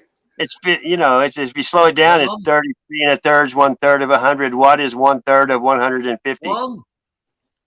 Yeah, I'm not that quick. 50. I mean, a third of 150 is 50. Oh yes, right. Yeah, you overthink it. That's when you say it fast though, you just it's too much. You know, it doesn't compete. You get compute to you. Yeah, it's just something that. I get it. Hey, my dad. I'd asked. I saw the Assembly of God, the main headquarters is where I live, and the main dude of it, the president, was in my pawn shop, and he was trying to buy a white gold watch with a pot leaf in the center. And I asked him. I said, "How many animals did Moses bring on the ark?" And he said 2. I said, "It was Noah." I said Moses. You know what I mean? I've heard that from you, but he's new here. So I got a question for you. So like I'm on the screen, and it's got like earlier when I was on the screen, it allowed me to flip the view, and now I'm on a screen where it doesn't let me flip the view, and I don't know how the heck. Oh wait a minute, camera, mic, maybe under tool. I have no idea. Yeah, flip it down there. Okay. Stop trying to hack me. No. That's what I've never got hacked because I don't have a bank account. If you don't have a bank account, you don't have to worry about getting hacked on anything. You know what I mean? They want your money. That's what they're after. Abel, what are you doing, buddy? my puppy's over here looking for some attention, so I was going to let y'all look at him if y'all want to. What's the white one's name? Abel, Cain and Abel. The little one's Abel. Oh, right. Okay. If it had the black eye, it almost looks like the little rascals, you know, Butcher or something. Right. That was a Staffordshire Terrier, wasn't it? They kind of look like a bulldog. Yeah. So this little puppy here was a gift to me from my baby sister. She's Is that a puppy? Yeah, he's only 5 months old. Oh, Man. yeah, He actually, it does look that. Yeah, that's why I was asking. well, he's an American pit bull. This one here is Yeah, he's a purebred American pit bull. It's not meaty. Yeah. What's He's the a pound what? square inch a bite for them? So my baby He's a fruity sister, baby. yeah, my baby sister, her pit bull, male and female, had a litter of puppies, and she wasn't really prepared for it, nor was she ready to, try to farm them out and sell them and all that. So she just decided she was going to give them away, and she asked me if I wanted one. I told her I did. So since I was the only family member that wanted one, she told me I could have pick of the litter. So this is the little one I got. And 2 days after I brought him home, he had parvo, and it nearly killed him. It cost me $1,000. It cost me $1,000 to save him, but it was worth it because he's a beautiful little pup. Oh yeah. Yeah. Got good demeanor too, it seems like. Yeah. Did y'all see that? Did I show y'all that heart on his nose? Do you know what it looks like? Yeah. It looks like a red nose, but it's not, because you explained it earlier on. The only color. Red nose is usually for drinking too much. They're not allowed an American Kennel Associate. He's an albino. Is that what I'm alluding to there? Well, see, the funny thing is the vet. When I took him to the vet when he was sick with parvo, they said, "Oh, he's got all this. He's got pink skin, and he's got white fur, but he doesn't have pink eyes." And they said, "Oh, they said, oh." No, they said, "Oh, we think he's deaf, or he might be deaf, or could be deaf, or he ain't deaf." Those stories. Yeah, I told the vet right to their face. I was like, "This dog can hear better than my other dog. What are you talking about?" Where's your other one? Oh, he's in a bedroom. I think he's sleeping on a bed. Yeah, see, he's spoiled. Look at him, spoiled. 120-pound Rottweiler laying on a king-size bed all alone. Out of there. This is Kane. I got him from a kill shelter. Hey, it's the Alsatian. I mean, Rottweiler. He was at a kill shelter, and they said that he had chased a few people. He'd never bit nobody, but he had chased a few people, and his owner was having a difficult time. The little puppy's ready to go to bed. What are you doing, baby boy? Let me put this puppy up here with the big dog. But the kill shelter said that they were going to put him down if no one adopted him. They stared them out to sleep. You might as well take him into your living room. Say that again. Seeing if they stared that woke the dog up out of its sleep. You might as well take him into the living room with your other white one. Oh, I just put the white one in the bedroom with the big one because he's getting fussy. He's ready to go to bed. Oh, okay. I'll show you. See, they like to curl up next to each other and go to sleep, but they're getting ready to go to bed. It's way past their bedtime. They're usually in bed snoring by about 8 or 9 o'clock. Hey. No, but I got it from. There's a reason for it all. Why I've met you and connected to you. Well, subject to that with Jody, the Alsatian, and the white dog. There's so many connections. The Rottweiler, he was interesting because the previous owner, he had gotten in a car accident, was confined to a wheelchair, and couldn't keep up with this young Rottweiler. He was 2 years. Bastards who were listening to us know what I'm talking about. He was 2 years old when I got him, and the reason they took him to the shelter was because the guy that was confined to a wheelchair couldn't tend to him the way he needed to, and he kept getting out of this guy's yard because obviously he's young and he's full of energy, and the guy's confined to a wheelchair and can't play with him the way he needs to. So he kept getting out of the fence, and he was chasing people. But that's what dogs do; they chase things. Yeah. Well, he never bit nobody, and we heard about him at the shelter, so I went and checked him out, and I was like, man, there ain't nothing wrong with this dog. I took him home. I've had him for, I don't know, 5 years. He's 7.5 maybe. And This dog's been around. I've had this dog around thousands of people, thousands, literally. And this dog has never been aggressive to nobody. There was nothing wrong with this dog. He just didn't have any training. And he didn't have any love because of the circumstances of where the home he came from. It wasn't the owner's fault. But you know, it was just circumstance, and they were going to kill this dog because he's a big Rottweiler and a lot of people are scared of him. And I'm like, I don't care about, you know, whatever. I said, if he's got, you know, if he's not, you know, so broken to where he can't learn, if he's got, you know, any heart left in him at all, I said, I can work with it. And man, it's one of the best dogs I've ever had. I brought Wally coming to mine. I had to take it home. I didn't want to. It makes me think of how damaged and broken I was as a kid, you know, when I was young, and when nobody wanted my ass, they locked my ass up in a damn local kennel too. It's called a penitentiary, you know, and that's what it made me think of when I saw him in there, because there wasn't nothing wrong with him, you know, just like there wasn't nothing wrong with me. I was just a confused kid who didn't know how to not chase things that I shouldn't be chasing, just like the dog.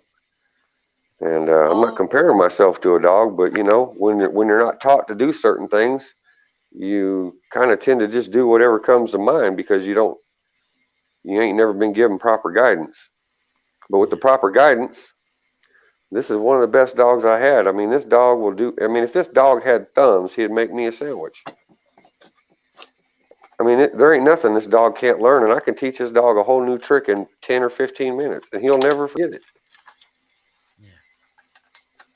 I think that speaks to people's inability to see things that are right in front of them. I'm not going to treat you like a dog. Whoa. Oh, I'm not asking you to, and if you do, I'll treat you like one in return. Yeah, but right back at the beginning, what we were all talking about, well, what you were talking about. But I can show you. All what they need is tender, loving care.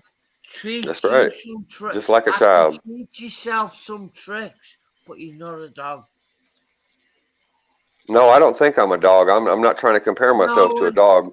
I'm just saying because of the way we're talking, if you get what I mean. Explain it better. Explain. Well, you're not a dog, so if I taught you some tricks, I'm not treating you like a dog. Yeah, I'm just speaking more metaphorically as far as, you know, people see things. People see things and they make up their mind and they put labels on things, and they don't seek to understand first. They're just quick to put a label on somebody or something based on a half truth or incorrect perception. You need to be nasty to your dogs because they're dogs. Dogs do what the dogs do. Yeah. You don't set that down doing what dogs do. Dogs do what the dogs do. Simple. Good day. Australian bloke. Hello, Spud. Your sound is bad. Your mouth sounds like a better. You just got here, so give it a chance.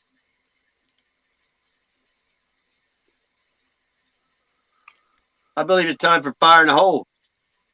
Man, that'd be nice. I send you smoke signals, but I don't think the current weather would let it get there.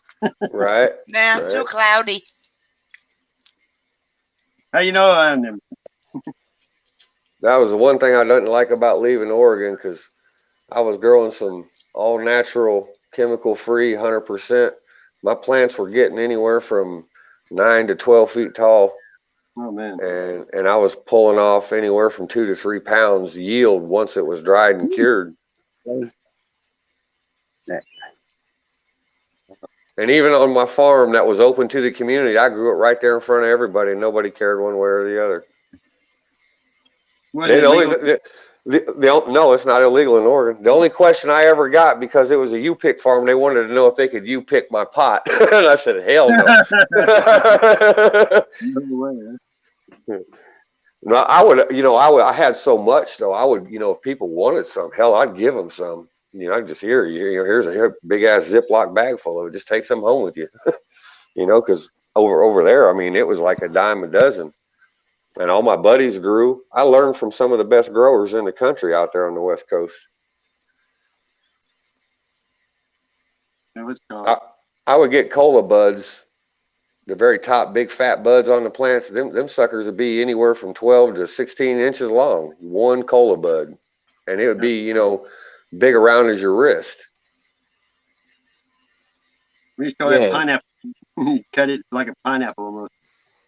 Man, I'll tell you what, that's the only thing I don't like about leaving that state, but everything else there, I was happy to leave behind. It's a crazy, crazy world out there. That's careful what you wish. I mean, they're the ducks. What do you expect, right? They're ducks. Well, yeah, they're definitely a duck of a different color. I'll say that one way or another, however you want to label it. But yeah, it's a duck that don't quite fly straight out that way. Every other person you meet's got pink and purple hair, which that's fine if you want to dye your hair. But when you dye your hair and then you act more strange than your hair looks, well, I guess I didn't really fit in out there. But I went out there to help teach people how to grow food and how to be more at harmony with themselves and quit depending on these stores and other people. It's like you need to learn self-reliance, because there's going to come a day when we're all going to wish we had known these things, and if we don't know these things and start teaching each other these things, we're going to regret it. Sure.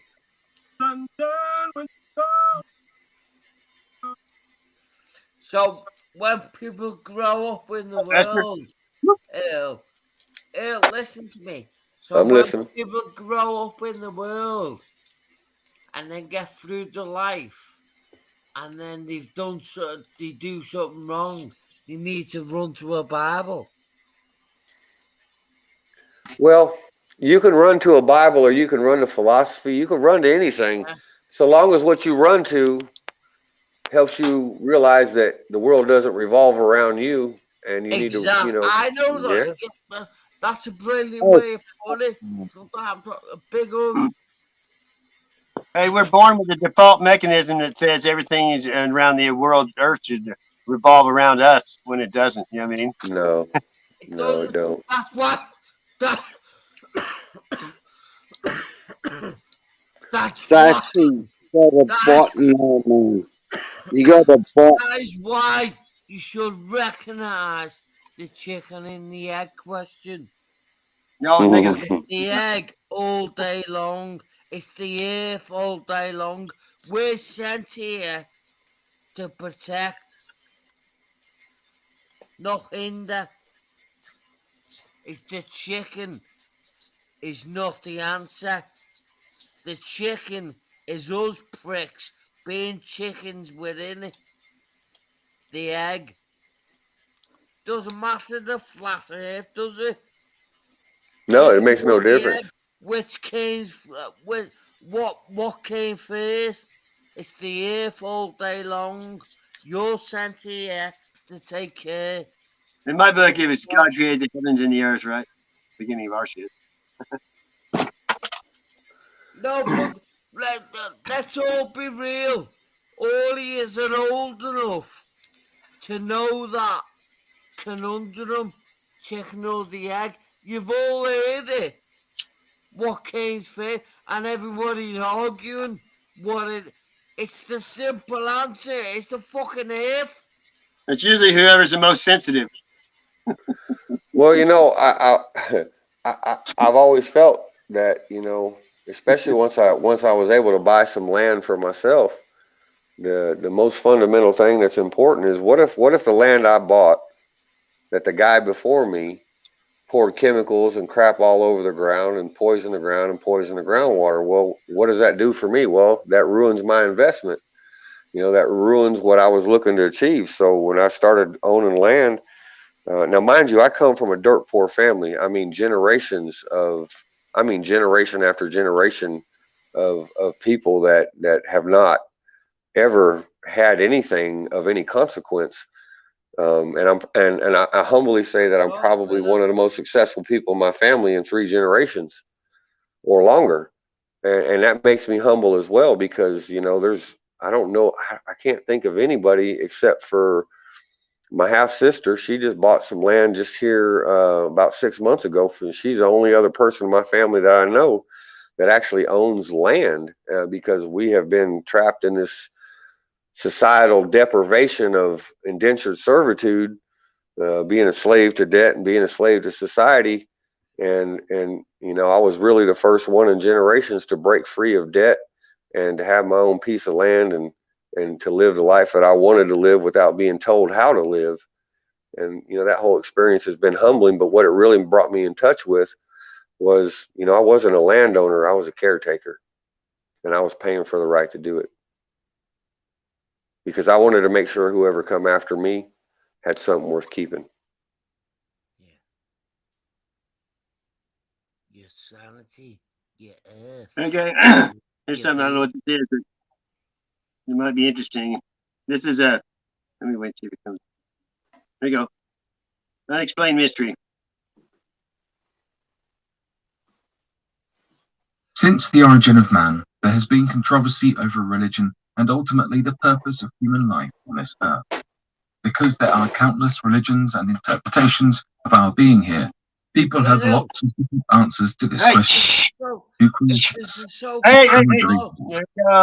have been waged all over the world to uphold the values and teachings of religion. So today, here at Unexplained Mysteries, we'll be taking a look at Bible mysteries. It's a break. The 1500-year-old Bible argues Jesus' fate. Christianity has broken into many sectors throughout the years, each adhering to their own moral codes and interpreting the Bible in different ways. Like any piece of literature, the Bible is indeed up to interpretation. However, it's hard to interpret a story when it was never told in the first place. According to the Ethnography Museum of Ankara, Turkey, a new version of the Bible believed to be 15 to 2,000 years old has resurfaced and caused upheaval to the Christian faith. This is because this Bible includes the Gospel of Barnabas. The story reveals that Jesus was never nailed to the cross, but he was also not the Son of God. The story insists that Jesus was only a prophet and that his fate was not crucifixion at all, but that he instead made it to heaven. However, the story of crucifixion is not completely lost. In this story, Judas Iscariot was believed to be nailed to the cross instead. This book came to light during a heist when a group of thieves attempted to smuggle highly valuable goods across the Mediterranean Sea. This version of the Bible is believed to be worth over $25 billion, both for its shocking revelations and antiquity. It's no secret that the world of Christianity and the world of Islam have been at odds for years. However, this contention is largely based on how we as people should interpret Jesus' place in the Bible and thus honor him thereafter. Because this new biblical story reveals that Jesus quite possibly knew the Prophet Muhammad and foresaw his arrival, it can be said that if Christians do decide to honor this new gospel, then their teachings and belief systems might align differently. However, it is common practice of any church, but especially the Christian church, to pick and choose which stories they want to include in modern practice. After all, it wasn't until the 1970s that the word homosexual was included in the Bible. It takes a keen scholarly eye to authenticate the true intent of Jesus' word at the conception of the Bible. But it takes only several elders of the church to manipulate the truth. Okay, I didn't know what that was. I'm going to look at the comments. It says, I trust in Jesus, our Savior. I got nothing, man. Y'all stop playing with the camera. I got nothing. Oh, Everything is empty over here. that was you know, yeah, it has 439,000 views in a year, which that's not very many for something like that. They found a new Bible. You know what I mean? Hey, did I mention to y'all earlier that the word "fear not" is mentioned 365 times in the Bible? Wow, do you know it has verses of 150 scriptures about women aren't supposed to preach? I just find it interesting that it says "fear not" 365 times, 365 he days hurt in God's a year. feelings when we fear because we're supposed to know he has our back. when we have his That's armor right. on. Yeah, that's right. Ephesians 6:10-20. There you go. This is good for you. The Bible is the most historically accurate This is for book you, ever Bright. penned. Let's see what it is. Hundreds of ancient discoveries verify its accuracy, and here's a list of 9 of those. Number 1, the Pilate inscription. In 1961, in an Italian-sponsored dig in Caesarea, archaeologists uncovered a stone that had a Latin inscription on it that said Pontius Pilatus, prefect of Judea. That Pilate is mentioned in the gospel accounts on several occasions. You read in John 19:29. Pilate then went out to them and said, "What accusation do you bring against this man?" They find verifying the New Testament statement that Pilate was the prefect of Judea. Discovery number 2, Hezekiah's tunnel.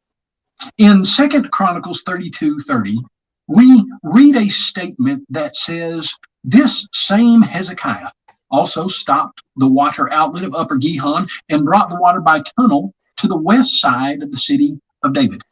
You would think that if a king had dug a tunnel under Jerusalem, we would be able to find it, and that's exactly what we find. A huge tunnel that matches perfectly the biblical description of Hezekiah's tomb. Discovery number 3, the Taylor Prism.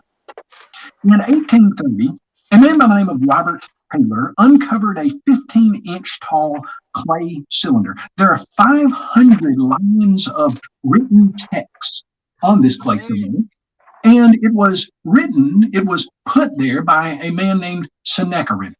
Well, Sennacherib was a king of Assyria that you read about in the Bible. On the clay cylinder, here's what Sennacherib said. As to Hezekiah the Jew, he didn't submit to my yoke. I laid siege to 46 of his strong cities. Why didn't you have to get out so bad? Let's hear it there, Chief. They'll flow with that. Slow. I can't tell them to talk slow. No, I said, give the girls a newspaper with stars in it. They'll flow with that. Put it to them. It indoctrinates them. God bless you. They're just as fucking simple as the fucking guys. God bless you. Come on, dude. Do you ever watch YouTube? Do you ever watch YouTube, right? Do you ever watch YouTube? Do you ever go and watch videos or anything on YouTube? Who are you talking to? Yeah, Bright. I was just asking if you ever watched stuff on YouTube. I watch a lot of videos. Okay, I'm just checking. I don't know if you trying to So you're assuming I don't watch any videos when I'm shut in 24/7 for the years that I have been in, and I don't sit there and watch any videos until somebody's live. Nah, I'll just start work, especially with TV switched off. You got the floor, mate. Oh, they bail out. They bailed out, sassy. He'll be back in a minute. 420, somewhere around the world. I just wondered what we would do with 7 miles of knowledge. Oh, fuck yeah. What would you do with 8? There's 7 miles of knowledge hidden away. What would you do with it? What would you do with 8? There's not 8. There's just 7. No. Miles of books, knowledge. What would you do with that's hidden away from us? What would you do with the 12 disciples who was told you? I'm not talking about the 12 disciples. I'm talking about knowledge. Well, I'm not. What would you do with the 12 disciples of lies? What would you do with it? I don't know. What would you do with 7 miles of knowledge? What would I? It's a I lot wouldn't That's longer hidden than away from us. silver. I was born in 77, so I'm assuming it's longer than that. No, it's only 7 miles long. No. And about 10 or 20 feet wide. You need to go to sleep and wake up again. Oh, no, I don't. You were talking about the Vatican. Oh no, I don't. You need to wake up, cunt, eh?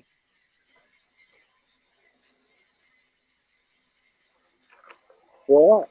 What? Can you hear me? He might as well have the bloke up who we kicked off earlier on. Yeah, brother, and God bless you, my friend. We had a good conversation the other night, and it was good. Hope you can hear me. Yeah, I can hear you. We had a good what did I say to yourself? We need to thank Sas for leaving us be. Here's an interesting historical word from the Bible. Leasing means falsehood and lying. Cool. That's it. I need a new word to show some people.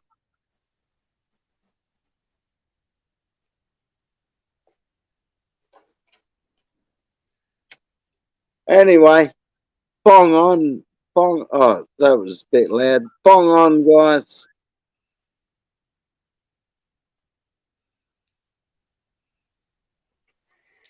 I just like history.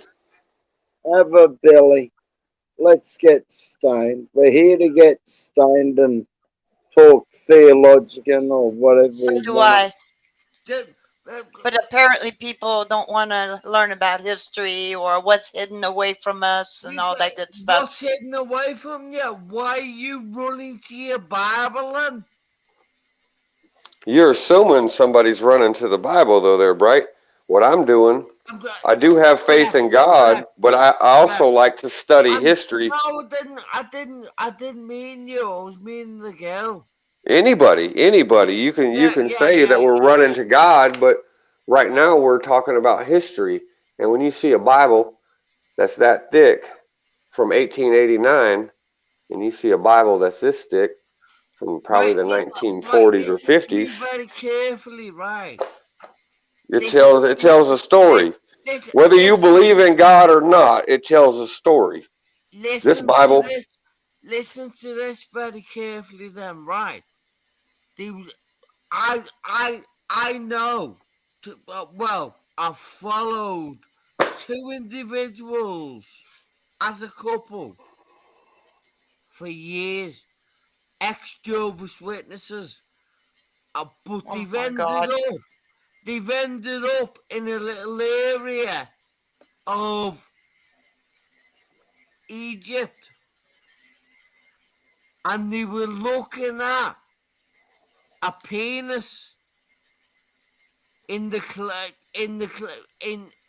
the Jordans, but I had to comment to them that it was hidden from them from YouTube. I said, you're supposed to be awake. You're supposed to be absolutely awake. Question everything.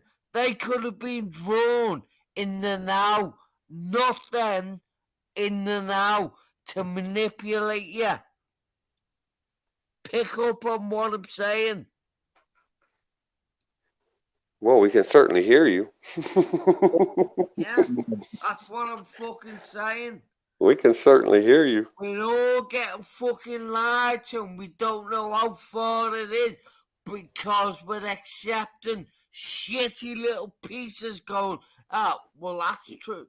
How do you know it was true? You wasn't fucking there.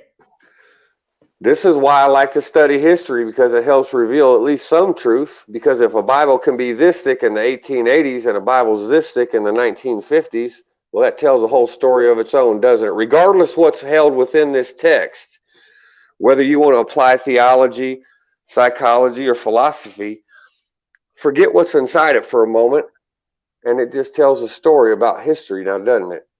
You got a Bible that's this thick, and now you got a Bible that's this thick. That's got its own story to tell all by itself without ever opening the damn cover now, doesn't it? Yes. Yes. That's And what I'm trying to get people to think about. That's all. I'm not trying to tell you to think like me or think like the next Joe Blow Skippy down the street. Use your brain and realize that people lie. They lie about everything.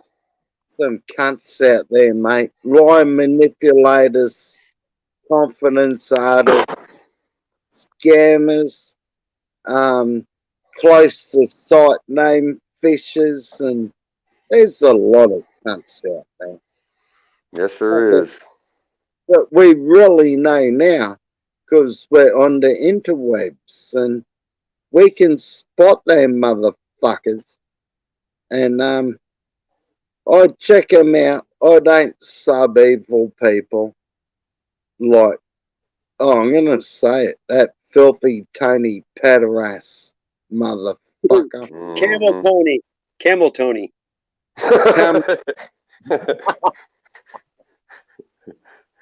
Yeah. You know, it's called hauling humps, camel towing. Sassy, I didn't know I could ever dislike someone in my life. I'm an easygoing guy. But hey, I know, dude. It's just like you don't expect Satan to come as in the physical form that quick either. That can't piss me off with these misogynistic fucking pedophilistic. And I hope Bride's not mad at me, but I just he just needed a timeout. He wouldn't listen, so I timed him out. And, you know, if you get butthurt over being timed out, then pull your panties out. You know, as the high school's over, you know, we're all adults. That's the way I look at it. But I want, you know, I want you guys want to talk for a minute before I let him back up. Oh, we can I talk mean, all there's times that, you know, I was in chats and stuff. I never really talked to him, but we had a long chat and had a good time. But there's times that he gets on a tear, and it's just because he won't let people talk. And I'm not talking bad about him. I'm just telling the truth. He knows. Oh, you know, mate. He said out upon me, mate. I'm English, mate. I'm there out for a minute. You know what I mean, too much of anything is not good. Yeah. Well, you know, I've been guilty of that a time or two myself, because my whole life nobody ever wanted to hear nothing I had to say. So sometimes when someone gives me room to talk, I can't shut up. Well, if you're convicted in what you believe in, you get energy from it. When you're saying something true and you know it's true and it's good, you just get the spirit of the Holy Spirit in you is what it is, more or less. Yeah. You look at it, you get filled with something, that's for sure. Conviction, I grew up in church and went to youth rallies, church group, church camp, and there's no feeling like that when you have that feeling of love from God. Nothing compares to it. No drug, no nothing. I tell you what, I felt it for the first time in its realness about 3 months ago, and it hasn't left me yet. And every minute that goes by, I cherish every moment of it. And every day I pray that it don't go away, because what I feel is exactly what you said. It's better, the best feeling I've ever had. It's better than any drug, better than any. It's the only book that ever resonated with me. The Bible's the only book that ever resonated with me. You know what I mean? It's nothing else. You know what resonated with me about the Bible? The only book that's ever meant anything to me, and I can't explain why, but it's the book of Revelations. I've known about it since I was 8 years old, and it's the only book in the Bible that's ever held any weight to me. Exactly. It's a horror story. But to me, though, how someone can look at the Bible and not want to believe in it because it's only good to install goodness in people. How can you think it was bad because there's nothing bad in it? You know what I mean? It's supposed to give us, if we can't make it here on earth through reading the Bible, you sure the hell ain't gonna make it in heaven. You know what I mean? Yeah. Yeah. It's just a test, you know. It's like, what's wrong with treating people good and wanting people to prosper? You know what I mean? But That's people exactly that can't think that, they have a different state of mind. That They may even be, when they're under that spell of the fucking beast, they may be hearing the opposite of what we're even saying. You know what I mean? Who knows? They might be thinking you're saying shit that's bad to them. Yes. You don't know. Because Well, unless you're smart, if you're smart, a dumb person can't even begin to feel what it's like to be smart. Just like if you're smart, you can't even know what it's like to be dumb, because you can't unless you do it. You know. And the neat thing about television and social media is this: they all got an off button. So if you don't like what you're hearing, you can always reach up and push that button. Like George, the famous George Carlin said, he goes, picture all the people in the world, or in America or in Australia, and 50% of them are fucking stupid. And what's up? You know what's up, brother? You know what? The other half of them 50% are even stupider. So that's what we fucking live Everything with. happens for a reason, and usually the reason is people are stupid and make wrong decisions. We're all guilty of that. We're all guilty. But when you know that, it's just like it's the people that don't know. There's a lot of people that are clueless. You know what I mean? And that's the ones they take advantage of. If you know somebody's taking advantage of you, then how are they taking advantage of you? You're allowing them to. Giving them consent. That's right. But I look out for the people that don't know, and they're listening to somebody that's just snowing them. And they're snowing them. And if it's someone that's like handicapped or, learning disability, I've always taken up for them people my whole life. Because someone's taking advantage of them because of their disability. You know what I mean? Yep. I love our loonies, mate. I love our loonies. And I think I'm one, so I can't be a hypocrite. I don't know. It just happened so fast in the last few years, how the world's just totally, almost completely went the opposite way. Speaking of going the opposite way, the color of the sky here lately has gone the opposite way. Have you been watching my flashing sun? Have you been watching my blinking sun videos? I've seen some of them, but I'm talking about what I've seen right standing out in my front yard. If you want to see this difference, I've got 800,000 pictures on the cloud of the sky. Probably. I do. I've been taking photos of the sky since 2011, every day. I used to, for a year straight, I took the same pictures between 11 and 1 on the same deck, on the same tripod, and every day the sun was a different brightness. You know what I mean? I mean, it looks big. People say it looks bigger, but it's just brighter. They just crank it up. You know what I mean? Yeah, it's bright. Not only is it brighter, but it don't look as spherical as it used to for some reason. Well, it is. I can show you a video. There's a lady that the cameras in Alaska and places. There's other objects in the sky that eclipse the sun every day, and that's when they crank it up so you don't see it. Yeah. Exactly what it is. It's fucking hot here, mate. We've had the hottest. You get that sun flare looking shit they call sun dogs and all that. That's all the reflection of something up there is all that shit is. Fuck yeah. I don't know what it is, but something's up there they're hiding from us, or they wouldn't be spraying that shit at sunset every day when it gets in the path it's been taken. If you notice, since they started spraying, they sprayed in different spots over the last few years. Now it's to the west, the southwest corner where they start spraying before sunset every day. You know, they do it at my house every morning and every evening. During the day, it ain't there, but every morning where the sun rises over the mountains where I live, as soon as the sun comes over the mountains, the jets are up there with the contrails, and then they're gone for most of the day, and then later on in the evening, they're back at it. Now, I was actually and they spray them at night too, dude. When you're sleeping, they're spraying them because you'll see. Oh yeah, that don't surprise me. This evening, I was standing out in the yard. I had my dogs out there, and I see jets that fly the same flight path all the time, and most of them have some sort of vapor trail or something coming out of the back of them. A contrail is a steam and it evaporates. But right, no, I get it. They're in a big plane full of shit pumping it out on purpose. Right, and but what I'm saying, it's called Operation Solar Shield. They admit it. I mean, it's what it's called. What I was watching today though that blew my mind is one thing I've never seen before is you'll see planes flying overhead with nothing coming out, and then you'll see other planes with, these big plumes coming out. But today, I saw a plane coming over. It had nothing coming out, and then all of a sudden, while I'm sitting there watching it, it's kicked this thing on, and shit started coming out the back of it. I'm like, well, wait a minute. It didn't change altitude. It didn't change speed. But all of a sudden, it ain't got nothing, and now all of a sudden, it's got all kinds of shit coming out of it. Cunts.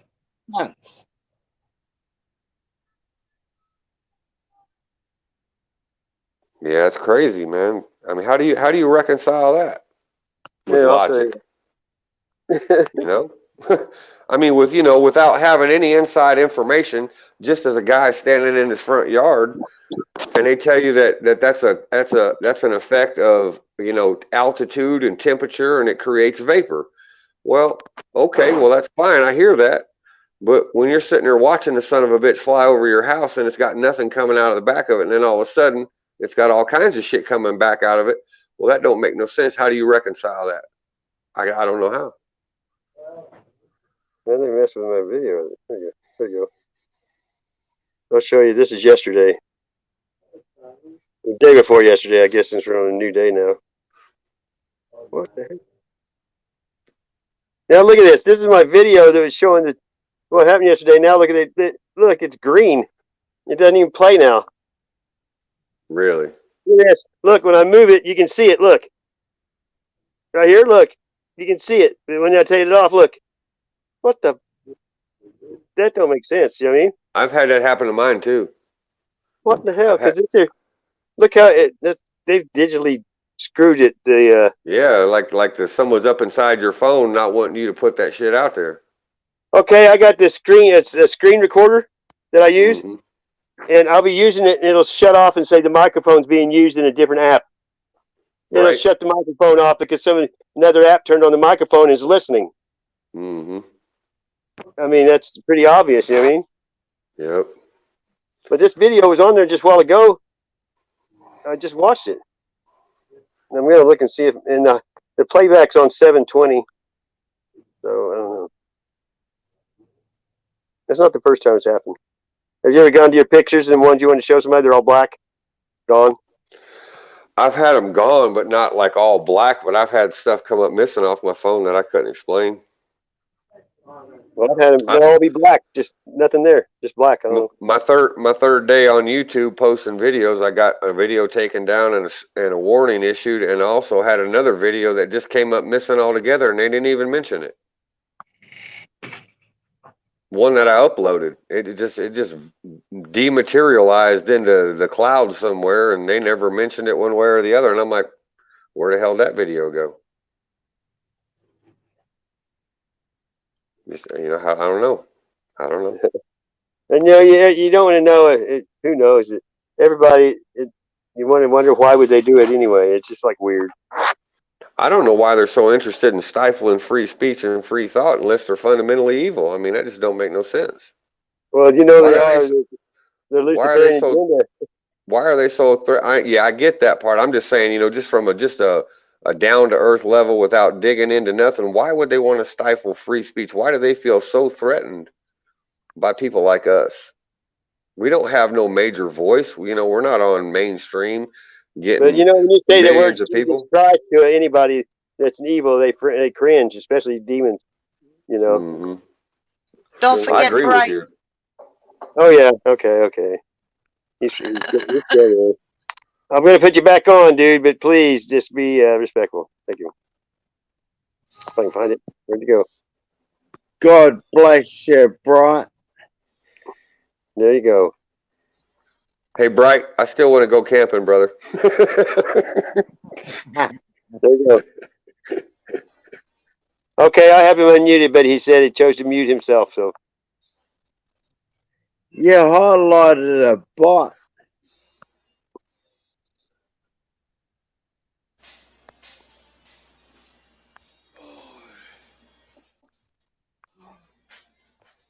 I muted myself because I was carrying on writing, like typing in what I was typing in on private chat. God bless. It says it's there. No thinking. Taken noted. Drift. Liam Neeson. Tut tut. YouTube. Liam Neeson. Did you say Liam Neeson? Yeah, I'm Liam. You know his wife got killed skiing. He almost turned to a Muslim because of it. He was so mad at God. But let's get to nooks and crooks. He showed us what we can do. Go to the address of YouTube.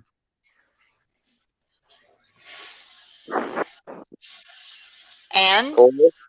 Yes, for what? And get them out of here. Because they played us like fucking fiddles, haven't we? And you need to slap sometimes. And what we do, and what? Get to the fucking nook. Get to the crux of it all. YouTube. Liam Neeson taking the movie. They went there, didn't he, to their address? Tickets to your leader. Yes, she's a silly blonde. Let's put it that way.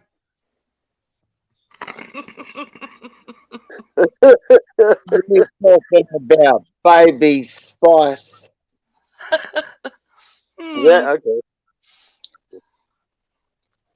And? What do you mean, and? And? What do you mean, and?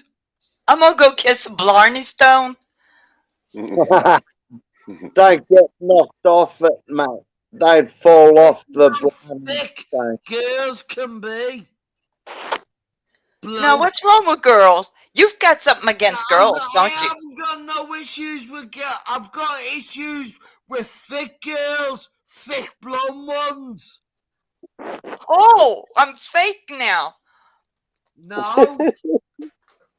You probably, but you're sitting back, listening to it all, taking all. She was probably having kids when you were still shitting your diaper. Indoctrinate you to death, couldn't we, silly blonde? Aye, silly boy. Now you're in timeout and you're going to get spanked with a belt if I have to take it off. Go to bed. I think it's time to get some rest, Grandpa.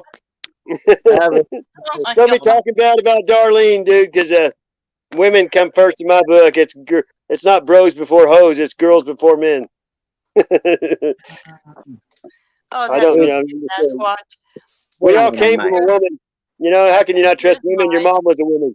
You know what I mean? Your mom was a woman. Well, women are the future because they're the ones that bring forth life. Now they do. Well, the reason that God gave him God wanted him to stay home and give morals to the kids because that's the hardest job. He didn't want them to have to stress out all the shit men do. That was his purpose. It wasn't about who could do what. He just wanted them to, because until the Bilderbergs and the Rockefellers got women's suffrage to go through and bring women out of the house, women raised their kids and they had morals. Now the boys club, the welfare, the Medicaid, babysitter, kids don't have respect for their grandparents. They kill their grandparents for money. Absolutely. You know what I mean? There's no mom and dad anymore. Baby's daddy, mommy's daddy. I'm going to have as many as I can because I'm going to get the child support and food stamps. And it's just crazy, dude. Women, new women, not old women, they fart, burp, cuss you out quicker than a dude. You know what I mean? Yeah. And you know, have you ever heard the deal Paul Harvey did like 40 years ago about the devil? Yeah, I think so. I mean, I played it several times, but it's just like it just fits today exactly. And he said it 40 years ago, Paul Harvey. Play it, man. I will. Don't worry. It's really good. I mean, it's hard to believe that Paul Harvey was a pretty smart dude, though. I like it at the end. He used to say "good day" every time. Remember? Good day. That's what his thing was like. It's called "The Rest of the Story," I think, or a letter from God. Maybe.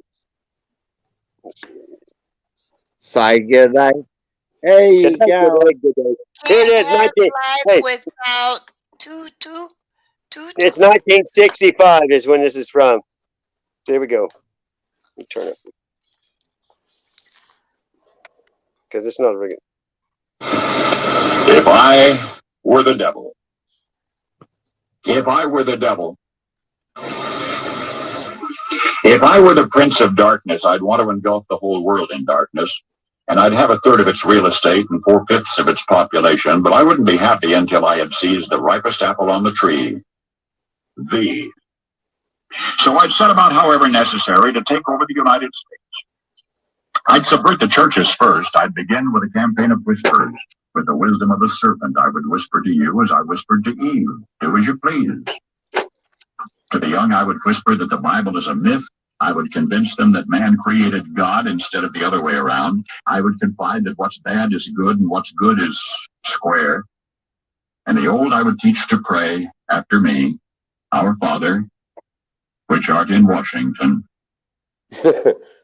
And then I'd get organized. I'd educate authors in how to make lurid literature exciting so that anything else would appear dull and uninteresting. I'd threaten TV with dirtier movies and vice versa. I'd peddle narcotics to whom I could. I'd sell alcohol to ladies and gentlemen of distinction. I'd tranquilize the rest with pills. If I were the devil, I'd soon have families at war with themselves, churches at war with themselves, and nations at war with themselves, until each in its turn was consumed. And with promises of higher ratings, I'd have mesmerizing media fanning the flames. If I were the devil, I would encourage schools to refine young intellects, but neglect to discipline emotions, just let those run wild. Until before you knew it, you'd have to have drug-sniffing dogs and metal detectors at every schoolhouse door. Within a decade, I'd have prisons overflowing. I'd have judges promoting pornography. Soon I could evict God from the courthouse, then from the schoolhouse, and then from the houses of Congress. And in his own churches, I would substitute psychology for religion and deify science. I would lure priests and pastors into misusing boys and girls and church money. If I were the devil, I'd make the symbol of Easter an egg and the symbol of Christmas a bottle. If I were the devil, I'd take from those who have and give to those who wanted until I had killed the incentive of the ambitious. And what'll you bet? I couldn't get whole states to promote gambling as the way to get rich. I would caution against extremes in hard work, in patriotism, in moral conduct. I would convince the young that marriage is old-fashioned, that swinging is more fun, that what you see on TV is the way to be. And thus I could undress you in public, and I could lure you into bed with diseases for which there is no cure. In other words, if I were the devil, I'd just keep right on doing what he's doing. Paul Harvey. Good day. Good day.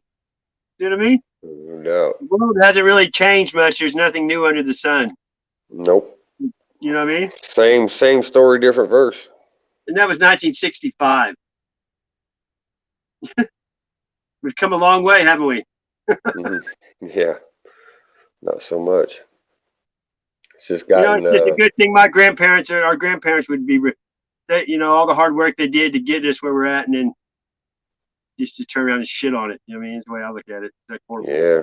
We're just lighting it on fire and pouring gasoline on it instead of putting water on it. Well, I always tell people the first question they'll ask at the FEMA camp is, do you have free Wi-Fi? They'll lock the cuffs and hand them the key and wave at you with a smile when they're leaving on a bus. You know what I mean?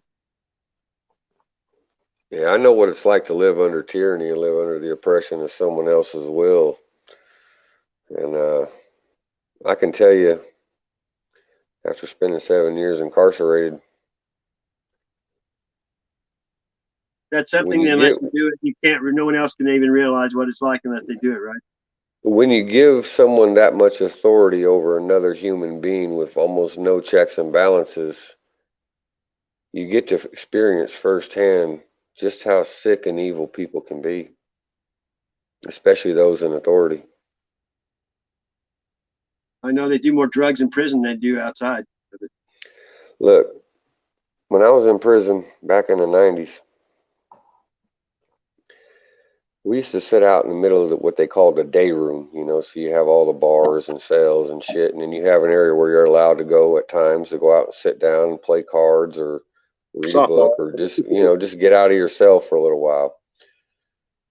And these prisons were so corrupt, but we would sit out there in the day room and we would drink homemade wine and homemade whiskey, and we would smoke weed and play cards and gamble, and we just did whatever the hell we wanted. And they didn't give two shits one way or the other. As long as we didn't hurt the guards, as long as we were only destroying ourselves and destroying each other, they didn't give a damn what we did. Hell, they'd bring us in drugs. Me and my buddy used to get this dude to bring us a half a pound a week. Hey, a guy that lives out here I met, he told me he'd been in prison a lot, and he had this girl that he'd known since high school, and wherever he got sent, he would have her go to the local bar until she found one of the prison guards there, and she'd take him home and sleep with him. And then he was married, they'd blackmail him, and he would bring the drugs right into him, or they're going to tell his wife. You know, that there's a million ways to get there, but you know, at the end of the day, I learned firsthand. I learned this when I was still in juvenile. Money talks and bullshit walks. Exactly. And if you got the money, there's someone there that's corrupt enough to take it. You're right. Money is the love of money is the root of all evil. Without question. It's just the love of it, you know. I mean, but you know, the greed is, you know, the devil uses all of his tools. That's why he's here. I mean. Yep. Yeah, it's a crazy world we live in. We incarcerate 6 times more people than anywhere else on the planet. And another funny statistic got is back to Aleister Crowley's "Do as Thou Wilt." That's from him, Aleister Crowley.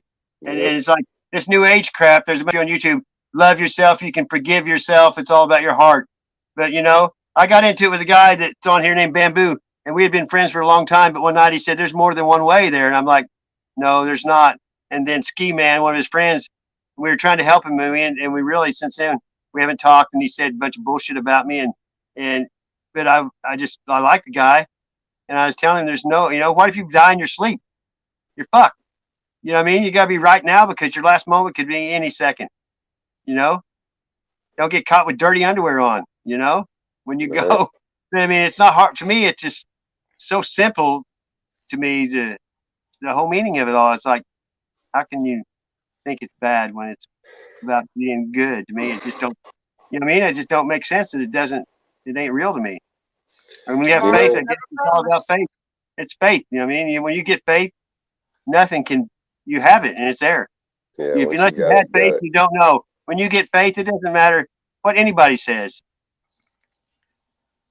And I mean, I stand up for being a Christian anytime, any place, and it doesn't bother me because you know it took me a long time to get where I'm at, and a lot of experiences and a lot of things that I don't talk about much stuff because it's no one's business. You know what I mean? And if you're trying to get something done, you just don't want to go in there wanting something in return, and you can get a lot done when you don't expect praise or someone else to pat you on the back or kiss your ass. Like most people on YouTube are kissing somebody's ass. You know what I mean? And that's just the truth. You see it all the time. You can get mad at one person and lose 50 in one shot at somebody. You know what I mean? It's weird. Check this out. Here's a crazy story. It's about how people think and how they're twisted. In my opinion, how their thoughts can be twisted. When I lived in Oregon, they have what's called fire season because in the summertime out there along the west coast, sometimes it don't rain for 4 or 5 months, and it's very dry. So because it's a temperate rainforest, and that's where they do a lot of logging, the dangers for fire are extreme in the summer months. And there was a car accident right, you know, a few hundred yards from the house. One of the cars burst into flames, and the gas tanks exploded, the tires exploded, and it blew molten rubber and exploded gasoline all across the hillside near the house. And, you know, we're 45 minutes to an hour away from the nearest fire department. So, you know, I want to protect my home, protect my life, protect my wife. And I grabbed some shovels and ran out there and started shoveling dirt on the fire and got a few people that had stopped and got them to help me. And before the fire department ever showed up, we had all the fire contained except for the vehicle, because it was, you know, it was burning, it was upside down, and the tires were on fire, and you can't shovel dirt on an upside down tire. It don't work. But one of the interesting things is people were talking a little bit about it, and I had some people come out to my farm, and one of the people said something that really shocked me, and it still shocks me. They said they're asking me about what happened, and because I guess they felt because I was the first one to show up with shovels and try to do something about it, they asked me a question that blew my mind. They said, "Well, did you call the newspaper to tell them what you did?" And I was like, "Why would I call the newspaper?"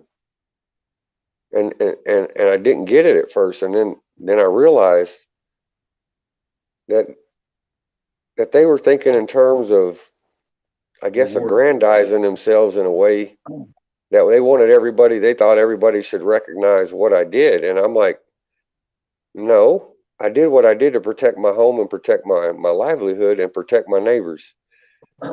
If I did that based on recognition alone, then the action itself would be empty. Yeah, that's and right. I told him, I said, if a newspaper person shows up to my house and wants to ask me about what happened, I'm going to tell them to fuck right off. Because I didn't do it to get recognition. I did it to protect what was mine and to help my neighbors protect what was theirs, and that was it. Just doing the right thing. What the hell would I want to talk to a newspaper about that for? Hey, you know when Dale Earnhardt got killed, my buddy owned a place called Ron's Racing. He sold die cast. He took all the Dale Earnhardt stuff and sold it, and he donated all the money to Dale Earnhardt, and he didn't tell nobody. You know what I mean? To his family. He felt like he deserved that money because it was his stuff he was selling. You know what I mean? Even though it's just die cast and all that stuff. But I said, did you tell? And he said, I just sent it to him, and and he didn't tell him. People would tell, like you say, the newspaper, they want to get on there and say, look what I did. I mean, that's what most people do, though. They want recognition. Check this out. They don't even know it. They're just doing it out of habit. We were donating food to local places, and I'm not going to get into how much and where and why, because it's not relevant. But what is relevant is one of the places that my wife and I were donating to, with food, mind you, not money. We didn't have tons of money, but we had lots of food because we were growing it. Yeah.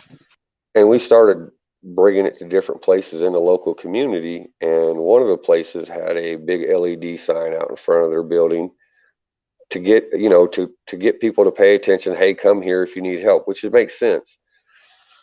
And after donating some stuff to them on several occasions, they put the name of my farm up on their billboard.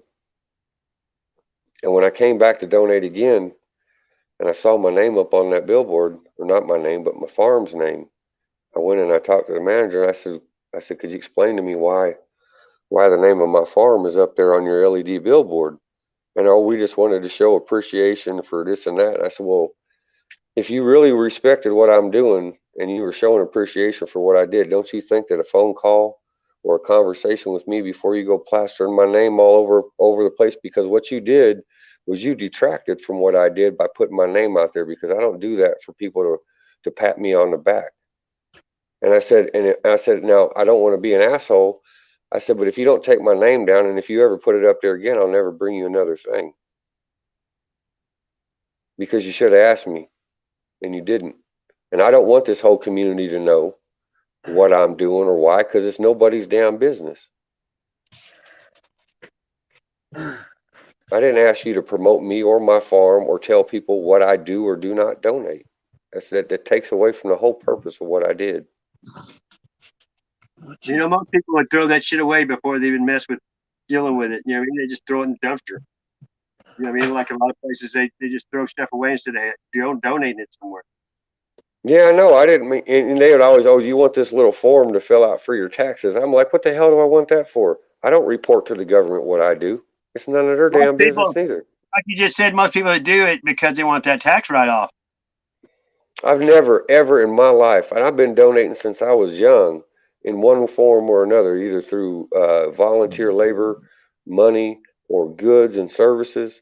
And I've never filled out a single form ever to report to the government what I'm doing. as far as how I look at the world and what I do to try to affect change around me. Because that in and of itself takes away, because now I have to report to the government what I'm doing so I can get some sort of tax break or deduction. Well, that's not the reason I did it. And to do it, in my opinion, to ask for that extra, well, then what the hell did you give anything away for? You know, that's not the point of giving something away and helping someone. Because you're giving it away and you're looking for something in return. So you ain't really giving nothing away now, are you? It just never made no sense. Do you ever watch End Time Production? I've seen a few, I believe. It sounds familiar. Yeah, he released a video that says a message from God. I always try to find stuff like that to watch. You know what I mean? I just don't understand how people think sometimes. Oh, look at that baby. All right, come on. Yeah, he's my rescue pit from Detroit. Nice, buddy. Nice. He's one of them fucking bait dogs. Hmm. Bobo the Bonehead, but you know, he pisses me off, dude. This dog is so fucking retarded. But I was just passed out, stone cold sleeping, and all of a sudden I hear a whimpering, and he's got to go outside. So at least I got that much out of his dumb ass. You know, pissing shit in my house. Come on. Well, you know, dogs. This is my little dickweed right here. Still freak me out. Oh, shut up, buddy. We got another. All right, come on, guys. Give me some space. All right, come on. You got your shit. Go. You were saying something about, you know, the church put your name up and shit like that. It was just it was a charity organization that helped feed homeless, but you know, I mean, that's church charity, anything like that. Yeah, I mean, yeah, pretty much. It's all indoctrination. If I could spit it out of my mouth, right? But you got with the situation with the situation at hand around the world, you know how things are going and people are indoctrinated. You got to kind of keep that in mind too. It just reminded me of a saying. One of my bros I rode with was an ordained minister, and I call him Dirty Fucking Jew. And he said to me one day, he's like, "Would you slap a retard for being a retard?" Why not? Yeah, that kind of shook me a little bit. It's like, yeah, I guess, you know what I mean. And why not? Yeah, Somebody's gonna be a retard. I'm just saying, like, you know, if you walk up to a group of people and a person's obviously mental ill, and you know it, you know, retarded, would you smack that person for being a retard? Well, you would if they were Why would you? Retard. Exactly. So that's how you got to kind of look at what's going on. You know, some of these people are brainwashed. Well, yeah, I know, and that's why I gave them the opportunity to correct it, because I said, look, you know, I don't want to not bring you stuff, but if you do this without asking me, you're taking away from what I'm doing. So if you ever do this again, then don't expect me to ever come back, because, you know, you're taking away from what I'm trying to do here. I get you. I'm just saying, I was standing at the wood stove warming up, and it reminded me of that dude saying. Yeah. Oh, I agree. I agree wholeheartely. Yeah, and that's why I try not to be harsh with them, but I had to be firm and let them know where I stood. We're just in trying times, man, and it says you know, right in there, the meek shall inherit the earth. To be honest, I don't even know what the fuck meek means. The poor and the downtrodden. No. The ignored. No. The marginalized. No. What's it mean? It can't do, because how can the meek be brilliant about it all, but they want to steal it? That's not meek. On the move. I gotta be me. Yeah. Be meek. If you want to inherit the earth, do it right. It's as simple as that. I guess I just live, man. You can tell right from wrong. I don't care who you are. Yeah. Do you know what I mean? I sit here telling I've fucking done wrongs. I'm not the saint of the fucking city. No, I've done wrongs. But what I am capable of is correcting it all. I think people Rob, are get waking up up. and do it right, please. You're I think not people- going to be right, but get up and go and help these people. Right, you're bloody well right. Yeah. You're right, Sass. The more you listen to this fella, the easier it gets to understand him. Once we get the indoctrinated wax out of our ears, right? Yeah. Earl, it was nice meeting you. Are you heading out, McGee? Yeah. It's almost 3 o'clock. Yeah, I 3 just o'clock woke up. reaching hour. You're gonna get on the iOS and do the Siri on the iPhone at 3 o'clock in the morning. It will answer weird shit. Some reason at 3 in the morning you can ask it shit. It won't answer any other time. It's weird. Really? I don't have one. I do, but I don't use it anymore. But I watch the guy that did it all the time. It's crazy. Oh. They'll make fun of you and stuff. Good night, everyone. Good night. Good night, McGee. God bless. See you later, Bright. See you after. Big up to you. I don't want you going to sleep being upset with me. Oh no, I still love you. I'm trying to help you. The reason I'm trying to help you is because the girls are just as bad, as just as worse, as just as witchy as any of us. Right on. You said it all in one word. I'm evil. Supercalifragilistic. We've just played along with how the girls play along. Hey, you know what the dirty bikers say? played The dirty along biker said, with never how trust the nothing boys that play bleeds for along. 7 days and doesn't die. Funny. I We know. all win. We all win. Let's do this. Let's get them out of here. I'll talk to you later. Bye-bye. That was a joke, McGee. I won't say sleep tight, because if you sleep tight, that means you're going to be tight. Well, guess what? I like being tied. I never stretched out because I like being a spring and just boom. Yeah, sleep well. More people get hurt stretching than they do running. You know what I mean? How do you think Darlene is, Bright? Like all of us. She's 73. She's 73, dude. What? She's 73. Holy shite. Yeah, she knows a little bit. She's been, her dad was in the military. She's lived in half the countries and lived all over the world and stuff. The military's even about, there you go. Stop pulling it into the equation. Well, it is, though. You know, someone that's been, we treat our old people here like shit. You're supposed to respect people that are older than you. That's what I'm great. Yeah. So there's dude, you're lucky that I'm a changed person. That's all I'm going to say. I'm learning to fight my the dark side, I guess you could say. Yeah. Because usually I tell you to shut the fuck up and I'm getting, you know what I mean, and just block you. But I ain't like that no more. I like it. I'm saying I'm not like that no more. That's all I'm saying. I was just truthful. Thanks very much. You have put up with me. Just a minute, Sash. I'm not like, it's kind of like when somebody says, no, I don't mean to hurt your feelings. They're saying, I'm going to hurt your feelings. You know what I mean? They're telling you right up front that hang on because you're about to, you know what I mean? They say, well, I don't want to hurt your feelings, but, well, you just told them you're going to hurt their feelings. I just, I hate, ever since I got divorced, my motto is no one's going to make me feel bad about what I'm doing because I'm not doing anything wrong.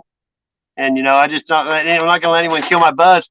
My ex-wife said I was too forgiving and my girlfriend said I was too happy. So, you know, if I'm too forgiving and too happy, fuck them because I'll be all right. You know? This way to you, boys and girls. The boys haven't done nothing wrong. If this world's back to front, how back to front is it? Tut, Philip, consequences, Queen. See what the problem is? We grew up in different countries and we don't explain. We don't understand the same lingo. You know what I mean?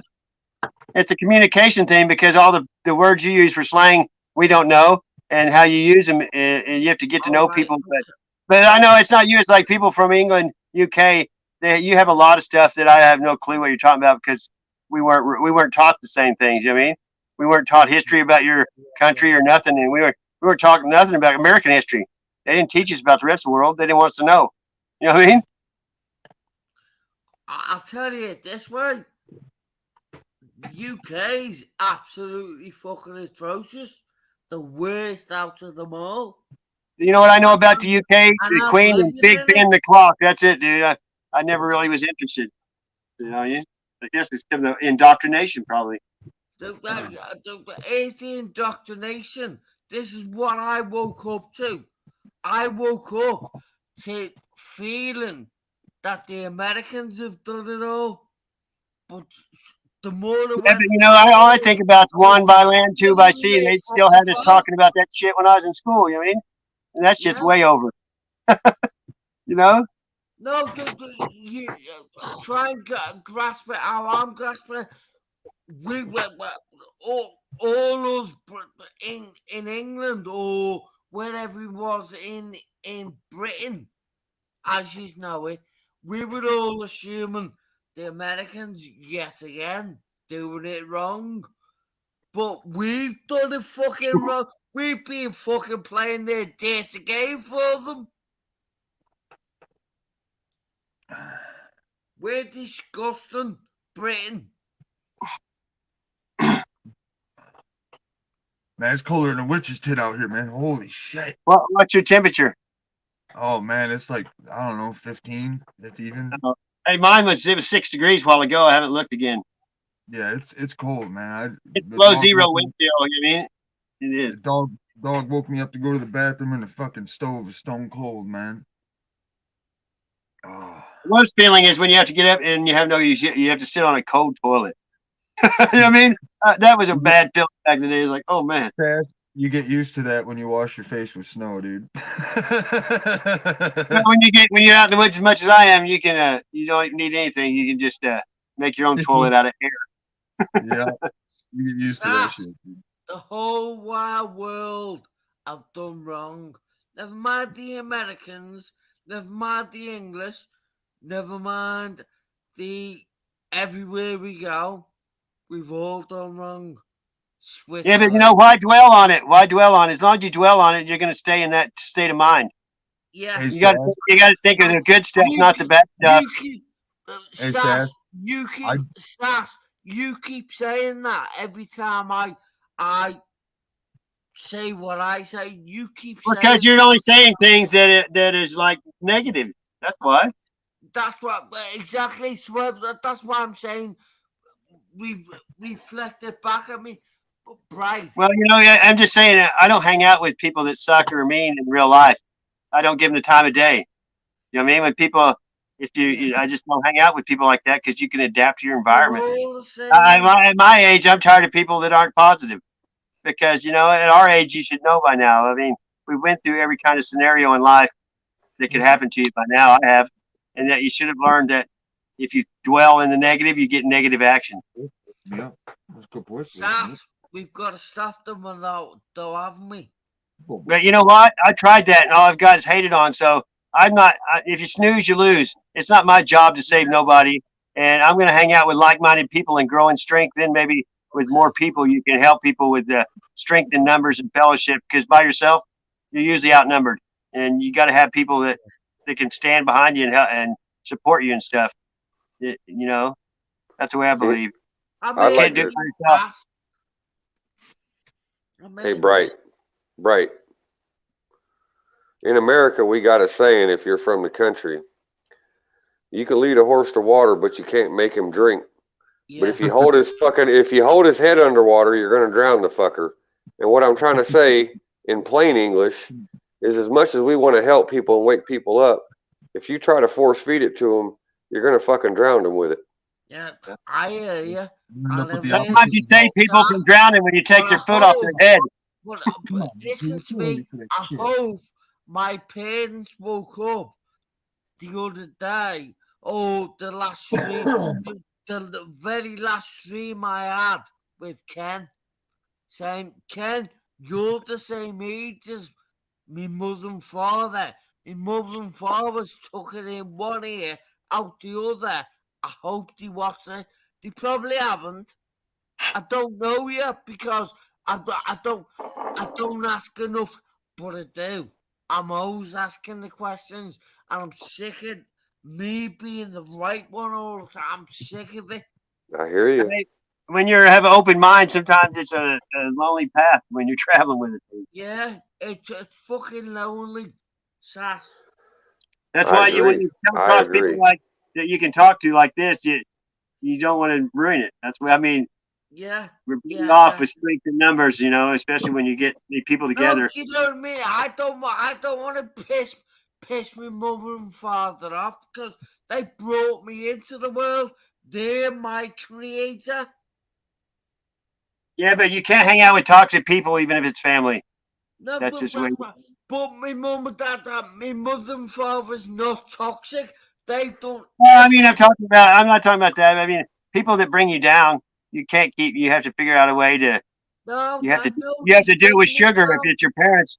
I don't have parents. You know, my parents are gone for a long time, so I can't compare. You know, I don't have anybody. Well, They're all dead. now you Family. got mine.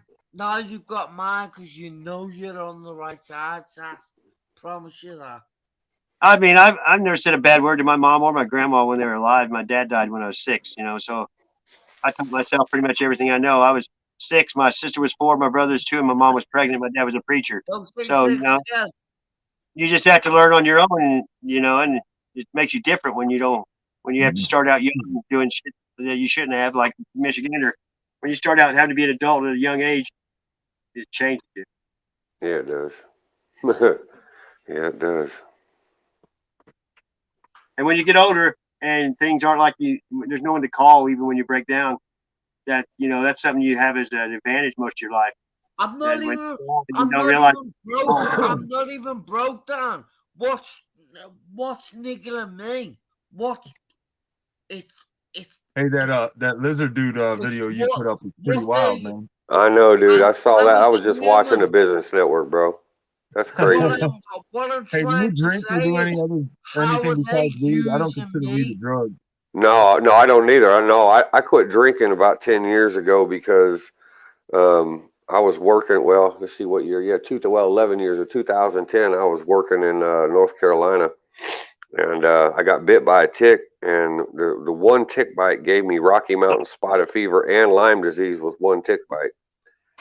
And it changed something inside of me, not mentally, but physically. So when I drink, I used to drink, socially on the weekends and things, cookouts and all that. But after I got sick, I was sick for 8 months. I lost my trucking business over it. And after I started getting better again, every time I drink alcohol, it literally feels like I'm going to die from it. It feels like I'm drinking poison. So I just quit drinking. Sours your gut. Do you know No, what it don't know.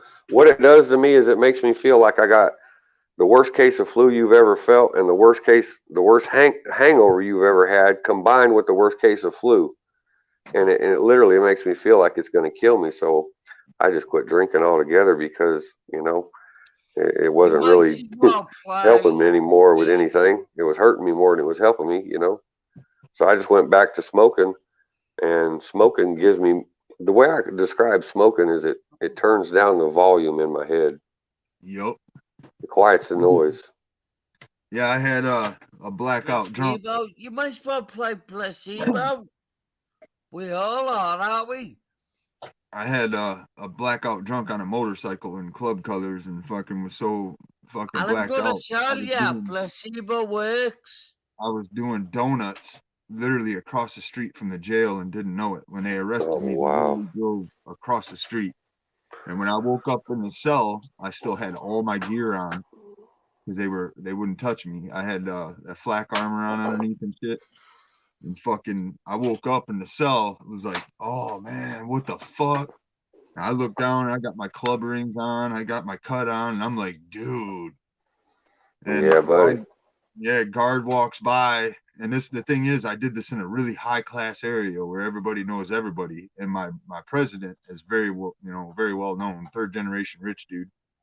And fucking the guard walks by, and I'm like, hey, what's it take to make my phone call? And he's like, you were a little unruly last night, and I was like, well, I'm ready to cooperate. And within an hour, I was out. But when I got the motorcycle out of Impound, the tire was cloth all the way across. And where I was at, it's like fucking 40 to 60 miles between the nearest street light, let alone anybody. Yeah, and the thing is, it was like midnight, 1 o'clock in the morning. If I'd have blown my tire, nobody would have known I was in the ditch. Yeah, buddy. And the tire was so bad, when I rode off from the Impound lot with the bike, I wouldn't go over 10 miles an hour because I was scared of it. I quit drinking right then. Yeah, I'm lucky I didn't have to experience that. I did have a few close calls drinking, where I started a knot off behind the wheel, but I was lucky I never had an accident or anything, and for that I'm grateful. But yeah, I was I was there. I was close, but it just never happened. And I don't miss drinking. I really don't. When I don't have anything to smoke, I sure miss that, because the ringing in my ears and the volume level in my head gets loud at times. Is it legal over there in Tennessee? Oh, hell no. But it is a misdemeanor. It's a misdemeanor. I mean, it's not. I mean, hell, in Tennessee, I read the statute. It's only if you have under 20 plants. So if you have 19 plants, it's still a misdemeanor. So it's a little more relaxed. Do you know what works? The 2 years. The magic word. No. Yeah, I don't remember where the fuck it was. I think it was Kentucky or Tennessee. Even with the legalese crap you're talking about. The truck, and I pulled around back to the fucking station to fucking let it cool down and check the trans. And I got woke up rude, like, man, that fucking cop was like, what are you doing? And it's like, well, I just filled up my tank. I'm letting the truck cool down to check the trans. And they went to search the vehicle and shit. And we got 2 big, burly freaking dudes from the west side of Grand Rapids and a gnarly dog, and my brother had a fish tank between the seats. That's what you're doing to the people. You're pushing it out. And the cop opened that fucking tank, dude. And when he opened that tank, he closed that motherfucker, got out the truck, and he's like, get the fuck out of here. Be scared because I've got my dog on the chain. That truck stank so bad, man. When we got to fucking Florida, the first thing I did was make my brother get all of his shit out the truck. And I just started spraying the inside of it with a smelly good soap, and I just hosed it down, dude. Just fucking.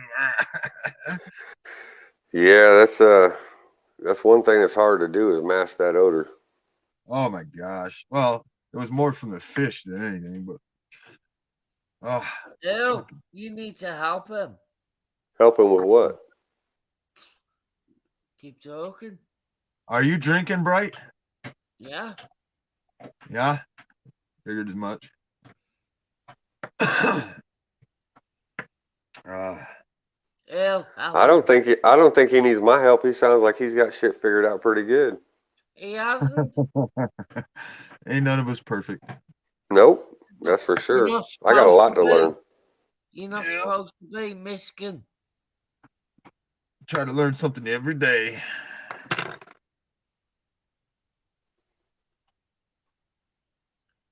Don't ever try and be perfect. It's not supposed to be. We're human. They can try and make you perfect, or Robert will send Robert in the Neil try and make you perfect by asking. Maybe I ought to talk smack about this dog more often. Every time I talk smack about this dog, he'll bounce back at me and say, "Stop telling me what to do." Say what? What he said earlier on. What did you say? It made sense earlier on, didn't it? He said, I didn't hear. Stop telling us what to do. I don't bow down to you. That's right. We shouldn't bow down to anybody. Exactly, yeah. That's what I'm saying. Not no man. When I'm saying that, that's what you should be back. Oi, hold on, Bride. Stop telling me to tell him what to do. Well, that's what I was telling you when I was telling you about leading a horse to water and holding his head underneath it. If you hold his head underwater, he's going to drown. But if you give him a glass of water and let him figure out how to pick it up and take a drink on his own, it just might work. Put I'm pretty good with horses, man. first. Well, do me a favor, Put God first in everything you do. Do me a favor, people. When I go wrong, point it out to me. Well, let me tell you what I see. If you're excited to help people, March 27th, then you have to help people in a way that works for them, not for you. I was flunking out of college at a 1.7 grade point average. Because what works for you doesn't necessarily work for me or Michigander or Sassy or whoever. I was sitting in my yeah, I'd love to have a little bit of that. It's fucking one of the walnut pipes. Oh, nice. Black walnut, yeah. Now, I don't know if it's true or not, but someone told me, I never did look it up, but someone told me that smoking out of black walnut can make you sick. Have you ever heard that? Been smoking out of this forever. I ain't sick. Yeah. Well, I don't know. I didn't know if you ever heard anything. Nope. Copper. I heard smoking out of copper can make you sick. Oh, I bet it could because it oxidizes. Never done it. Hey, you know, there's a I've seen these kind of screw together pipes that had copper lids and shit, so it never made much sense to me. Right. And I thought I did. I don't really care for them steel screw-on pipes. I prefer glass. Yeah, I like smoking out of glass or just paper. Stop relaxing, people. Bongs or doobies, man. Oh, you know what I like more than anything is no, it's a little bit more touchy in this part of the country, but back in Oregon, I didn't even smoke flour at all. I would take all my flour and I'd shake it down in the keef with dry ice, and I'd press it into pure rosin, not resin, but rosin. I don't know if y'all are familiar with rosin. Yep. But you separate it with a heated press, so there's no chemicals at all. There's no hydrocarbons added at any point. So it's just about as natural as it could get, but you're taking a plant that's 20 to 30% concentrate, and you condense it down to 70 to 80% concentrate. And well, I really enjoy that. I'll just say that. And it's not like that shatter or the other stuff that's made with BHO, with butane. You know, that to me is like taking poison in. But if you can take something and separate the keef and crush it down a little bit with a little bit of heat and a little bit of pressure without imparting hydrocarbons in it, well, now you got something real pure, and you have no more plant fiber or cellulose, because there's no benefit in the cellulose of marijuana. It's the essential oils and the THC and the CBDs and THCA. What do you got there? Garlic, yes, that's good for you. Plant that will save your life now and during World War III. You know, do you know the Queen of England forbids garlic to be eaten? I wonder why. Yeah, it makes you think about it, doesn't it? I think she's dead. I got live video feed from people walking by. The family crest is gone off the compound. The White House has been shut up, dude. I've watched multiple live videos of people walking, you know, like me, you talking. That's to play with your mind. Turn it around. The White House has been closed up, dude. Yeah, I've heard something similar to that. We all have. Yeah, they're probably all up underground with some bunker somewhere. No. Well, there was chatter something about your games as they here's always another have thing that sticks been. out to me. Biden's been nothing but fucking out cold with his actions. And something sticking out to me shortly after fake Biden took office, because that's not Joe Biden. If you go look at him and Obama running for president the first time, that ain't Joe Biden. Yeah, there's some strangeness. Did you see that picture of Will Smith with Oprah? No, I don't pay attention to that shit. Man, no, I run across it on YouTube. Well, listen, Trump said, "Don't worry about Joe. He's shot." He said just like that on an interview. Trump was on stage. I'd have to hunt it, but he literally said, "Oh, forget about Joe. He's shot." I don't watch it though. Why the fuck would he say that, dude? Don't watch it though. Hard to say. They like confusing us. I know that. They like to treat us like a mushroom. They just feed us shit and keep us in the dark.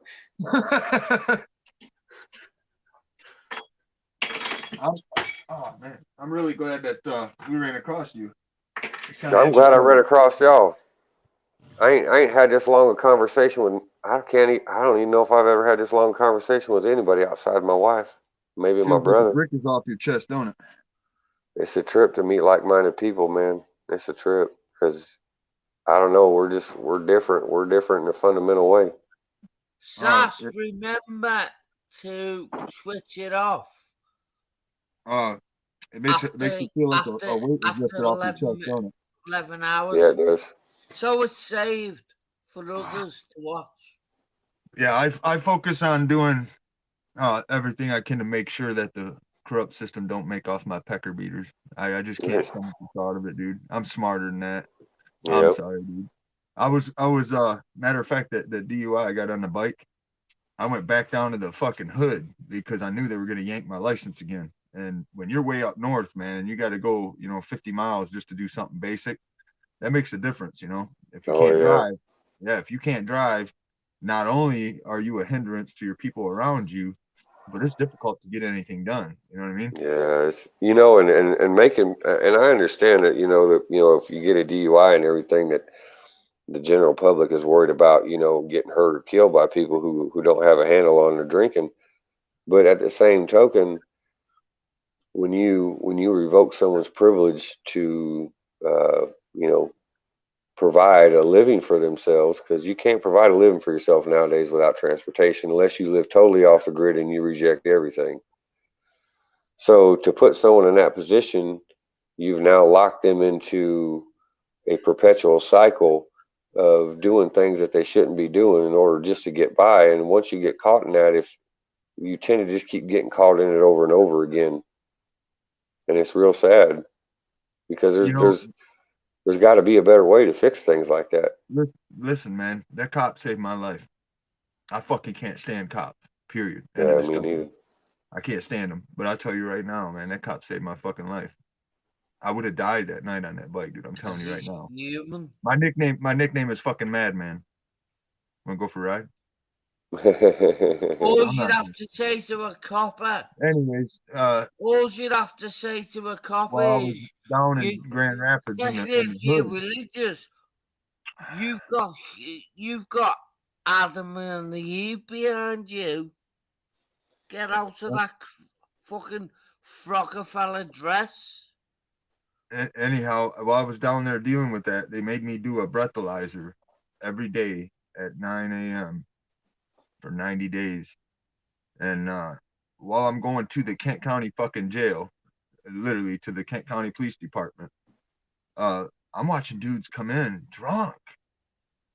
And it's like, are you fucking out of your mind, dude? You got to go do a breathalyzer. So you show up to the cop shop drunk. And it floored me to watch that. Then I'm in a class. While I'm taking these classes, I'm riding a bus down Division in Grand Rapids, which is one of the worst streets in Kent County, Michigan. I'm riding this bus, and I got these fucking gangs fucking fighting gun battles on the fucking bus. You know what I mean? I'm watching the fucking gangs. I think there was 3 gangs came up to the main bus platform where all the bus junction is at, where the city, bus junction is. Yeah, where they do the transfers. Yeah, and they fucking these gangs come up, and the fucking cops and shit, security walk back in the goddamn building and let the fucking gangs take over the platform, man, leaving all these people. And it's like, And what the fuck is wrong with you, dude? I could understand if you took your ass in the building to call for more backup and come back out, but what are you fucking, you put the badge on, what the fuck are you doing? You don't fucking run from the shit, you take care of it, Yeah, well, that's what you're supposed to do. From watching all that shit as a whole, it was just like, what the fuck, bro? I mean, it shook me awake that people just cannot handle themselves. I mean, it's hard, and the thing is, it's indoctrinated to them. It comes back to that, would you smack a retard for a retard thing? I mean, when you get home from work and you turn the TV on, you got Charlie Sheen teaching a little dude to do blow, alcohol, and hooker. And it's like, yeah, that's and then you click to the next channel, and you got these, I mean, fuck, look at MTV. It was all about little fucking pregnant 13-year-olds and shit. Last time I went and watched it, it was like, what the fuck is this? This ain't music television. So teen mom or some shit.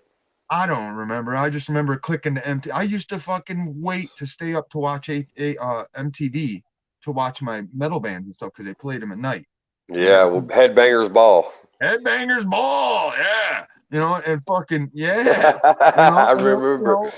To watch Beavis and Butthead, shit like that. Yep, in the same aspect. Now, when I turn and look at even the shit that I liked, it's all to poison the process in everyday life of a human. None of it's good. No, there ain't nothing good left on television, unless you maybe stumble across a documentary or something. And even then, you got to take that with a grain of salt. Yep, I call it the goo box. And the reason why, I come walking in the house one time, probably roughly 5 years ago. I come walking in the house to my mom and dad's house from the shop. And I come walking in, and all 15 of my nieces and nephews are just like this, watching a movie.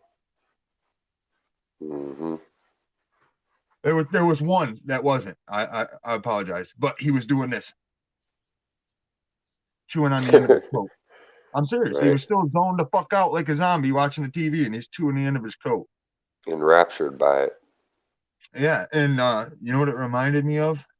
An old movie that I watched when I was a little kid called Dark Crystal. Yes, I remember that. When the two little people were watching that fucking thing and their eyes turned white and shit like that. Yeah. Hey, what did them creatures look like that was sucking their essence? Demonic. Yeah, they look like the fucking, it's crazy, dude. Yeah. You do know Congress was just calling out other congressmen on the floor on record and calling them lizard people, right? No, I didn't hear that. I follow Congress shit on the floor kind of a lot. I try to go check it here and there because that's where it all starts. I mean, that's where all your, law shit starts. So you can get an idea where it's going to head just by watching Congress. I mean, it's just a fact. Yeah, they project their intentions all the time. Yes. They cloud it in mystery, but if you just read between the lines, it's usually pretty evident what they're gunning for. That's why I quit eating sugar. I was doing congressional history research, and I came across an article where they made it illegal to feed sugar to cows in mass, and then turn right around and let it get pumped to kids. Oh. What's up, buddy? It was killing the cattle. It was killing the cattle. So the cattlemen were getting pissed off because they were buying cattle. And by the time they got the cattle where they were taking it, the cattle was dying. And fucking they turn around and make it illegal to feed the cattle, but let it be pumped to kids. It's like, what the fuck? When you follow me, when it clicked, wherever I am on the internet. That's hard, dude. Yeah, it's pretty wild. It's pretty wild. I post the song Read Between the Lines. I'm asking you to look at what I'm writing, and when it's got lines through it and bloody read it. I look at it this way. I call it ignore the writing on the wall. You should read between the lines. Exactly. Ignore it. I wouldn't ignore it. I'd read between the lines to what it is saying. You know what I noticed the first thing is when groups come up from Detroit, because that's what I do. I take care of a recreation lot for a company out of Detroit. So I get a phone call, and he'll go, get the fire ready. And I'll go, how many people are coming? And he'll tell me how many people are coming. And then I got to set up for that many people. And when they pull in, it looks like a park. I keep it kind of rough out here because it's just how the cycle goes. So why would I sit there and spend, 25, 30 hours a week making it look like a park when I'm just going to trash it in 5 minutes to do the work that I got to do? I mean, literally just splitting wood. I'll have a cleaned up area covered with bark and wood chunks of wood chips. Why would I sit there and spend it, 20 hours cleaning that shit up when I can spend And that if same 20 somebody else hours done it once against you, when they're coming instead would of you doing it every fall other day? foul and go crazy? Yep. You got to pick But your anyways, battles. the first thing I noticed when they come up is they all got to have power. They all got to have the same shit that they had in Detroit. It's like, why aren't you here to camp? If you wanted to have all that shit like they got in the city, why don't you just stay in the city? Exactly. Yeah, I know. It's like you call yourself camping and you show up with a $20,000 or $200,000 rig to go camping in, and that's not camping. I mean, I don't care how you slice it and dice it. That ain't camping. No. Well, we do bunk trailers and pop up trailers. Is that Spud? Yeah, brother. How you doing, Spud? How Hey, you doing, brother. man?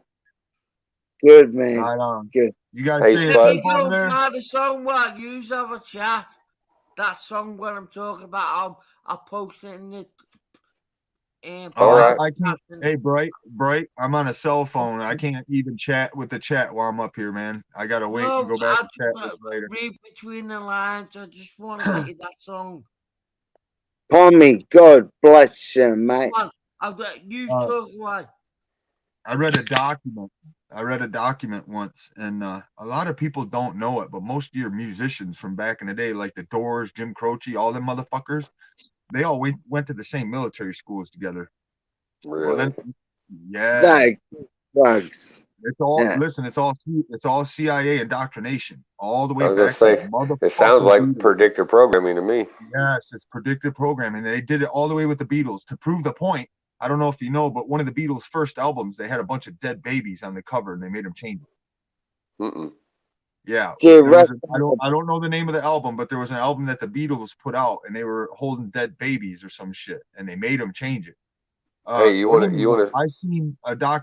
I seen documents that got slipped out. They've since been yanked offline, but it showed when the Beatles came to America. You know how they used to show the video with all of the little girls freaking out, going when they were getting off the plane.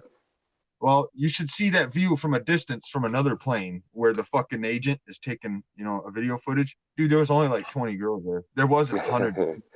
I'm Right. serious, dude. It I was don't doubt all it. point of view. Yes. I don't doubt it. Then when and the thing is, the Doors were my band. As a kid growing up, the Doors were just the top for me, And when I read that, dude, I was like, what the fuck? And then I started reading more of this file, and I was like, oh my gosh, dude, this is fucking major criminal shit, dude. Mm-hmm.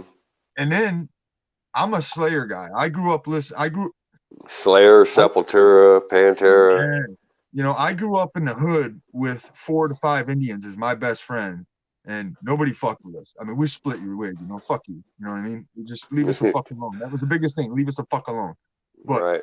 I didn't grow up doing what everybody else did around the hood. I grew up with Indians going to the river, going fishing to get drunk and shit like that, Yeah, man. Well, because of that, it kept me away from that indoctrination angle. And I think that's another thing that gives me a leg up right now where I'm at is because of growing up with them. The thing is, they're so bad now with drugs and alcohol. I don't even talk to them. I haven't hung or talked to these guys in a little over a decade and a half, 2 decades.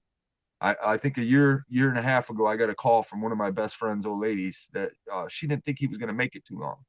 So I made a 4-hour ride down to a place called Carson City. And I come walking in the house, and me and these dudes don't need to talk. We're always going to be brothers. It's just because we grew up as kids. We could tell what we're thinking by looking at each other, And I come walking in, and dude's got a tube in his gut, fucking feeding him and shit. And he can't let go of drinking and drugs. And then 2 little kids come running out of a bedroom. The thing is, he had his first kids when we were 14 and 15. So this is his second batch of kids. And he couldn't let booze and alcohol go to watch 2 new beautiful kids grow up. And he was doing good, dude. From what you would see in the hood, he was doing good. And it's like, well, I just got messages a few months ago that he was blacked out drunk and crashed a family Suburban into a telephone pole and took the whole fucking power out to Carson City. They put him in jail. He got a medical furlough because of everything going on with COVID, and he was having heart issues and shit because he can't let shit go. And then I get a message from his old lady that he, kind of beat her up and roughed her up, dragging her around some steps and stuff, and she had to put him out. Well, she ended up divorcing him, took everything from him, and that's the kind of shit I want. I mean, fuck, you got two, new babies. Why would you, I don't get it, dude. Yeah, some people just don't ever figure it out, I don't get it either. Sometimes it just don't make no sense. But then, I mean, when we were young, that's what was on TV, dude. That's what, drugs, alcohol, and pussy. I'm serious. Yeah. That's what was smothered everywhere. Smothered everywhere. You can't go nowhere without seeing it. And, I don't know, man. Like I said, I ain't perfect. I went and did the biker scene shit, and watching that, go around, and I grew up in that as a little kid. And watching the corruption in that alone, it's like you step back and you're like, well, wait a minute, motherfuckers. If you guys are so fucking against government, look what you're doing. You're doing the same fucking principles, but just calling it something different. Yeah. Yeah. Hey, Spud. Hey, I didn't get to say hello to you earlier, but it's good to meet you. G'day, my brother. I can't read.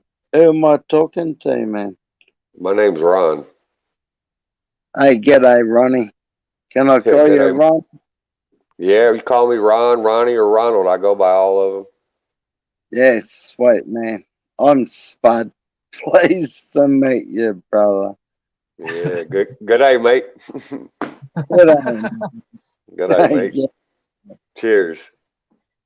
Cheers, mate. Yes, sir. Cheers, yeah.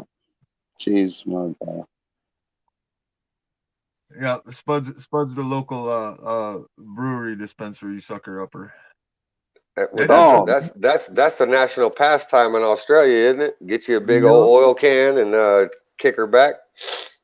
Fuck yeah. But man, when I was 19, I bought shares in this company. So I got a you know what I mean. I retired at 36. I'm kicking. This dude and his crew work together so well. He'll be sitting on his front porch, and his roomie knows when he needs another beer. This dude won't even get up. His roomie will bring him his fresh beer, dude. It's fucking awesome to watch, dude. I roll, dude. And the thing is, it's not that his roomie is stopping just to take care of him. He as he's walking by to go do something, he'll hand him his fresh beer. Hey, there ain't nothing wrong with that, man. Because me and my buddies, we're the same way. You don't have to ask. If you see your buddy got an empty glass or an empty plate, you just bring him something. Yeah. Fuck it. Mi casa, su casa. Yeah. Do y'all speak any foreign languages, any of y'all? Oh, yeah. Okay, I can speak. Yeah. Ik praat Spreken Sie Deutsch? No. Muy poquita español. ¿Tú hablas español? Crack and lack, and I speak Ebonics too. Ebonics. Yeah, I know a little bit of hood talk. I live right in the middle I of the moved back to project. Louisiana when I was 11, and I used to walk by the projects on the way to school, and I ran by them on the way home. I used to live right in the projects, man. It was me and my brother and one other white family. We lived in all black housing projects, man. It was crazy. There was only 3 white people in the school, me and my brother and sister. You know what I mean? Yeah, buddy. See, I grew up in the thick of the hood too, man. Racism just wasn't a thing, man. I'm serious. No, it wasn't. It was in the 70s with all the riots and people shooting people and stuff. It was a lot different back then. When me and my brother first moved to Central Illinois, I was 11 years old. As soon as we got into town, we was only there for, I don't know, a week and a half or 2 weeks. We was just walking down the street, minding our own business. Me and my brother got jumped. My brother got hit in the head with a brick. He ended up getting 127 stitches in his head, and the only reason it happened was because we was white and we was in the neighborhood where no one knew us. Holy fuck. I mean, if one of us came home bleeding, we better all come home bleeding, and we would be about it. You know what I mean? If your brother got beat up and you didn't do nothing about it, you get beat up. Oh yeah, that was mandatory. That was mandatory. You get beat senseless if you didn't stand up for your people. Hey, when my mom would say, "Go outside and don't knock on the door unless you're bleeding." Yeah. Jehovah's Witnesses you're talking about? Say that again, Spud. Oh, so Jehovah's Witnesses, they're lucky to get away with their shit. I'm glad the lockdown happened. They're not What you annoying. do, you just get your old lady to lay in the front yard and you spray paint around her and lay one of their pamphlets in the yard. They never knock on the door again. Just invite them in for whiskey and cigarettes. Fucking, I walk out naked and I make sure I fucking say g'day. Always got to say g'day to someone. You wouldn't even get day out of your mouth. I'd be running down the street. Just tell them, hey, wait a minute. Come in here and get you a cigarette and a cup of whiskey, and we're gonna watch a porno together. Hey, my buddy, I used to call him up and go, "What are you doing?" He goes, "Watching porno and eating Cheetos. My dick's orange." You gotta be polite and hang a towel off it. Fuck. Hey, well, I guess it's covered up then, ain't it? Yeah. Hey, you know what? Enough. You couldn't get it not saying shit. Hey. Hey, where'd all these weird names come from? Like what, Poncho and Punisher and Warrior and what in the hell is that? Yeah, I was just gonna say something fast. There's some new names in here I ain't never seen. I was like, what? I did it. Look how long I did it, like 5 or 10 minutes ago, maybe. Oh yeah, I was oblivious the whole time apparently. Slayer, I got the clips. Hello, hello. Is there anybody out there? Oh, what do He only says, "Is there anybody out there?" Because he's got the closet door in front of him always. You can't see out. Well, I guess it might be time to kick the door off the hinges then, huh? He's one of those uncles when your mom knows they're coming over, they go play at your friend's house till they leave. Where did this Esther 922 come from? I never seen that one before. She's been here before. She's Spud's best mate. I love her stuff. You know, I keep forgetting about all these comments over there. I'm not used to this. Yeah, I don't know what it is. I can't see the chat, but that's why you can live stream anytime on YouTube, because there's somebody that's daylight to them somewhere. You know what I mean? Oh, hey, this is how I wake people up. What was it, Ron? Yeah, Ron. You can call me asshole. Hell, I don't care. You can call me Ray and you can call me Jay. Just don't call me Ray J, right? Punches me in the arm. Hey, Sad, why don't you show this picture, my avatar? Show my avatar to him, big. This is how I wake people up. I send them these little fucking dealies like this, and I tell you what, this shit sticks with them, bro. You remember Goonies? Oh yeah, Lar. Hey, you guys. Yeah, dude, I go into chat. Yep, that's how I open up, dude. Hey, Baby Ruth. Yep. Baby Ruth. Yeah, that's what it was Baby Ruth, and everybody keeps saying something else. It's like, no, dude, he said Baby Ruth. Yeah. He even ate one of them. He ripped a candy bar in half and snatched a package in half with his bare hands. Yeah, and Big Chunk was the one that Rocky Road, maybe. Oh yeah, Chunk. They had made him do the truffle shuffle. This one time, I puked and everybody started going up. That sounded like me as a kid. I like it when he picks up the half dollar. He goes, "Look, Charlie Sheen, Martin Sheen on the dollar." Yeah, Martin Sheen. They're both Davids. I feel sorry for the first person that fucks around in front of this Bobo dog, dude. He is gonna fucking light him up, dude. Yeah, he looks like a hoss. He's getting there. I try to, I make him pull my sleds and shit. I literally have. Hey, I want you. You know, in the Bible, that old Bible of yours, you look up Mandela effect because there's Bible changes. The guy that invented the couch, James Couch, invented it in 1880 something. Now it says couch in the Bible. Really? It says nurses in the Bible. It says bottles in the Bible. And you know, the song California Dreamin' when he says, I stopped in a church along the way, got down on my knees and began to pray. Now it says pretend to pray. But the main one is the lion and the lamb is one of the big ones. You know, it says the wolf lays with the lamb. Really? The wolf? It says the wolf now. Yeah, the shape. And the Lord's Prayer is different. It's like, don't covet thy neighbor. I mean, there's all kinds of changes in there. It's really bizarre. What was the first thing you said? Because it was what? It's about the lion and the lamb. No, the very first thing you said, you called it something. Mandela effect. No. Yeah, after that. There was a word that meant James something. James Couch. Couch. And then what was the other one? Give me a couple, because I got these nurses, translations. It says nurses, bottles. It says lamb skins. It says bottles. Go lay down. Nurses. I'm going to look in here in these translations of words and see And, if I I've can seen see people that. call up a preacher at church and ask him all these questions. And then when they show them that it's wrong, they said, well, I guess I was wrong, instead of admitting they were right. You know? It's like Greg's apple cider. Now it's like depends. It was always depends because people used to say, do you think the Rolling Stones will stay together? And I'd say that depends. And now it's just depend. They took the S off. And like Smokey the Bear is Smokey Bear. It's not Smokey the Bear. It's just Smokey Bear. And it's like bullshit. No. Yeah. Look it up though. You have to find like it's Luke, I am your father. Now it's no, I am your father. There's so many. It's stupid.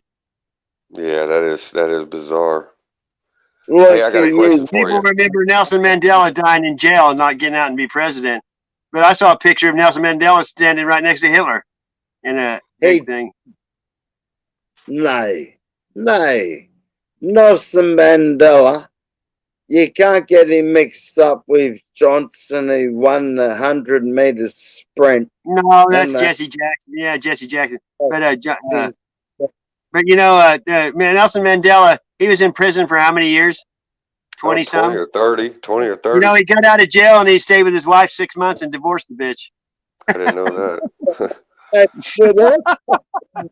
I finished doing me traveling work.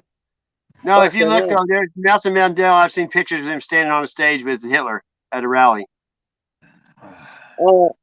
He probably did because Jesse won a race. But that's the United States. Nelson Mandela was South Africa. It was not, it's a totally different place. I think they're manipulating. Listen, I think they're manipulating a lot about Hitler because when I've gone back and read the newspaper articles from right before and around the time he came into power, he was doing the right thing for his people because the Jews had the people enslaved with their business. The central bank is what they wanted out of there because they ran everything like everywhere else. Yeah, so I'm kind of wondering how much. I mean, but when you listen to his speeches and stuff, that fucker was psychotic, dude. But yeah, but if you look at the United States after the bombing, we had flags everywhere, and we watched. It's not. I mean, it wasn't doing much more than we do, except for killing people. I mean, that's the difference. I mean, it's like, but the winner of the war writes the history. That's how it goes. But from the history, from what I find by reading their newspaper articles, they weren't trying to kill the Jews. They were just trying to shuttle them the fuck out. They were just trying to get them out. They've been kicked out of like 8 countries before that, until they finally they gave them land to start over again, they're fighting over now. Well, it's right in their religion that if you ain't a Jew, they're supposed to lie to you if you ask questions. It's right. If you see Americans, they're over there, they spit on them. The rabbis do when they walk by. Huh. Yeah, I've been going to church and new missionaries my whole life, and when I was a kid, they said they hate us everywhere. Don't let them lie to you. They can't stand Americans and Christians, they always act like on TV.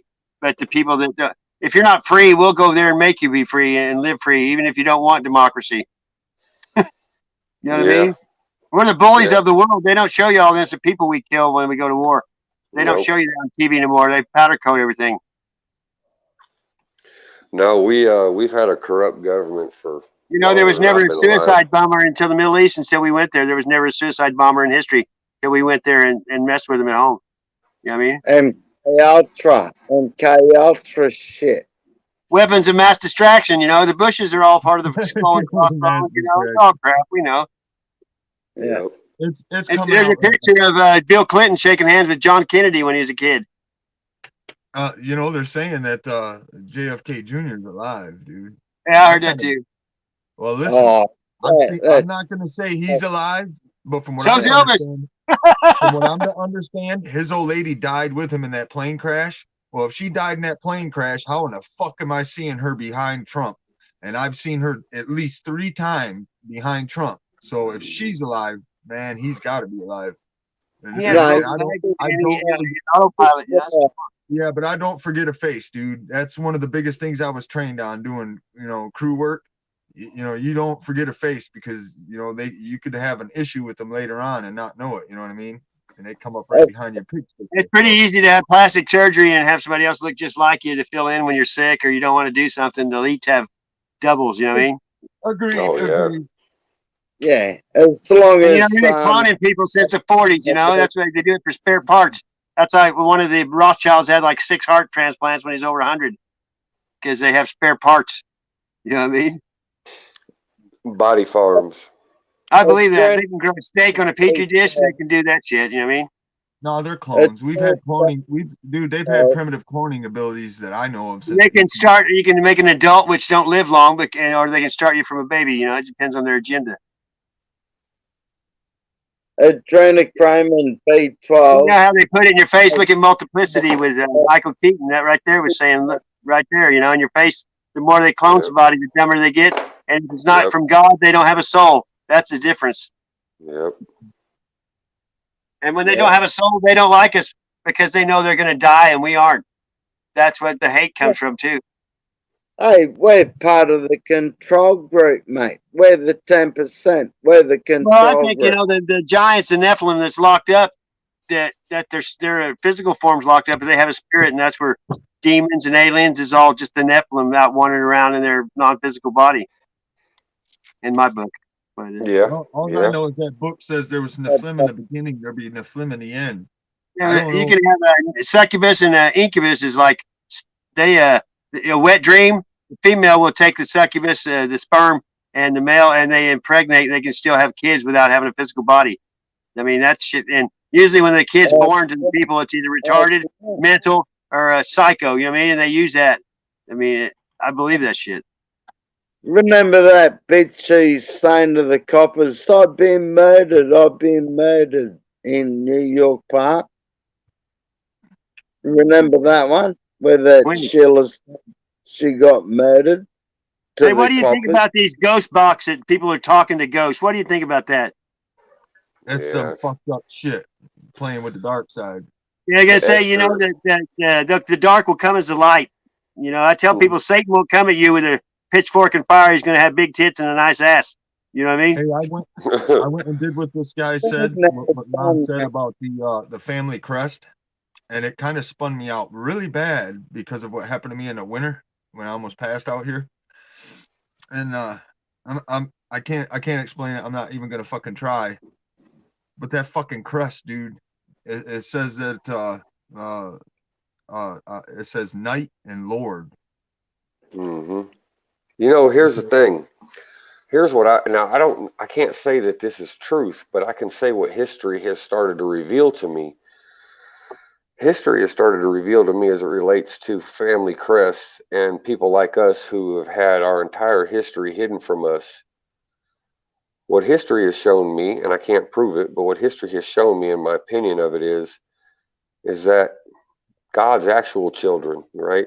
Not these hybrids or reptilians or Nephilim or spin-offs or hybrids of Nephilim. The only real divine royalty ever to exist, first of all, was God the Father, and then his sons and daughters. And things have been changed and hidden. Now, I'm not saying that because history has suggested to me that I feel like I'm special or I'm some kind of royalty, because I don't think about it like that. The reason I put that on my YouTube channel is to demonstrate to people that what we see is not necessarily what is. Because even when history talks about my family in particular, it says some very strange things that you can't reconcile with what you've been taught with history. And I don't know what it all means, but I do know this. Why do they hate us so bad? Because Christianity is the only religion in the world where they take our God and turn his name into a curse word, and they take his son and his name and turn it into a curse word. How come they don't do that with Muhammad or, you know, the Dalai Lama or, you know, Shiva the Destroyer? Why aren't they attaching blasphemous names to these other religious leaders? Why do they single out Christians? Fuck God. You know, they're afraid of something, because if you're the crazy Chicken Little standing on the corner holding a cardboard sign saying the end is nigh, well, nobody really thinks much about that, you know, because they've been taught to think that, you know, when they see this, you know, through television, that, you know, this person's crazy and they ain't right. But when you have smart things to say and you have an argument to pose, boy, they sure want to silence you in a hurry, don't they? Yep. I wanted to say something about Esther here. Esther 9:22. You was reading my mind because you're talking about Revelations verse 2:9, and I already have my Bible open to this. Hang on, let me flip my camera on if I figure out how to do this. Esther's a beautiful woman, mate. She's smart. She's not a troll. I've known Esther for 16 months. She's a good people, kind soul. See, I just wrote it. I wrote it down so it would be right there, because I was doing research on what it meant to be Jewish or Hebrew Israeli, and I said I just typed into Google. I said, what's the difference between a Jew and a Hebrew?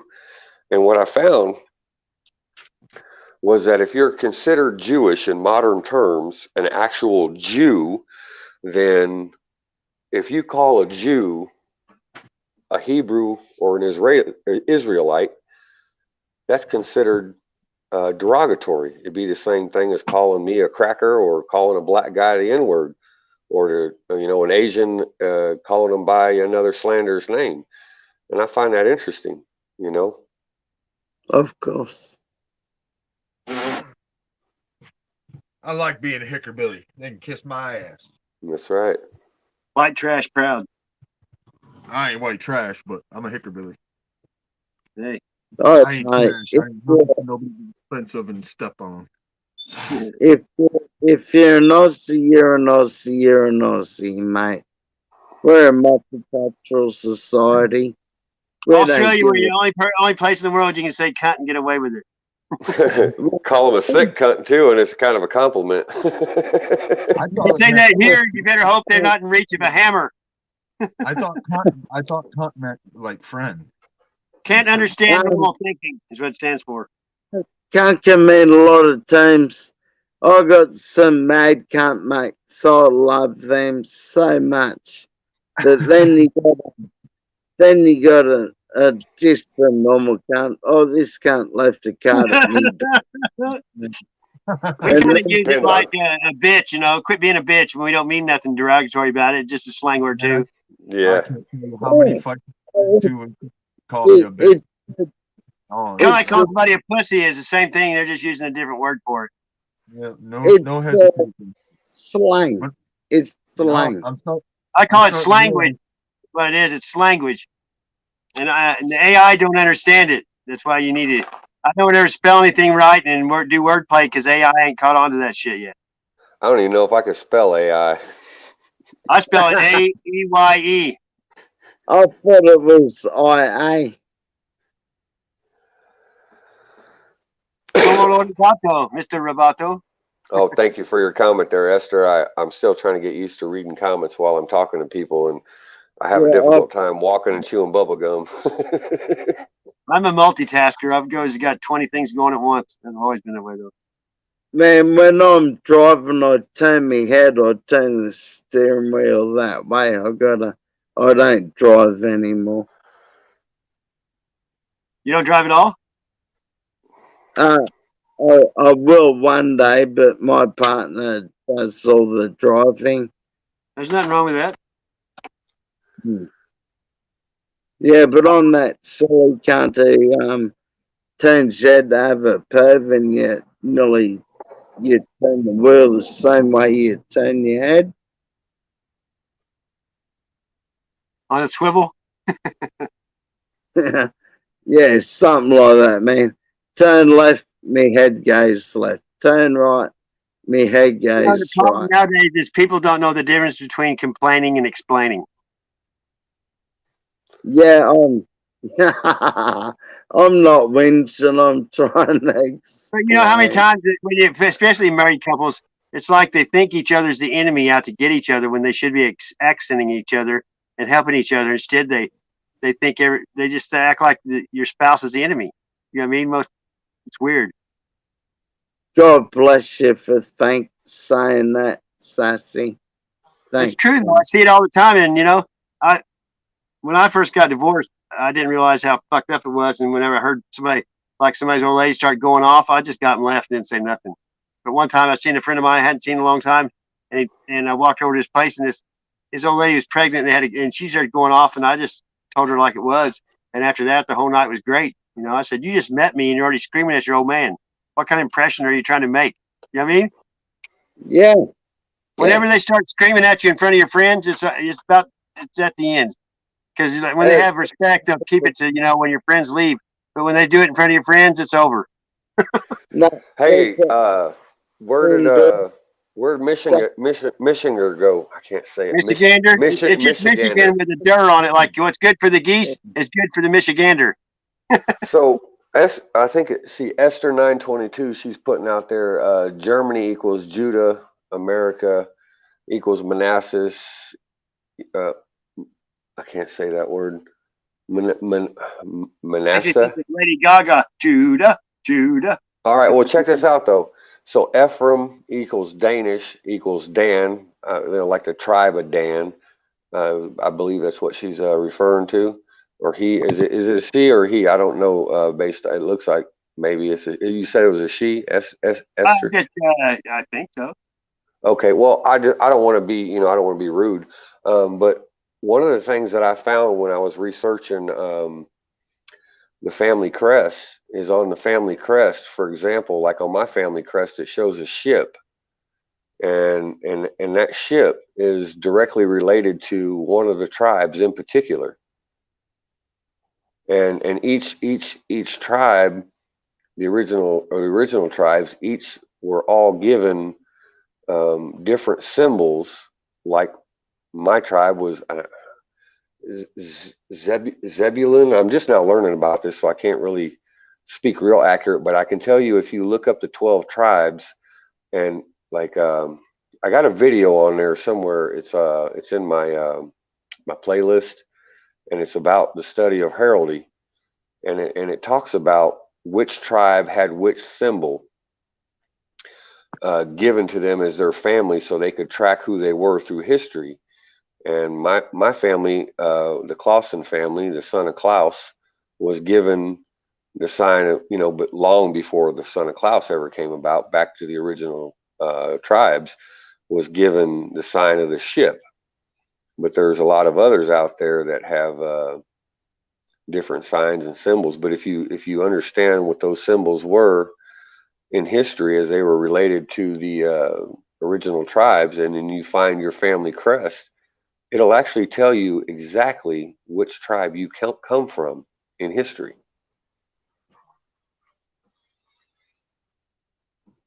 It's pretty wild. There you go. This is it right here. Yes. Yeah, that looks right. Show me that. Yeah, see, yep. And what's that? Zebulon is this one with the ship, right? And Zebulon? Yeah. Yep, it's the one that's got the Viking-looking ship, like you see Leif Erikson in. Yeah, and see, that's where my family origins go way back to. Is it has Denmark. toes that looks like grapes, and it has a din. I don't know. It looks like dingerin. It's a wolf. Is a donkey. Deer. Levi is the what do you call that? Can you let the candlestick thing? Can you let Esther come up, please, Sassy? Who? Yeah. Esther. Yeah, I'll drop the link. Esther's cool. She'll have Did a you post. see that message from Sass? He just said that he lost his link and he linked Sass. That's what he said to Michigander. Yeah. You know, it's weird. Look here. This see this symbol right here. It says Dan on it. My friend's dad was a judge, and his name's Dan. Is that weird? Yeah, the tribe of Dan. So children of Zebulon rise. So Esther, she just put up in the comments the coronation stone. You know, I read something about the coronation stone too, and it said it was the rock that killed Goliath with. Who was it that fell asleep for a long time? Was it Jacob? What's his name? Lazarus. No, not Lazarus. No, he fell asleep. I just said it earlier. I know. I'm having a brain fart. I've been awake too long. It's like a sleep under a tree. Wake up 20 years later. I want to say Jacob. Yeah, she says Jacob, or Esther says. I want to keep saying she if it ain't a she. This is Jacob, shame. right? Jacob's ladder. He fell asleep on a stone, and that stone was his pillow per se, and that is how. At least the way I understand British royalty, when the Queen was coronated or with her coronation, that stone that was sitting underneath the wooden throne she sits on, that stone supposedly come from the stone that Jacob laid his head on. Well, and that's how they give themselves so-called a divine right to rule, by possessing that stone. And it was in Scotland at one time. And I don't know where it resides now, but I know that it was stolen at one point and then returned, I think back in the 70s or 80s, I think. Come on down, Esther. Let's have a really good one-on-one debate with our brother here, mate. Hey, what do you think about those crystal skulls? The rumor, the fairy tale about the crystal skulls. Yeah, I don't know, man. Everything that I've seen so far, I haven't found anything that's convincing that it's not a farce. Hey, but I got one you probably don't know. You know, the pyramid in Memphis, the basketball court that Bass Pro bought. When they bought that, there was one of those crystal skulls in the very top of that pyramid. Really? No, I never right heard of that. Peak. Yep, right at the peak. What about the Bosnian sun? When you said sleeping, I was thinking Rip Van Winkle when you said that. Yes, exactly. Rip Van Winkle. So let me tell y'all something. Check this out. So you said Memphis, Tennessee, but the original name Memphis comes from Egypt. Yep. And here's something else I found interesting. I used to live in Illinois. In Illinois, in southern Illinois, they have a place called Little Egypt, and they also have a place called Cairo. Yep. And the funny thing is there was an eclipse that occurred on 2017 when I was in Oregon. I was actually in the path of totality of that eclipse when I was in the state of Oregon. But the path of totality also intersected southern Illinois right across Cairo and Little Egypt. And that same eclipse is going to intersect that same path of totality in Little Egypt and Cairo, Illinois in 2024. But it's going to intersect it from the opposite direction, as if X marks the spot. Now, that's a known celestial event that's coming. I find that strange. You know what Elon Musk did 2 weeks ago? He accepted Jesus as his personal savior. Who? Elon Musk, 2 weeks ago. Is that what he said? Did he say those words out of his mouth? No, it's an interview. He got interviewed. I heard about the interview. I caught part of it. Praying. People seen him praying. He's changed his whole outlook. I wonder why. Okay, so Esther just said, let's see here. It says, I am a female, I promise, born that way and proud. Roger that.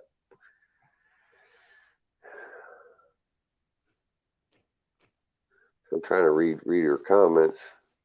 If you aren't meant to rule, it screamed or hummed. The Queen returned it to Scotland because it exposed her. Yeah, you bet. I bet it did. I kind of like to break the monotonous like sass and say something quirky here and there. Yeah, have at it. Within the next 5 years, unvaccinated sperm is going to be worth more than Bitcoin and gold. I'm fucking rich, yo. I'm rich. rich, bitch. Ding, ding, ding. Anyhow, I got a question. What's that crest kind of spun me out when I was looking at that, and then read up on it, like you said, because whatever happened out here, I was told that this is my land and I'm the baron of it. I'm to protect this land and the people in it. Isn't that interesting? What the fuck is that shit, dude? I'm just a fucking hood rat, dude. Where the Right, me fuck too. does that shit come from, dude? Ain't no doubt. Makes you No, wonder, doesn't it? listen, it was like a download program that came from the sun. Really? I don't know, man. I was out in the woods during a real wicked storm and I almost didn't make it out. I had infections going on in both ears and shit from teeth, and I lost my equilibrium. I couldn't even. I mean, when you're off grid and you live with wood and stuff to keep yourself warm, if you don't have that wood to keep you fired, you're gonna fucking freeze to death. So you got no choice but to do it, Yeah. And I don't stock wood all summer long. I do it as part of my exercise every day. And not only that, but it takes more time to stack it and everything. So if you're going out and fetching it and bringing it up, and it's actually easier in the snow with a sled than to try to do it with a wheelbarrow or something. Oh, yeah, and you don't sweat as much either doing it in the winter. Yeah, best time to cut wood. I like it. I like it because it breaks the monotonous of being stuck inside all the time, while it's cold. But yeah, it was weird. I tried. Well, wood splits a lot easier too when it's frozen solid. It splits right apart. In the summertime, when it's full of moisture and it's not fully dried, it don't split real well. Yeah, but yeah, I don't know, man. That's all I know. And the thing is, I want to split, but at the same time, something says no. You belong right here. So the funny thing is you said that, and it's like you got to download, and here's the interesting thing about my spin on that, because I've had a similar experience, and it was just a few months ago. Because most of my life, because of just the nature of the way I grew up and the things that occurred with me, I've always kind of felt like, I showed y'all this tattoo on my arm here with a demon. I can't get my arm twisted around right. Let me move the phone. Right there.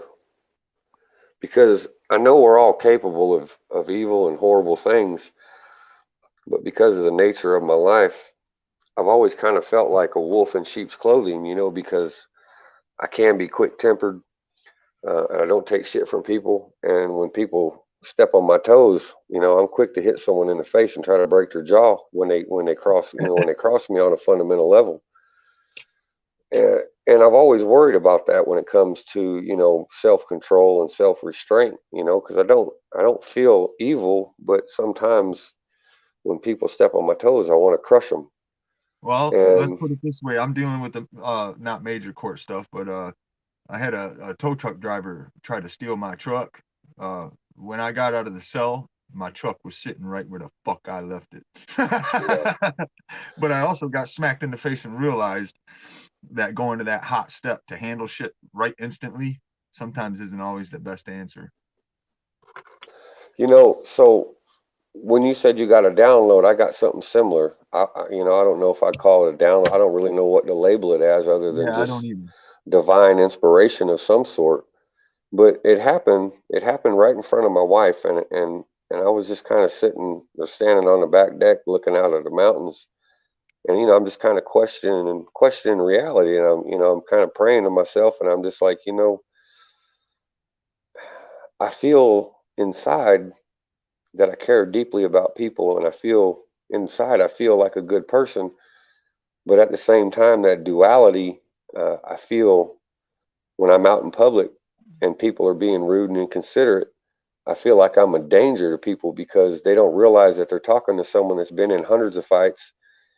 And my ability to get the upper hand on people has always been second nature to me, because of the nature of the way I grew up, being tortured and raped and everything else as a child. And I was having this conversation with God, and I was, I've had little faith a few months ago. And what really shocked me awake more than anything was when I was saying this prayer, I got an answer and I got an answer in real time, and it was resounding and crystal clear in my head.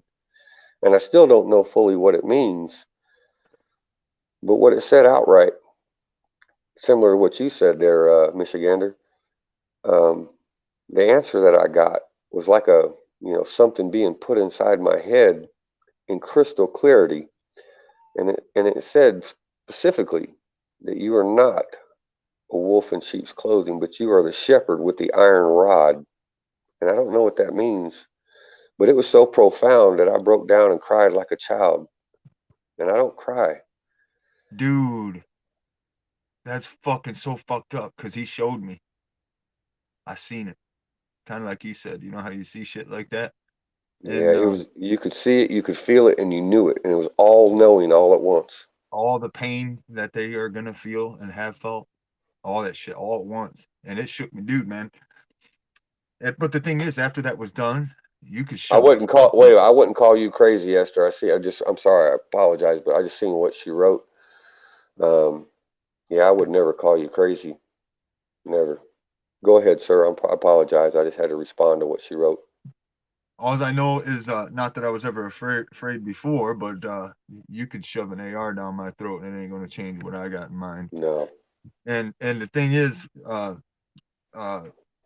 damn, don't lose that thought. Where the fuck were you going with that? All I know is he said to protect the children and the women. I got to protect them and get ready for that so they don't fucking starve. That's all I fucking know, dude. I'm not gonna go into all that shit. It's yeah, it's a trip. It's a trip. It's hard to talk about. Right around this time last year, and what was it he said? Yeah, I don't know why, but for fucking when I left the property after that, they told me to mark it. They told me to mark my domain for my own protection. You want to know what's crazy? In 2.5, 3 feet of snow, I walked up to a pile of fucking bricks with my fucking name on it. Literally, these bricks say Daniel on it, and I did not know they were fucking here. Dude, I swear to fucking God. I believe you, bro. I believe you. Life is stranger than fiction. 3 feet of fucking snow, I didn't even know these fucking bricks were there, and I walked right up to these bricks with my fucking name on it. What the fuck, dude? Yeah. How do you think I felt when I was reading history? And history says that the name Clausen, which means son of Klaus, says that the name Santa Claus and Saint Nicholas are both derivatives or antonyms of my family surname. I still don't know what to make of that, but it blows my mind every time I think about it. And they say it as a matter of fact, not as a conjecture or speculation. It's just, oh yeah, and by the way, I'm like, what? I don't really like even talking about it, because if somebody said, I don't want somebody to say that I'm fucking crazy or some shit like that, because no, I'm not fucking crazy. But yeah, but see, this is the problem. See, we've been taught to think that it's not okay to talk about stuff like this, because if we talk about stuff like this, and that by definition, it makes us crazy, because now we are Chicken Little holding a sign on Times Square. But that's why I'm trying to take my power back and say, if I find like-minded people, I'm gonna go ahead and say whatever's on my mind. And if people want to judge me, well, then they can judge me. But I know I ain't crazy. I ain't never been in a mental institution, and I feel what I feel, and I know what I know. And like you said, you could put a gun to my head, you could put a grenade in my mouth and pull the pin. And if you think I'm gonna bend to your will, you're mistaken. I won't do it. Well, you know what happened to me the first time I left for work after that happened? I do logging and stuff like that, but the old school way. I went to work and we stopped at a gas station that I've been going to for 20 years. And some old dude I never fucking seen before, as I'm going to walk out the fucking door, he fucking snapped at me and said he was going to cut my fucking head off, dude. I was like, what the fuck? And I turned around, dude. I turned around and looked at this old man, dude. And I'd never seen this fucking old man before ever in my life. And when I turned around and looked at him, it was almost like he snapped back to himself. But I didn't get to see his face when he said it. But when I snapped around and was like, what the fuck? I think what I've experienced those things myself. And I think what that is when, if you're of a certain mindset or a certain bloodline, when you get around certain types of evil, they can't contain themselves. Let me ask you something real quick. Esther 922, you just said you think you know what that means. Now, you refer to me as warrior, and I don't know where, I believe Sass put that up there. My name is Ron, and I don't care that you refer to me as warrior. I mean, it don't make no difference. But just to be cordial, my name is Ron. My YouTube channel, I go by the Earls of Orkney because that's where my family heritage says I'm from. But what is it? What do you think it means?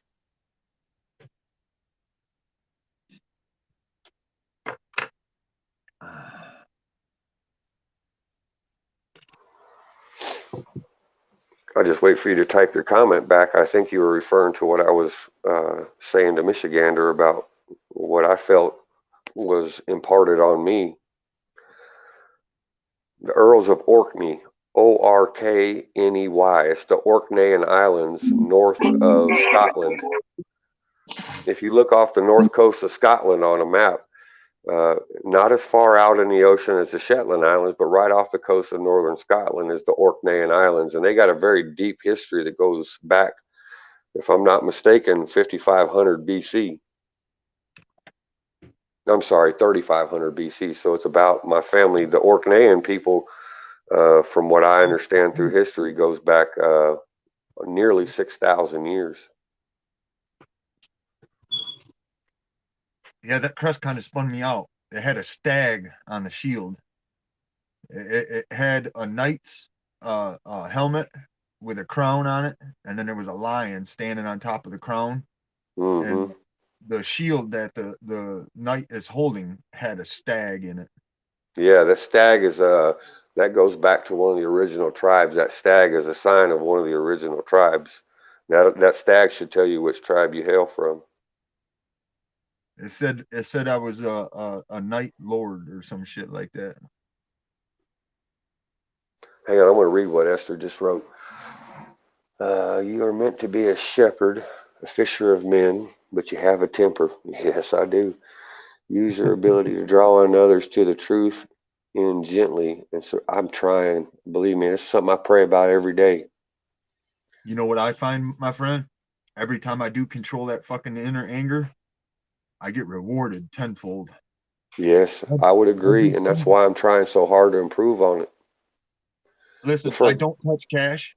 I can turn a camera on and show you right now that since I've been here, I've got all the things that I've desired my whole life without working a fucking factory job. I'm not saying I didn't earn the shit, but I literally have an Eddie Van Halen professional amp sitting next to me. I got a Dimebag Darrell guitar hanging up on a fucking wall, which I grew up with since I was a little kid. And then I end up with a guitar out of magazines I was reading when I was a little kid. And when you look this guitar up, you can't fucking buy one. You ain't gonna find one. You'll find the magazine I was reading as a kid under glass for sale, though. Right. And so, I do not listen. I do not touch cash. Matter of fact, so much to the point, I'm not even leaving for my supplies. I just got a text a couple minutes ago to be ready, this and that and the other thing. And I got a really large supply run coming in. And they pull up out front here a mile away from me on the road, which is 10 miles on dirt just to get to pavement. And it comes, dude. I don't, You know, that's what happened to me and my wife when we left Oregon. You know, I mean, I can't explain how we bought a house in a market that everybody's getting over asking price. We came in 25,000. We didn't even consider offering more than asking price. We came in 25,000 under asking price, and they took it without flinching. Said, go lay down. You're not listening. I want to respond to Esther. I gotta let this dog out. Hold on, this Yeah, dog. yeah. So you said use truth though, no sugarcoating. That's one thing about me. I don't like to sugarcoat. Now I don't like to say things so harshly that I hurt people's feelings, but I'm certainly not into sugarcoating because sugarcoating is a play on words and it can be very easily misconstrued. You can hurt me with with the truth, but don't comfort me with lies. Yeah, I would agree with your last statement too, Esther. You know, that's one thing that my friends and people know is that, you know, my own personal safety and my own personal health and well-being takes a second seat to the people, those around me. It always has, even since I was a little boy. You know, the people I hold near and dear to my heart. There ain't nothing I won't do for them. Nothing. Oh, dude, it's There's colder. no, Get out there. there's no sacrifice too big. That's just the way I see the world. Sometimes people take that as weakness, and it's kindness. It ain't weakness.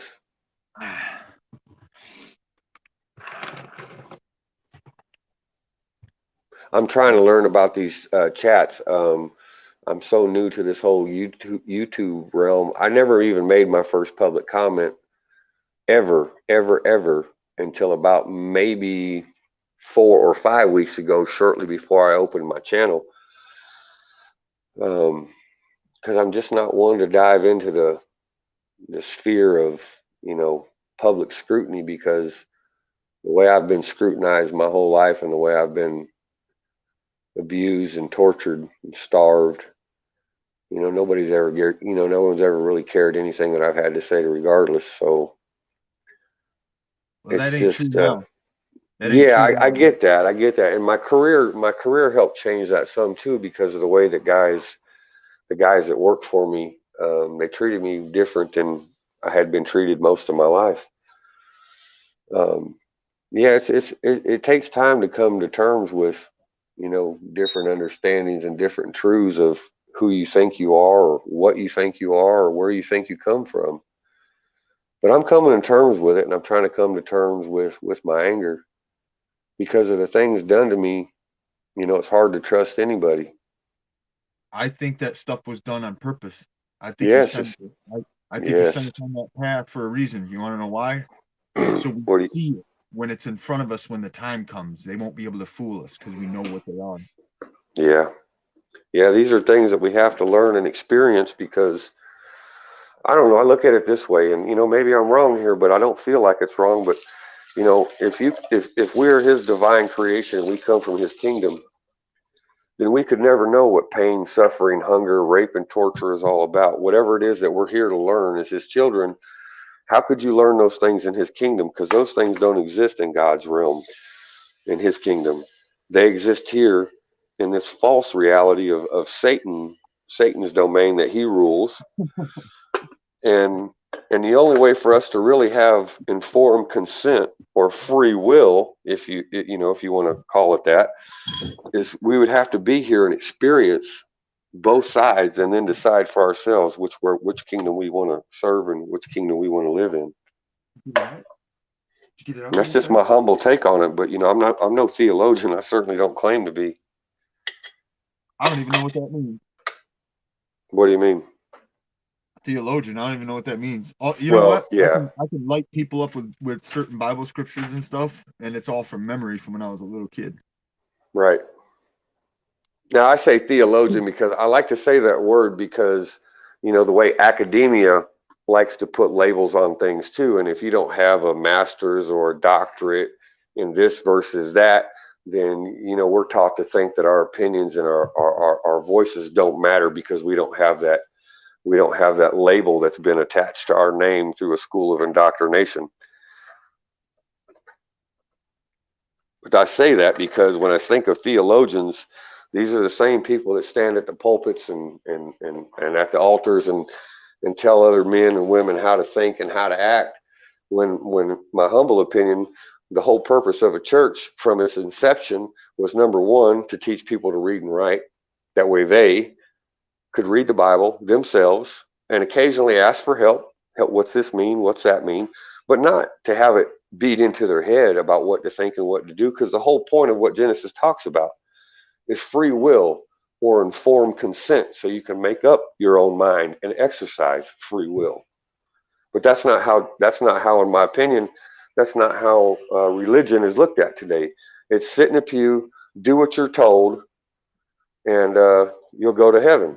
Well, I fundamentally disagree with that concept. I don't need another grown man telling me how to behave, because I know in my heart what's right and what's wrong. I just went through that actually last year when that programming, whatever happened. I don't need somebody to tell me what to do. I don't need to go ask permission from some dude to hunt deer, because I don't want to overhunt my land. I'm not going to take more than my land's going to produce to me. Thank you. You know what I mean? And like cutting down wood and stuff like that. I don't want any of the trees cut off my land, but I need firewood. But at the same time, it's shedding more than what I need. There's more than what I need. Dead standing timber and all that stuff. It's more than you'll ever need to use if you don't abuse it. You know, so when that happened with that whatever the fuck happened, dude. Yeah, I hear you. What do you call it, right? A download. I don't know, but it just said that I was the baron of this land, that I was supposed to protect it and everything and everyone in it. Yep. That don't make no sense to me because I'm just a dumb fucking hickerbilly from the fucking city, dude. It's like, what the fuck is this, dude? Yeah, what does it mean? I'm from one of the worst uneducated areas in the fucking country, dude. It's got the shittiest fucking education, dude. See, that's by design. That's the whole point. History has shown me, and I can't prove it, but history has shown me is that people. Fetch this dog, he's barking. All right, go ahead.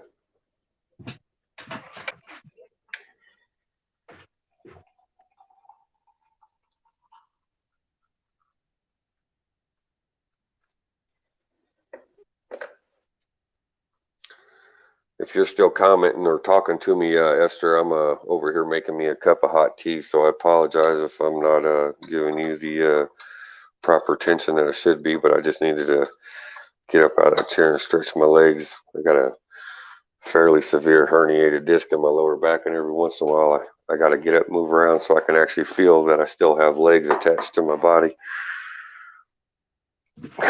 So give me just a minute and I'll get back to the computer screen and see if you got something else to say, because you seem to have a lot of value to add here, because everybody's insight's important. Everybody's voice is important and everybody's opinion is important, but we're taught to think that that's not the case. See, that's all you gotta do. Don't be a fucking bone.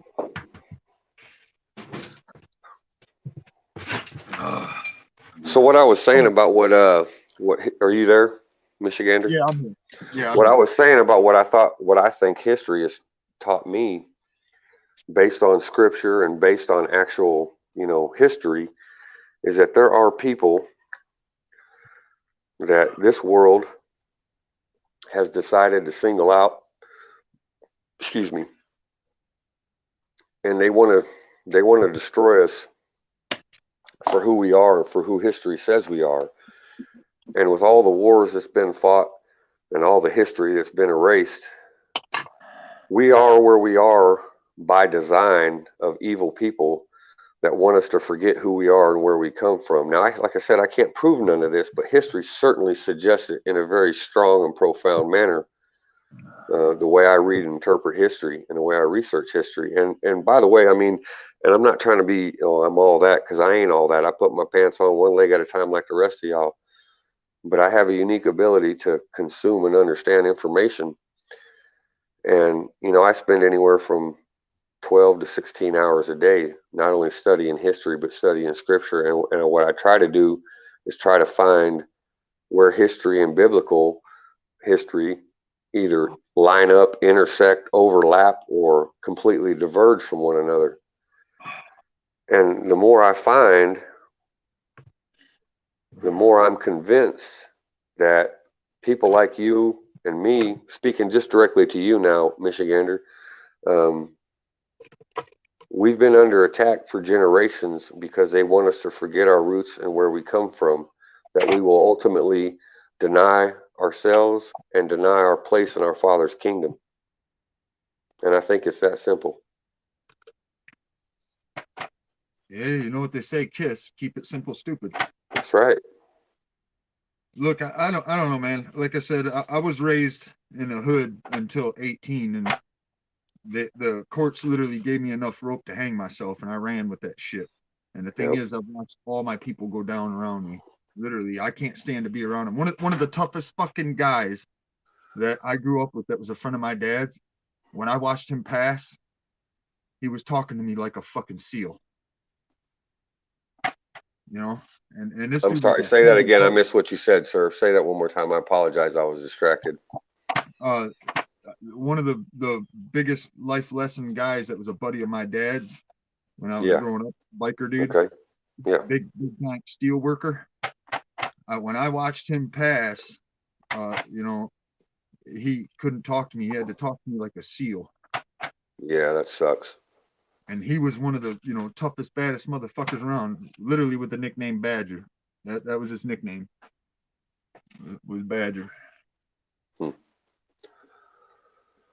And yeah, there's some lessons that I got as a youngin from him. Like for instance, one time I got brought home by the cops at 3 o'clock in the fucking morning because I was a minor out, you know, running around like a hoodlum. Oh yeah.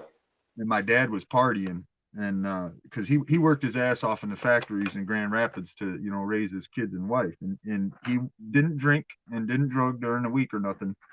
But Friday when he got out of fucking work, that was his time. That was, you know what I mean. If we didn't have family stuff scheduled, and he'd party down with his buddies. Well, I got brought home by the cops at like 2-3 in the morning, and when the cops brought me to the door, my dad is just rocking and rolling, got a stereo cranked up, and he turned around with a doobie in his mouth with a joint. The thing is, weed was illegal, right? And yeah, fucking turn around. The cops, you know, did their thing with my dad, and he, because back then they signed a waiver, and if you were a minor, they released you to your parents back then. And fucking, yeah, I remember how that went. Well, check it out, man. The fucking cops leaving shit, and my dad had sent me to my bedroom, and all of a sudden I hear, "Come out here, boy!" So I come out to sit at the table with him and all of his biker buddies, and he looks at me. He's like, "You want a beer?" And I was like, "Yeah, fuck it." So he gave me, and I don't like beer, but he gives me a beer, and I no sooner get that motherfucking beer cracked and take a sip, and that fucking big biker motherfucker Badger is jumping over the table right in my fucking face. "You listen here, you little motherfucker. You want to get dry fucking in the ass?" No, I'm serious. But this dude was in and out of prison, man. I'll tell you a little story I watched out of him, and that woke me up to the fuckness of the system. He literally just jumped, you know, right in my fucking face, spitting in my face, yelling and screaming and shit. And he's like, "You want to fucking play games like that and end up in prison and get dry fucked in the ass?" Because boy, and he fluffed my hair because I had long hair. And he fluffed my hair, and he's like, "Boy, they sure do like a pretty boy like you with that long hair." Ain't no shit. And he's yelling and screaming in my face and shit, you know. And you know, that stuck with me for quite a fucking long time. And the thing is, I watched this guy go back to prison for violations for sitting drinking a beer after working his ass off for 2 weeks. This is literally what I watched. One time when they snatched him up, a neighbor got in a fight with his old lady. The cops showed up to deal with them, and he's leaning against his truck drinking a beer after busting his ass working steel for 2 weeks. The cop looks over and he knows him. And they deal with the neighbor and his old lady fighting, and the cop walks right over and like, "Hey, what are you doing?" And he's like, "I'm fucking drinking a beer." And he's like, "Oh, really? You're coming with us." And they took him and locked him up again in prison just for drinking a beer, you know? You know, I feel what you're saying, and there's on my channel there's a 13-second video, and back in August, one of my nephews was murdered back in Illinois. My family called me and asked me to come home because they know that I have the ability in times of distress with the family to have a calming effect on my people for whatever reason. And they my half brother and my stepmother asked me to come home because my stepbrother, or my half brother, he's way more violent and quick to temper than me, and I'm the only person in the family that he'll listen to. And you know, they wanted me there to keep him out of trouble because, you know, his son was just murdered, and there was very good chance that he was going to end up doing something crazy and going back to prison. So, you know, I went right away.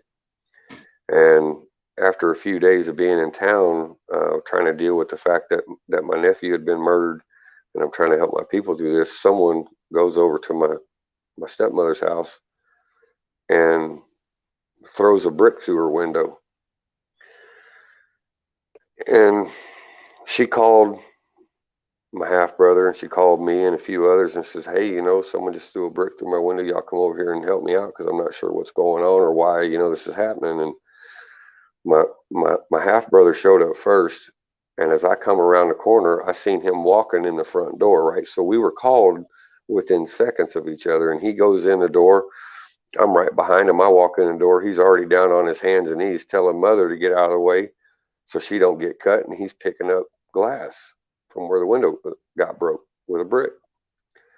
And mother had done called the police, to maybe try to file a report on her insurance, so she wouldn't have to, come out of pocket. She lives on Social Security, and her funds are limited, like most of us.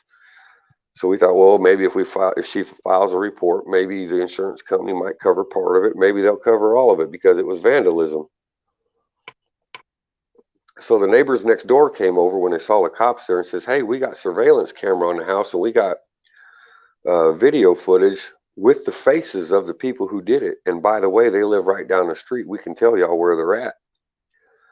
So mother gave the video footage over to the police, and they looked at it and they says, okay, yeah, we'll go down there and we'll talk to them, and we're going to take them to jail. And because we have evidence, and we'll come back and we'll let you know what's next. So they come back after about 15 or 20 minutes. And without saying a word, now this is bizarre, but it's what happened. Without saying a word, they walked right up to my half brother and grabbed a hold of him and put him in handcuffs. And I stepped in front of the cops, and I wasn't being aggressive, but I stepped in front of the cops to give them a moment to think about what they were doing. And I said, you need to explain to me why you're putting cuffs on my brother, because we were the victims here, and I'm not sure why you're trying to arrest my brother. And the cop tells me, he says, well, when we went down there and talked to the alleged suspects, alleged, right? They got a video footage with their face on it, throwing the brick through the window. They say that, well, they made a counterclaim and said that your brother here come down here and was beating on their door and threatening to hurt them over the brick that was launched through the window. And I said, okay, so that's what they said. Do they have like a Ring doorbell or security cameras that showed my brother coming down there and doing these things? And they said, no, that's just what they told us. I said, so you're going to arrest my brother on hearsay evidence from the perpetrator of a crime when we got video evidence that these people committed a crime against our mother, and you're going to take their word over video evidence, and you're going to arrest my brother for disorderly conduct, for threatening people, and they only have their word? But the funny thing is, they arrested my brother, but they didn't arrest the people that they had on video committing a crime. How do you explain that? Evil trash. Yeah. So in that video, I get real loud and I get real mouthy, and the cops trying to, and it's only 13 seconds because one of my nephews was filming it, but his phone died, and they only got 13 seconds of that of the interaction that lasted over 10 minutes or 5 to 10 minutes between me, reading these cops the riot act over their illegal behavior. And this cop in this 13-second video, he's trying to tell me, he says, let me explain. And at this point, I ain't really trying to hear shit, because there ain't nothing to explain. You don't put cuffs on my brother over hearsay when we got video evidence of a crime perpetrated against our mother. So he's like, let me explain. And I said, well, why don't you explain these nuts in your mouth? You can explain that.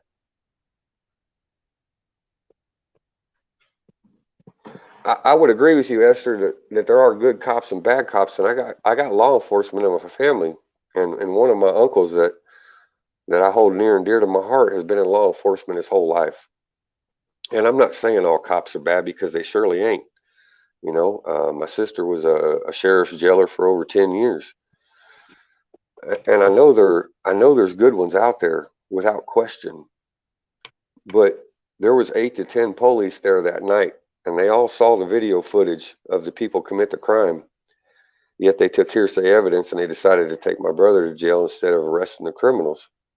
And I can't reconcile that with logic. And the funny thing is, like I said, there was 8 to 10 police there, and not one of them spoke up for what was right and what was wrong. And I don't understand that. I can't make sense of it. Through karma, in one way, shape, or form, whether you know it or not, they paid a price for that. Oh yeah.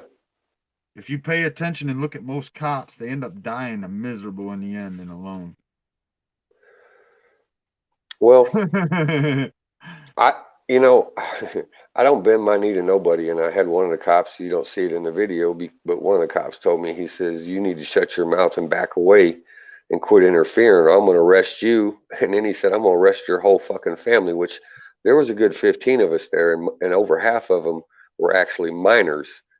And he told me that if I didn't comply with his unlawful order and shut my mouth and back away, now mind you, I hadn't made any threats, I hadn't broken any law, I was just exercising freedom of speech and telling them my displeasure with their behavior. And he threatened to arrest me, and as retaliation, he was going to arrest my entire family if I didn't comply with his unlawful order. And that too, I can't reconcile why he would do that. Yeah, that's when you got to step back and realize you're dealing with a criminal and get smarter in what you're dealing with. Oh, believe me, I told them all about themselves. When he said he was going to arrest me and my whole family, I stuck both my hands right out in front of him. And I said, why don't you pull them cuffs out of your belt and see how far you get with them? I said, because I'm not a criminal. I haven't broken a law. And as soon as you reach out and touch me, you give me the right to defend myself, because if I haven't broken a law or committed a crime and you touch me, that's assault, and you give me the authority to defend myself. So I challenge you to reach out with those handcuffs and put them on me, because I'm going to beat you to death as soon as you touch me. And he didn't do a damn thing. He dropped his head and turned around and walked away. I called his bluff, and his bluff was as empty as his threats. Well, I know with what is probably in our future coming ahead, we're going to have to straighten these fuckheads out. Well, I can tell you from my own personal belief that violence is not the answer. Violence only begets more violence. But what I can tell you, when it comes to consenting, if people across the board quit consenting to tyranny, tyranny no longer has authority, nor does a tyrannical government or tyrannical leaders. And if people across the board can at least agree on that simple fact, you can change everything without firing a shot and without lifting a finger in violence. You just say across the board, we're no longer going to consent to your lies and your bullshit behavior. You're now, in terms of the view of the populace of this country, illegitimate. Therefore, your authority or perceived authority has just evaporated into thin air. Yep, it's no void. That's what's happening right now, and I'm watching. Listen, but man, we keep consenting to it, and as long as we keep consenting to it, then we're consenting to their perceived authority over us. People are waking up, man. Like I said, it's you know, it's hard to explain. I guess. No, I hear you. It's going to take time. Is the ones that are saying they're, you know, so awake, this and that and the other thing, but yet they talk about welcome to the dark side. You know, I'm just, for instance, no. Shit like that. It's like, hey, buddy, welcome to the dark side. You do not know what you're inviting. You do not know what you're inviting. If you think by violently removing someone from power or office is going to fix the violent nature of what made you want to remove them in the first place by removing them with violence, well, we're just going to replace one violent ruler with another violent ruler ultimately. Yep, that's why I see these criminal, corrupt fucking officials. I don't even think they're going to be incarcerated. I think they're going to be forced to go live in the swamps. And when they come in for any supply or anything, the people are going to throw fucking tomatoes at them and all kinds of shit. Listen, if it ain't obvious right now, they've tried to push us to stand up and go at this government every which way they can. I've watched it the last 2 or 3 years. They've done and said everything they can to push us to that extreme to go and violently take them over. Yes. And we haven't. They want an excuse to unleash the army or the National Guard or the Capitol Police or whatever. They want the excuse so they can justify themselves in front of the world and say why that they're coming at us armed or with violence or incarcerating people just because they don't like what we have to say. But if we approach it with violence, we're going to get what we're asking for. And the problem is, yes, America is armed, profoundly so, but we don't have the military's arms and equipment.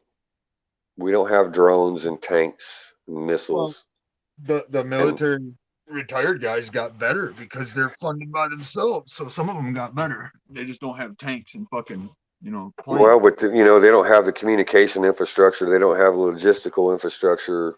They don't have what this government, we've given them all this money to, I guess, protect us in some way.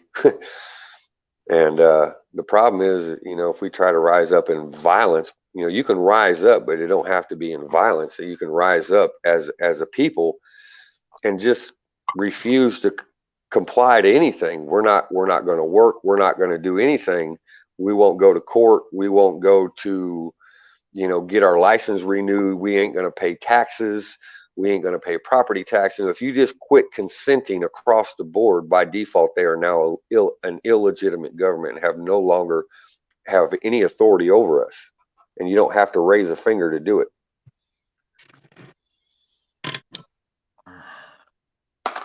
When Trump claims he's king, we got 48 hours to take care of it. Now, I know everybody ain't want to hear this, but I think Trump is a false prophet, and he's about as false as they come. He's a two-faced demon. Yep. I read his hand signs. Listen, hand signs are the oldest form of communication in history. Go from the beginning, read his hand signs, decipher them. Have you read the origins of MAGA? Agam, yeah. MAGA, the way I understand it, is one of the highest ranking organizations within the Satanic Church. Well, that's I don't know about that. I haven't really studied that much into the satanic shit, but I do know that the hand signs, he was talking to Horus. He wasn't talking to us. He was talking to one of the gods called Horus. And if I forget what it was that fucking he was doing, but I depicted something to do with one thing, and it came up as he's a two-faced demon. Like the one face is good, righteous, and then the other face is evil and something else. Yeah.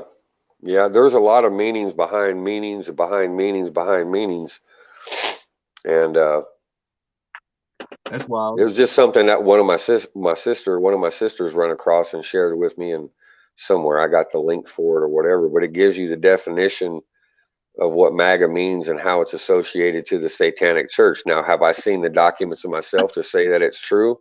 No. It's something that someone could have just sat there on their laptop and typed up just to, have a good story to talk about. But it just makes you think about things for sure. Man, it's freaking cold, dude, and I got my wood box stove, dude. My feet are fucking freezing. Well, earlier when I was telling y'all about solar activity and the effects on human physiology, unexplained sweating and unexplained shivering are one of the known effects of high intensity electromagnetism on the human body. I'm warm in the body. Have you ever seen the Russian sleep experiment on YouTube? What is it called? The Russian sleep experiment. No. I'll have to play it sometime. It'll blow your mind.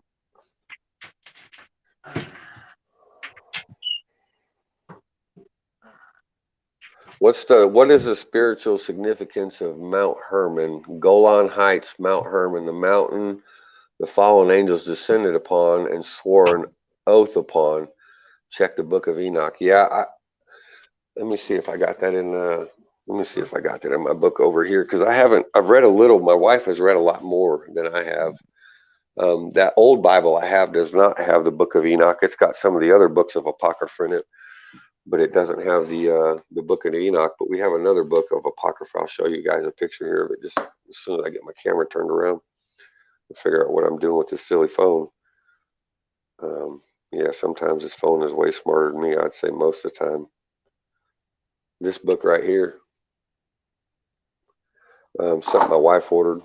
I've been digging into more history and scripture as it relates to, the Old Testament, New Testament, and how it relates to history. But she started reading on this. So here's the books that are present in here. It's fucking cold. It is Esdras, Maccabees, the letter of Jeremiah, Baruch, Bel and the Dragon, the wisdom of Jesus. I can't even say that other word.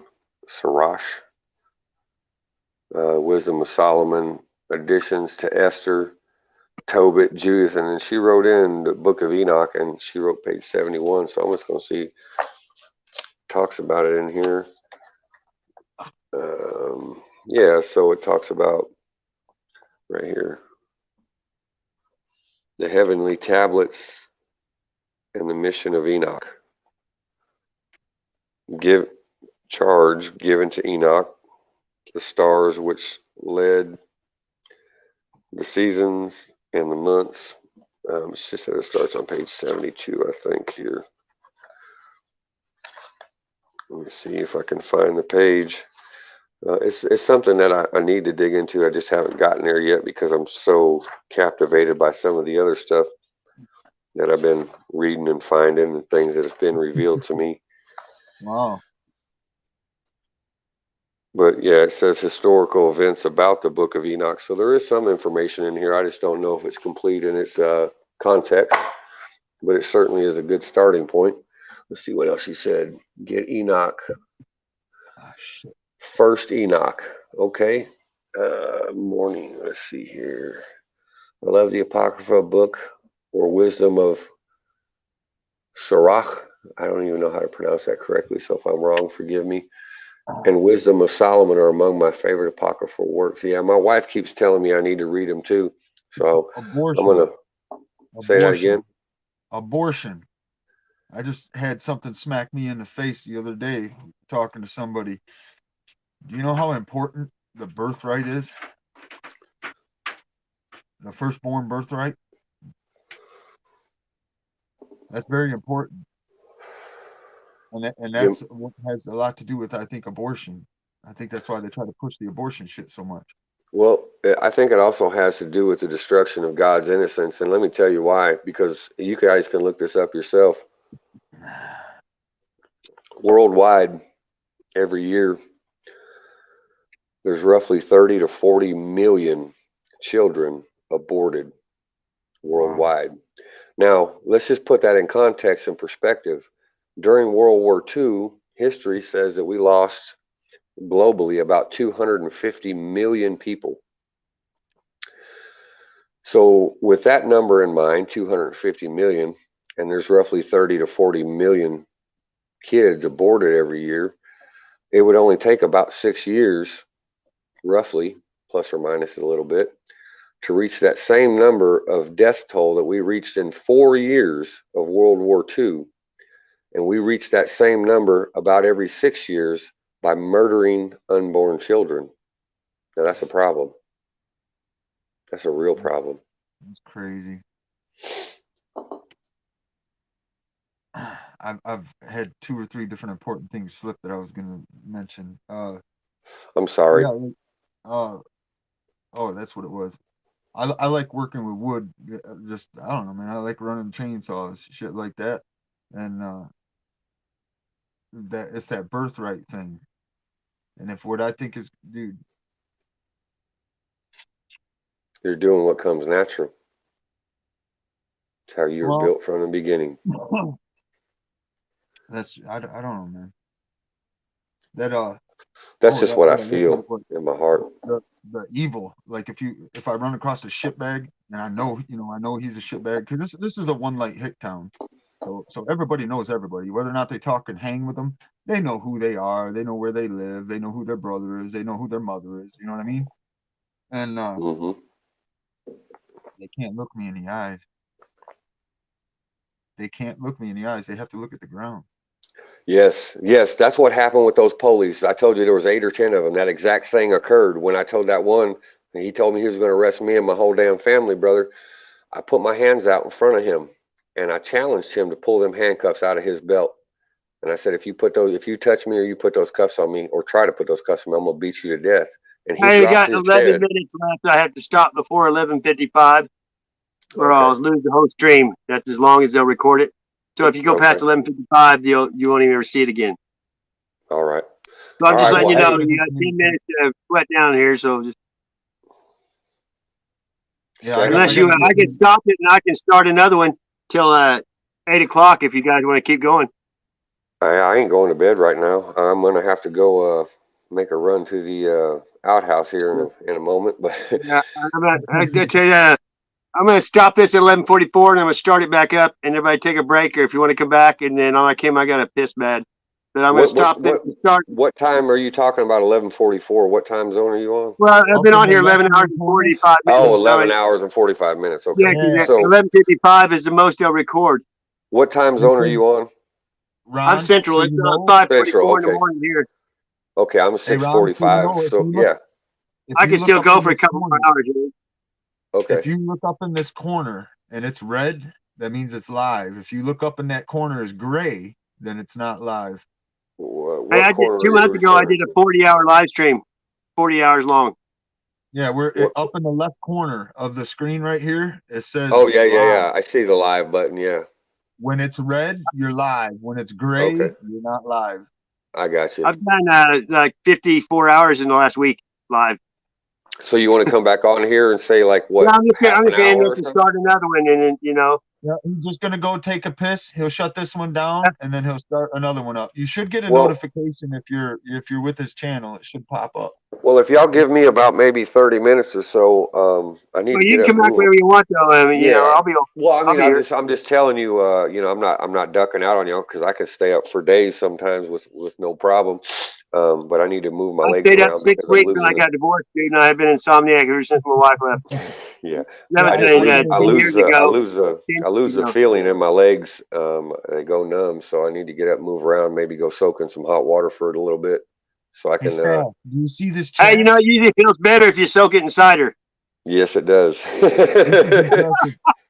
This is impressive, man. Did you see your fucking chat, Sass? It just blowing up, dude. That's impressive, dude. What are we talking about? Well, Sass. Sass I'm is watching. I'm just speaking. Yeah, I'm gonna. Yeah. Yeah, you can call me Mark if you want. My name's Mark. All right, Mark. I'm gonna step away for about maybe 30 minutes, and I think I'm gonna fill up a bathtub. Well, of hot you water. have to come back up, and I'll look for you, and I'll send you the link when you come back up. I know I'm subscribed to your channel, so I'll just come right back and find you no matter what. 10-4. Yeah, I gotta do some communications anyways. Hey, are you gonna be back around here, Michigander? Yeah, I'll be back. I got a supply run coming, so I got to communicate to make sure I get everything I get. All right. Hey, Esther I'll see and Spud. Listen, Ron, I'm hardcore off grid, dude. I'm literally 10 miles from pavement, let alone. Roger that. I'll be back. Take it easy, man. All right, brother. We'll see y'all around.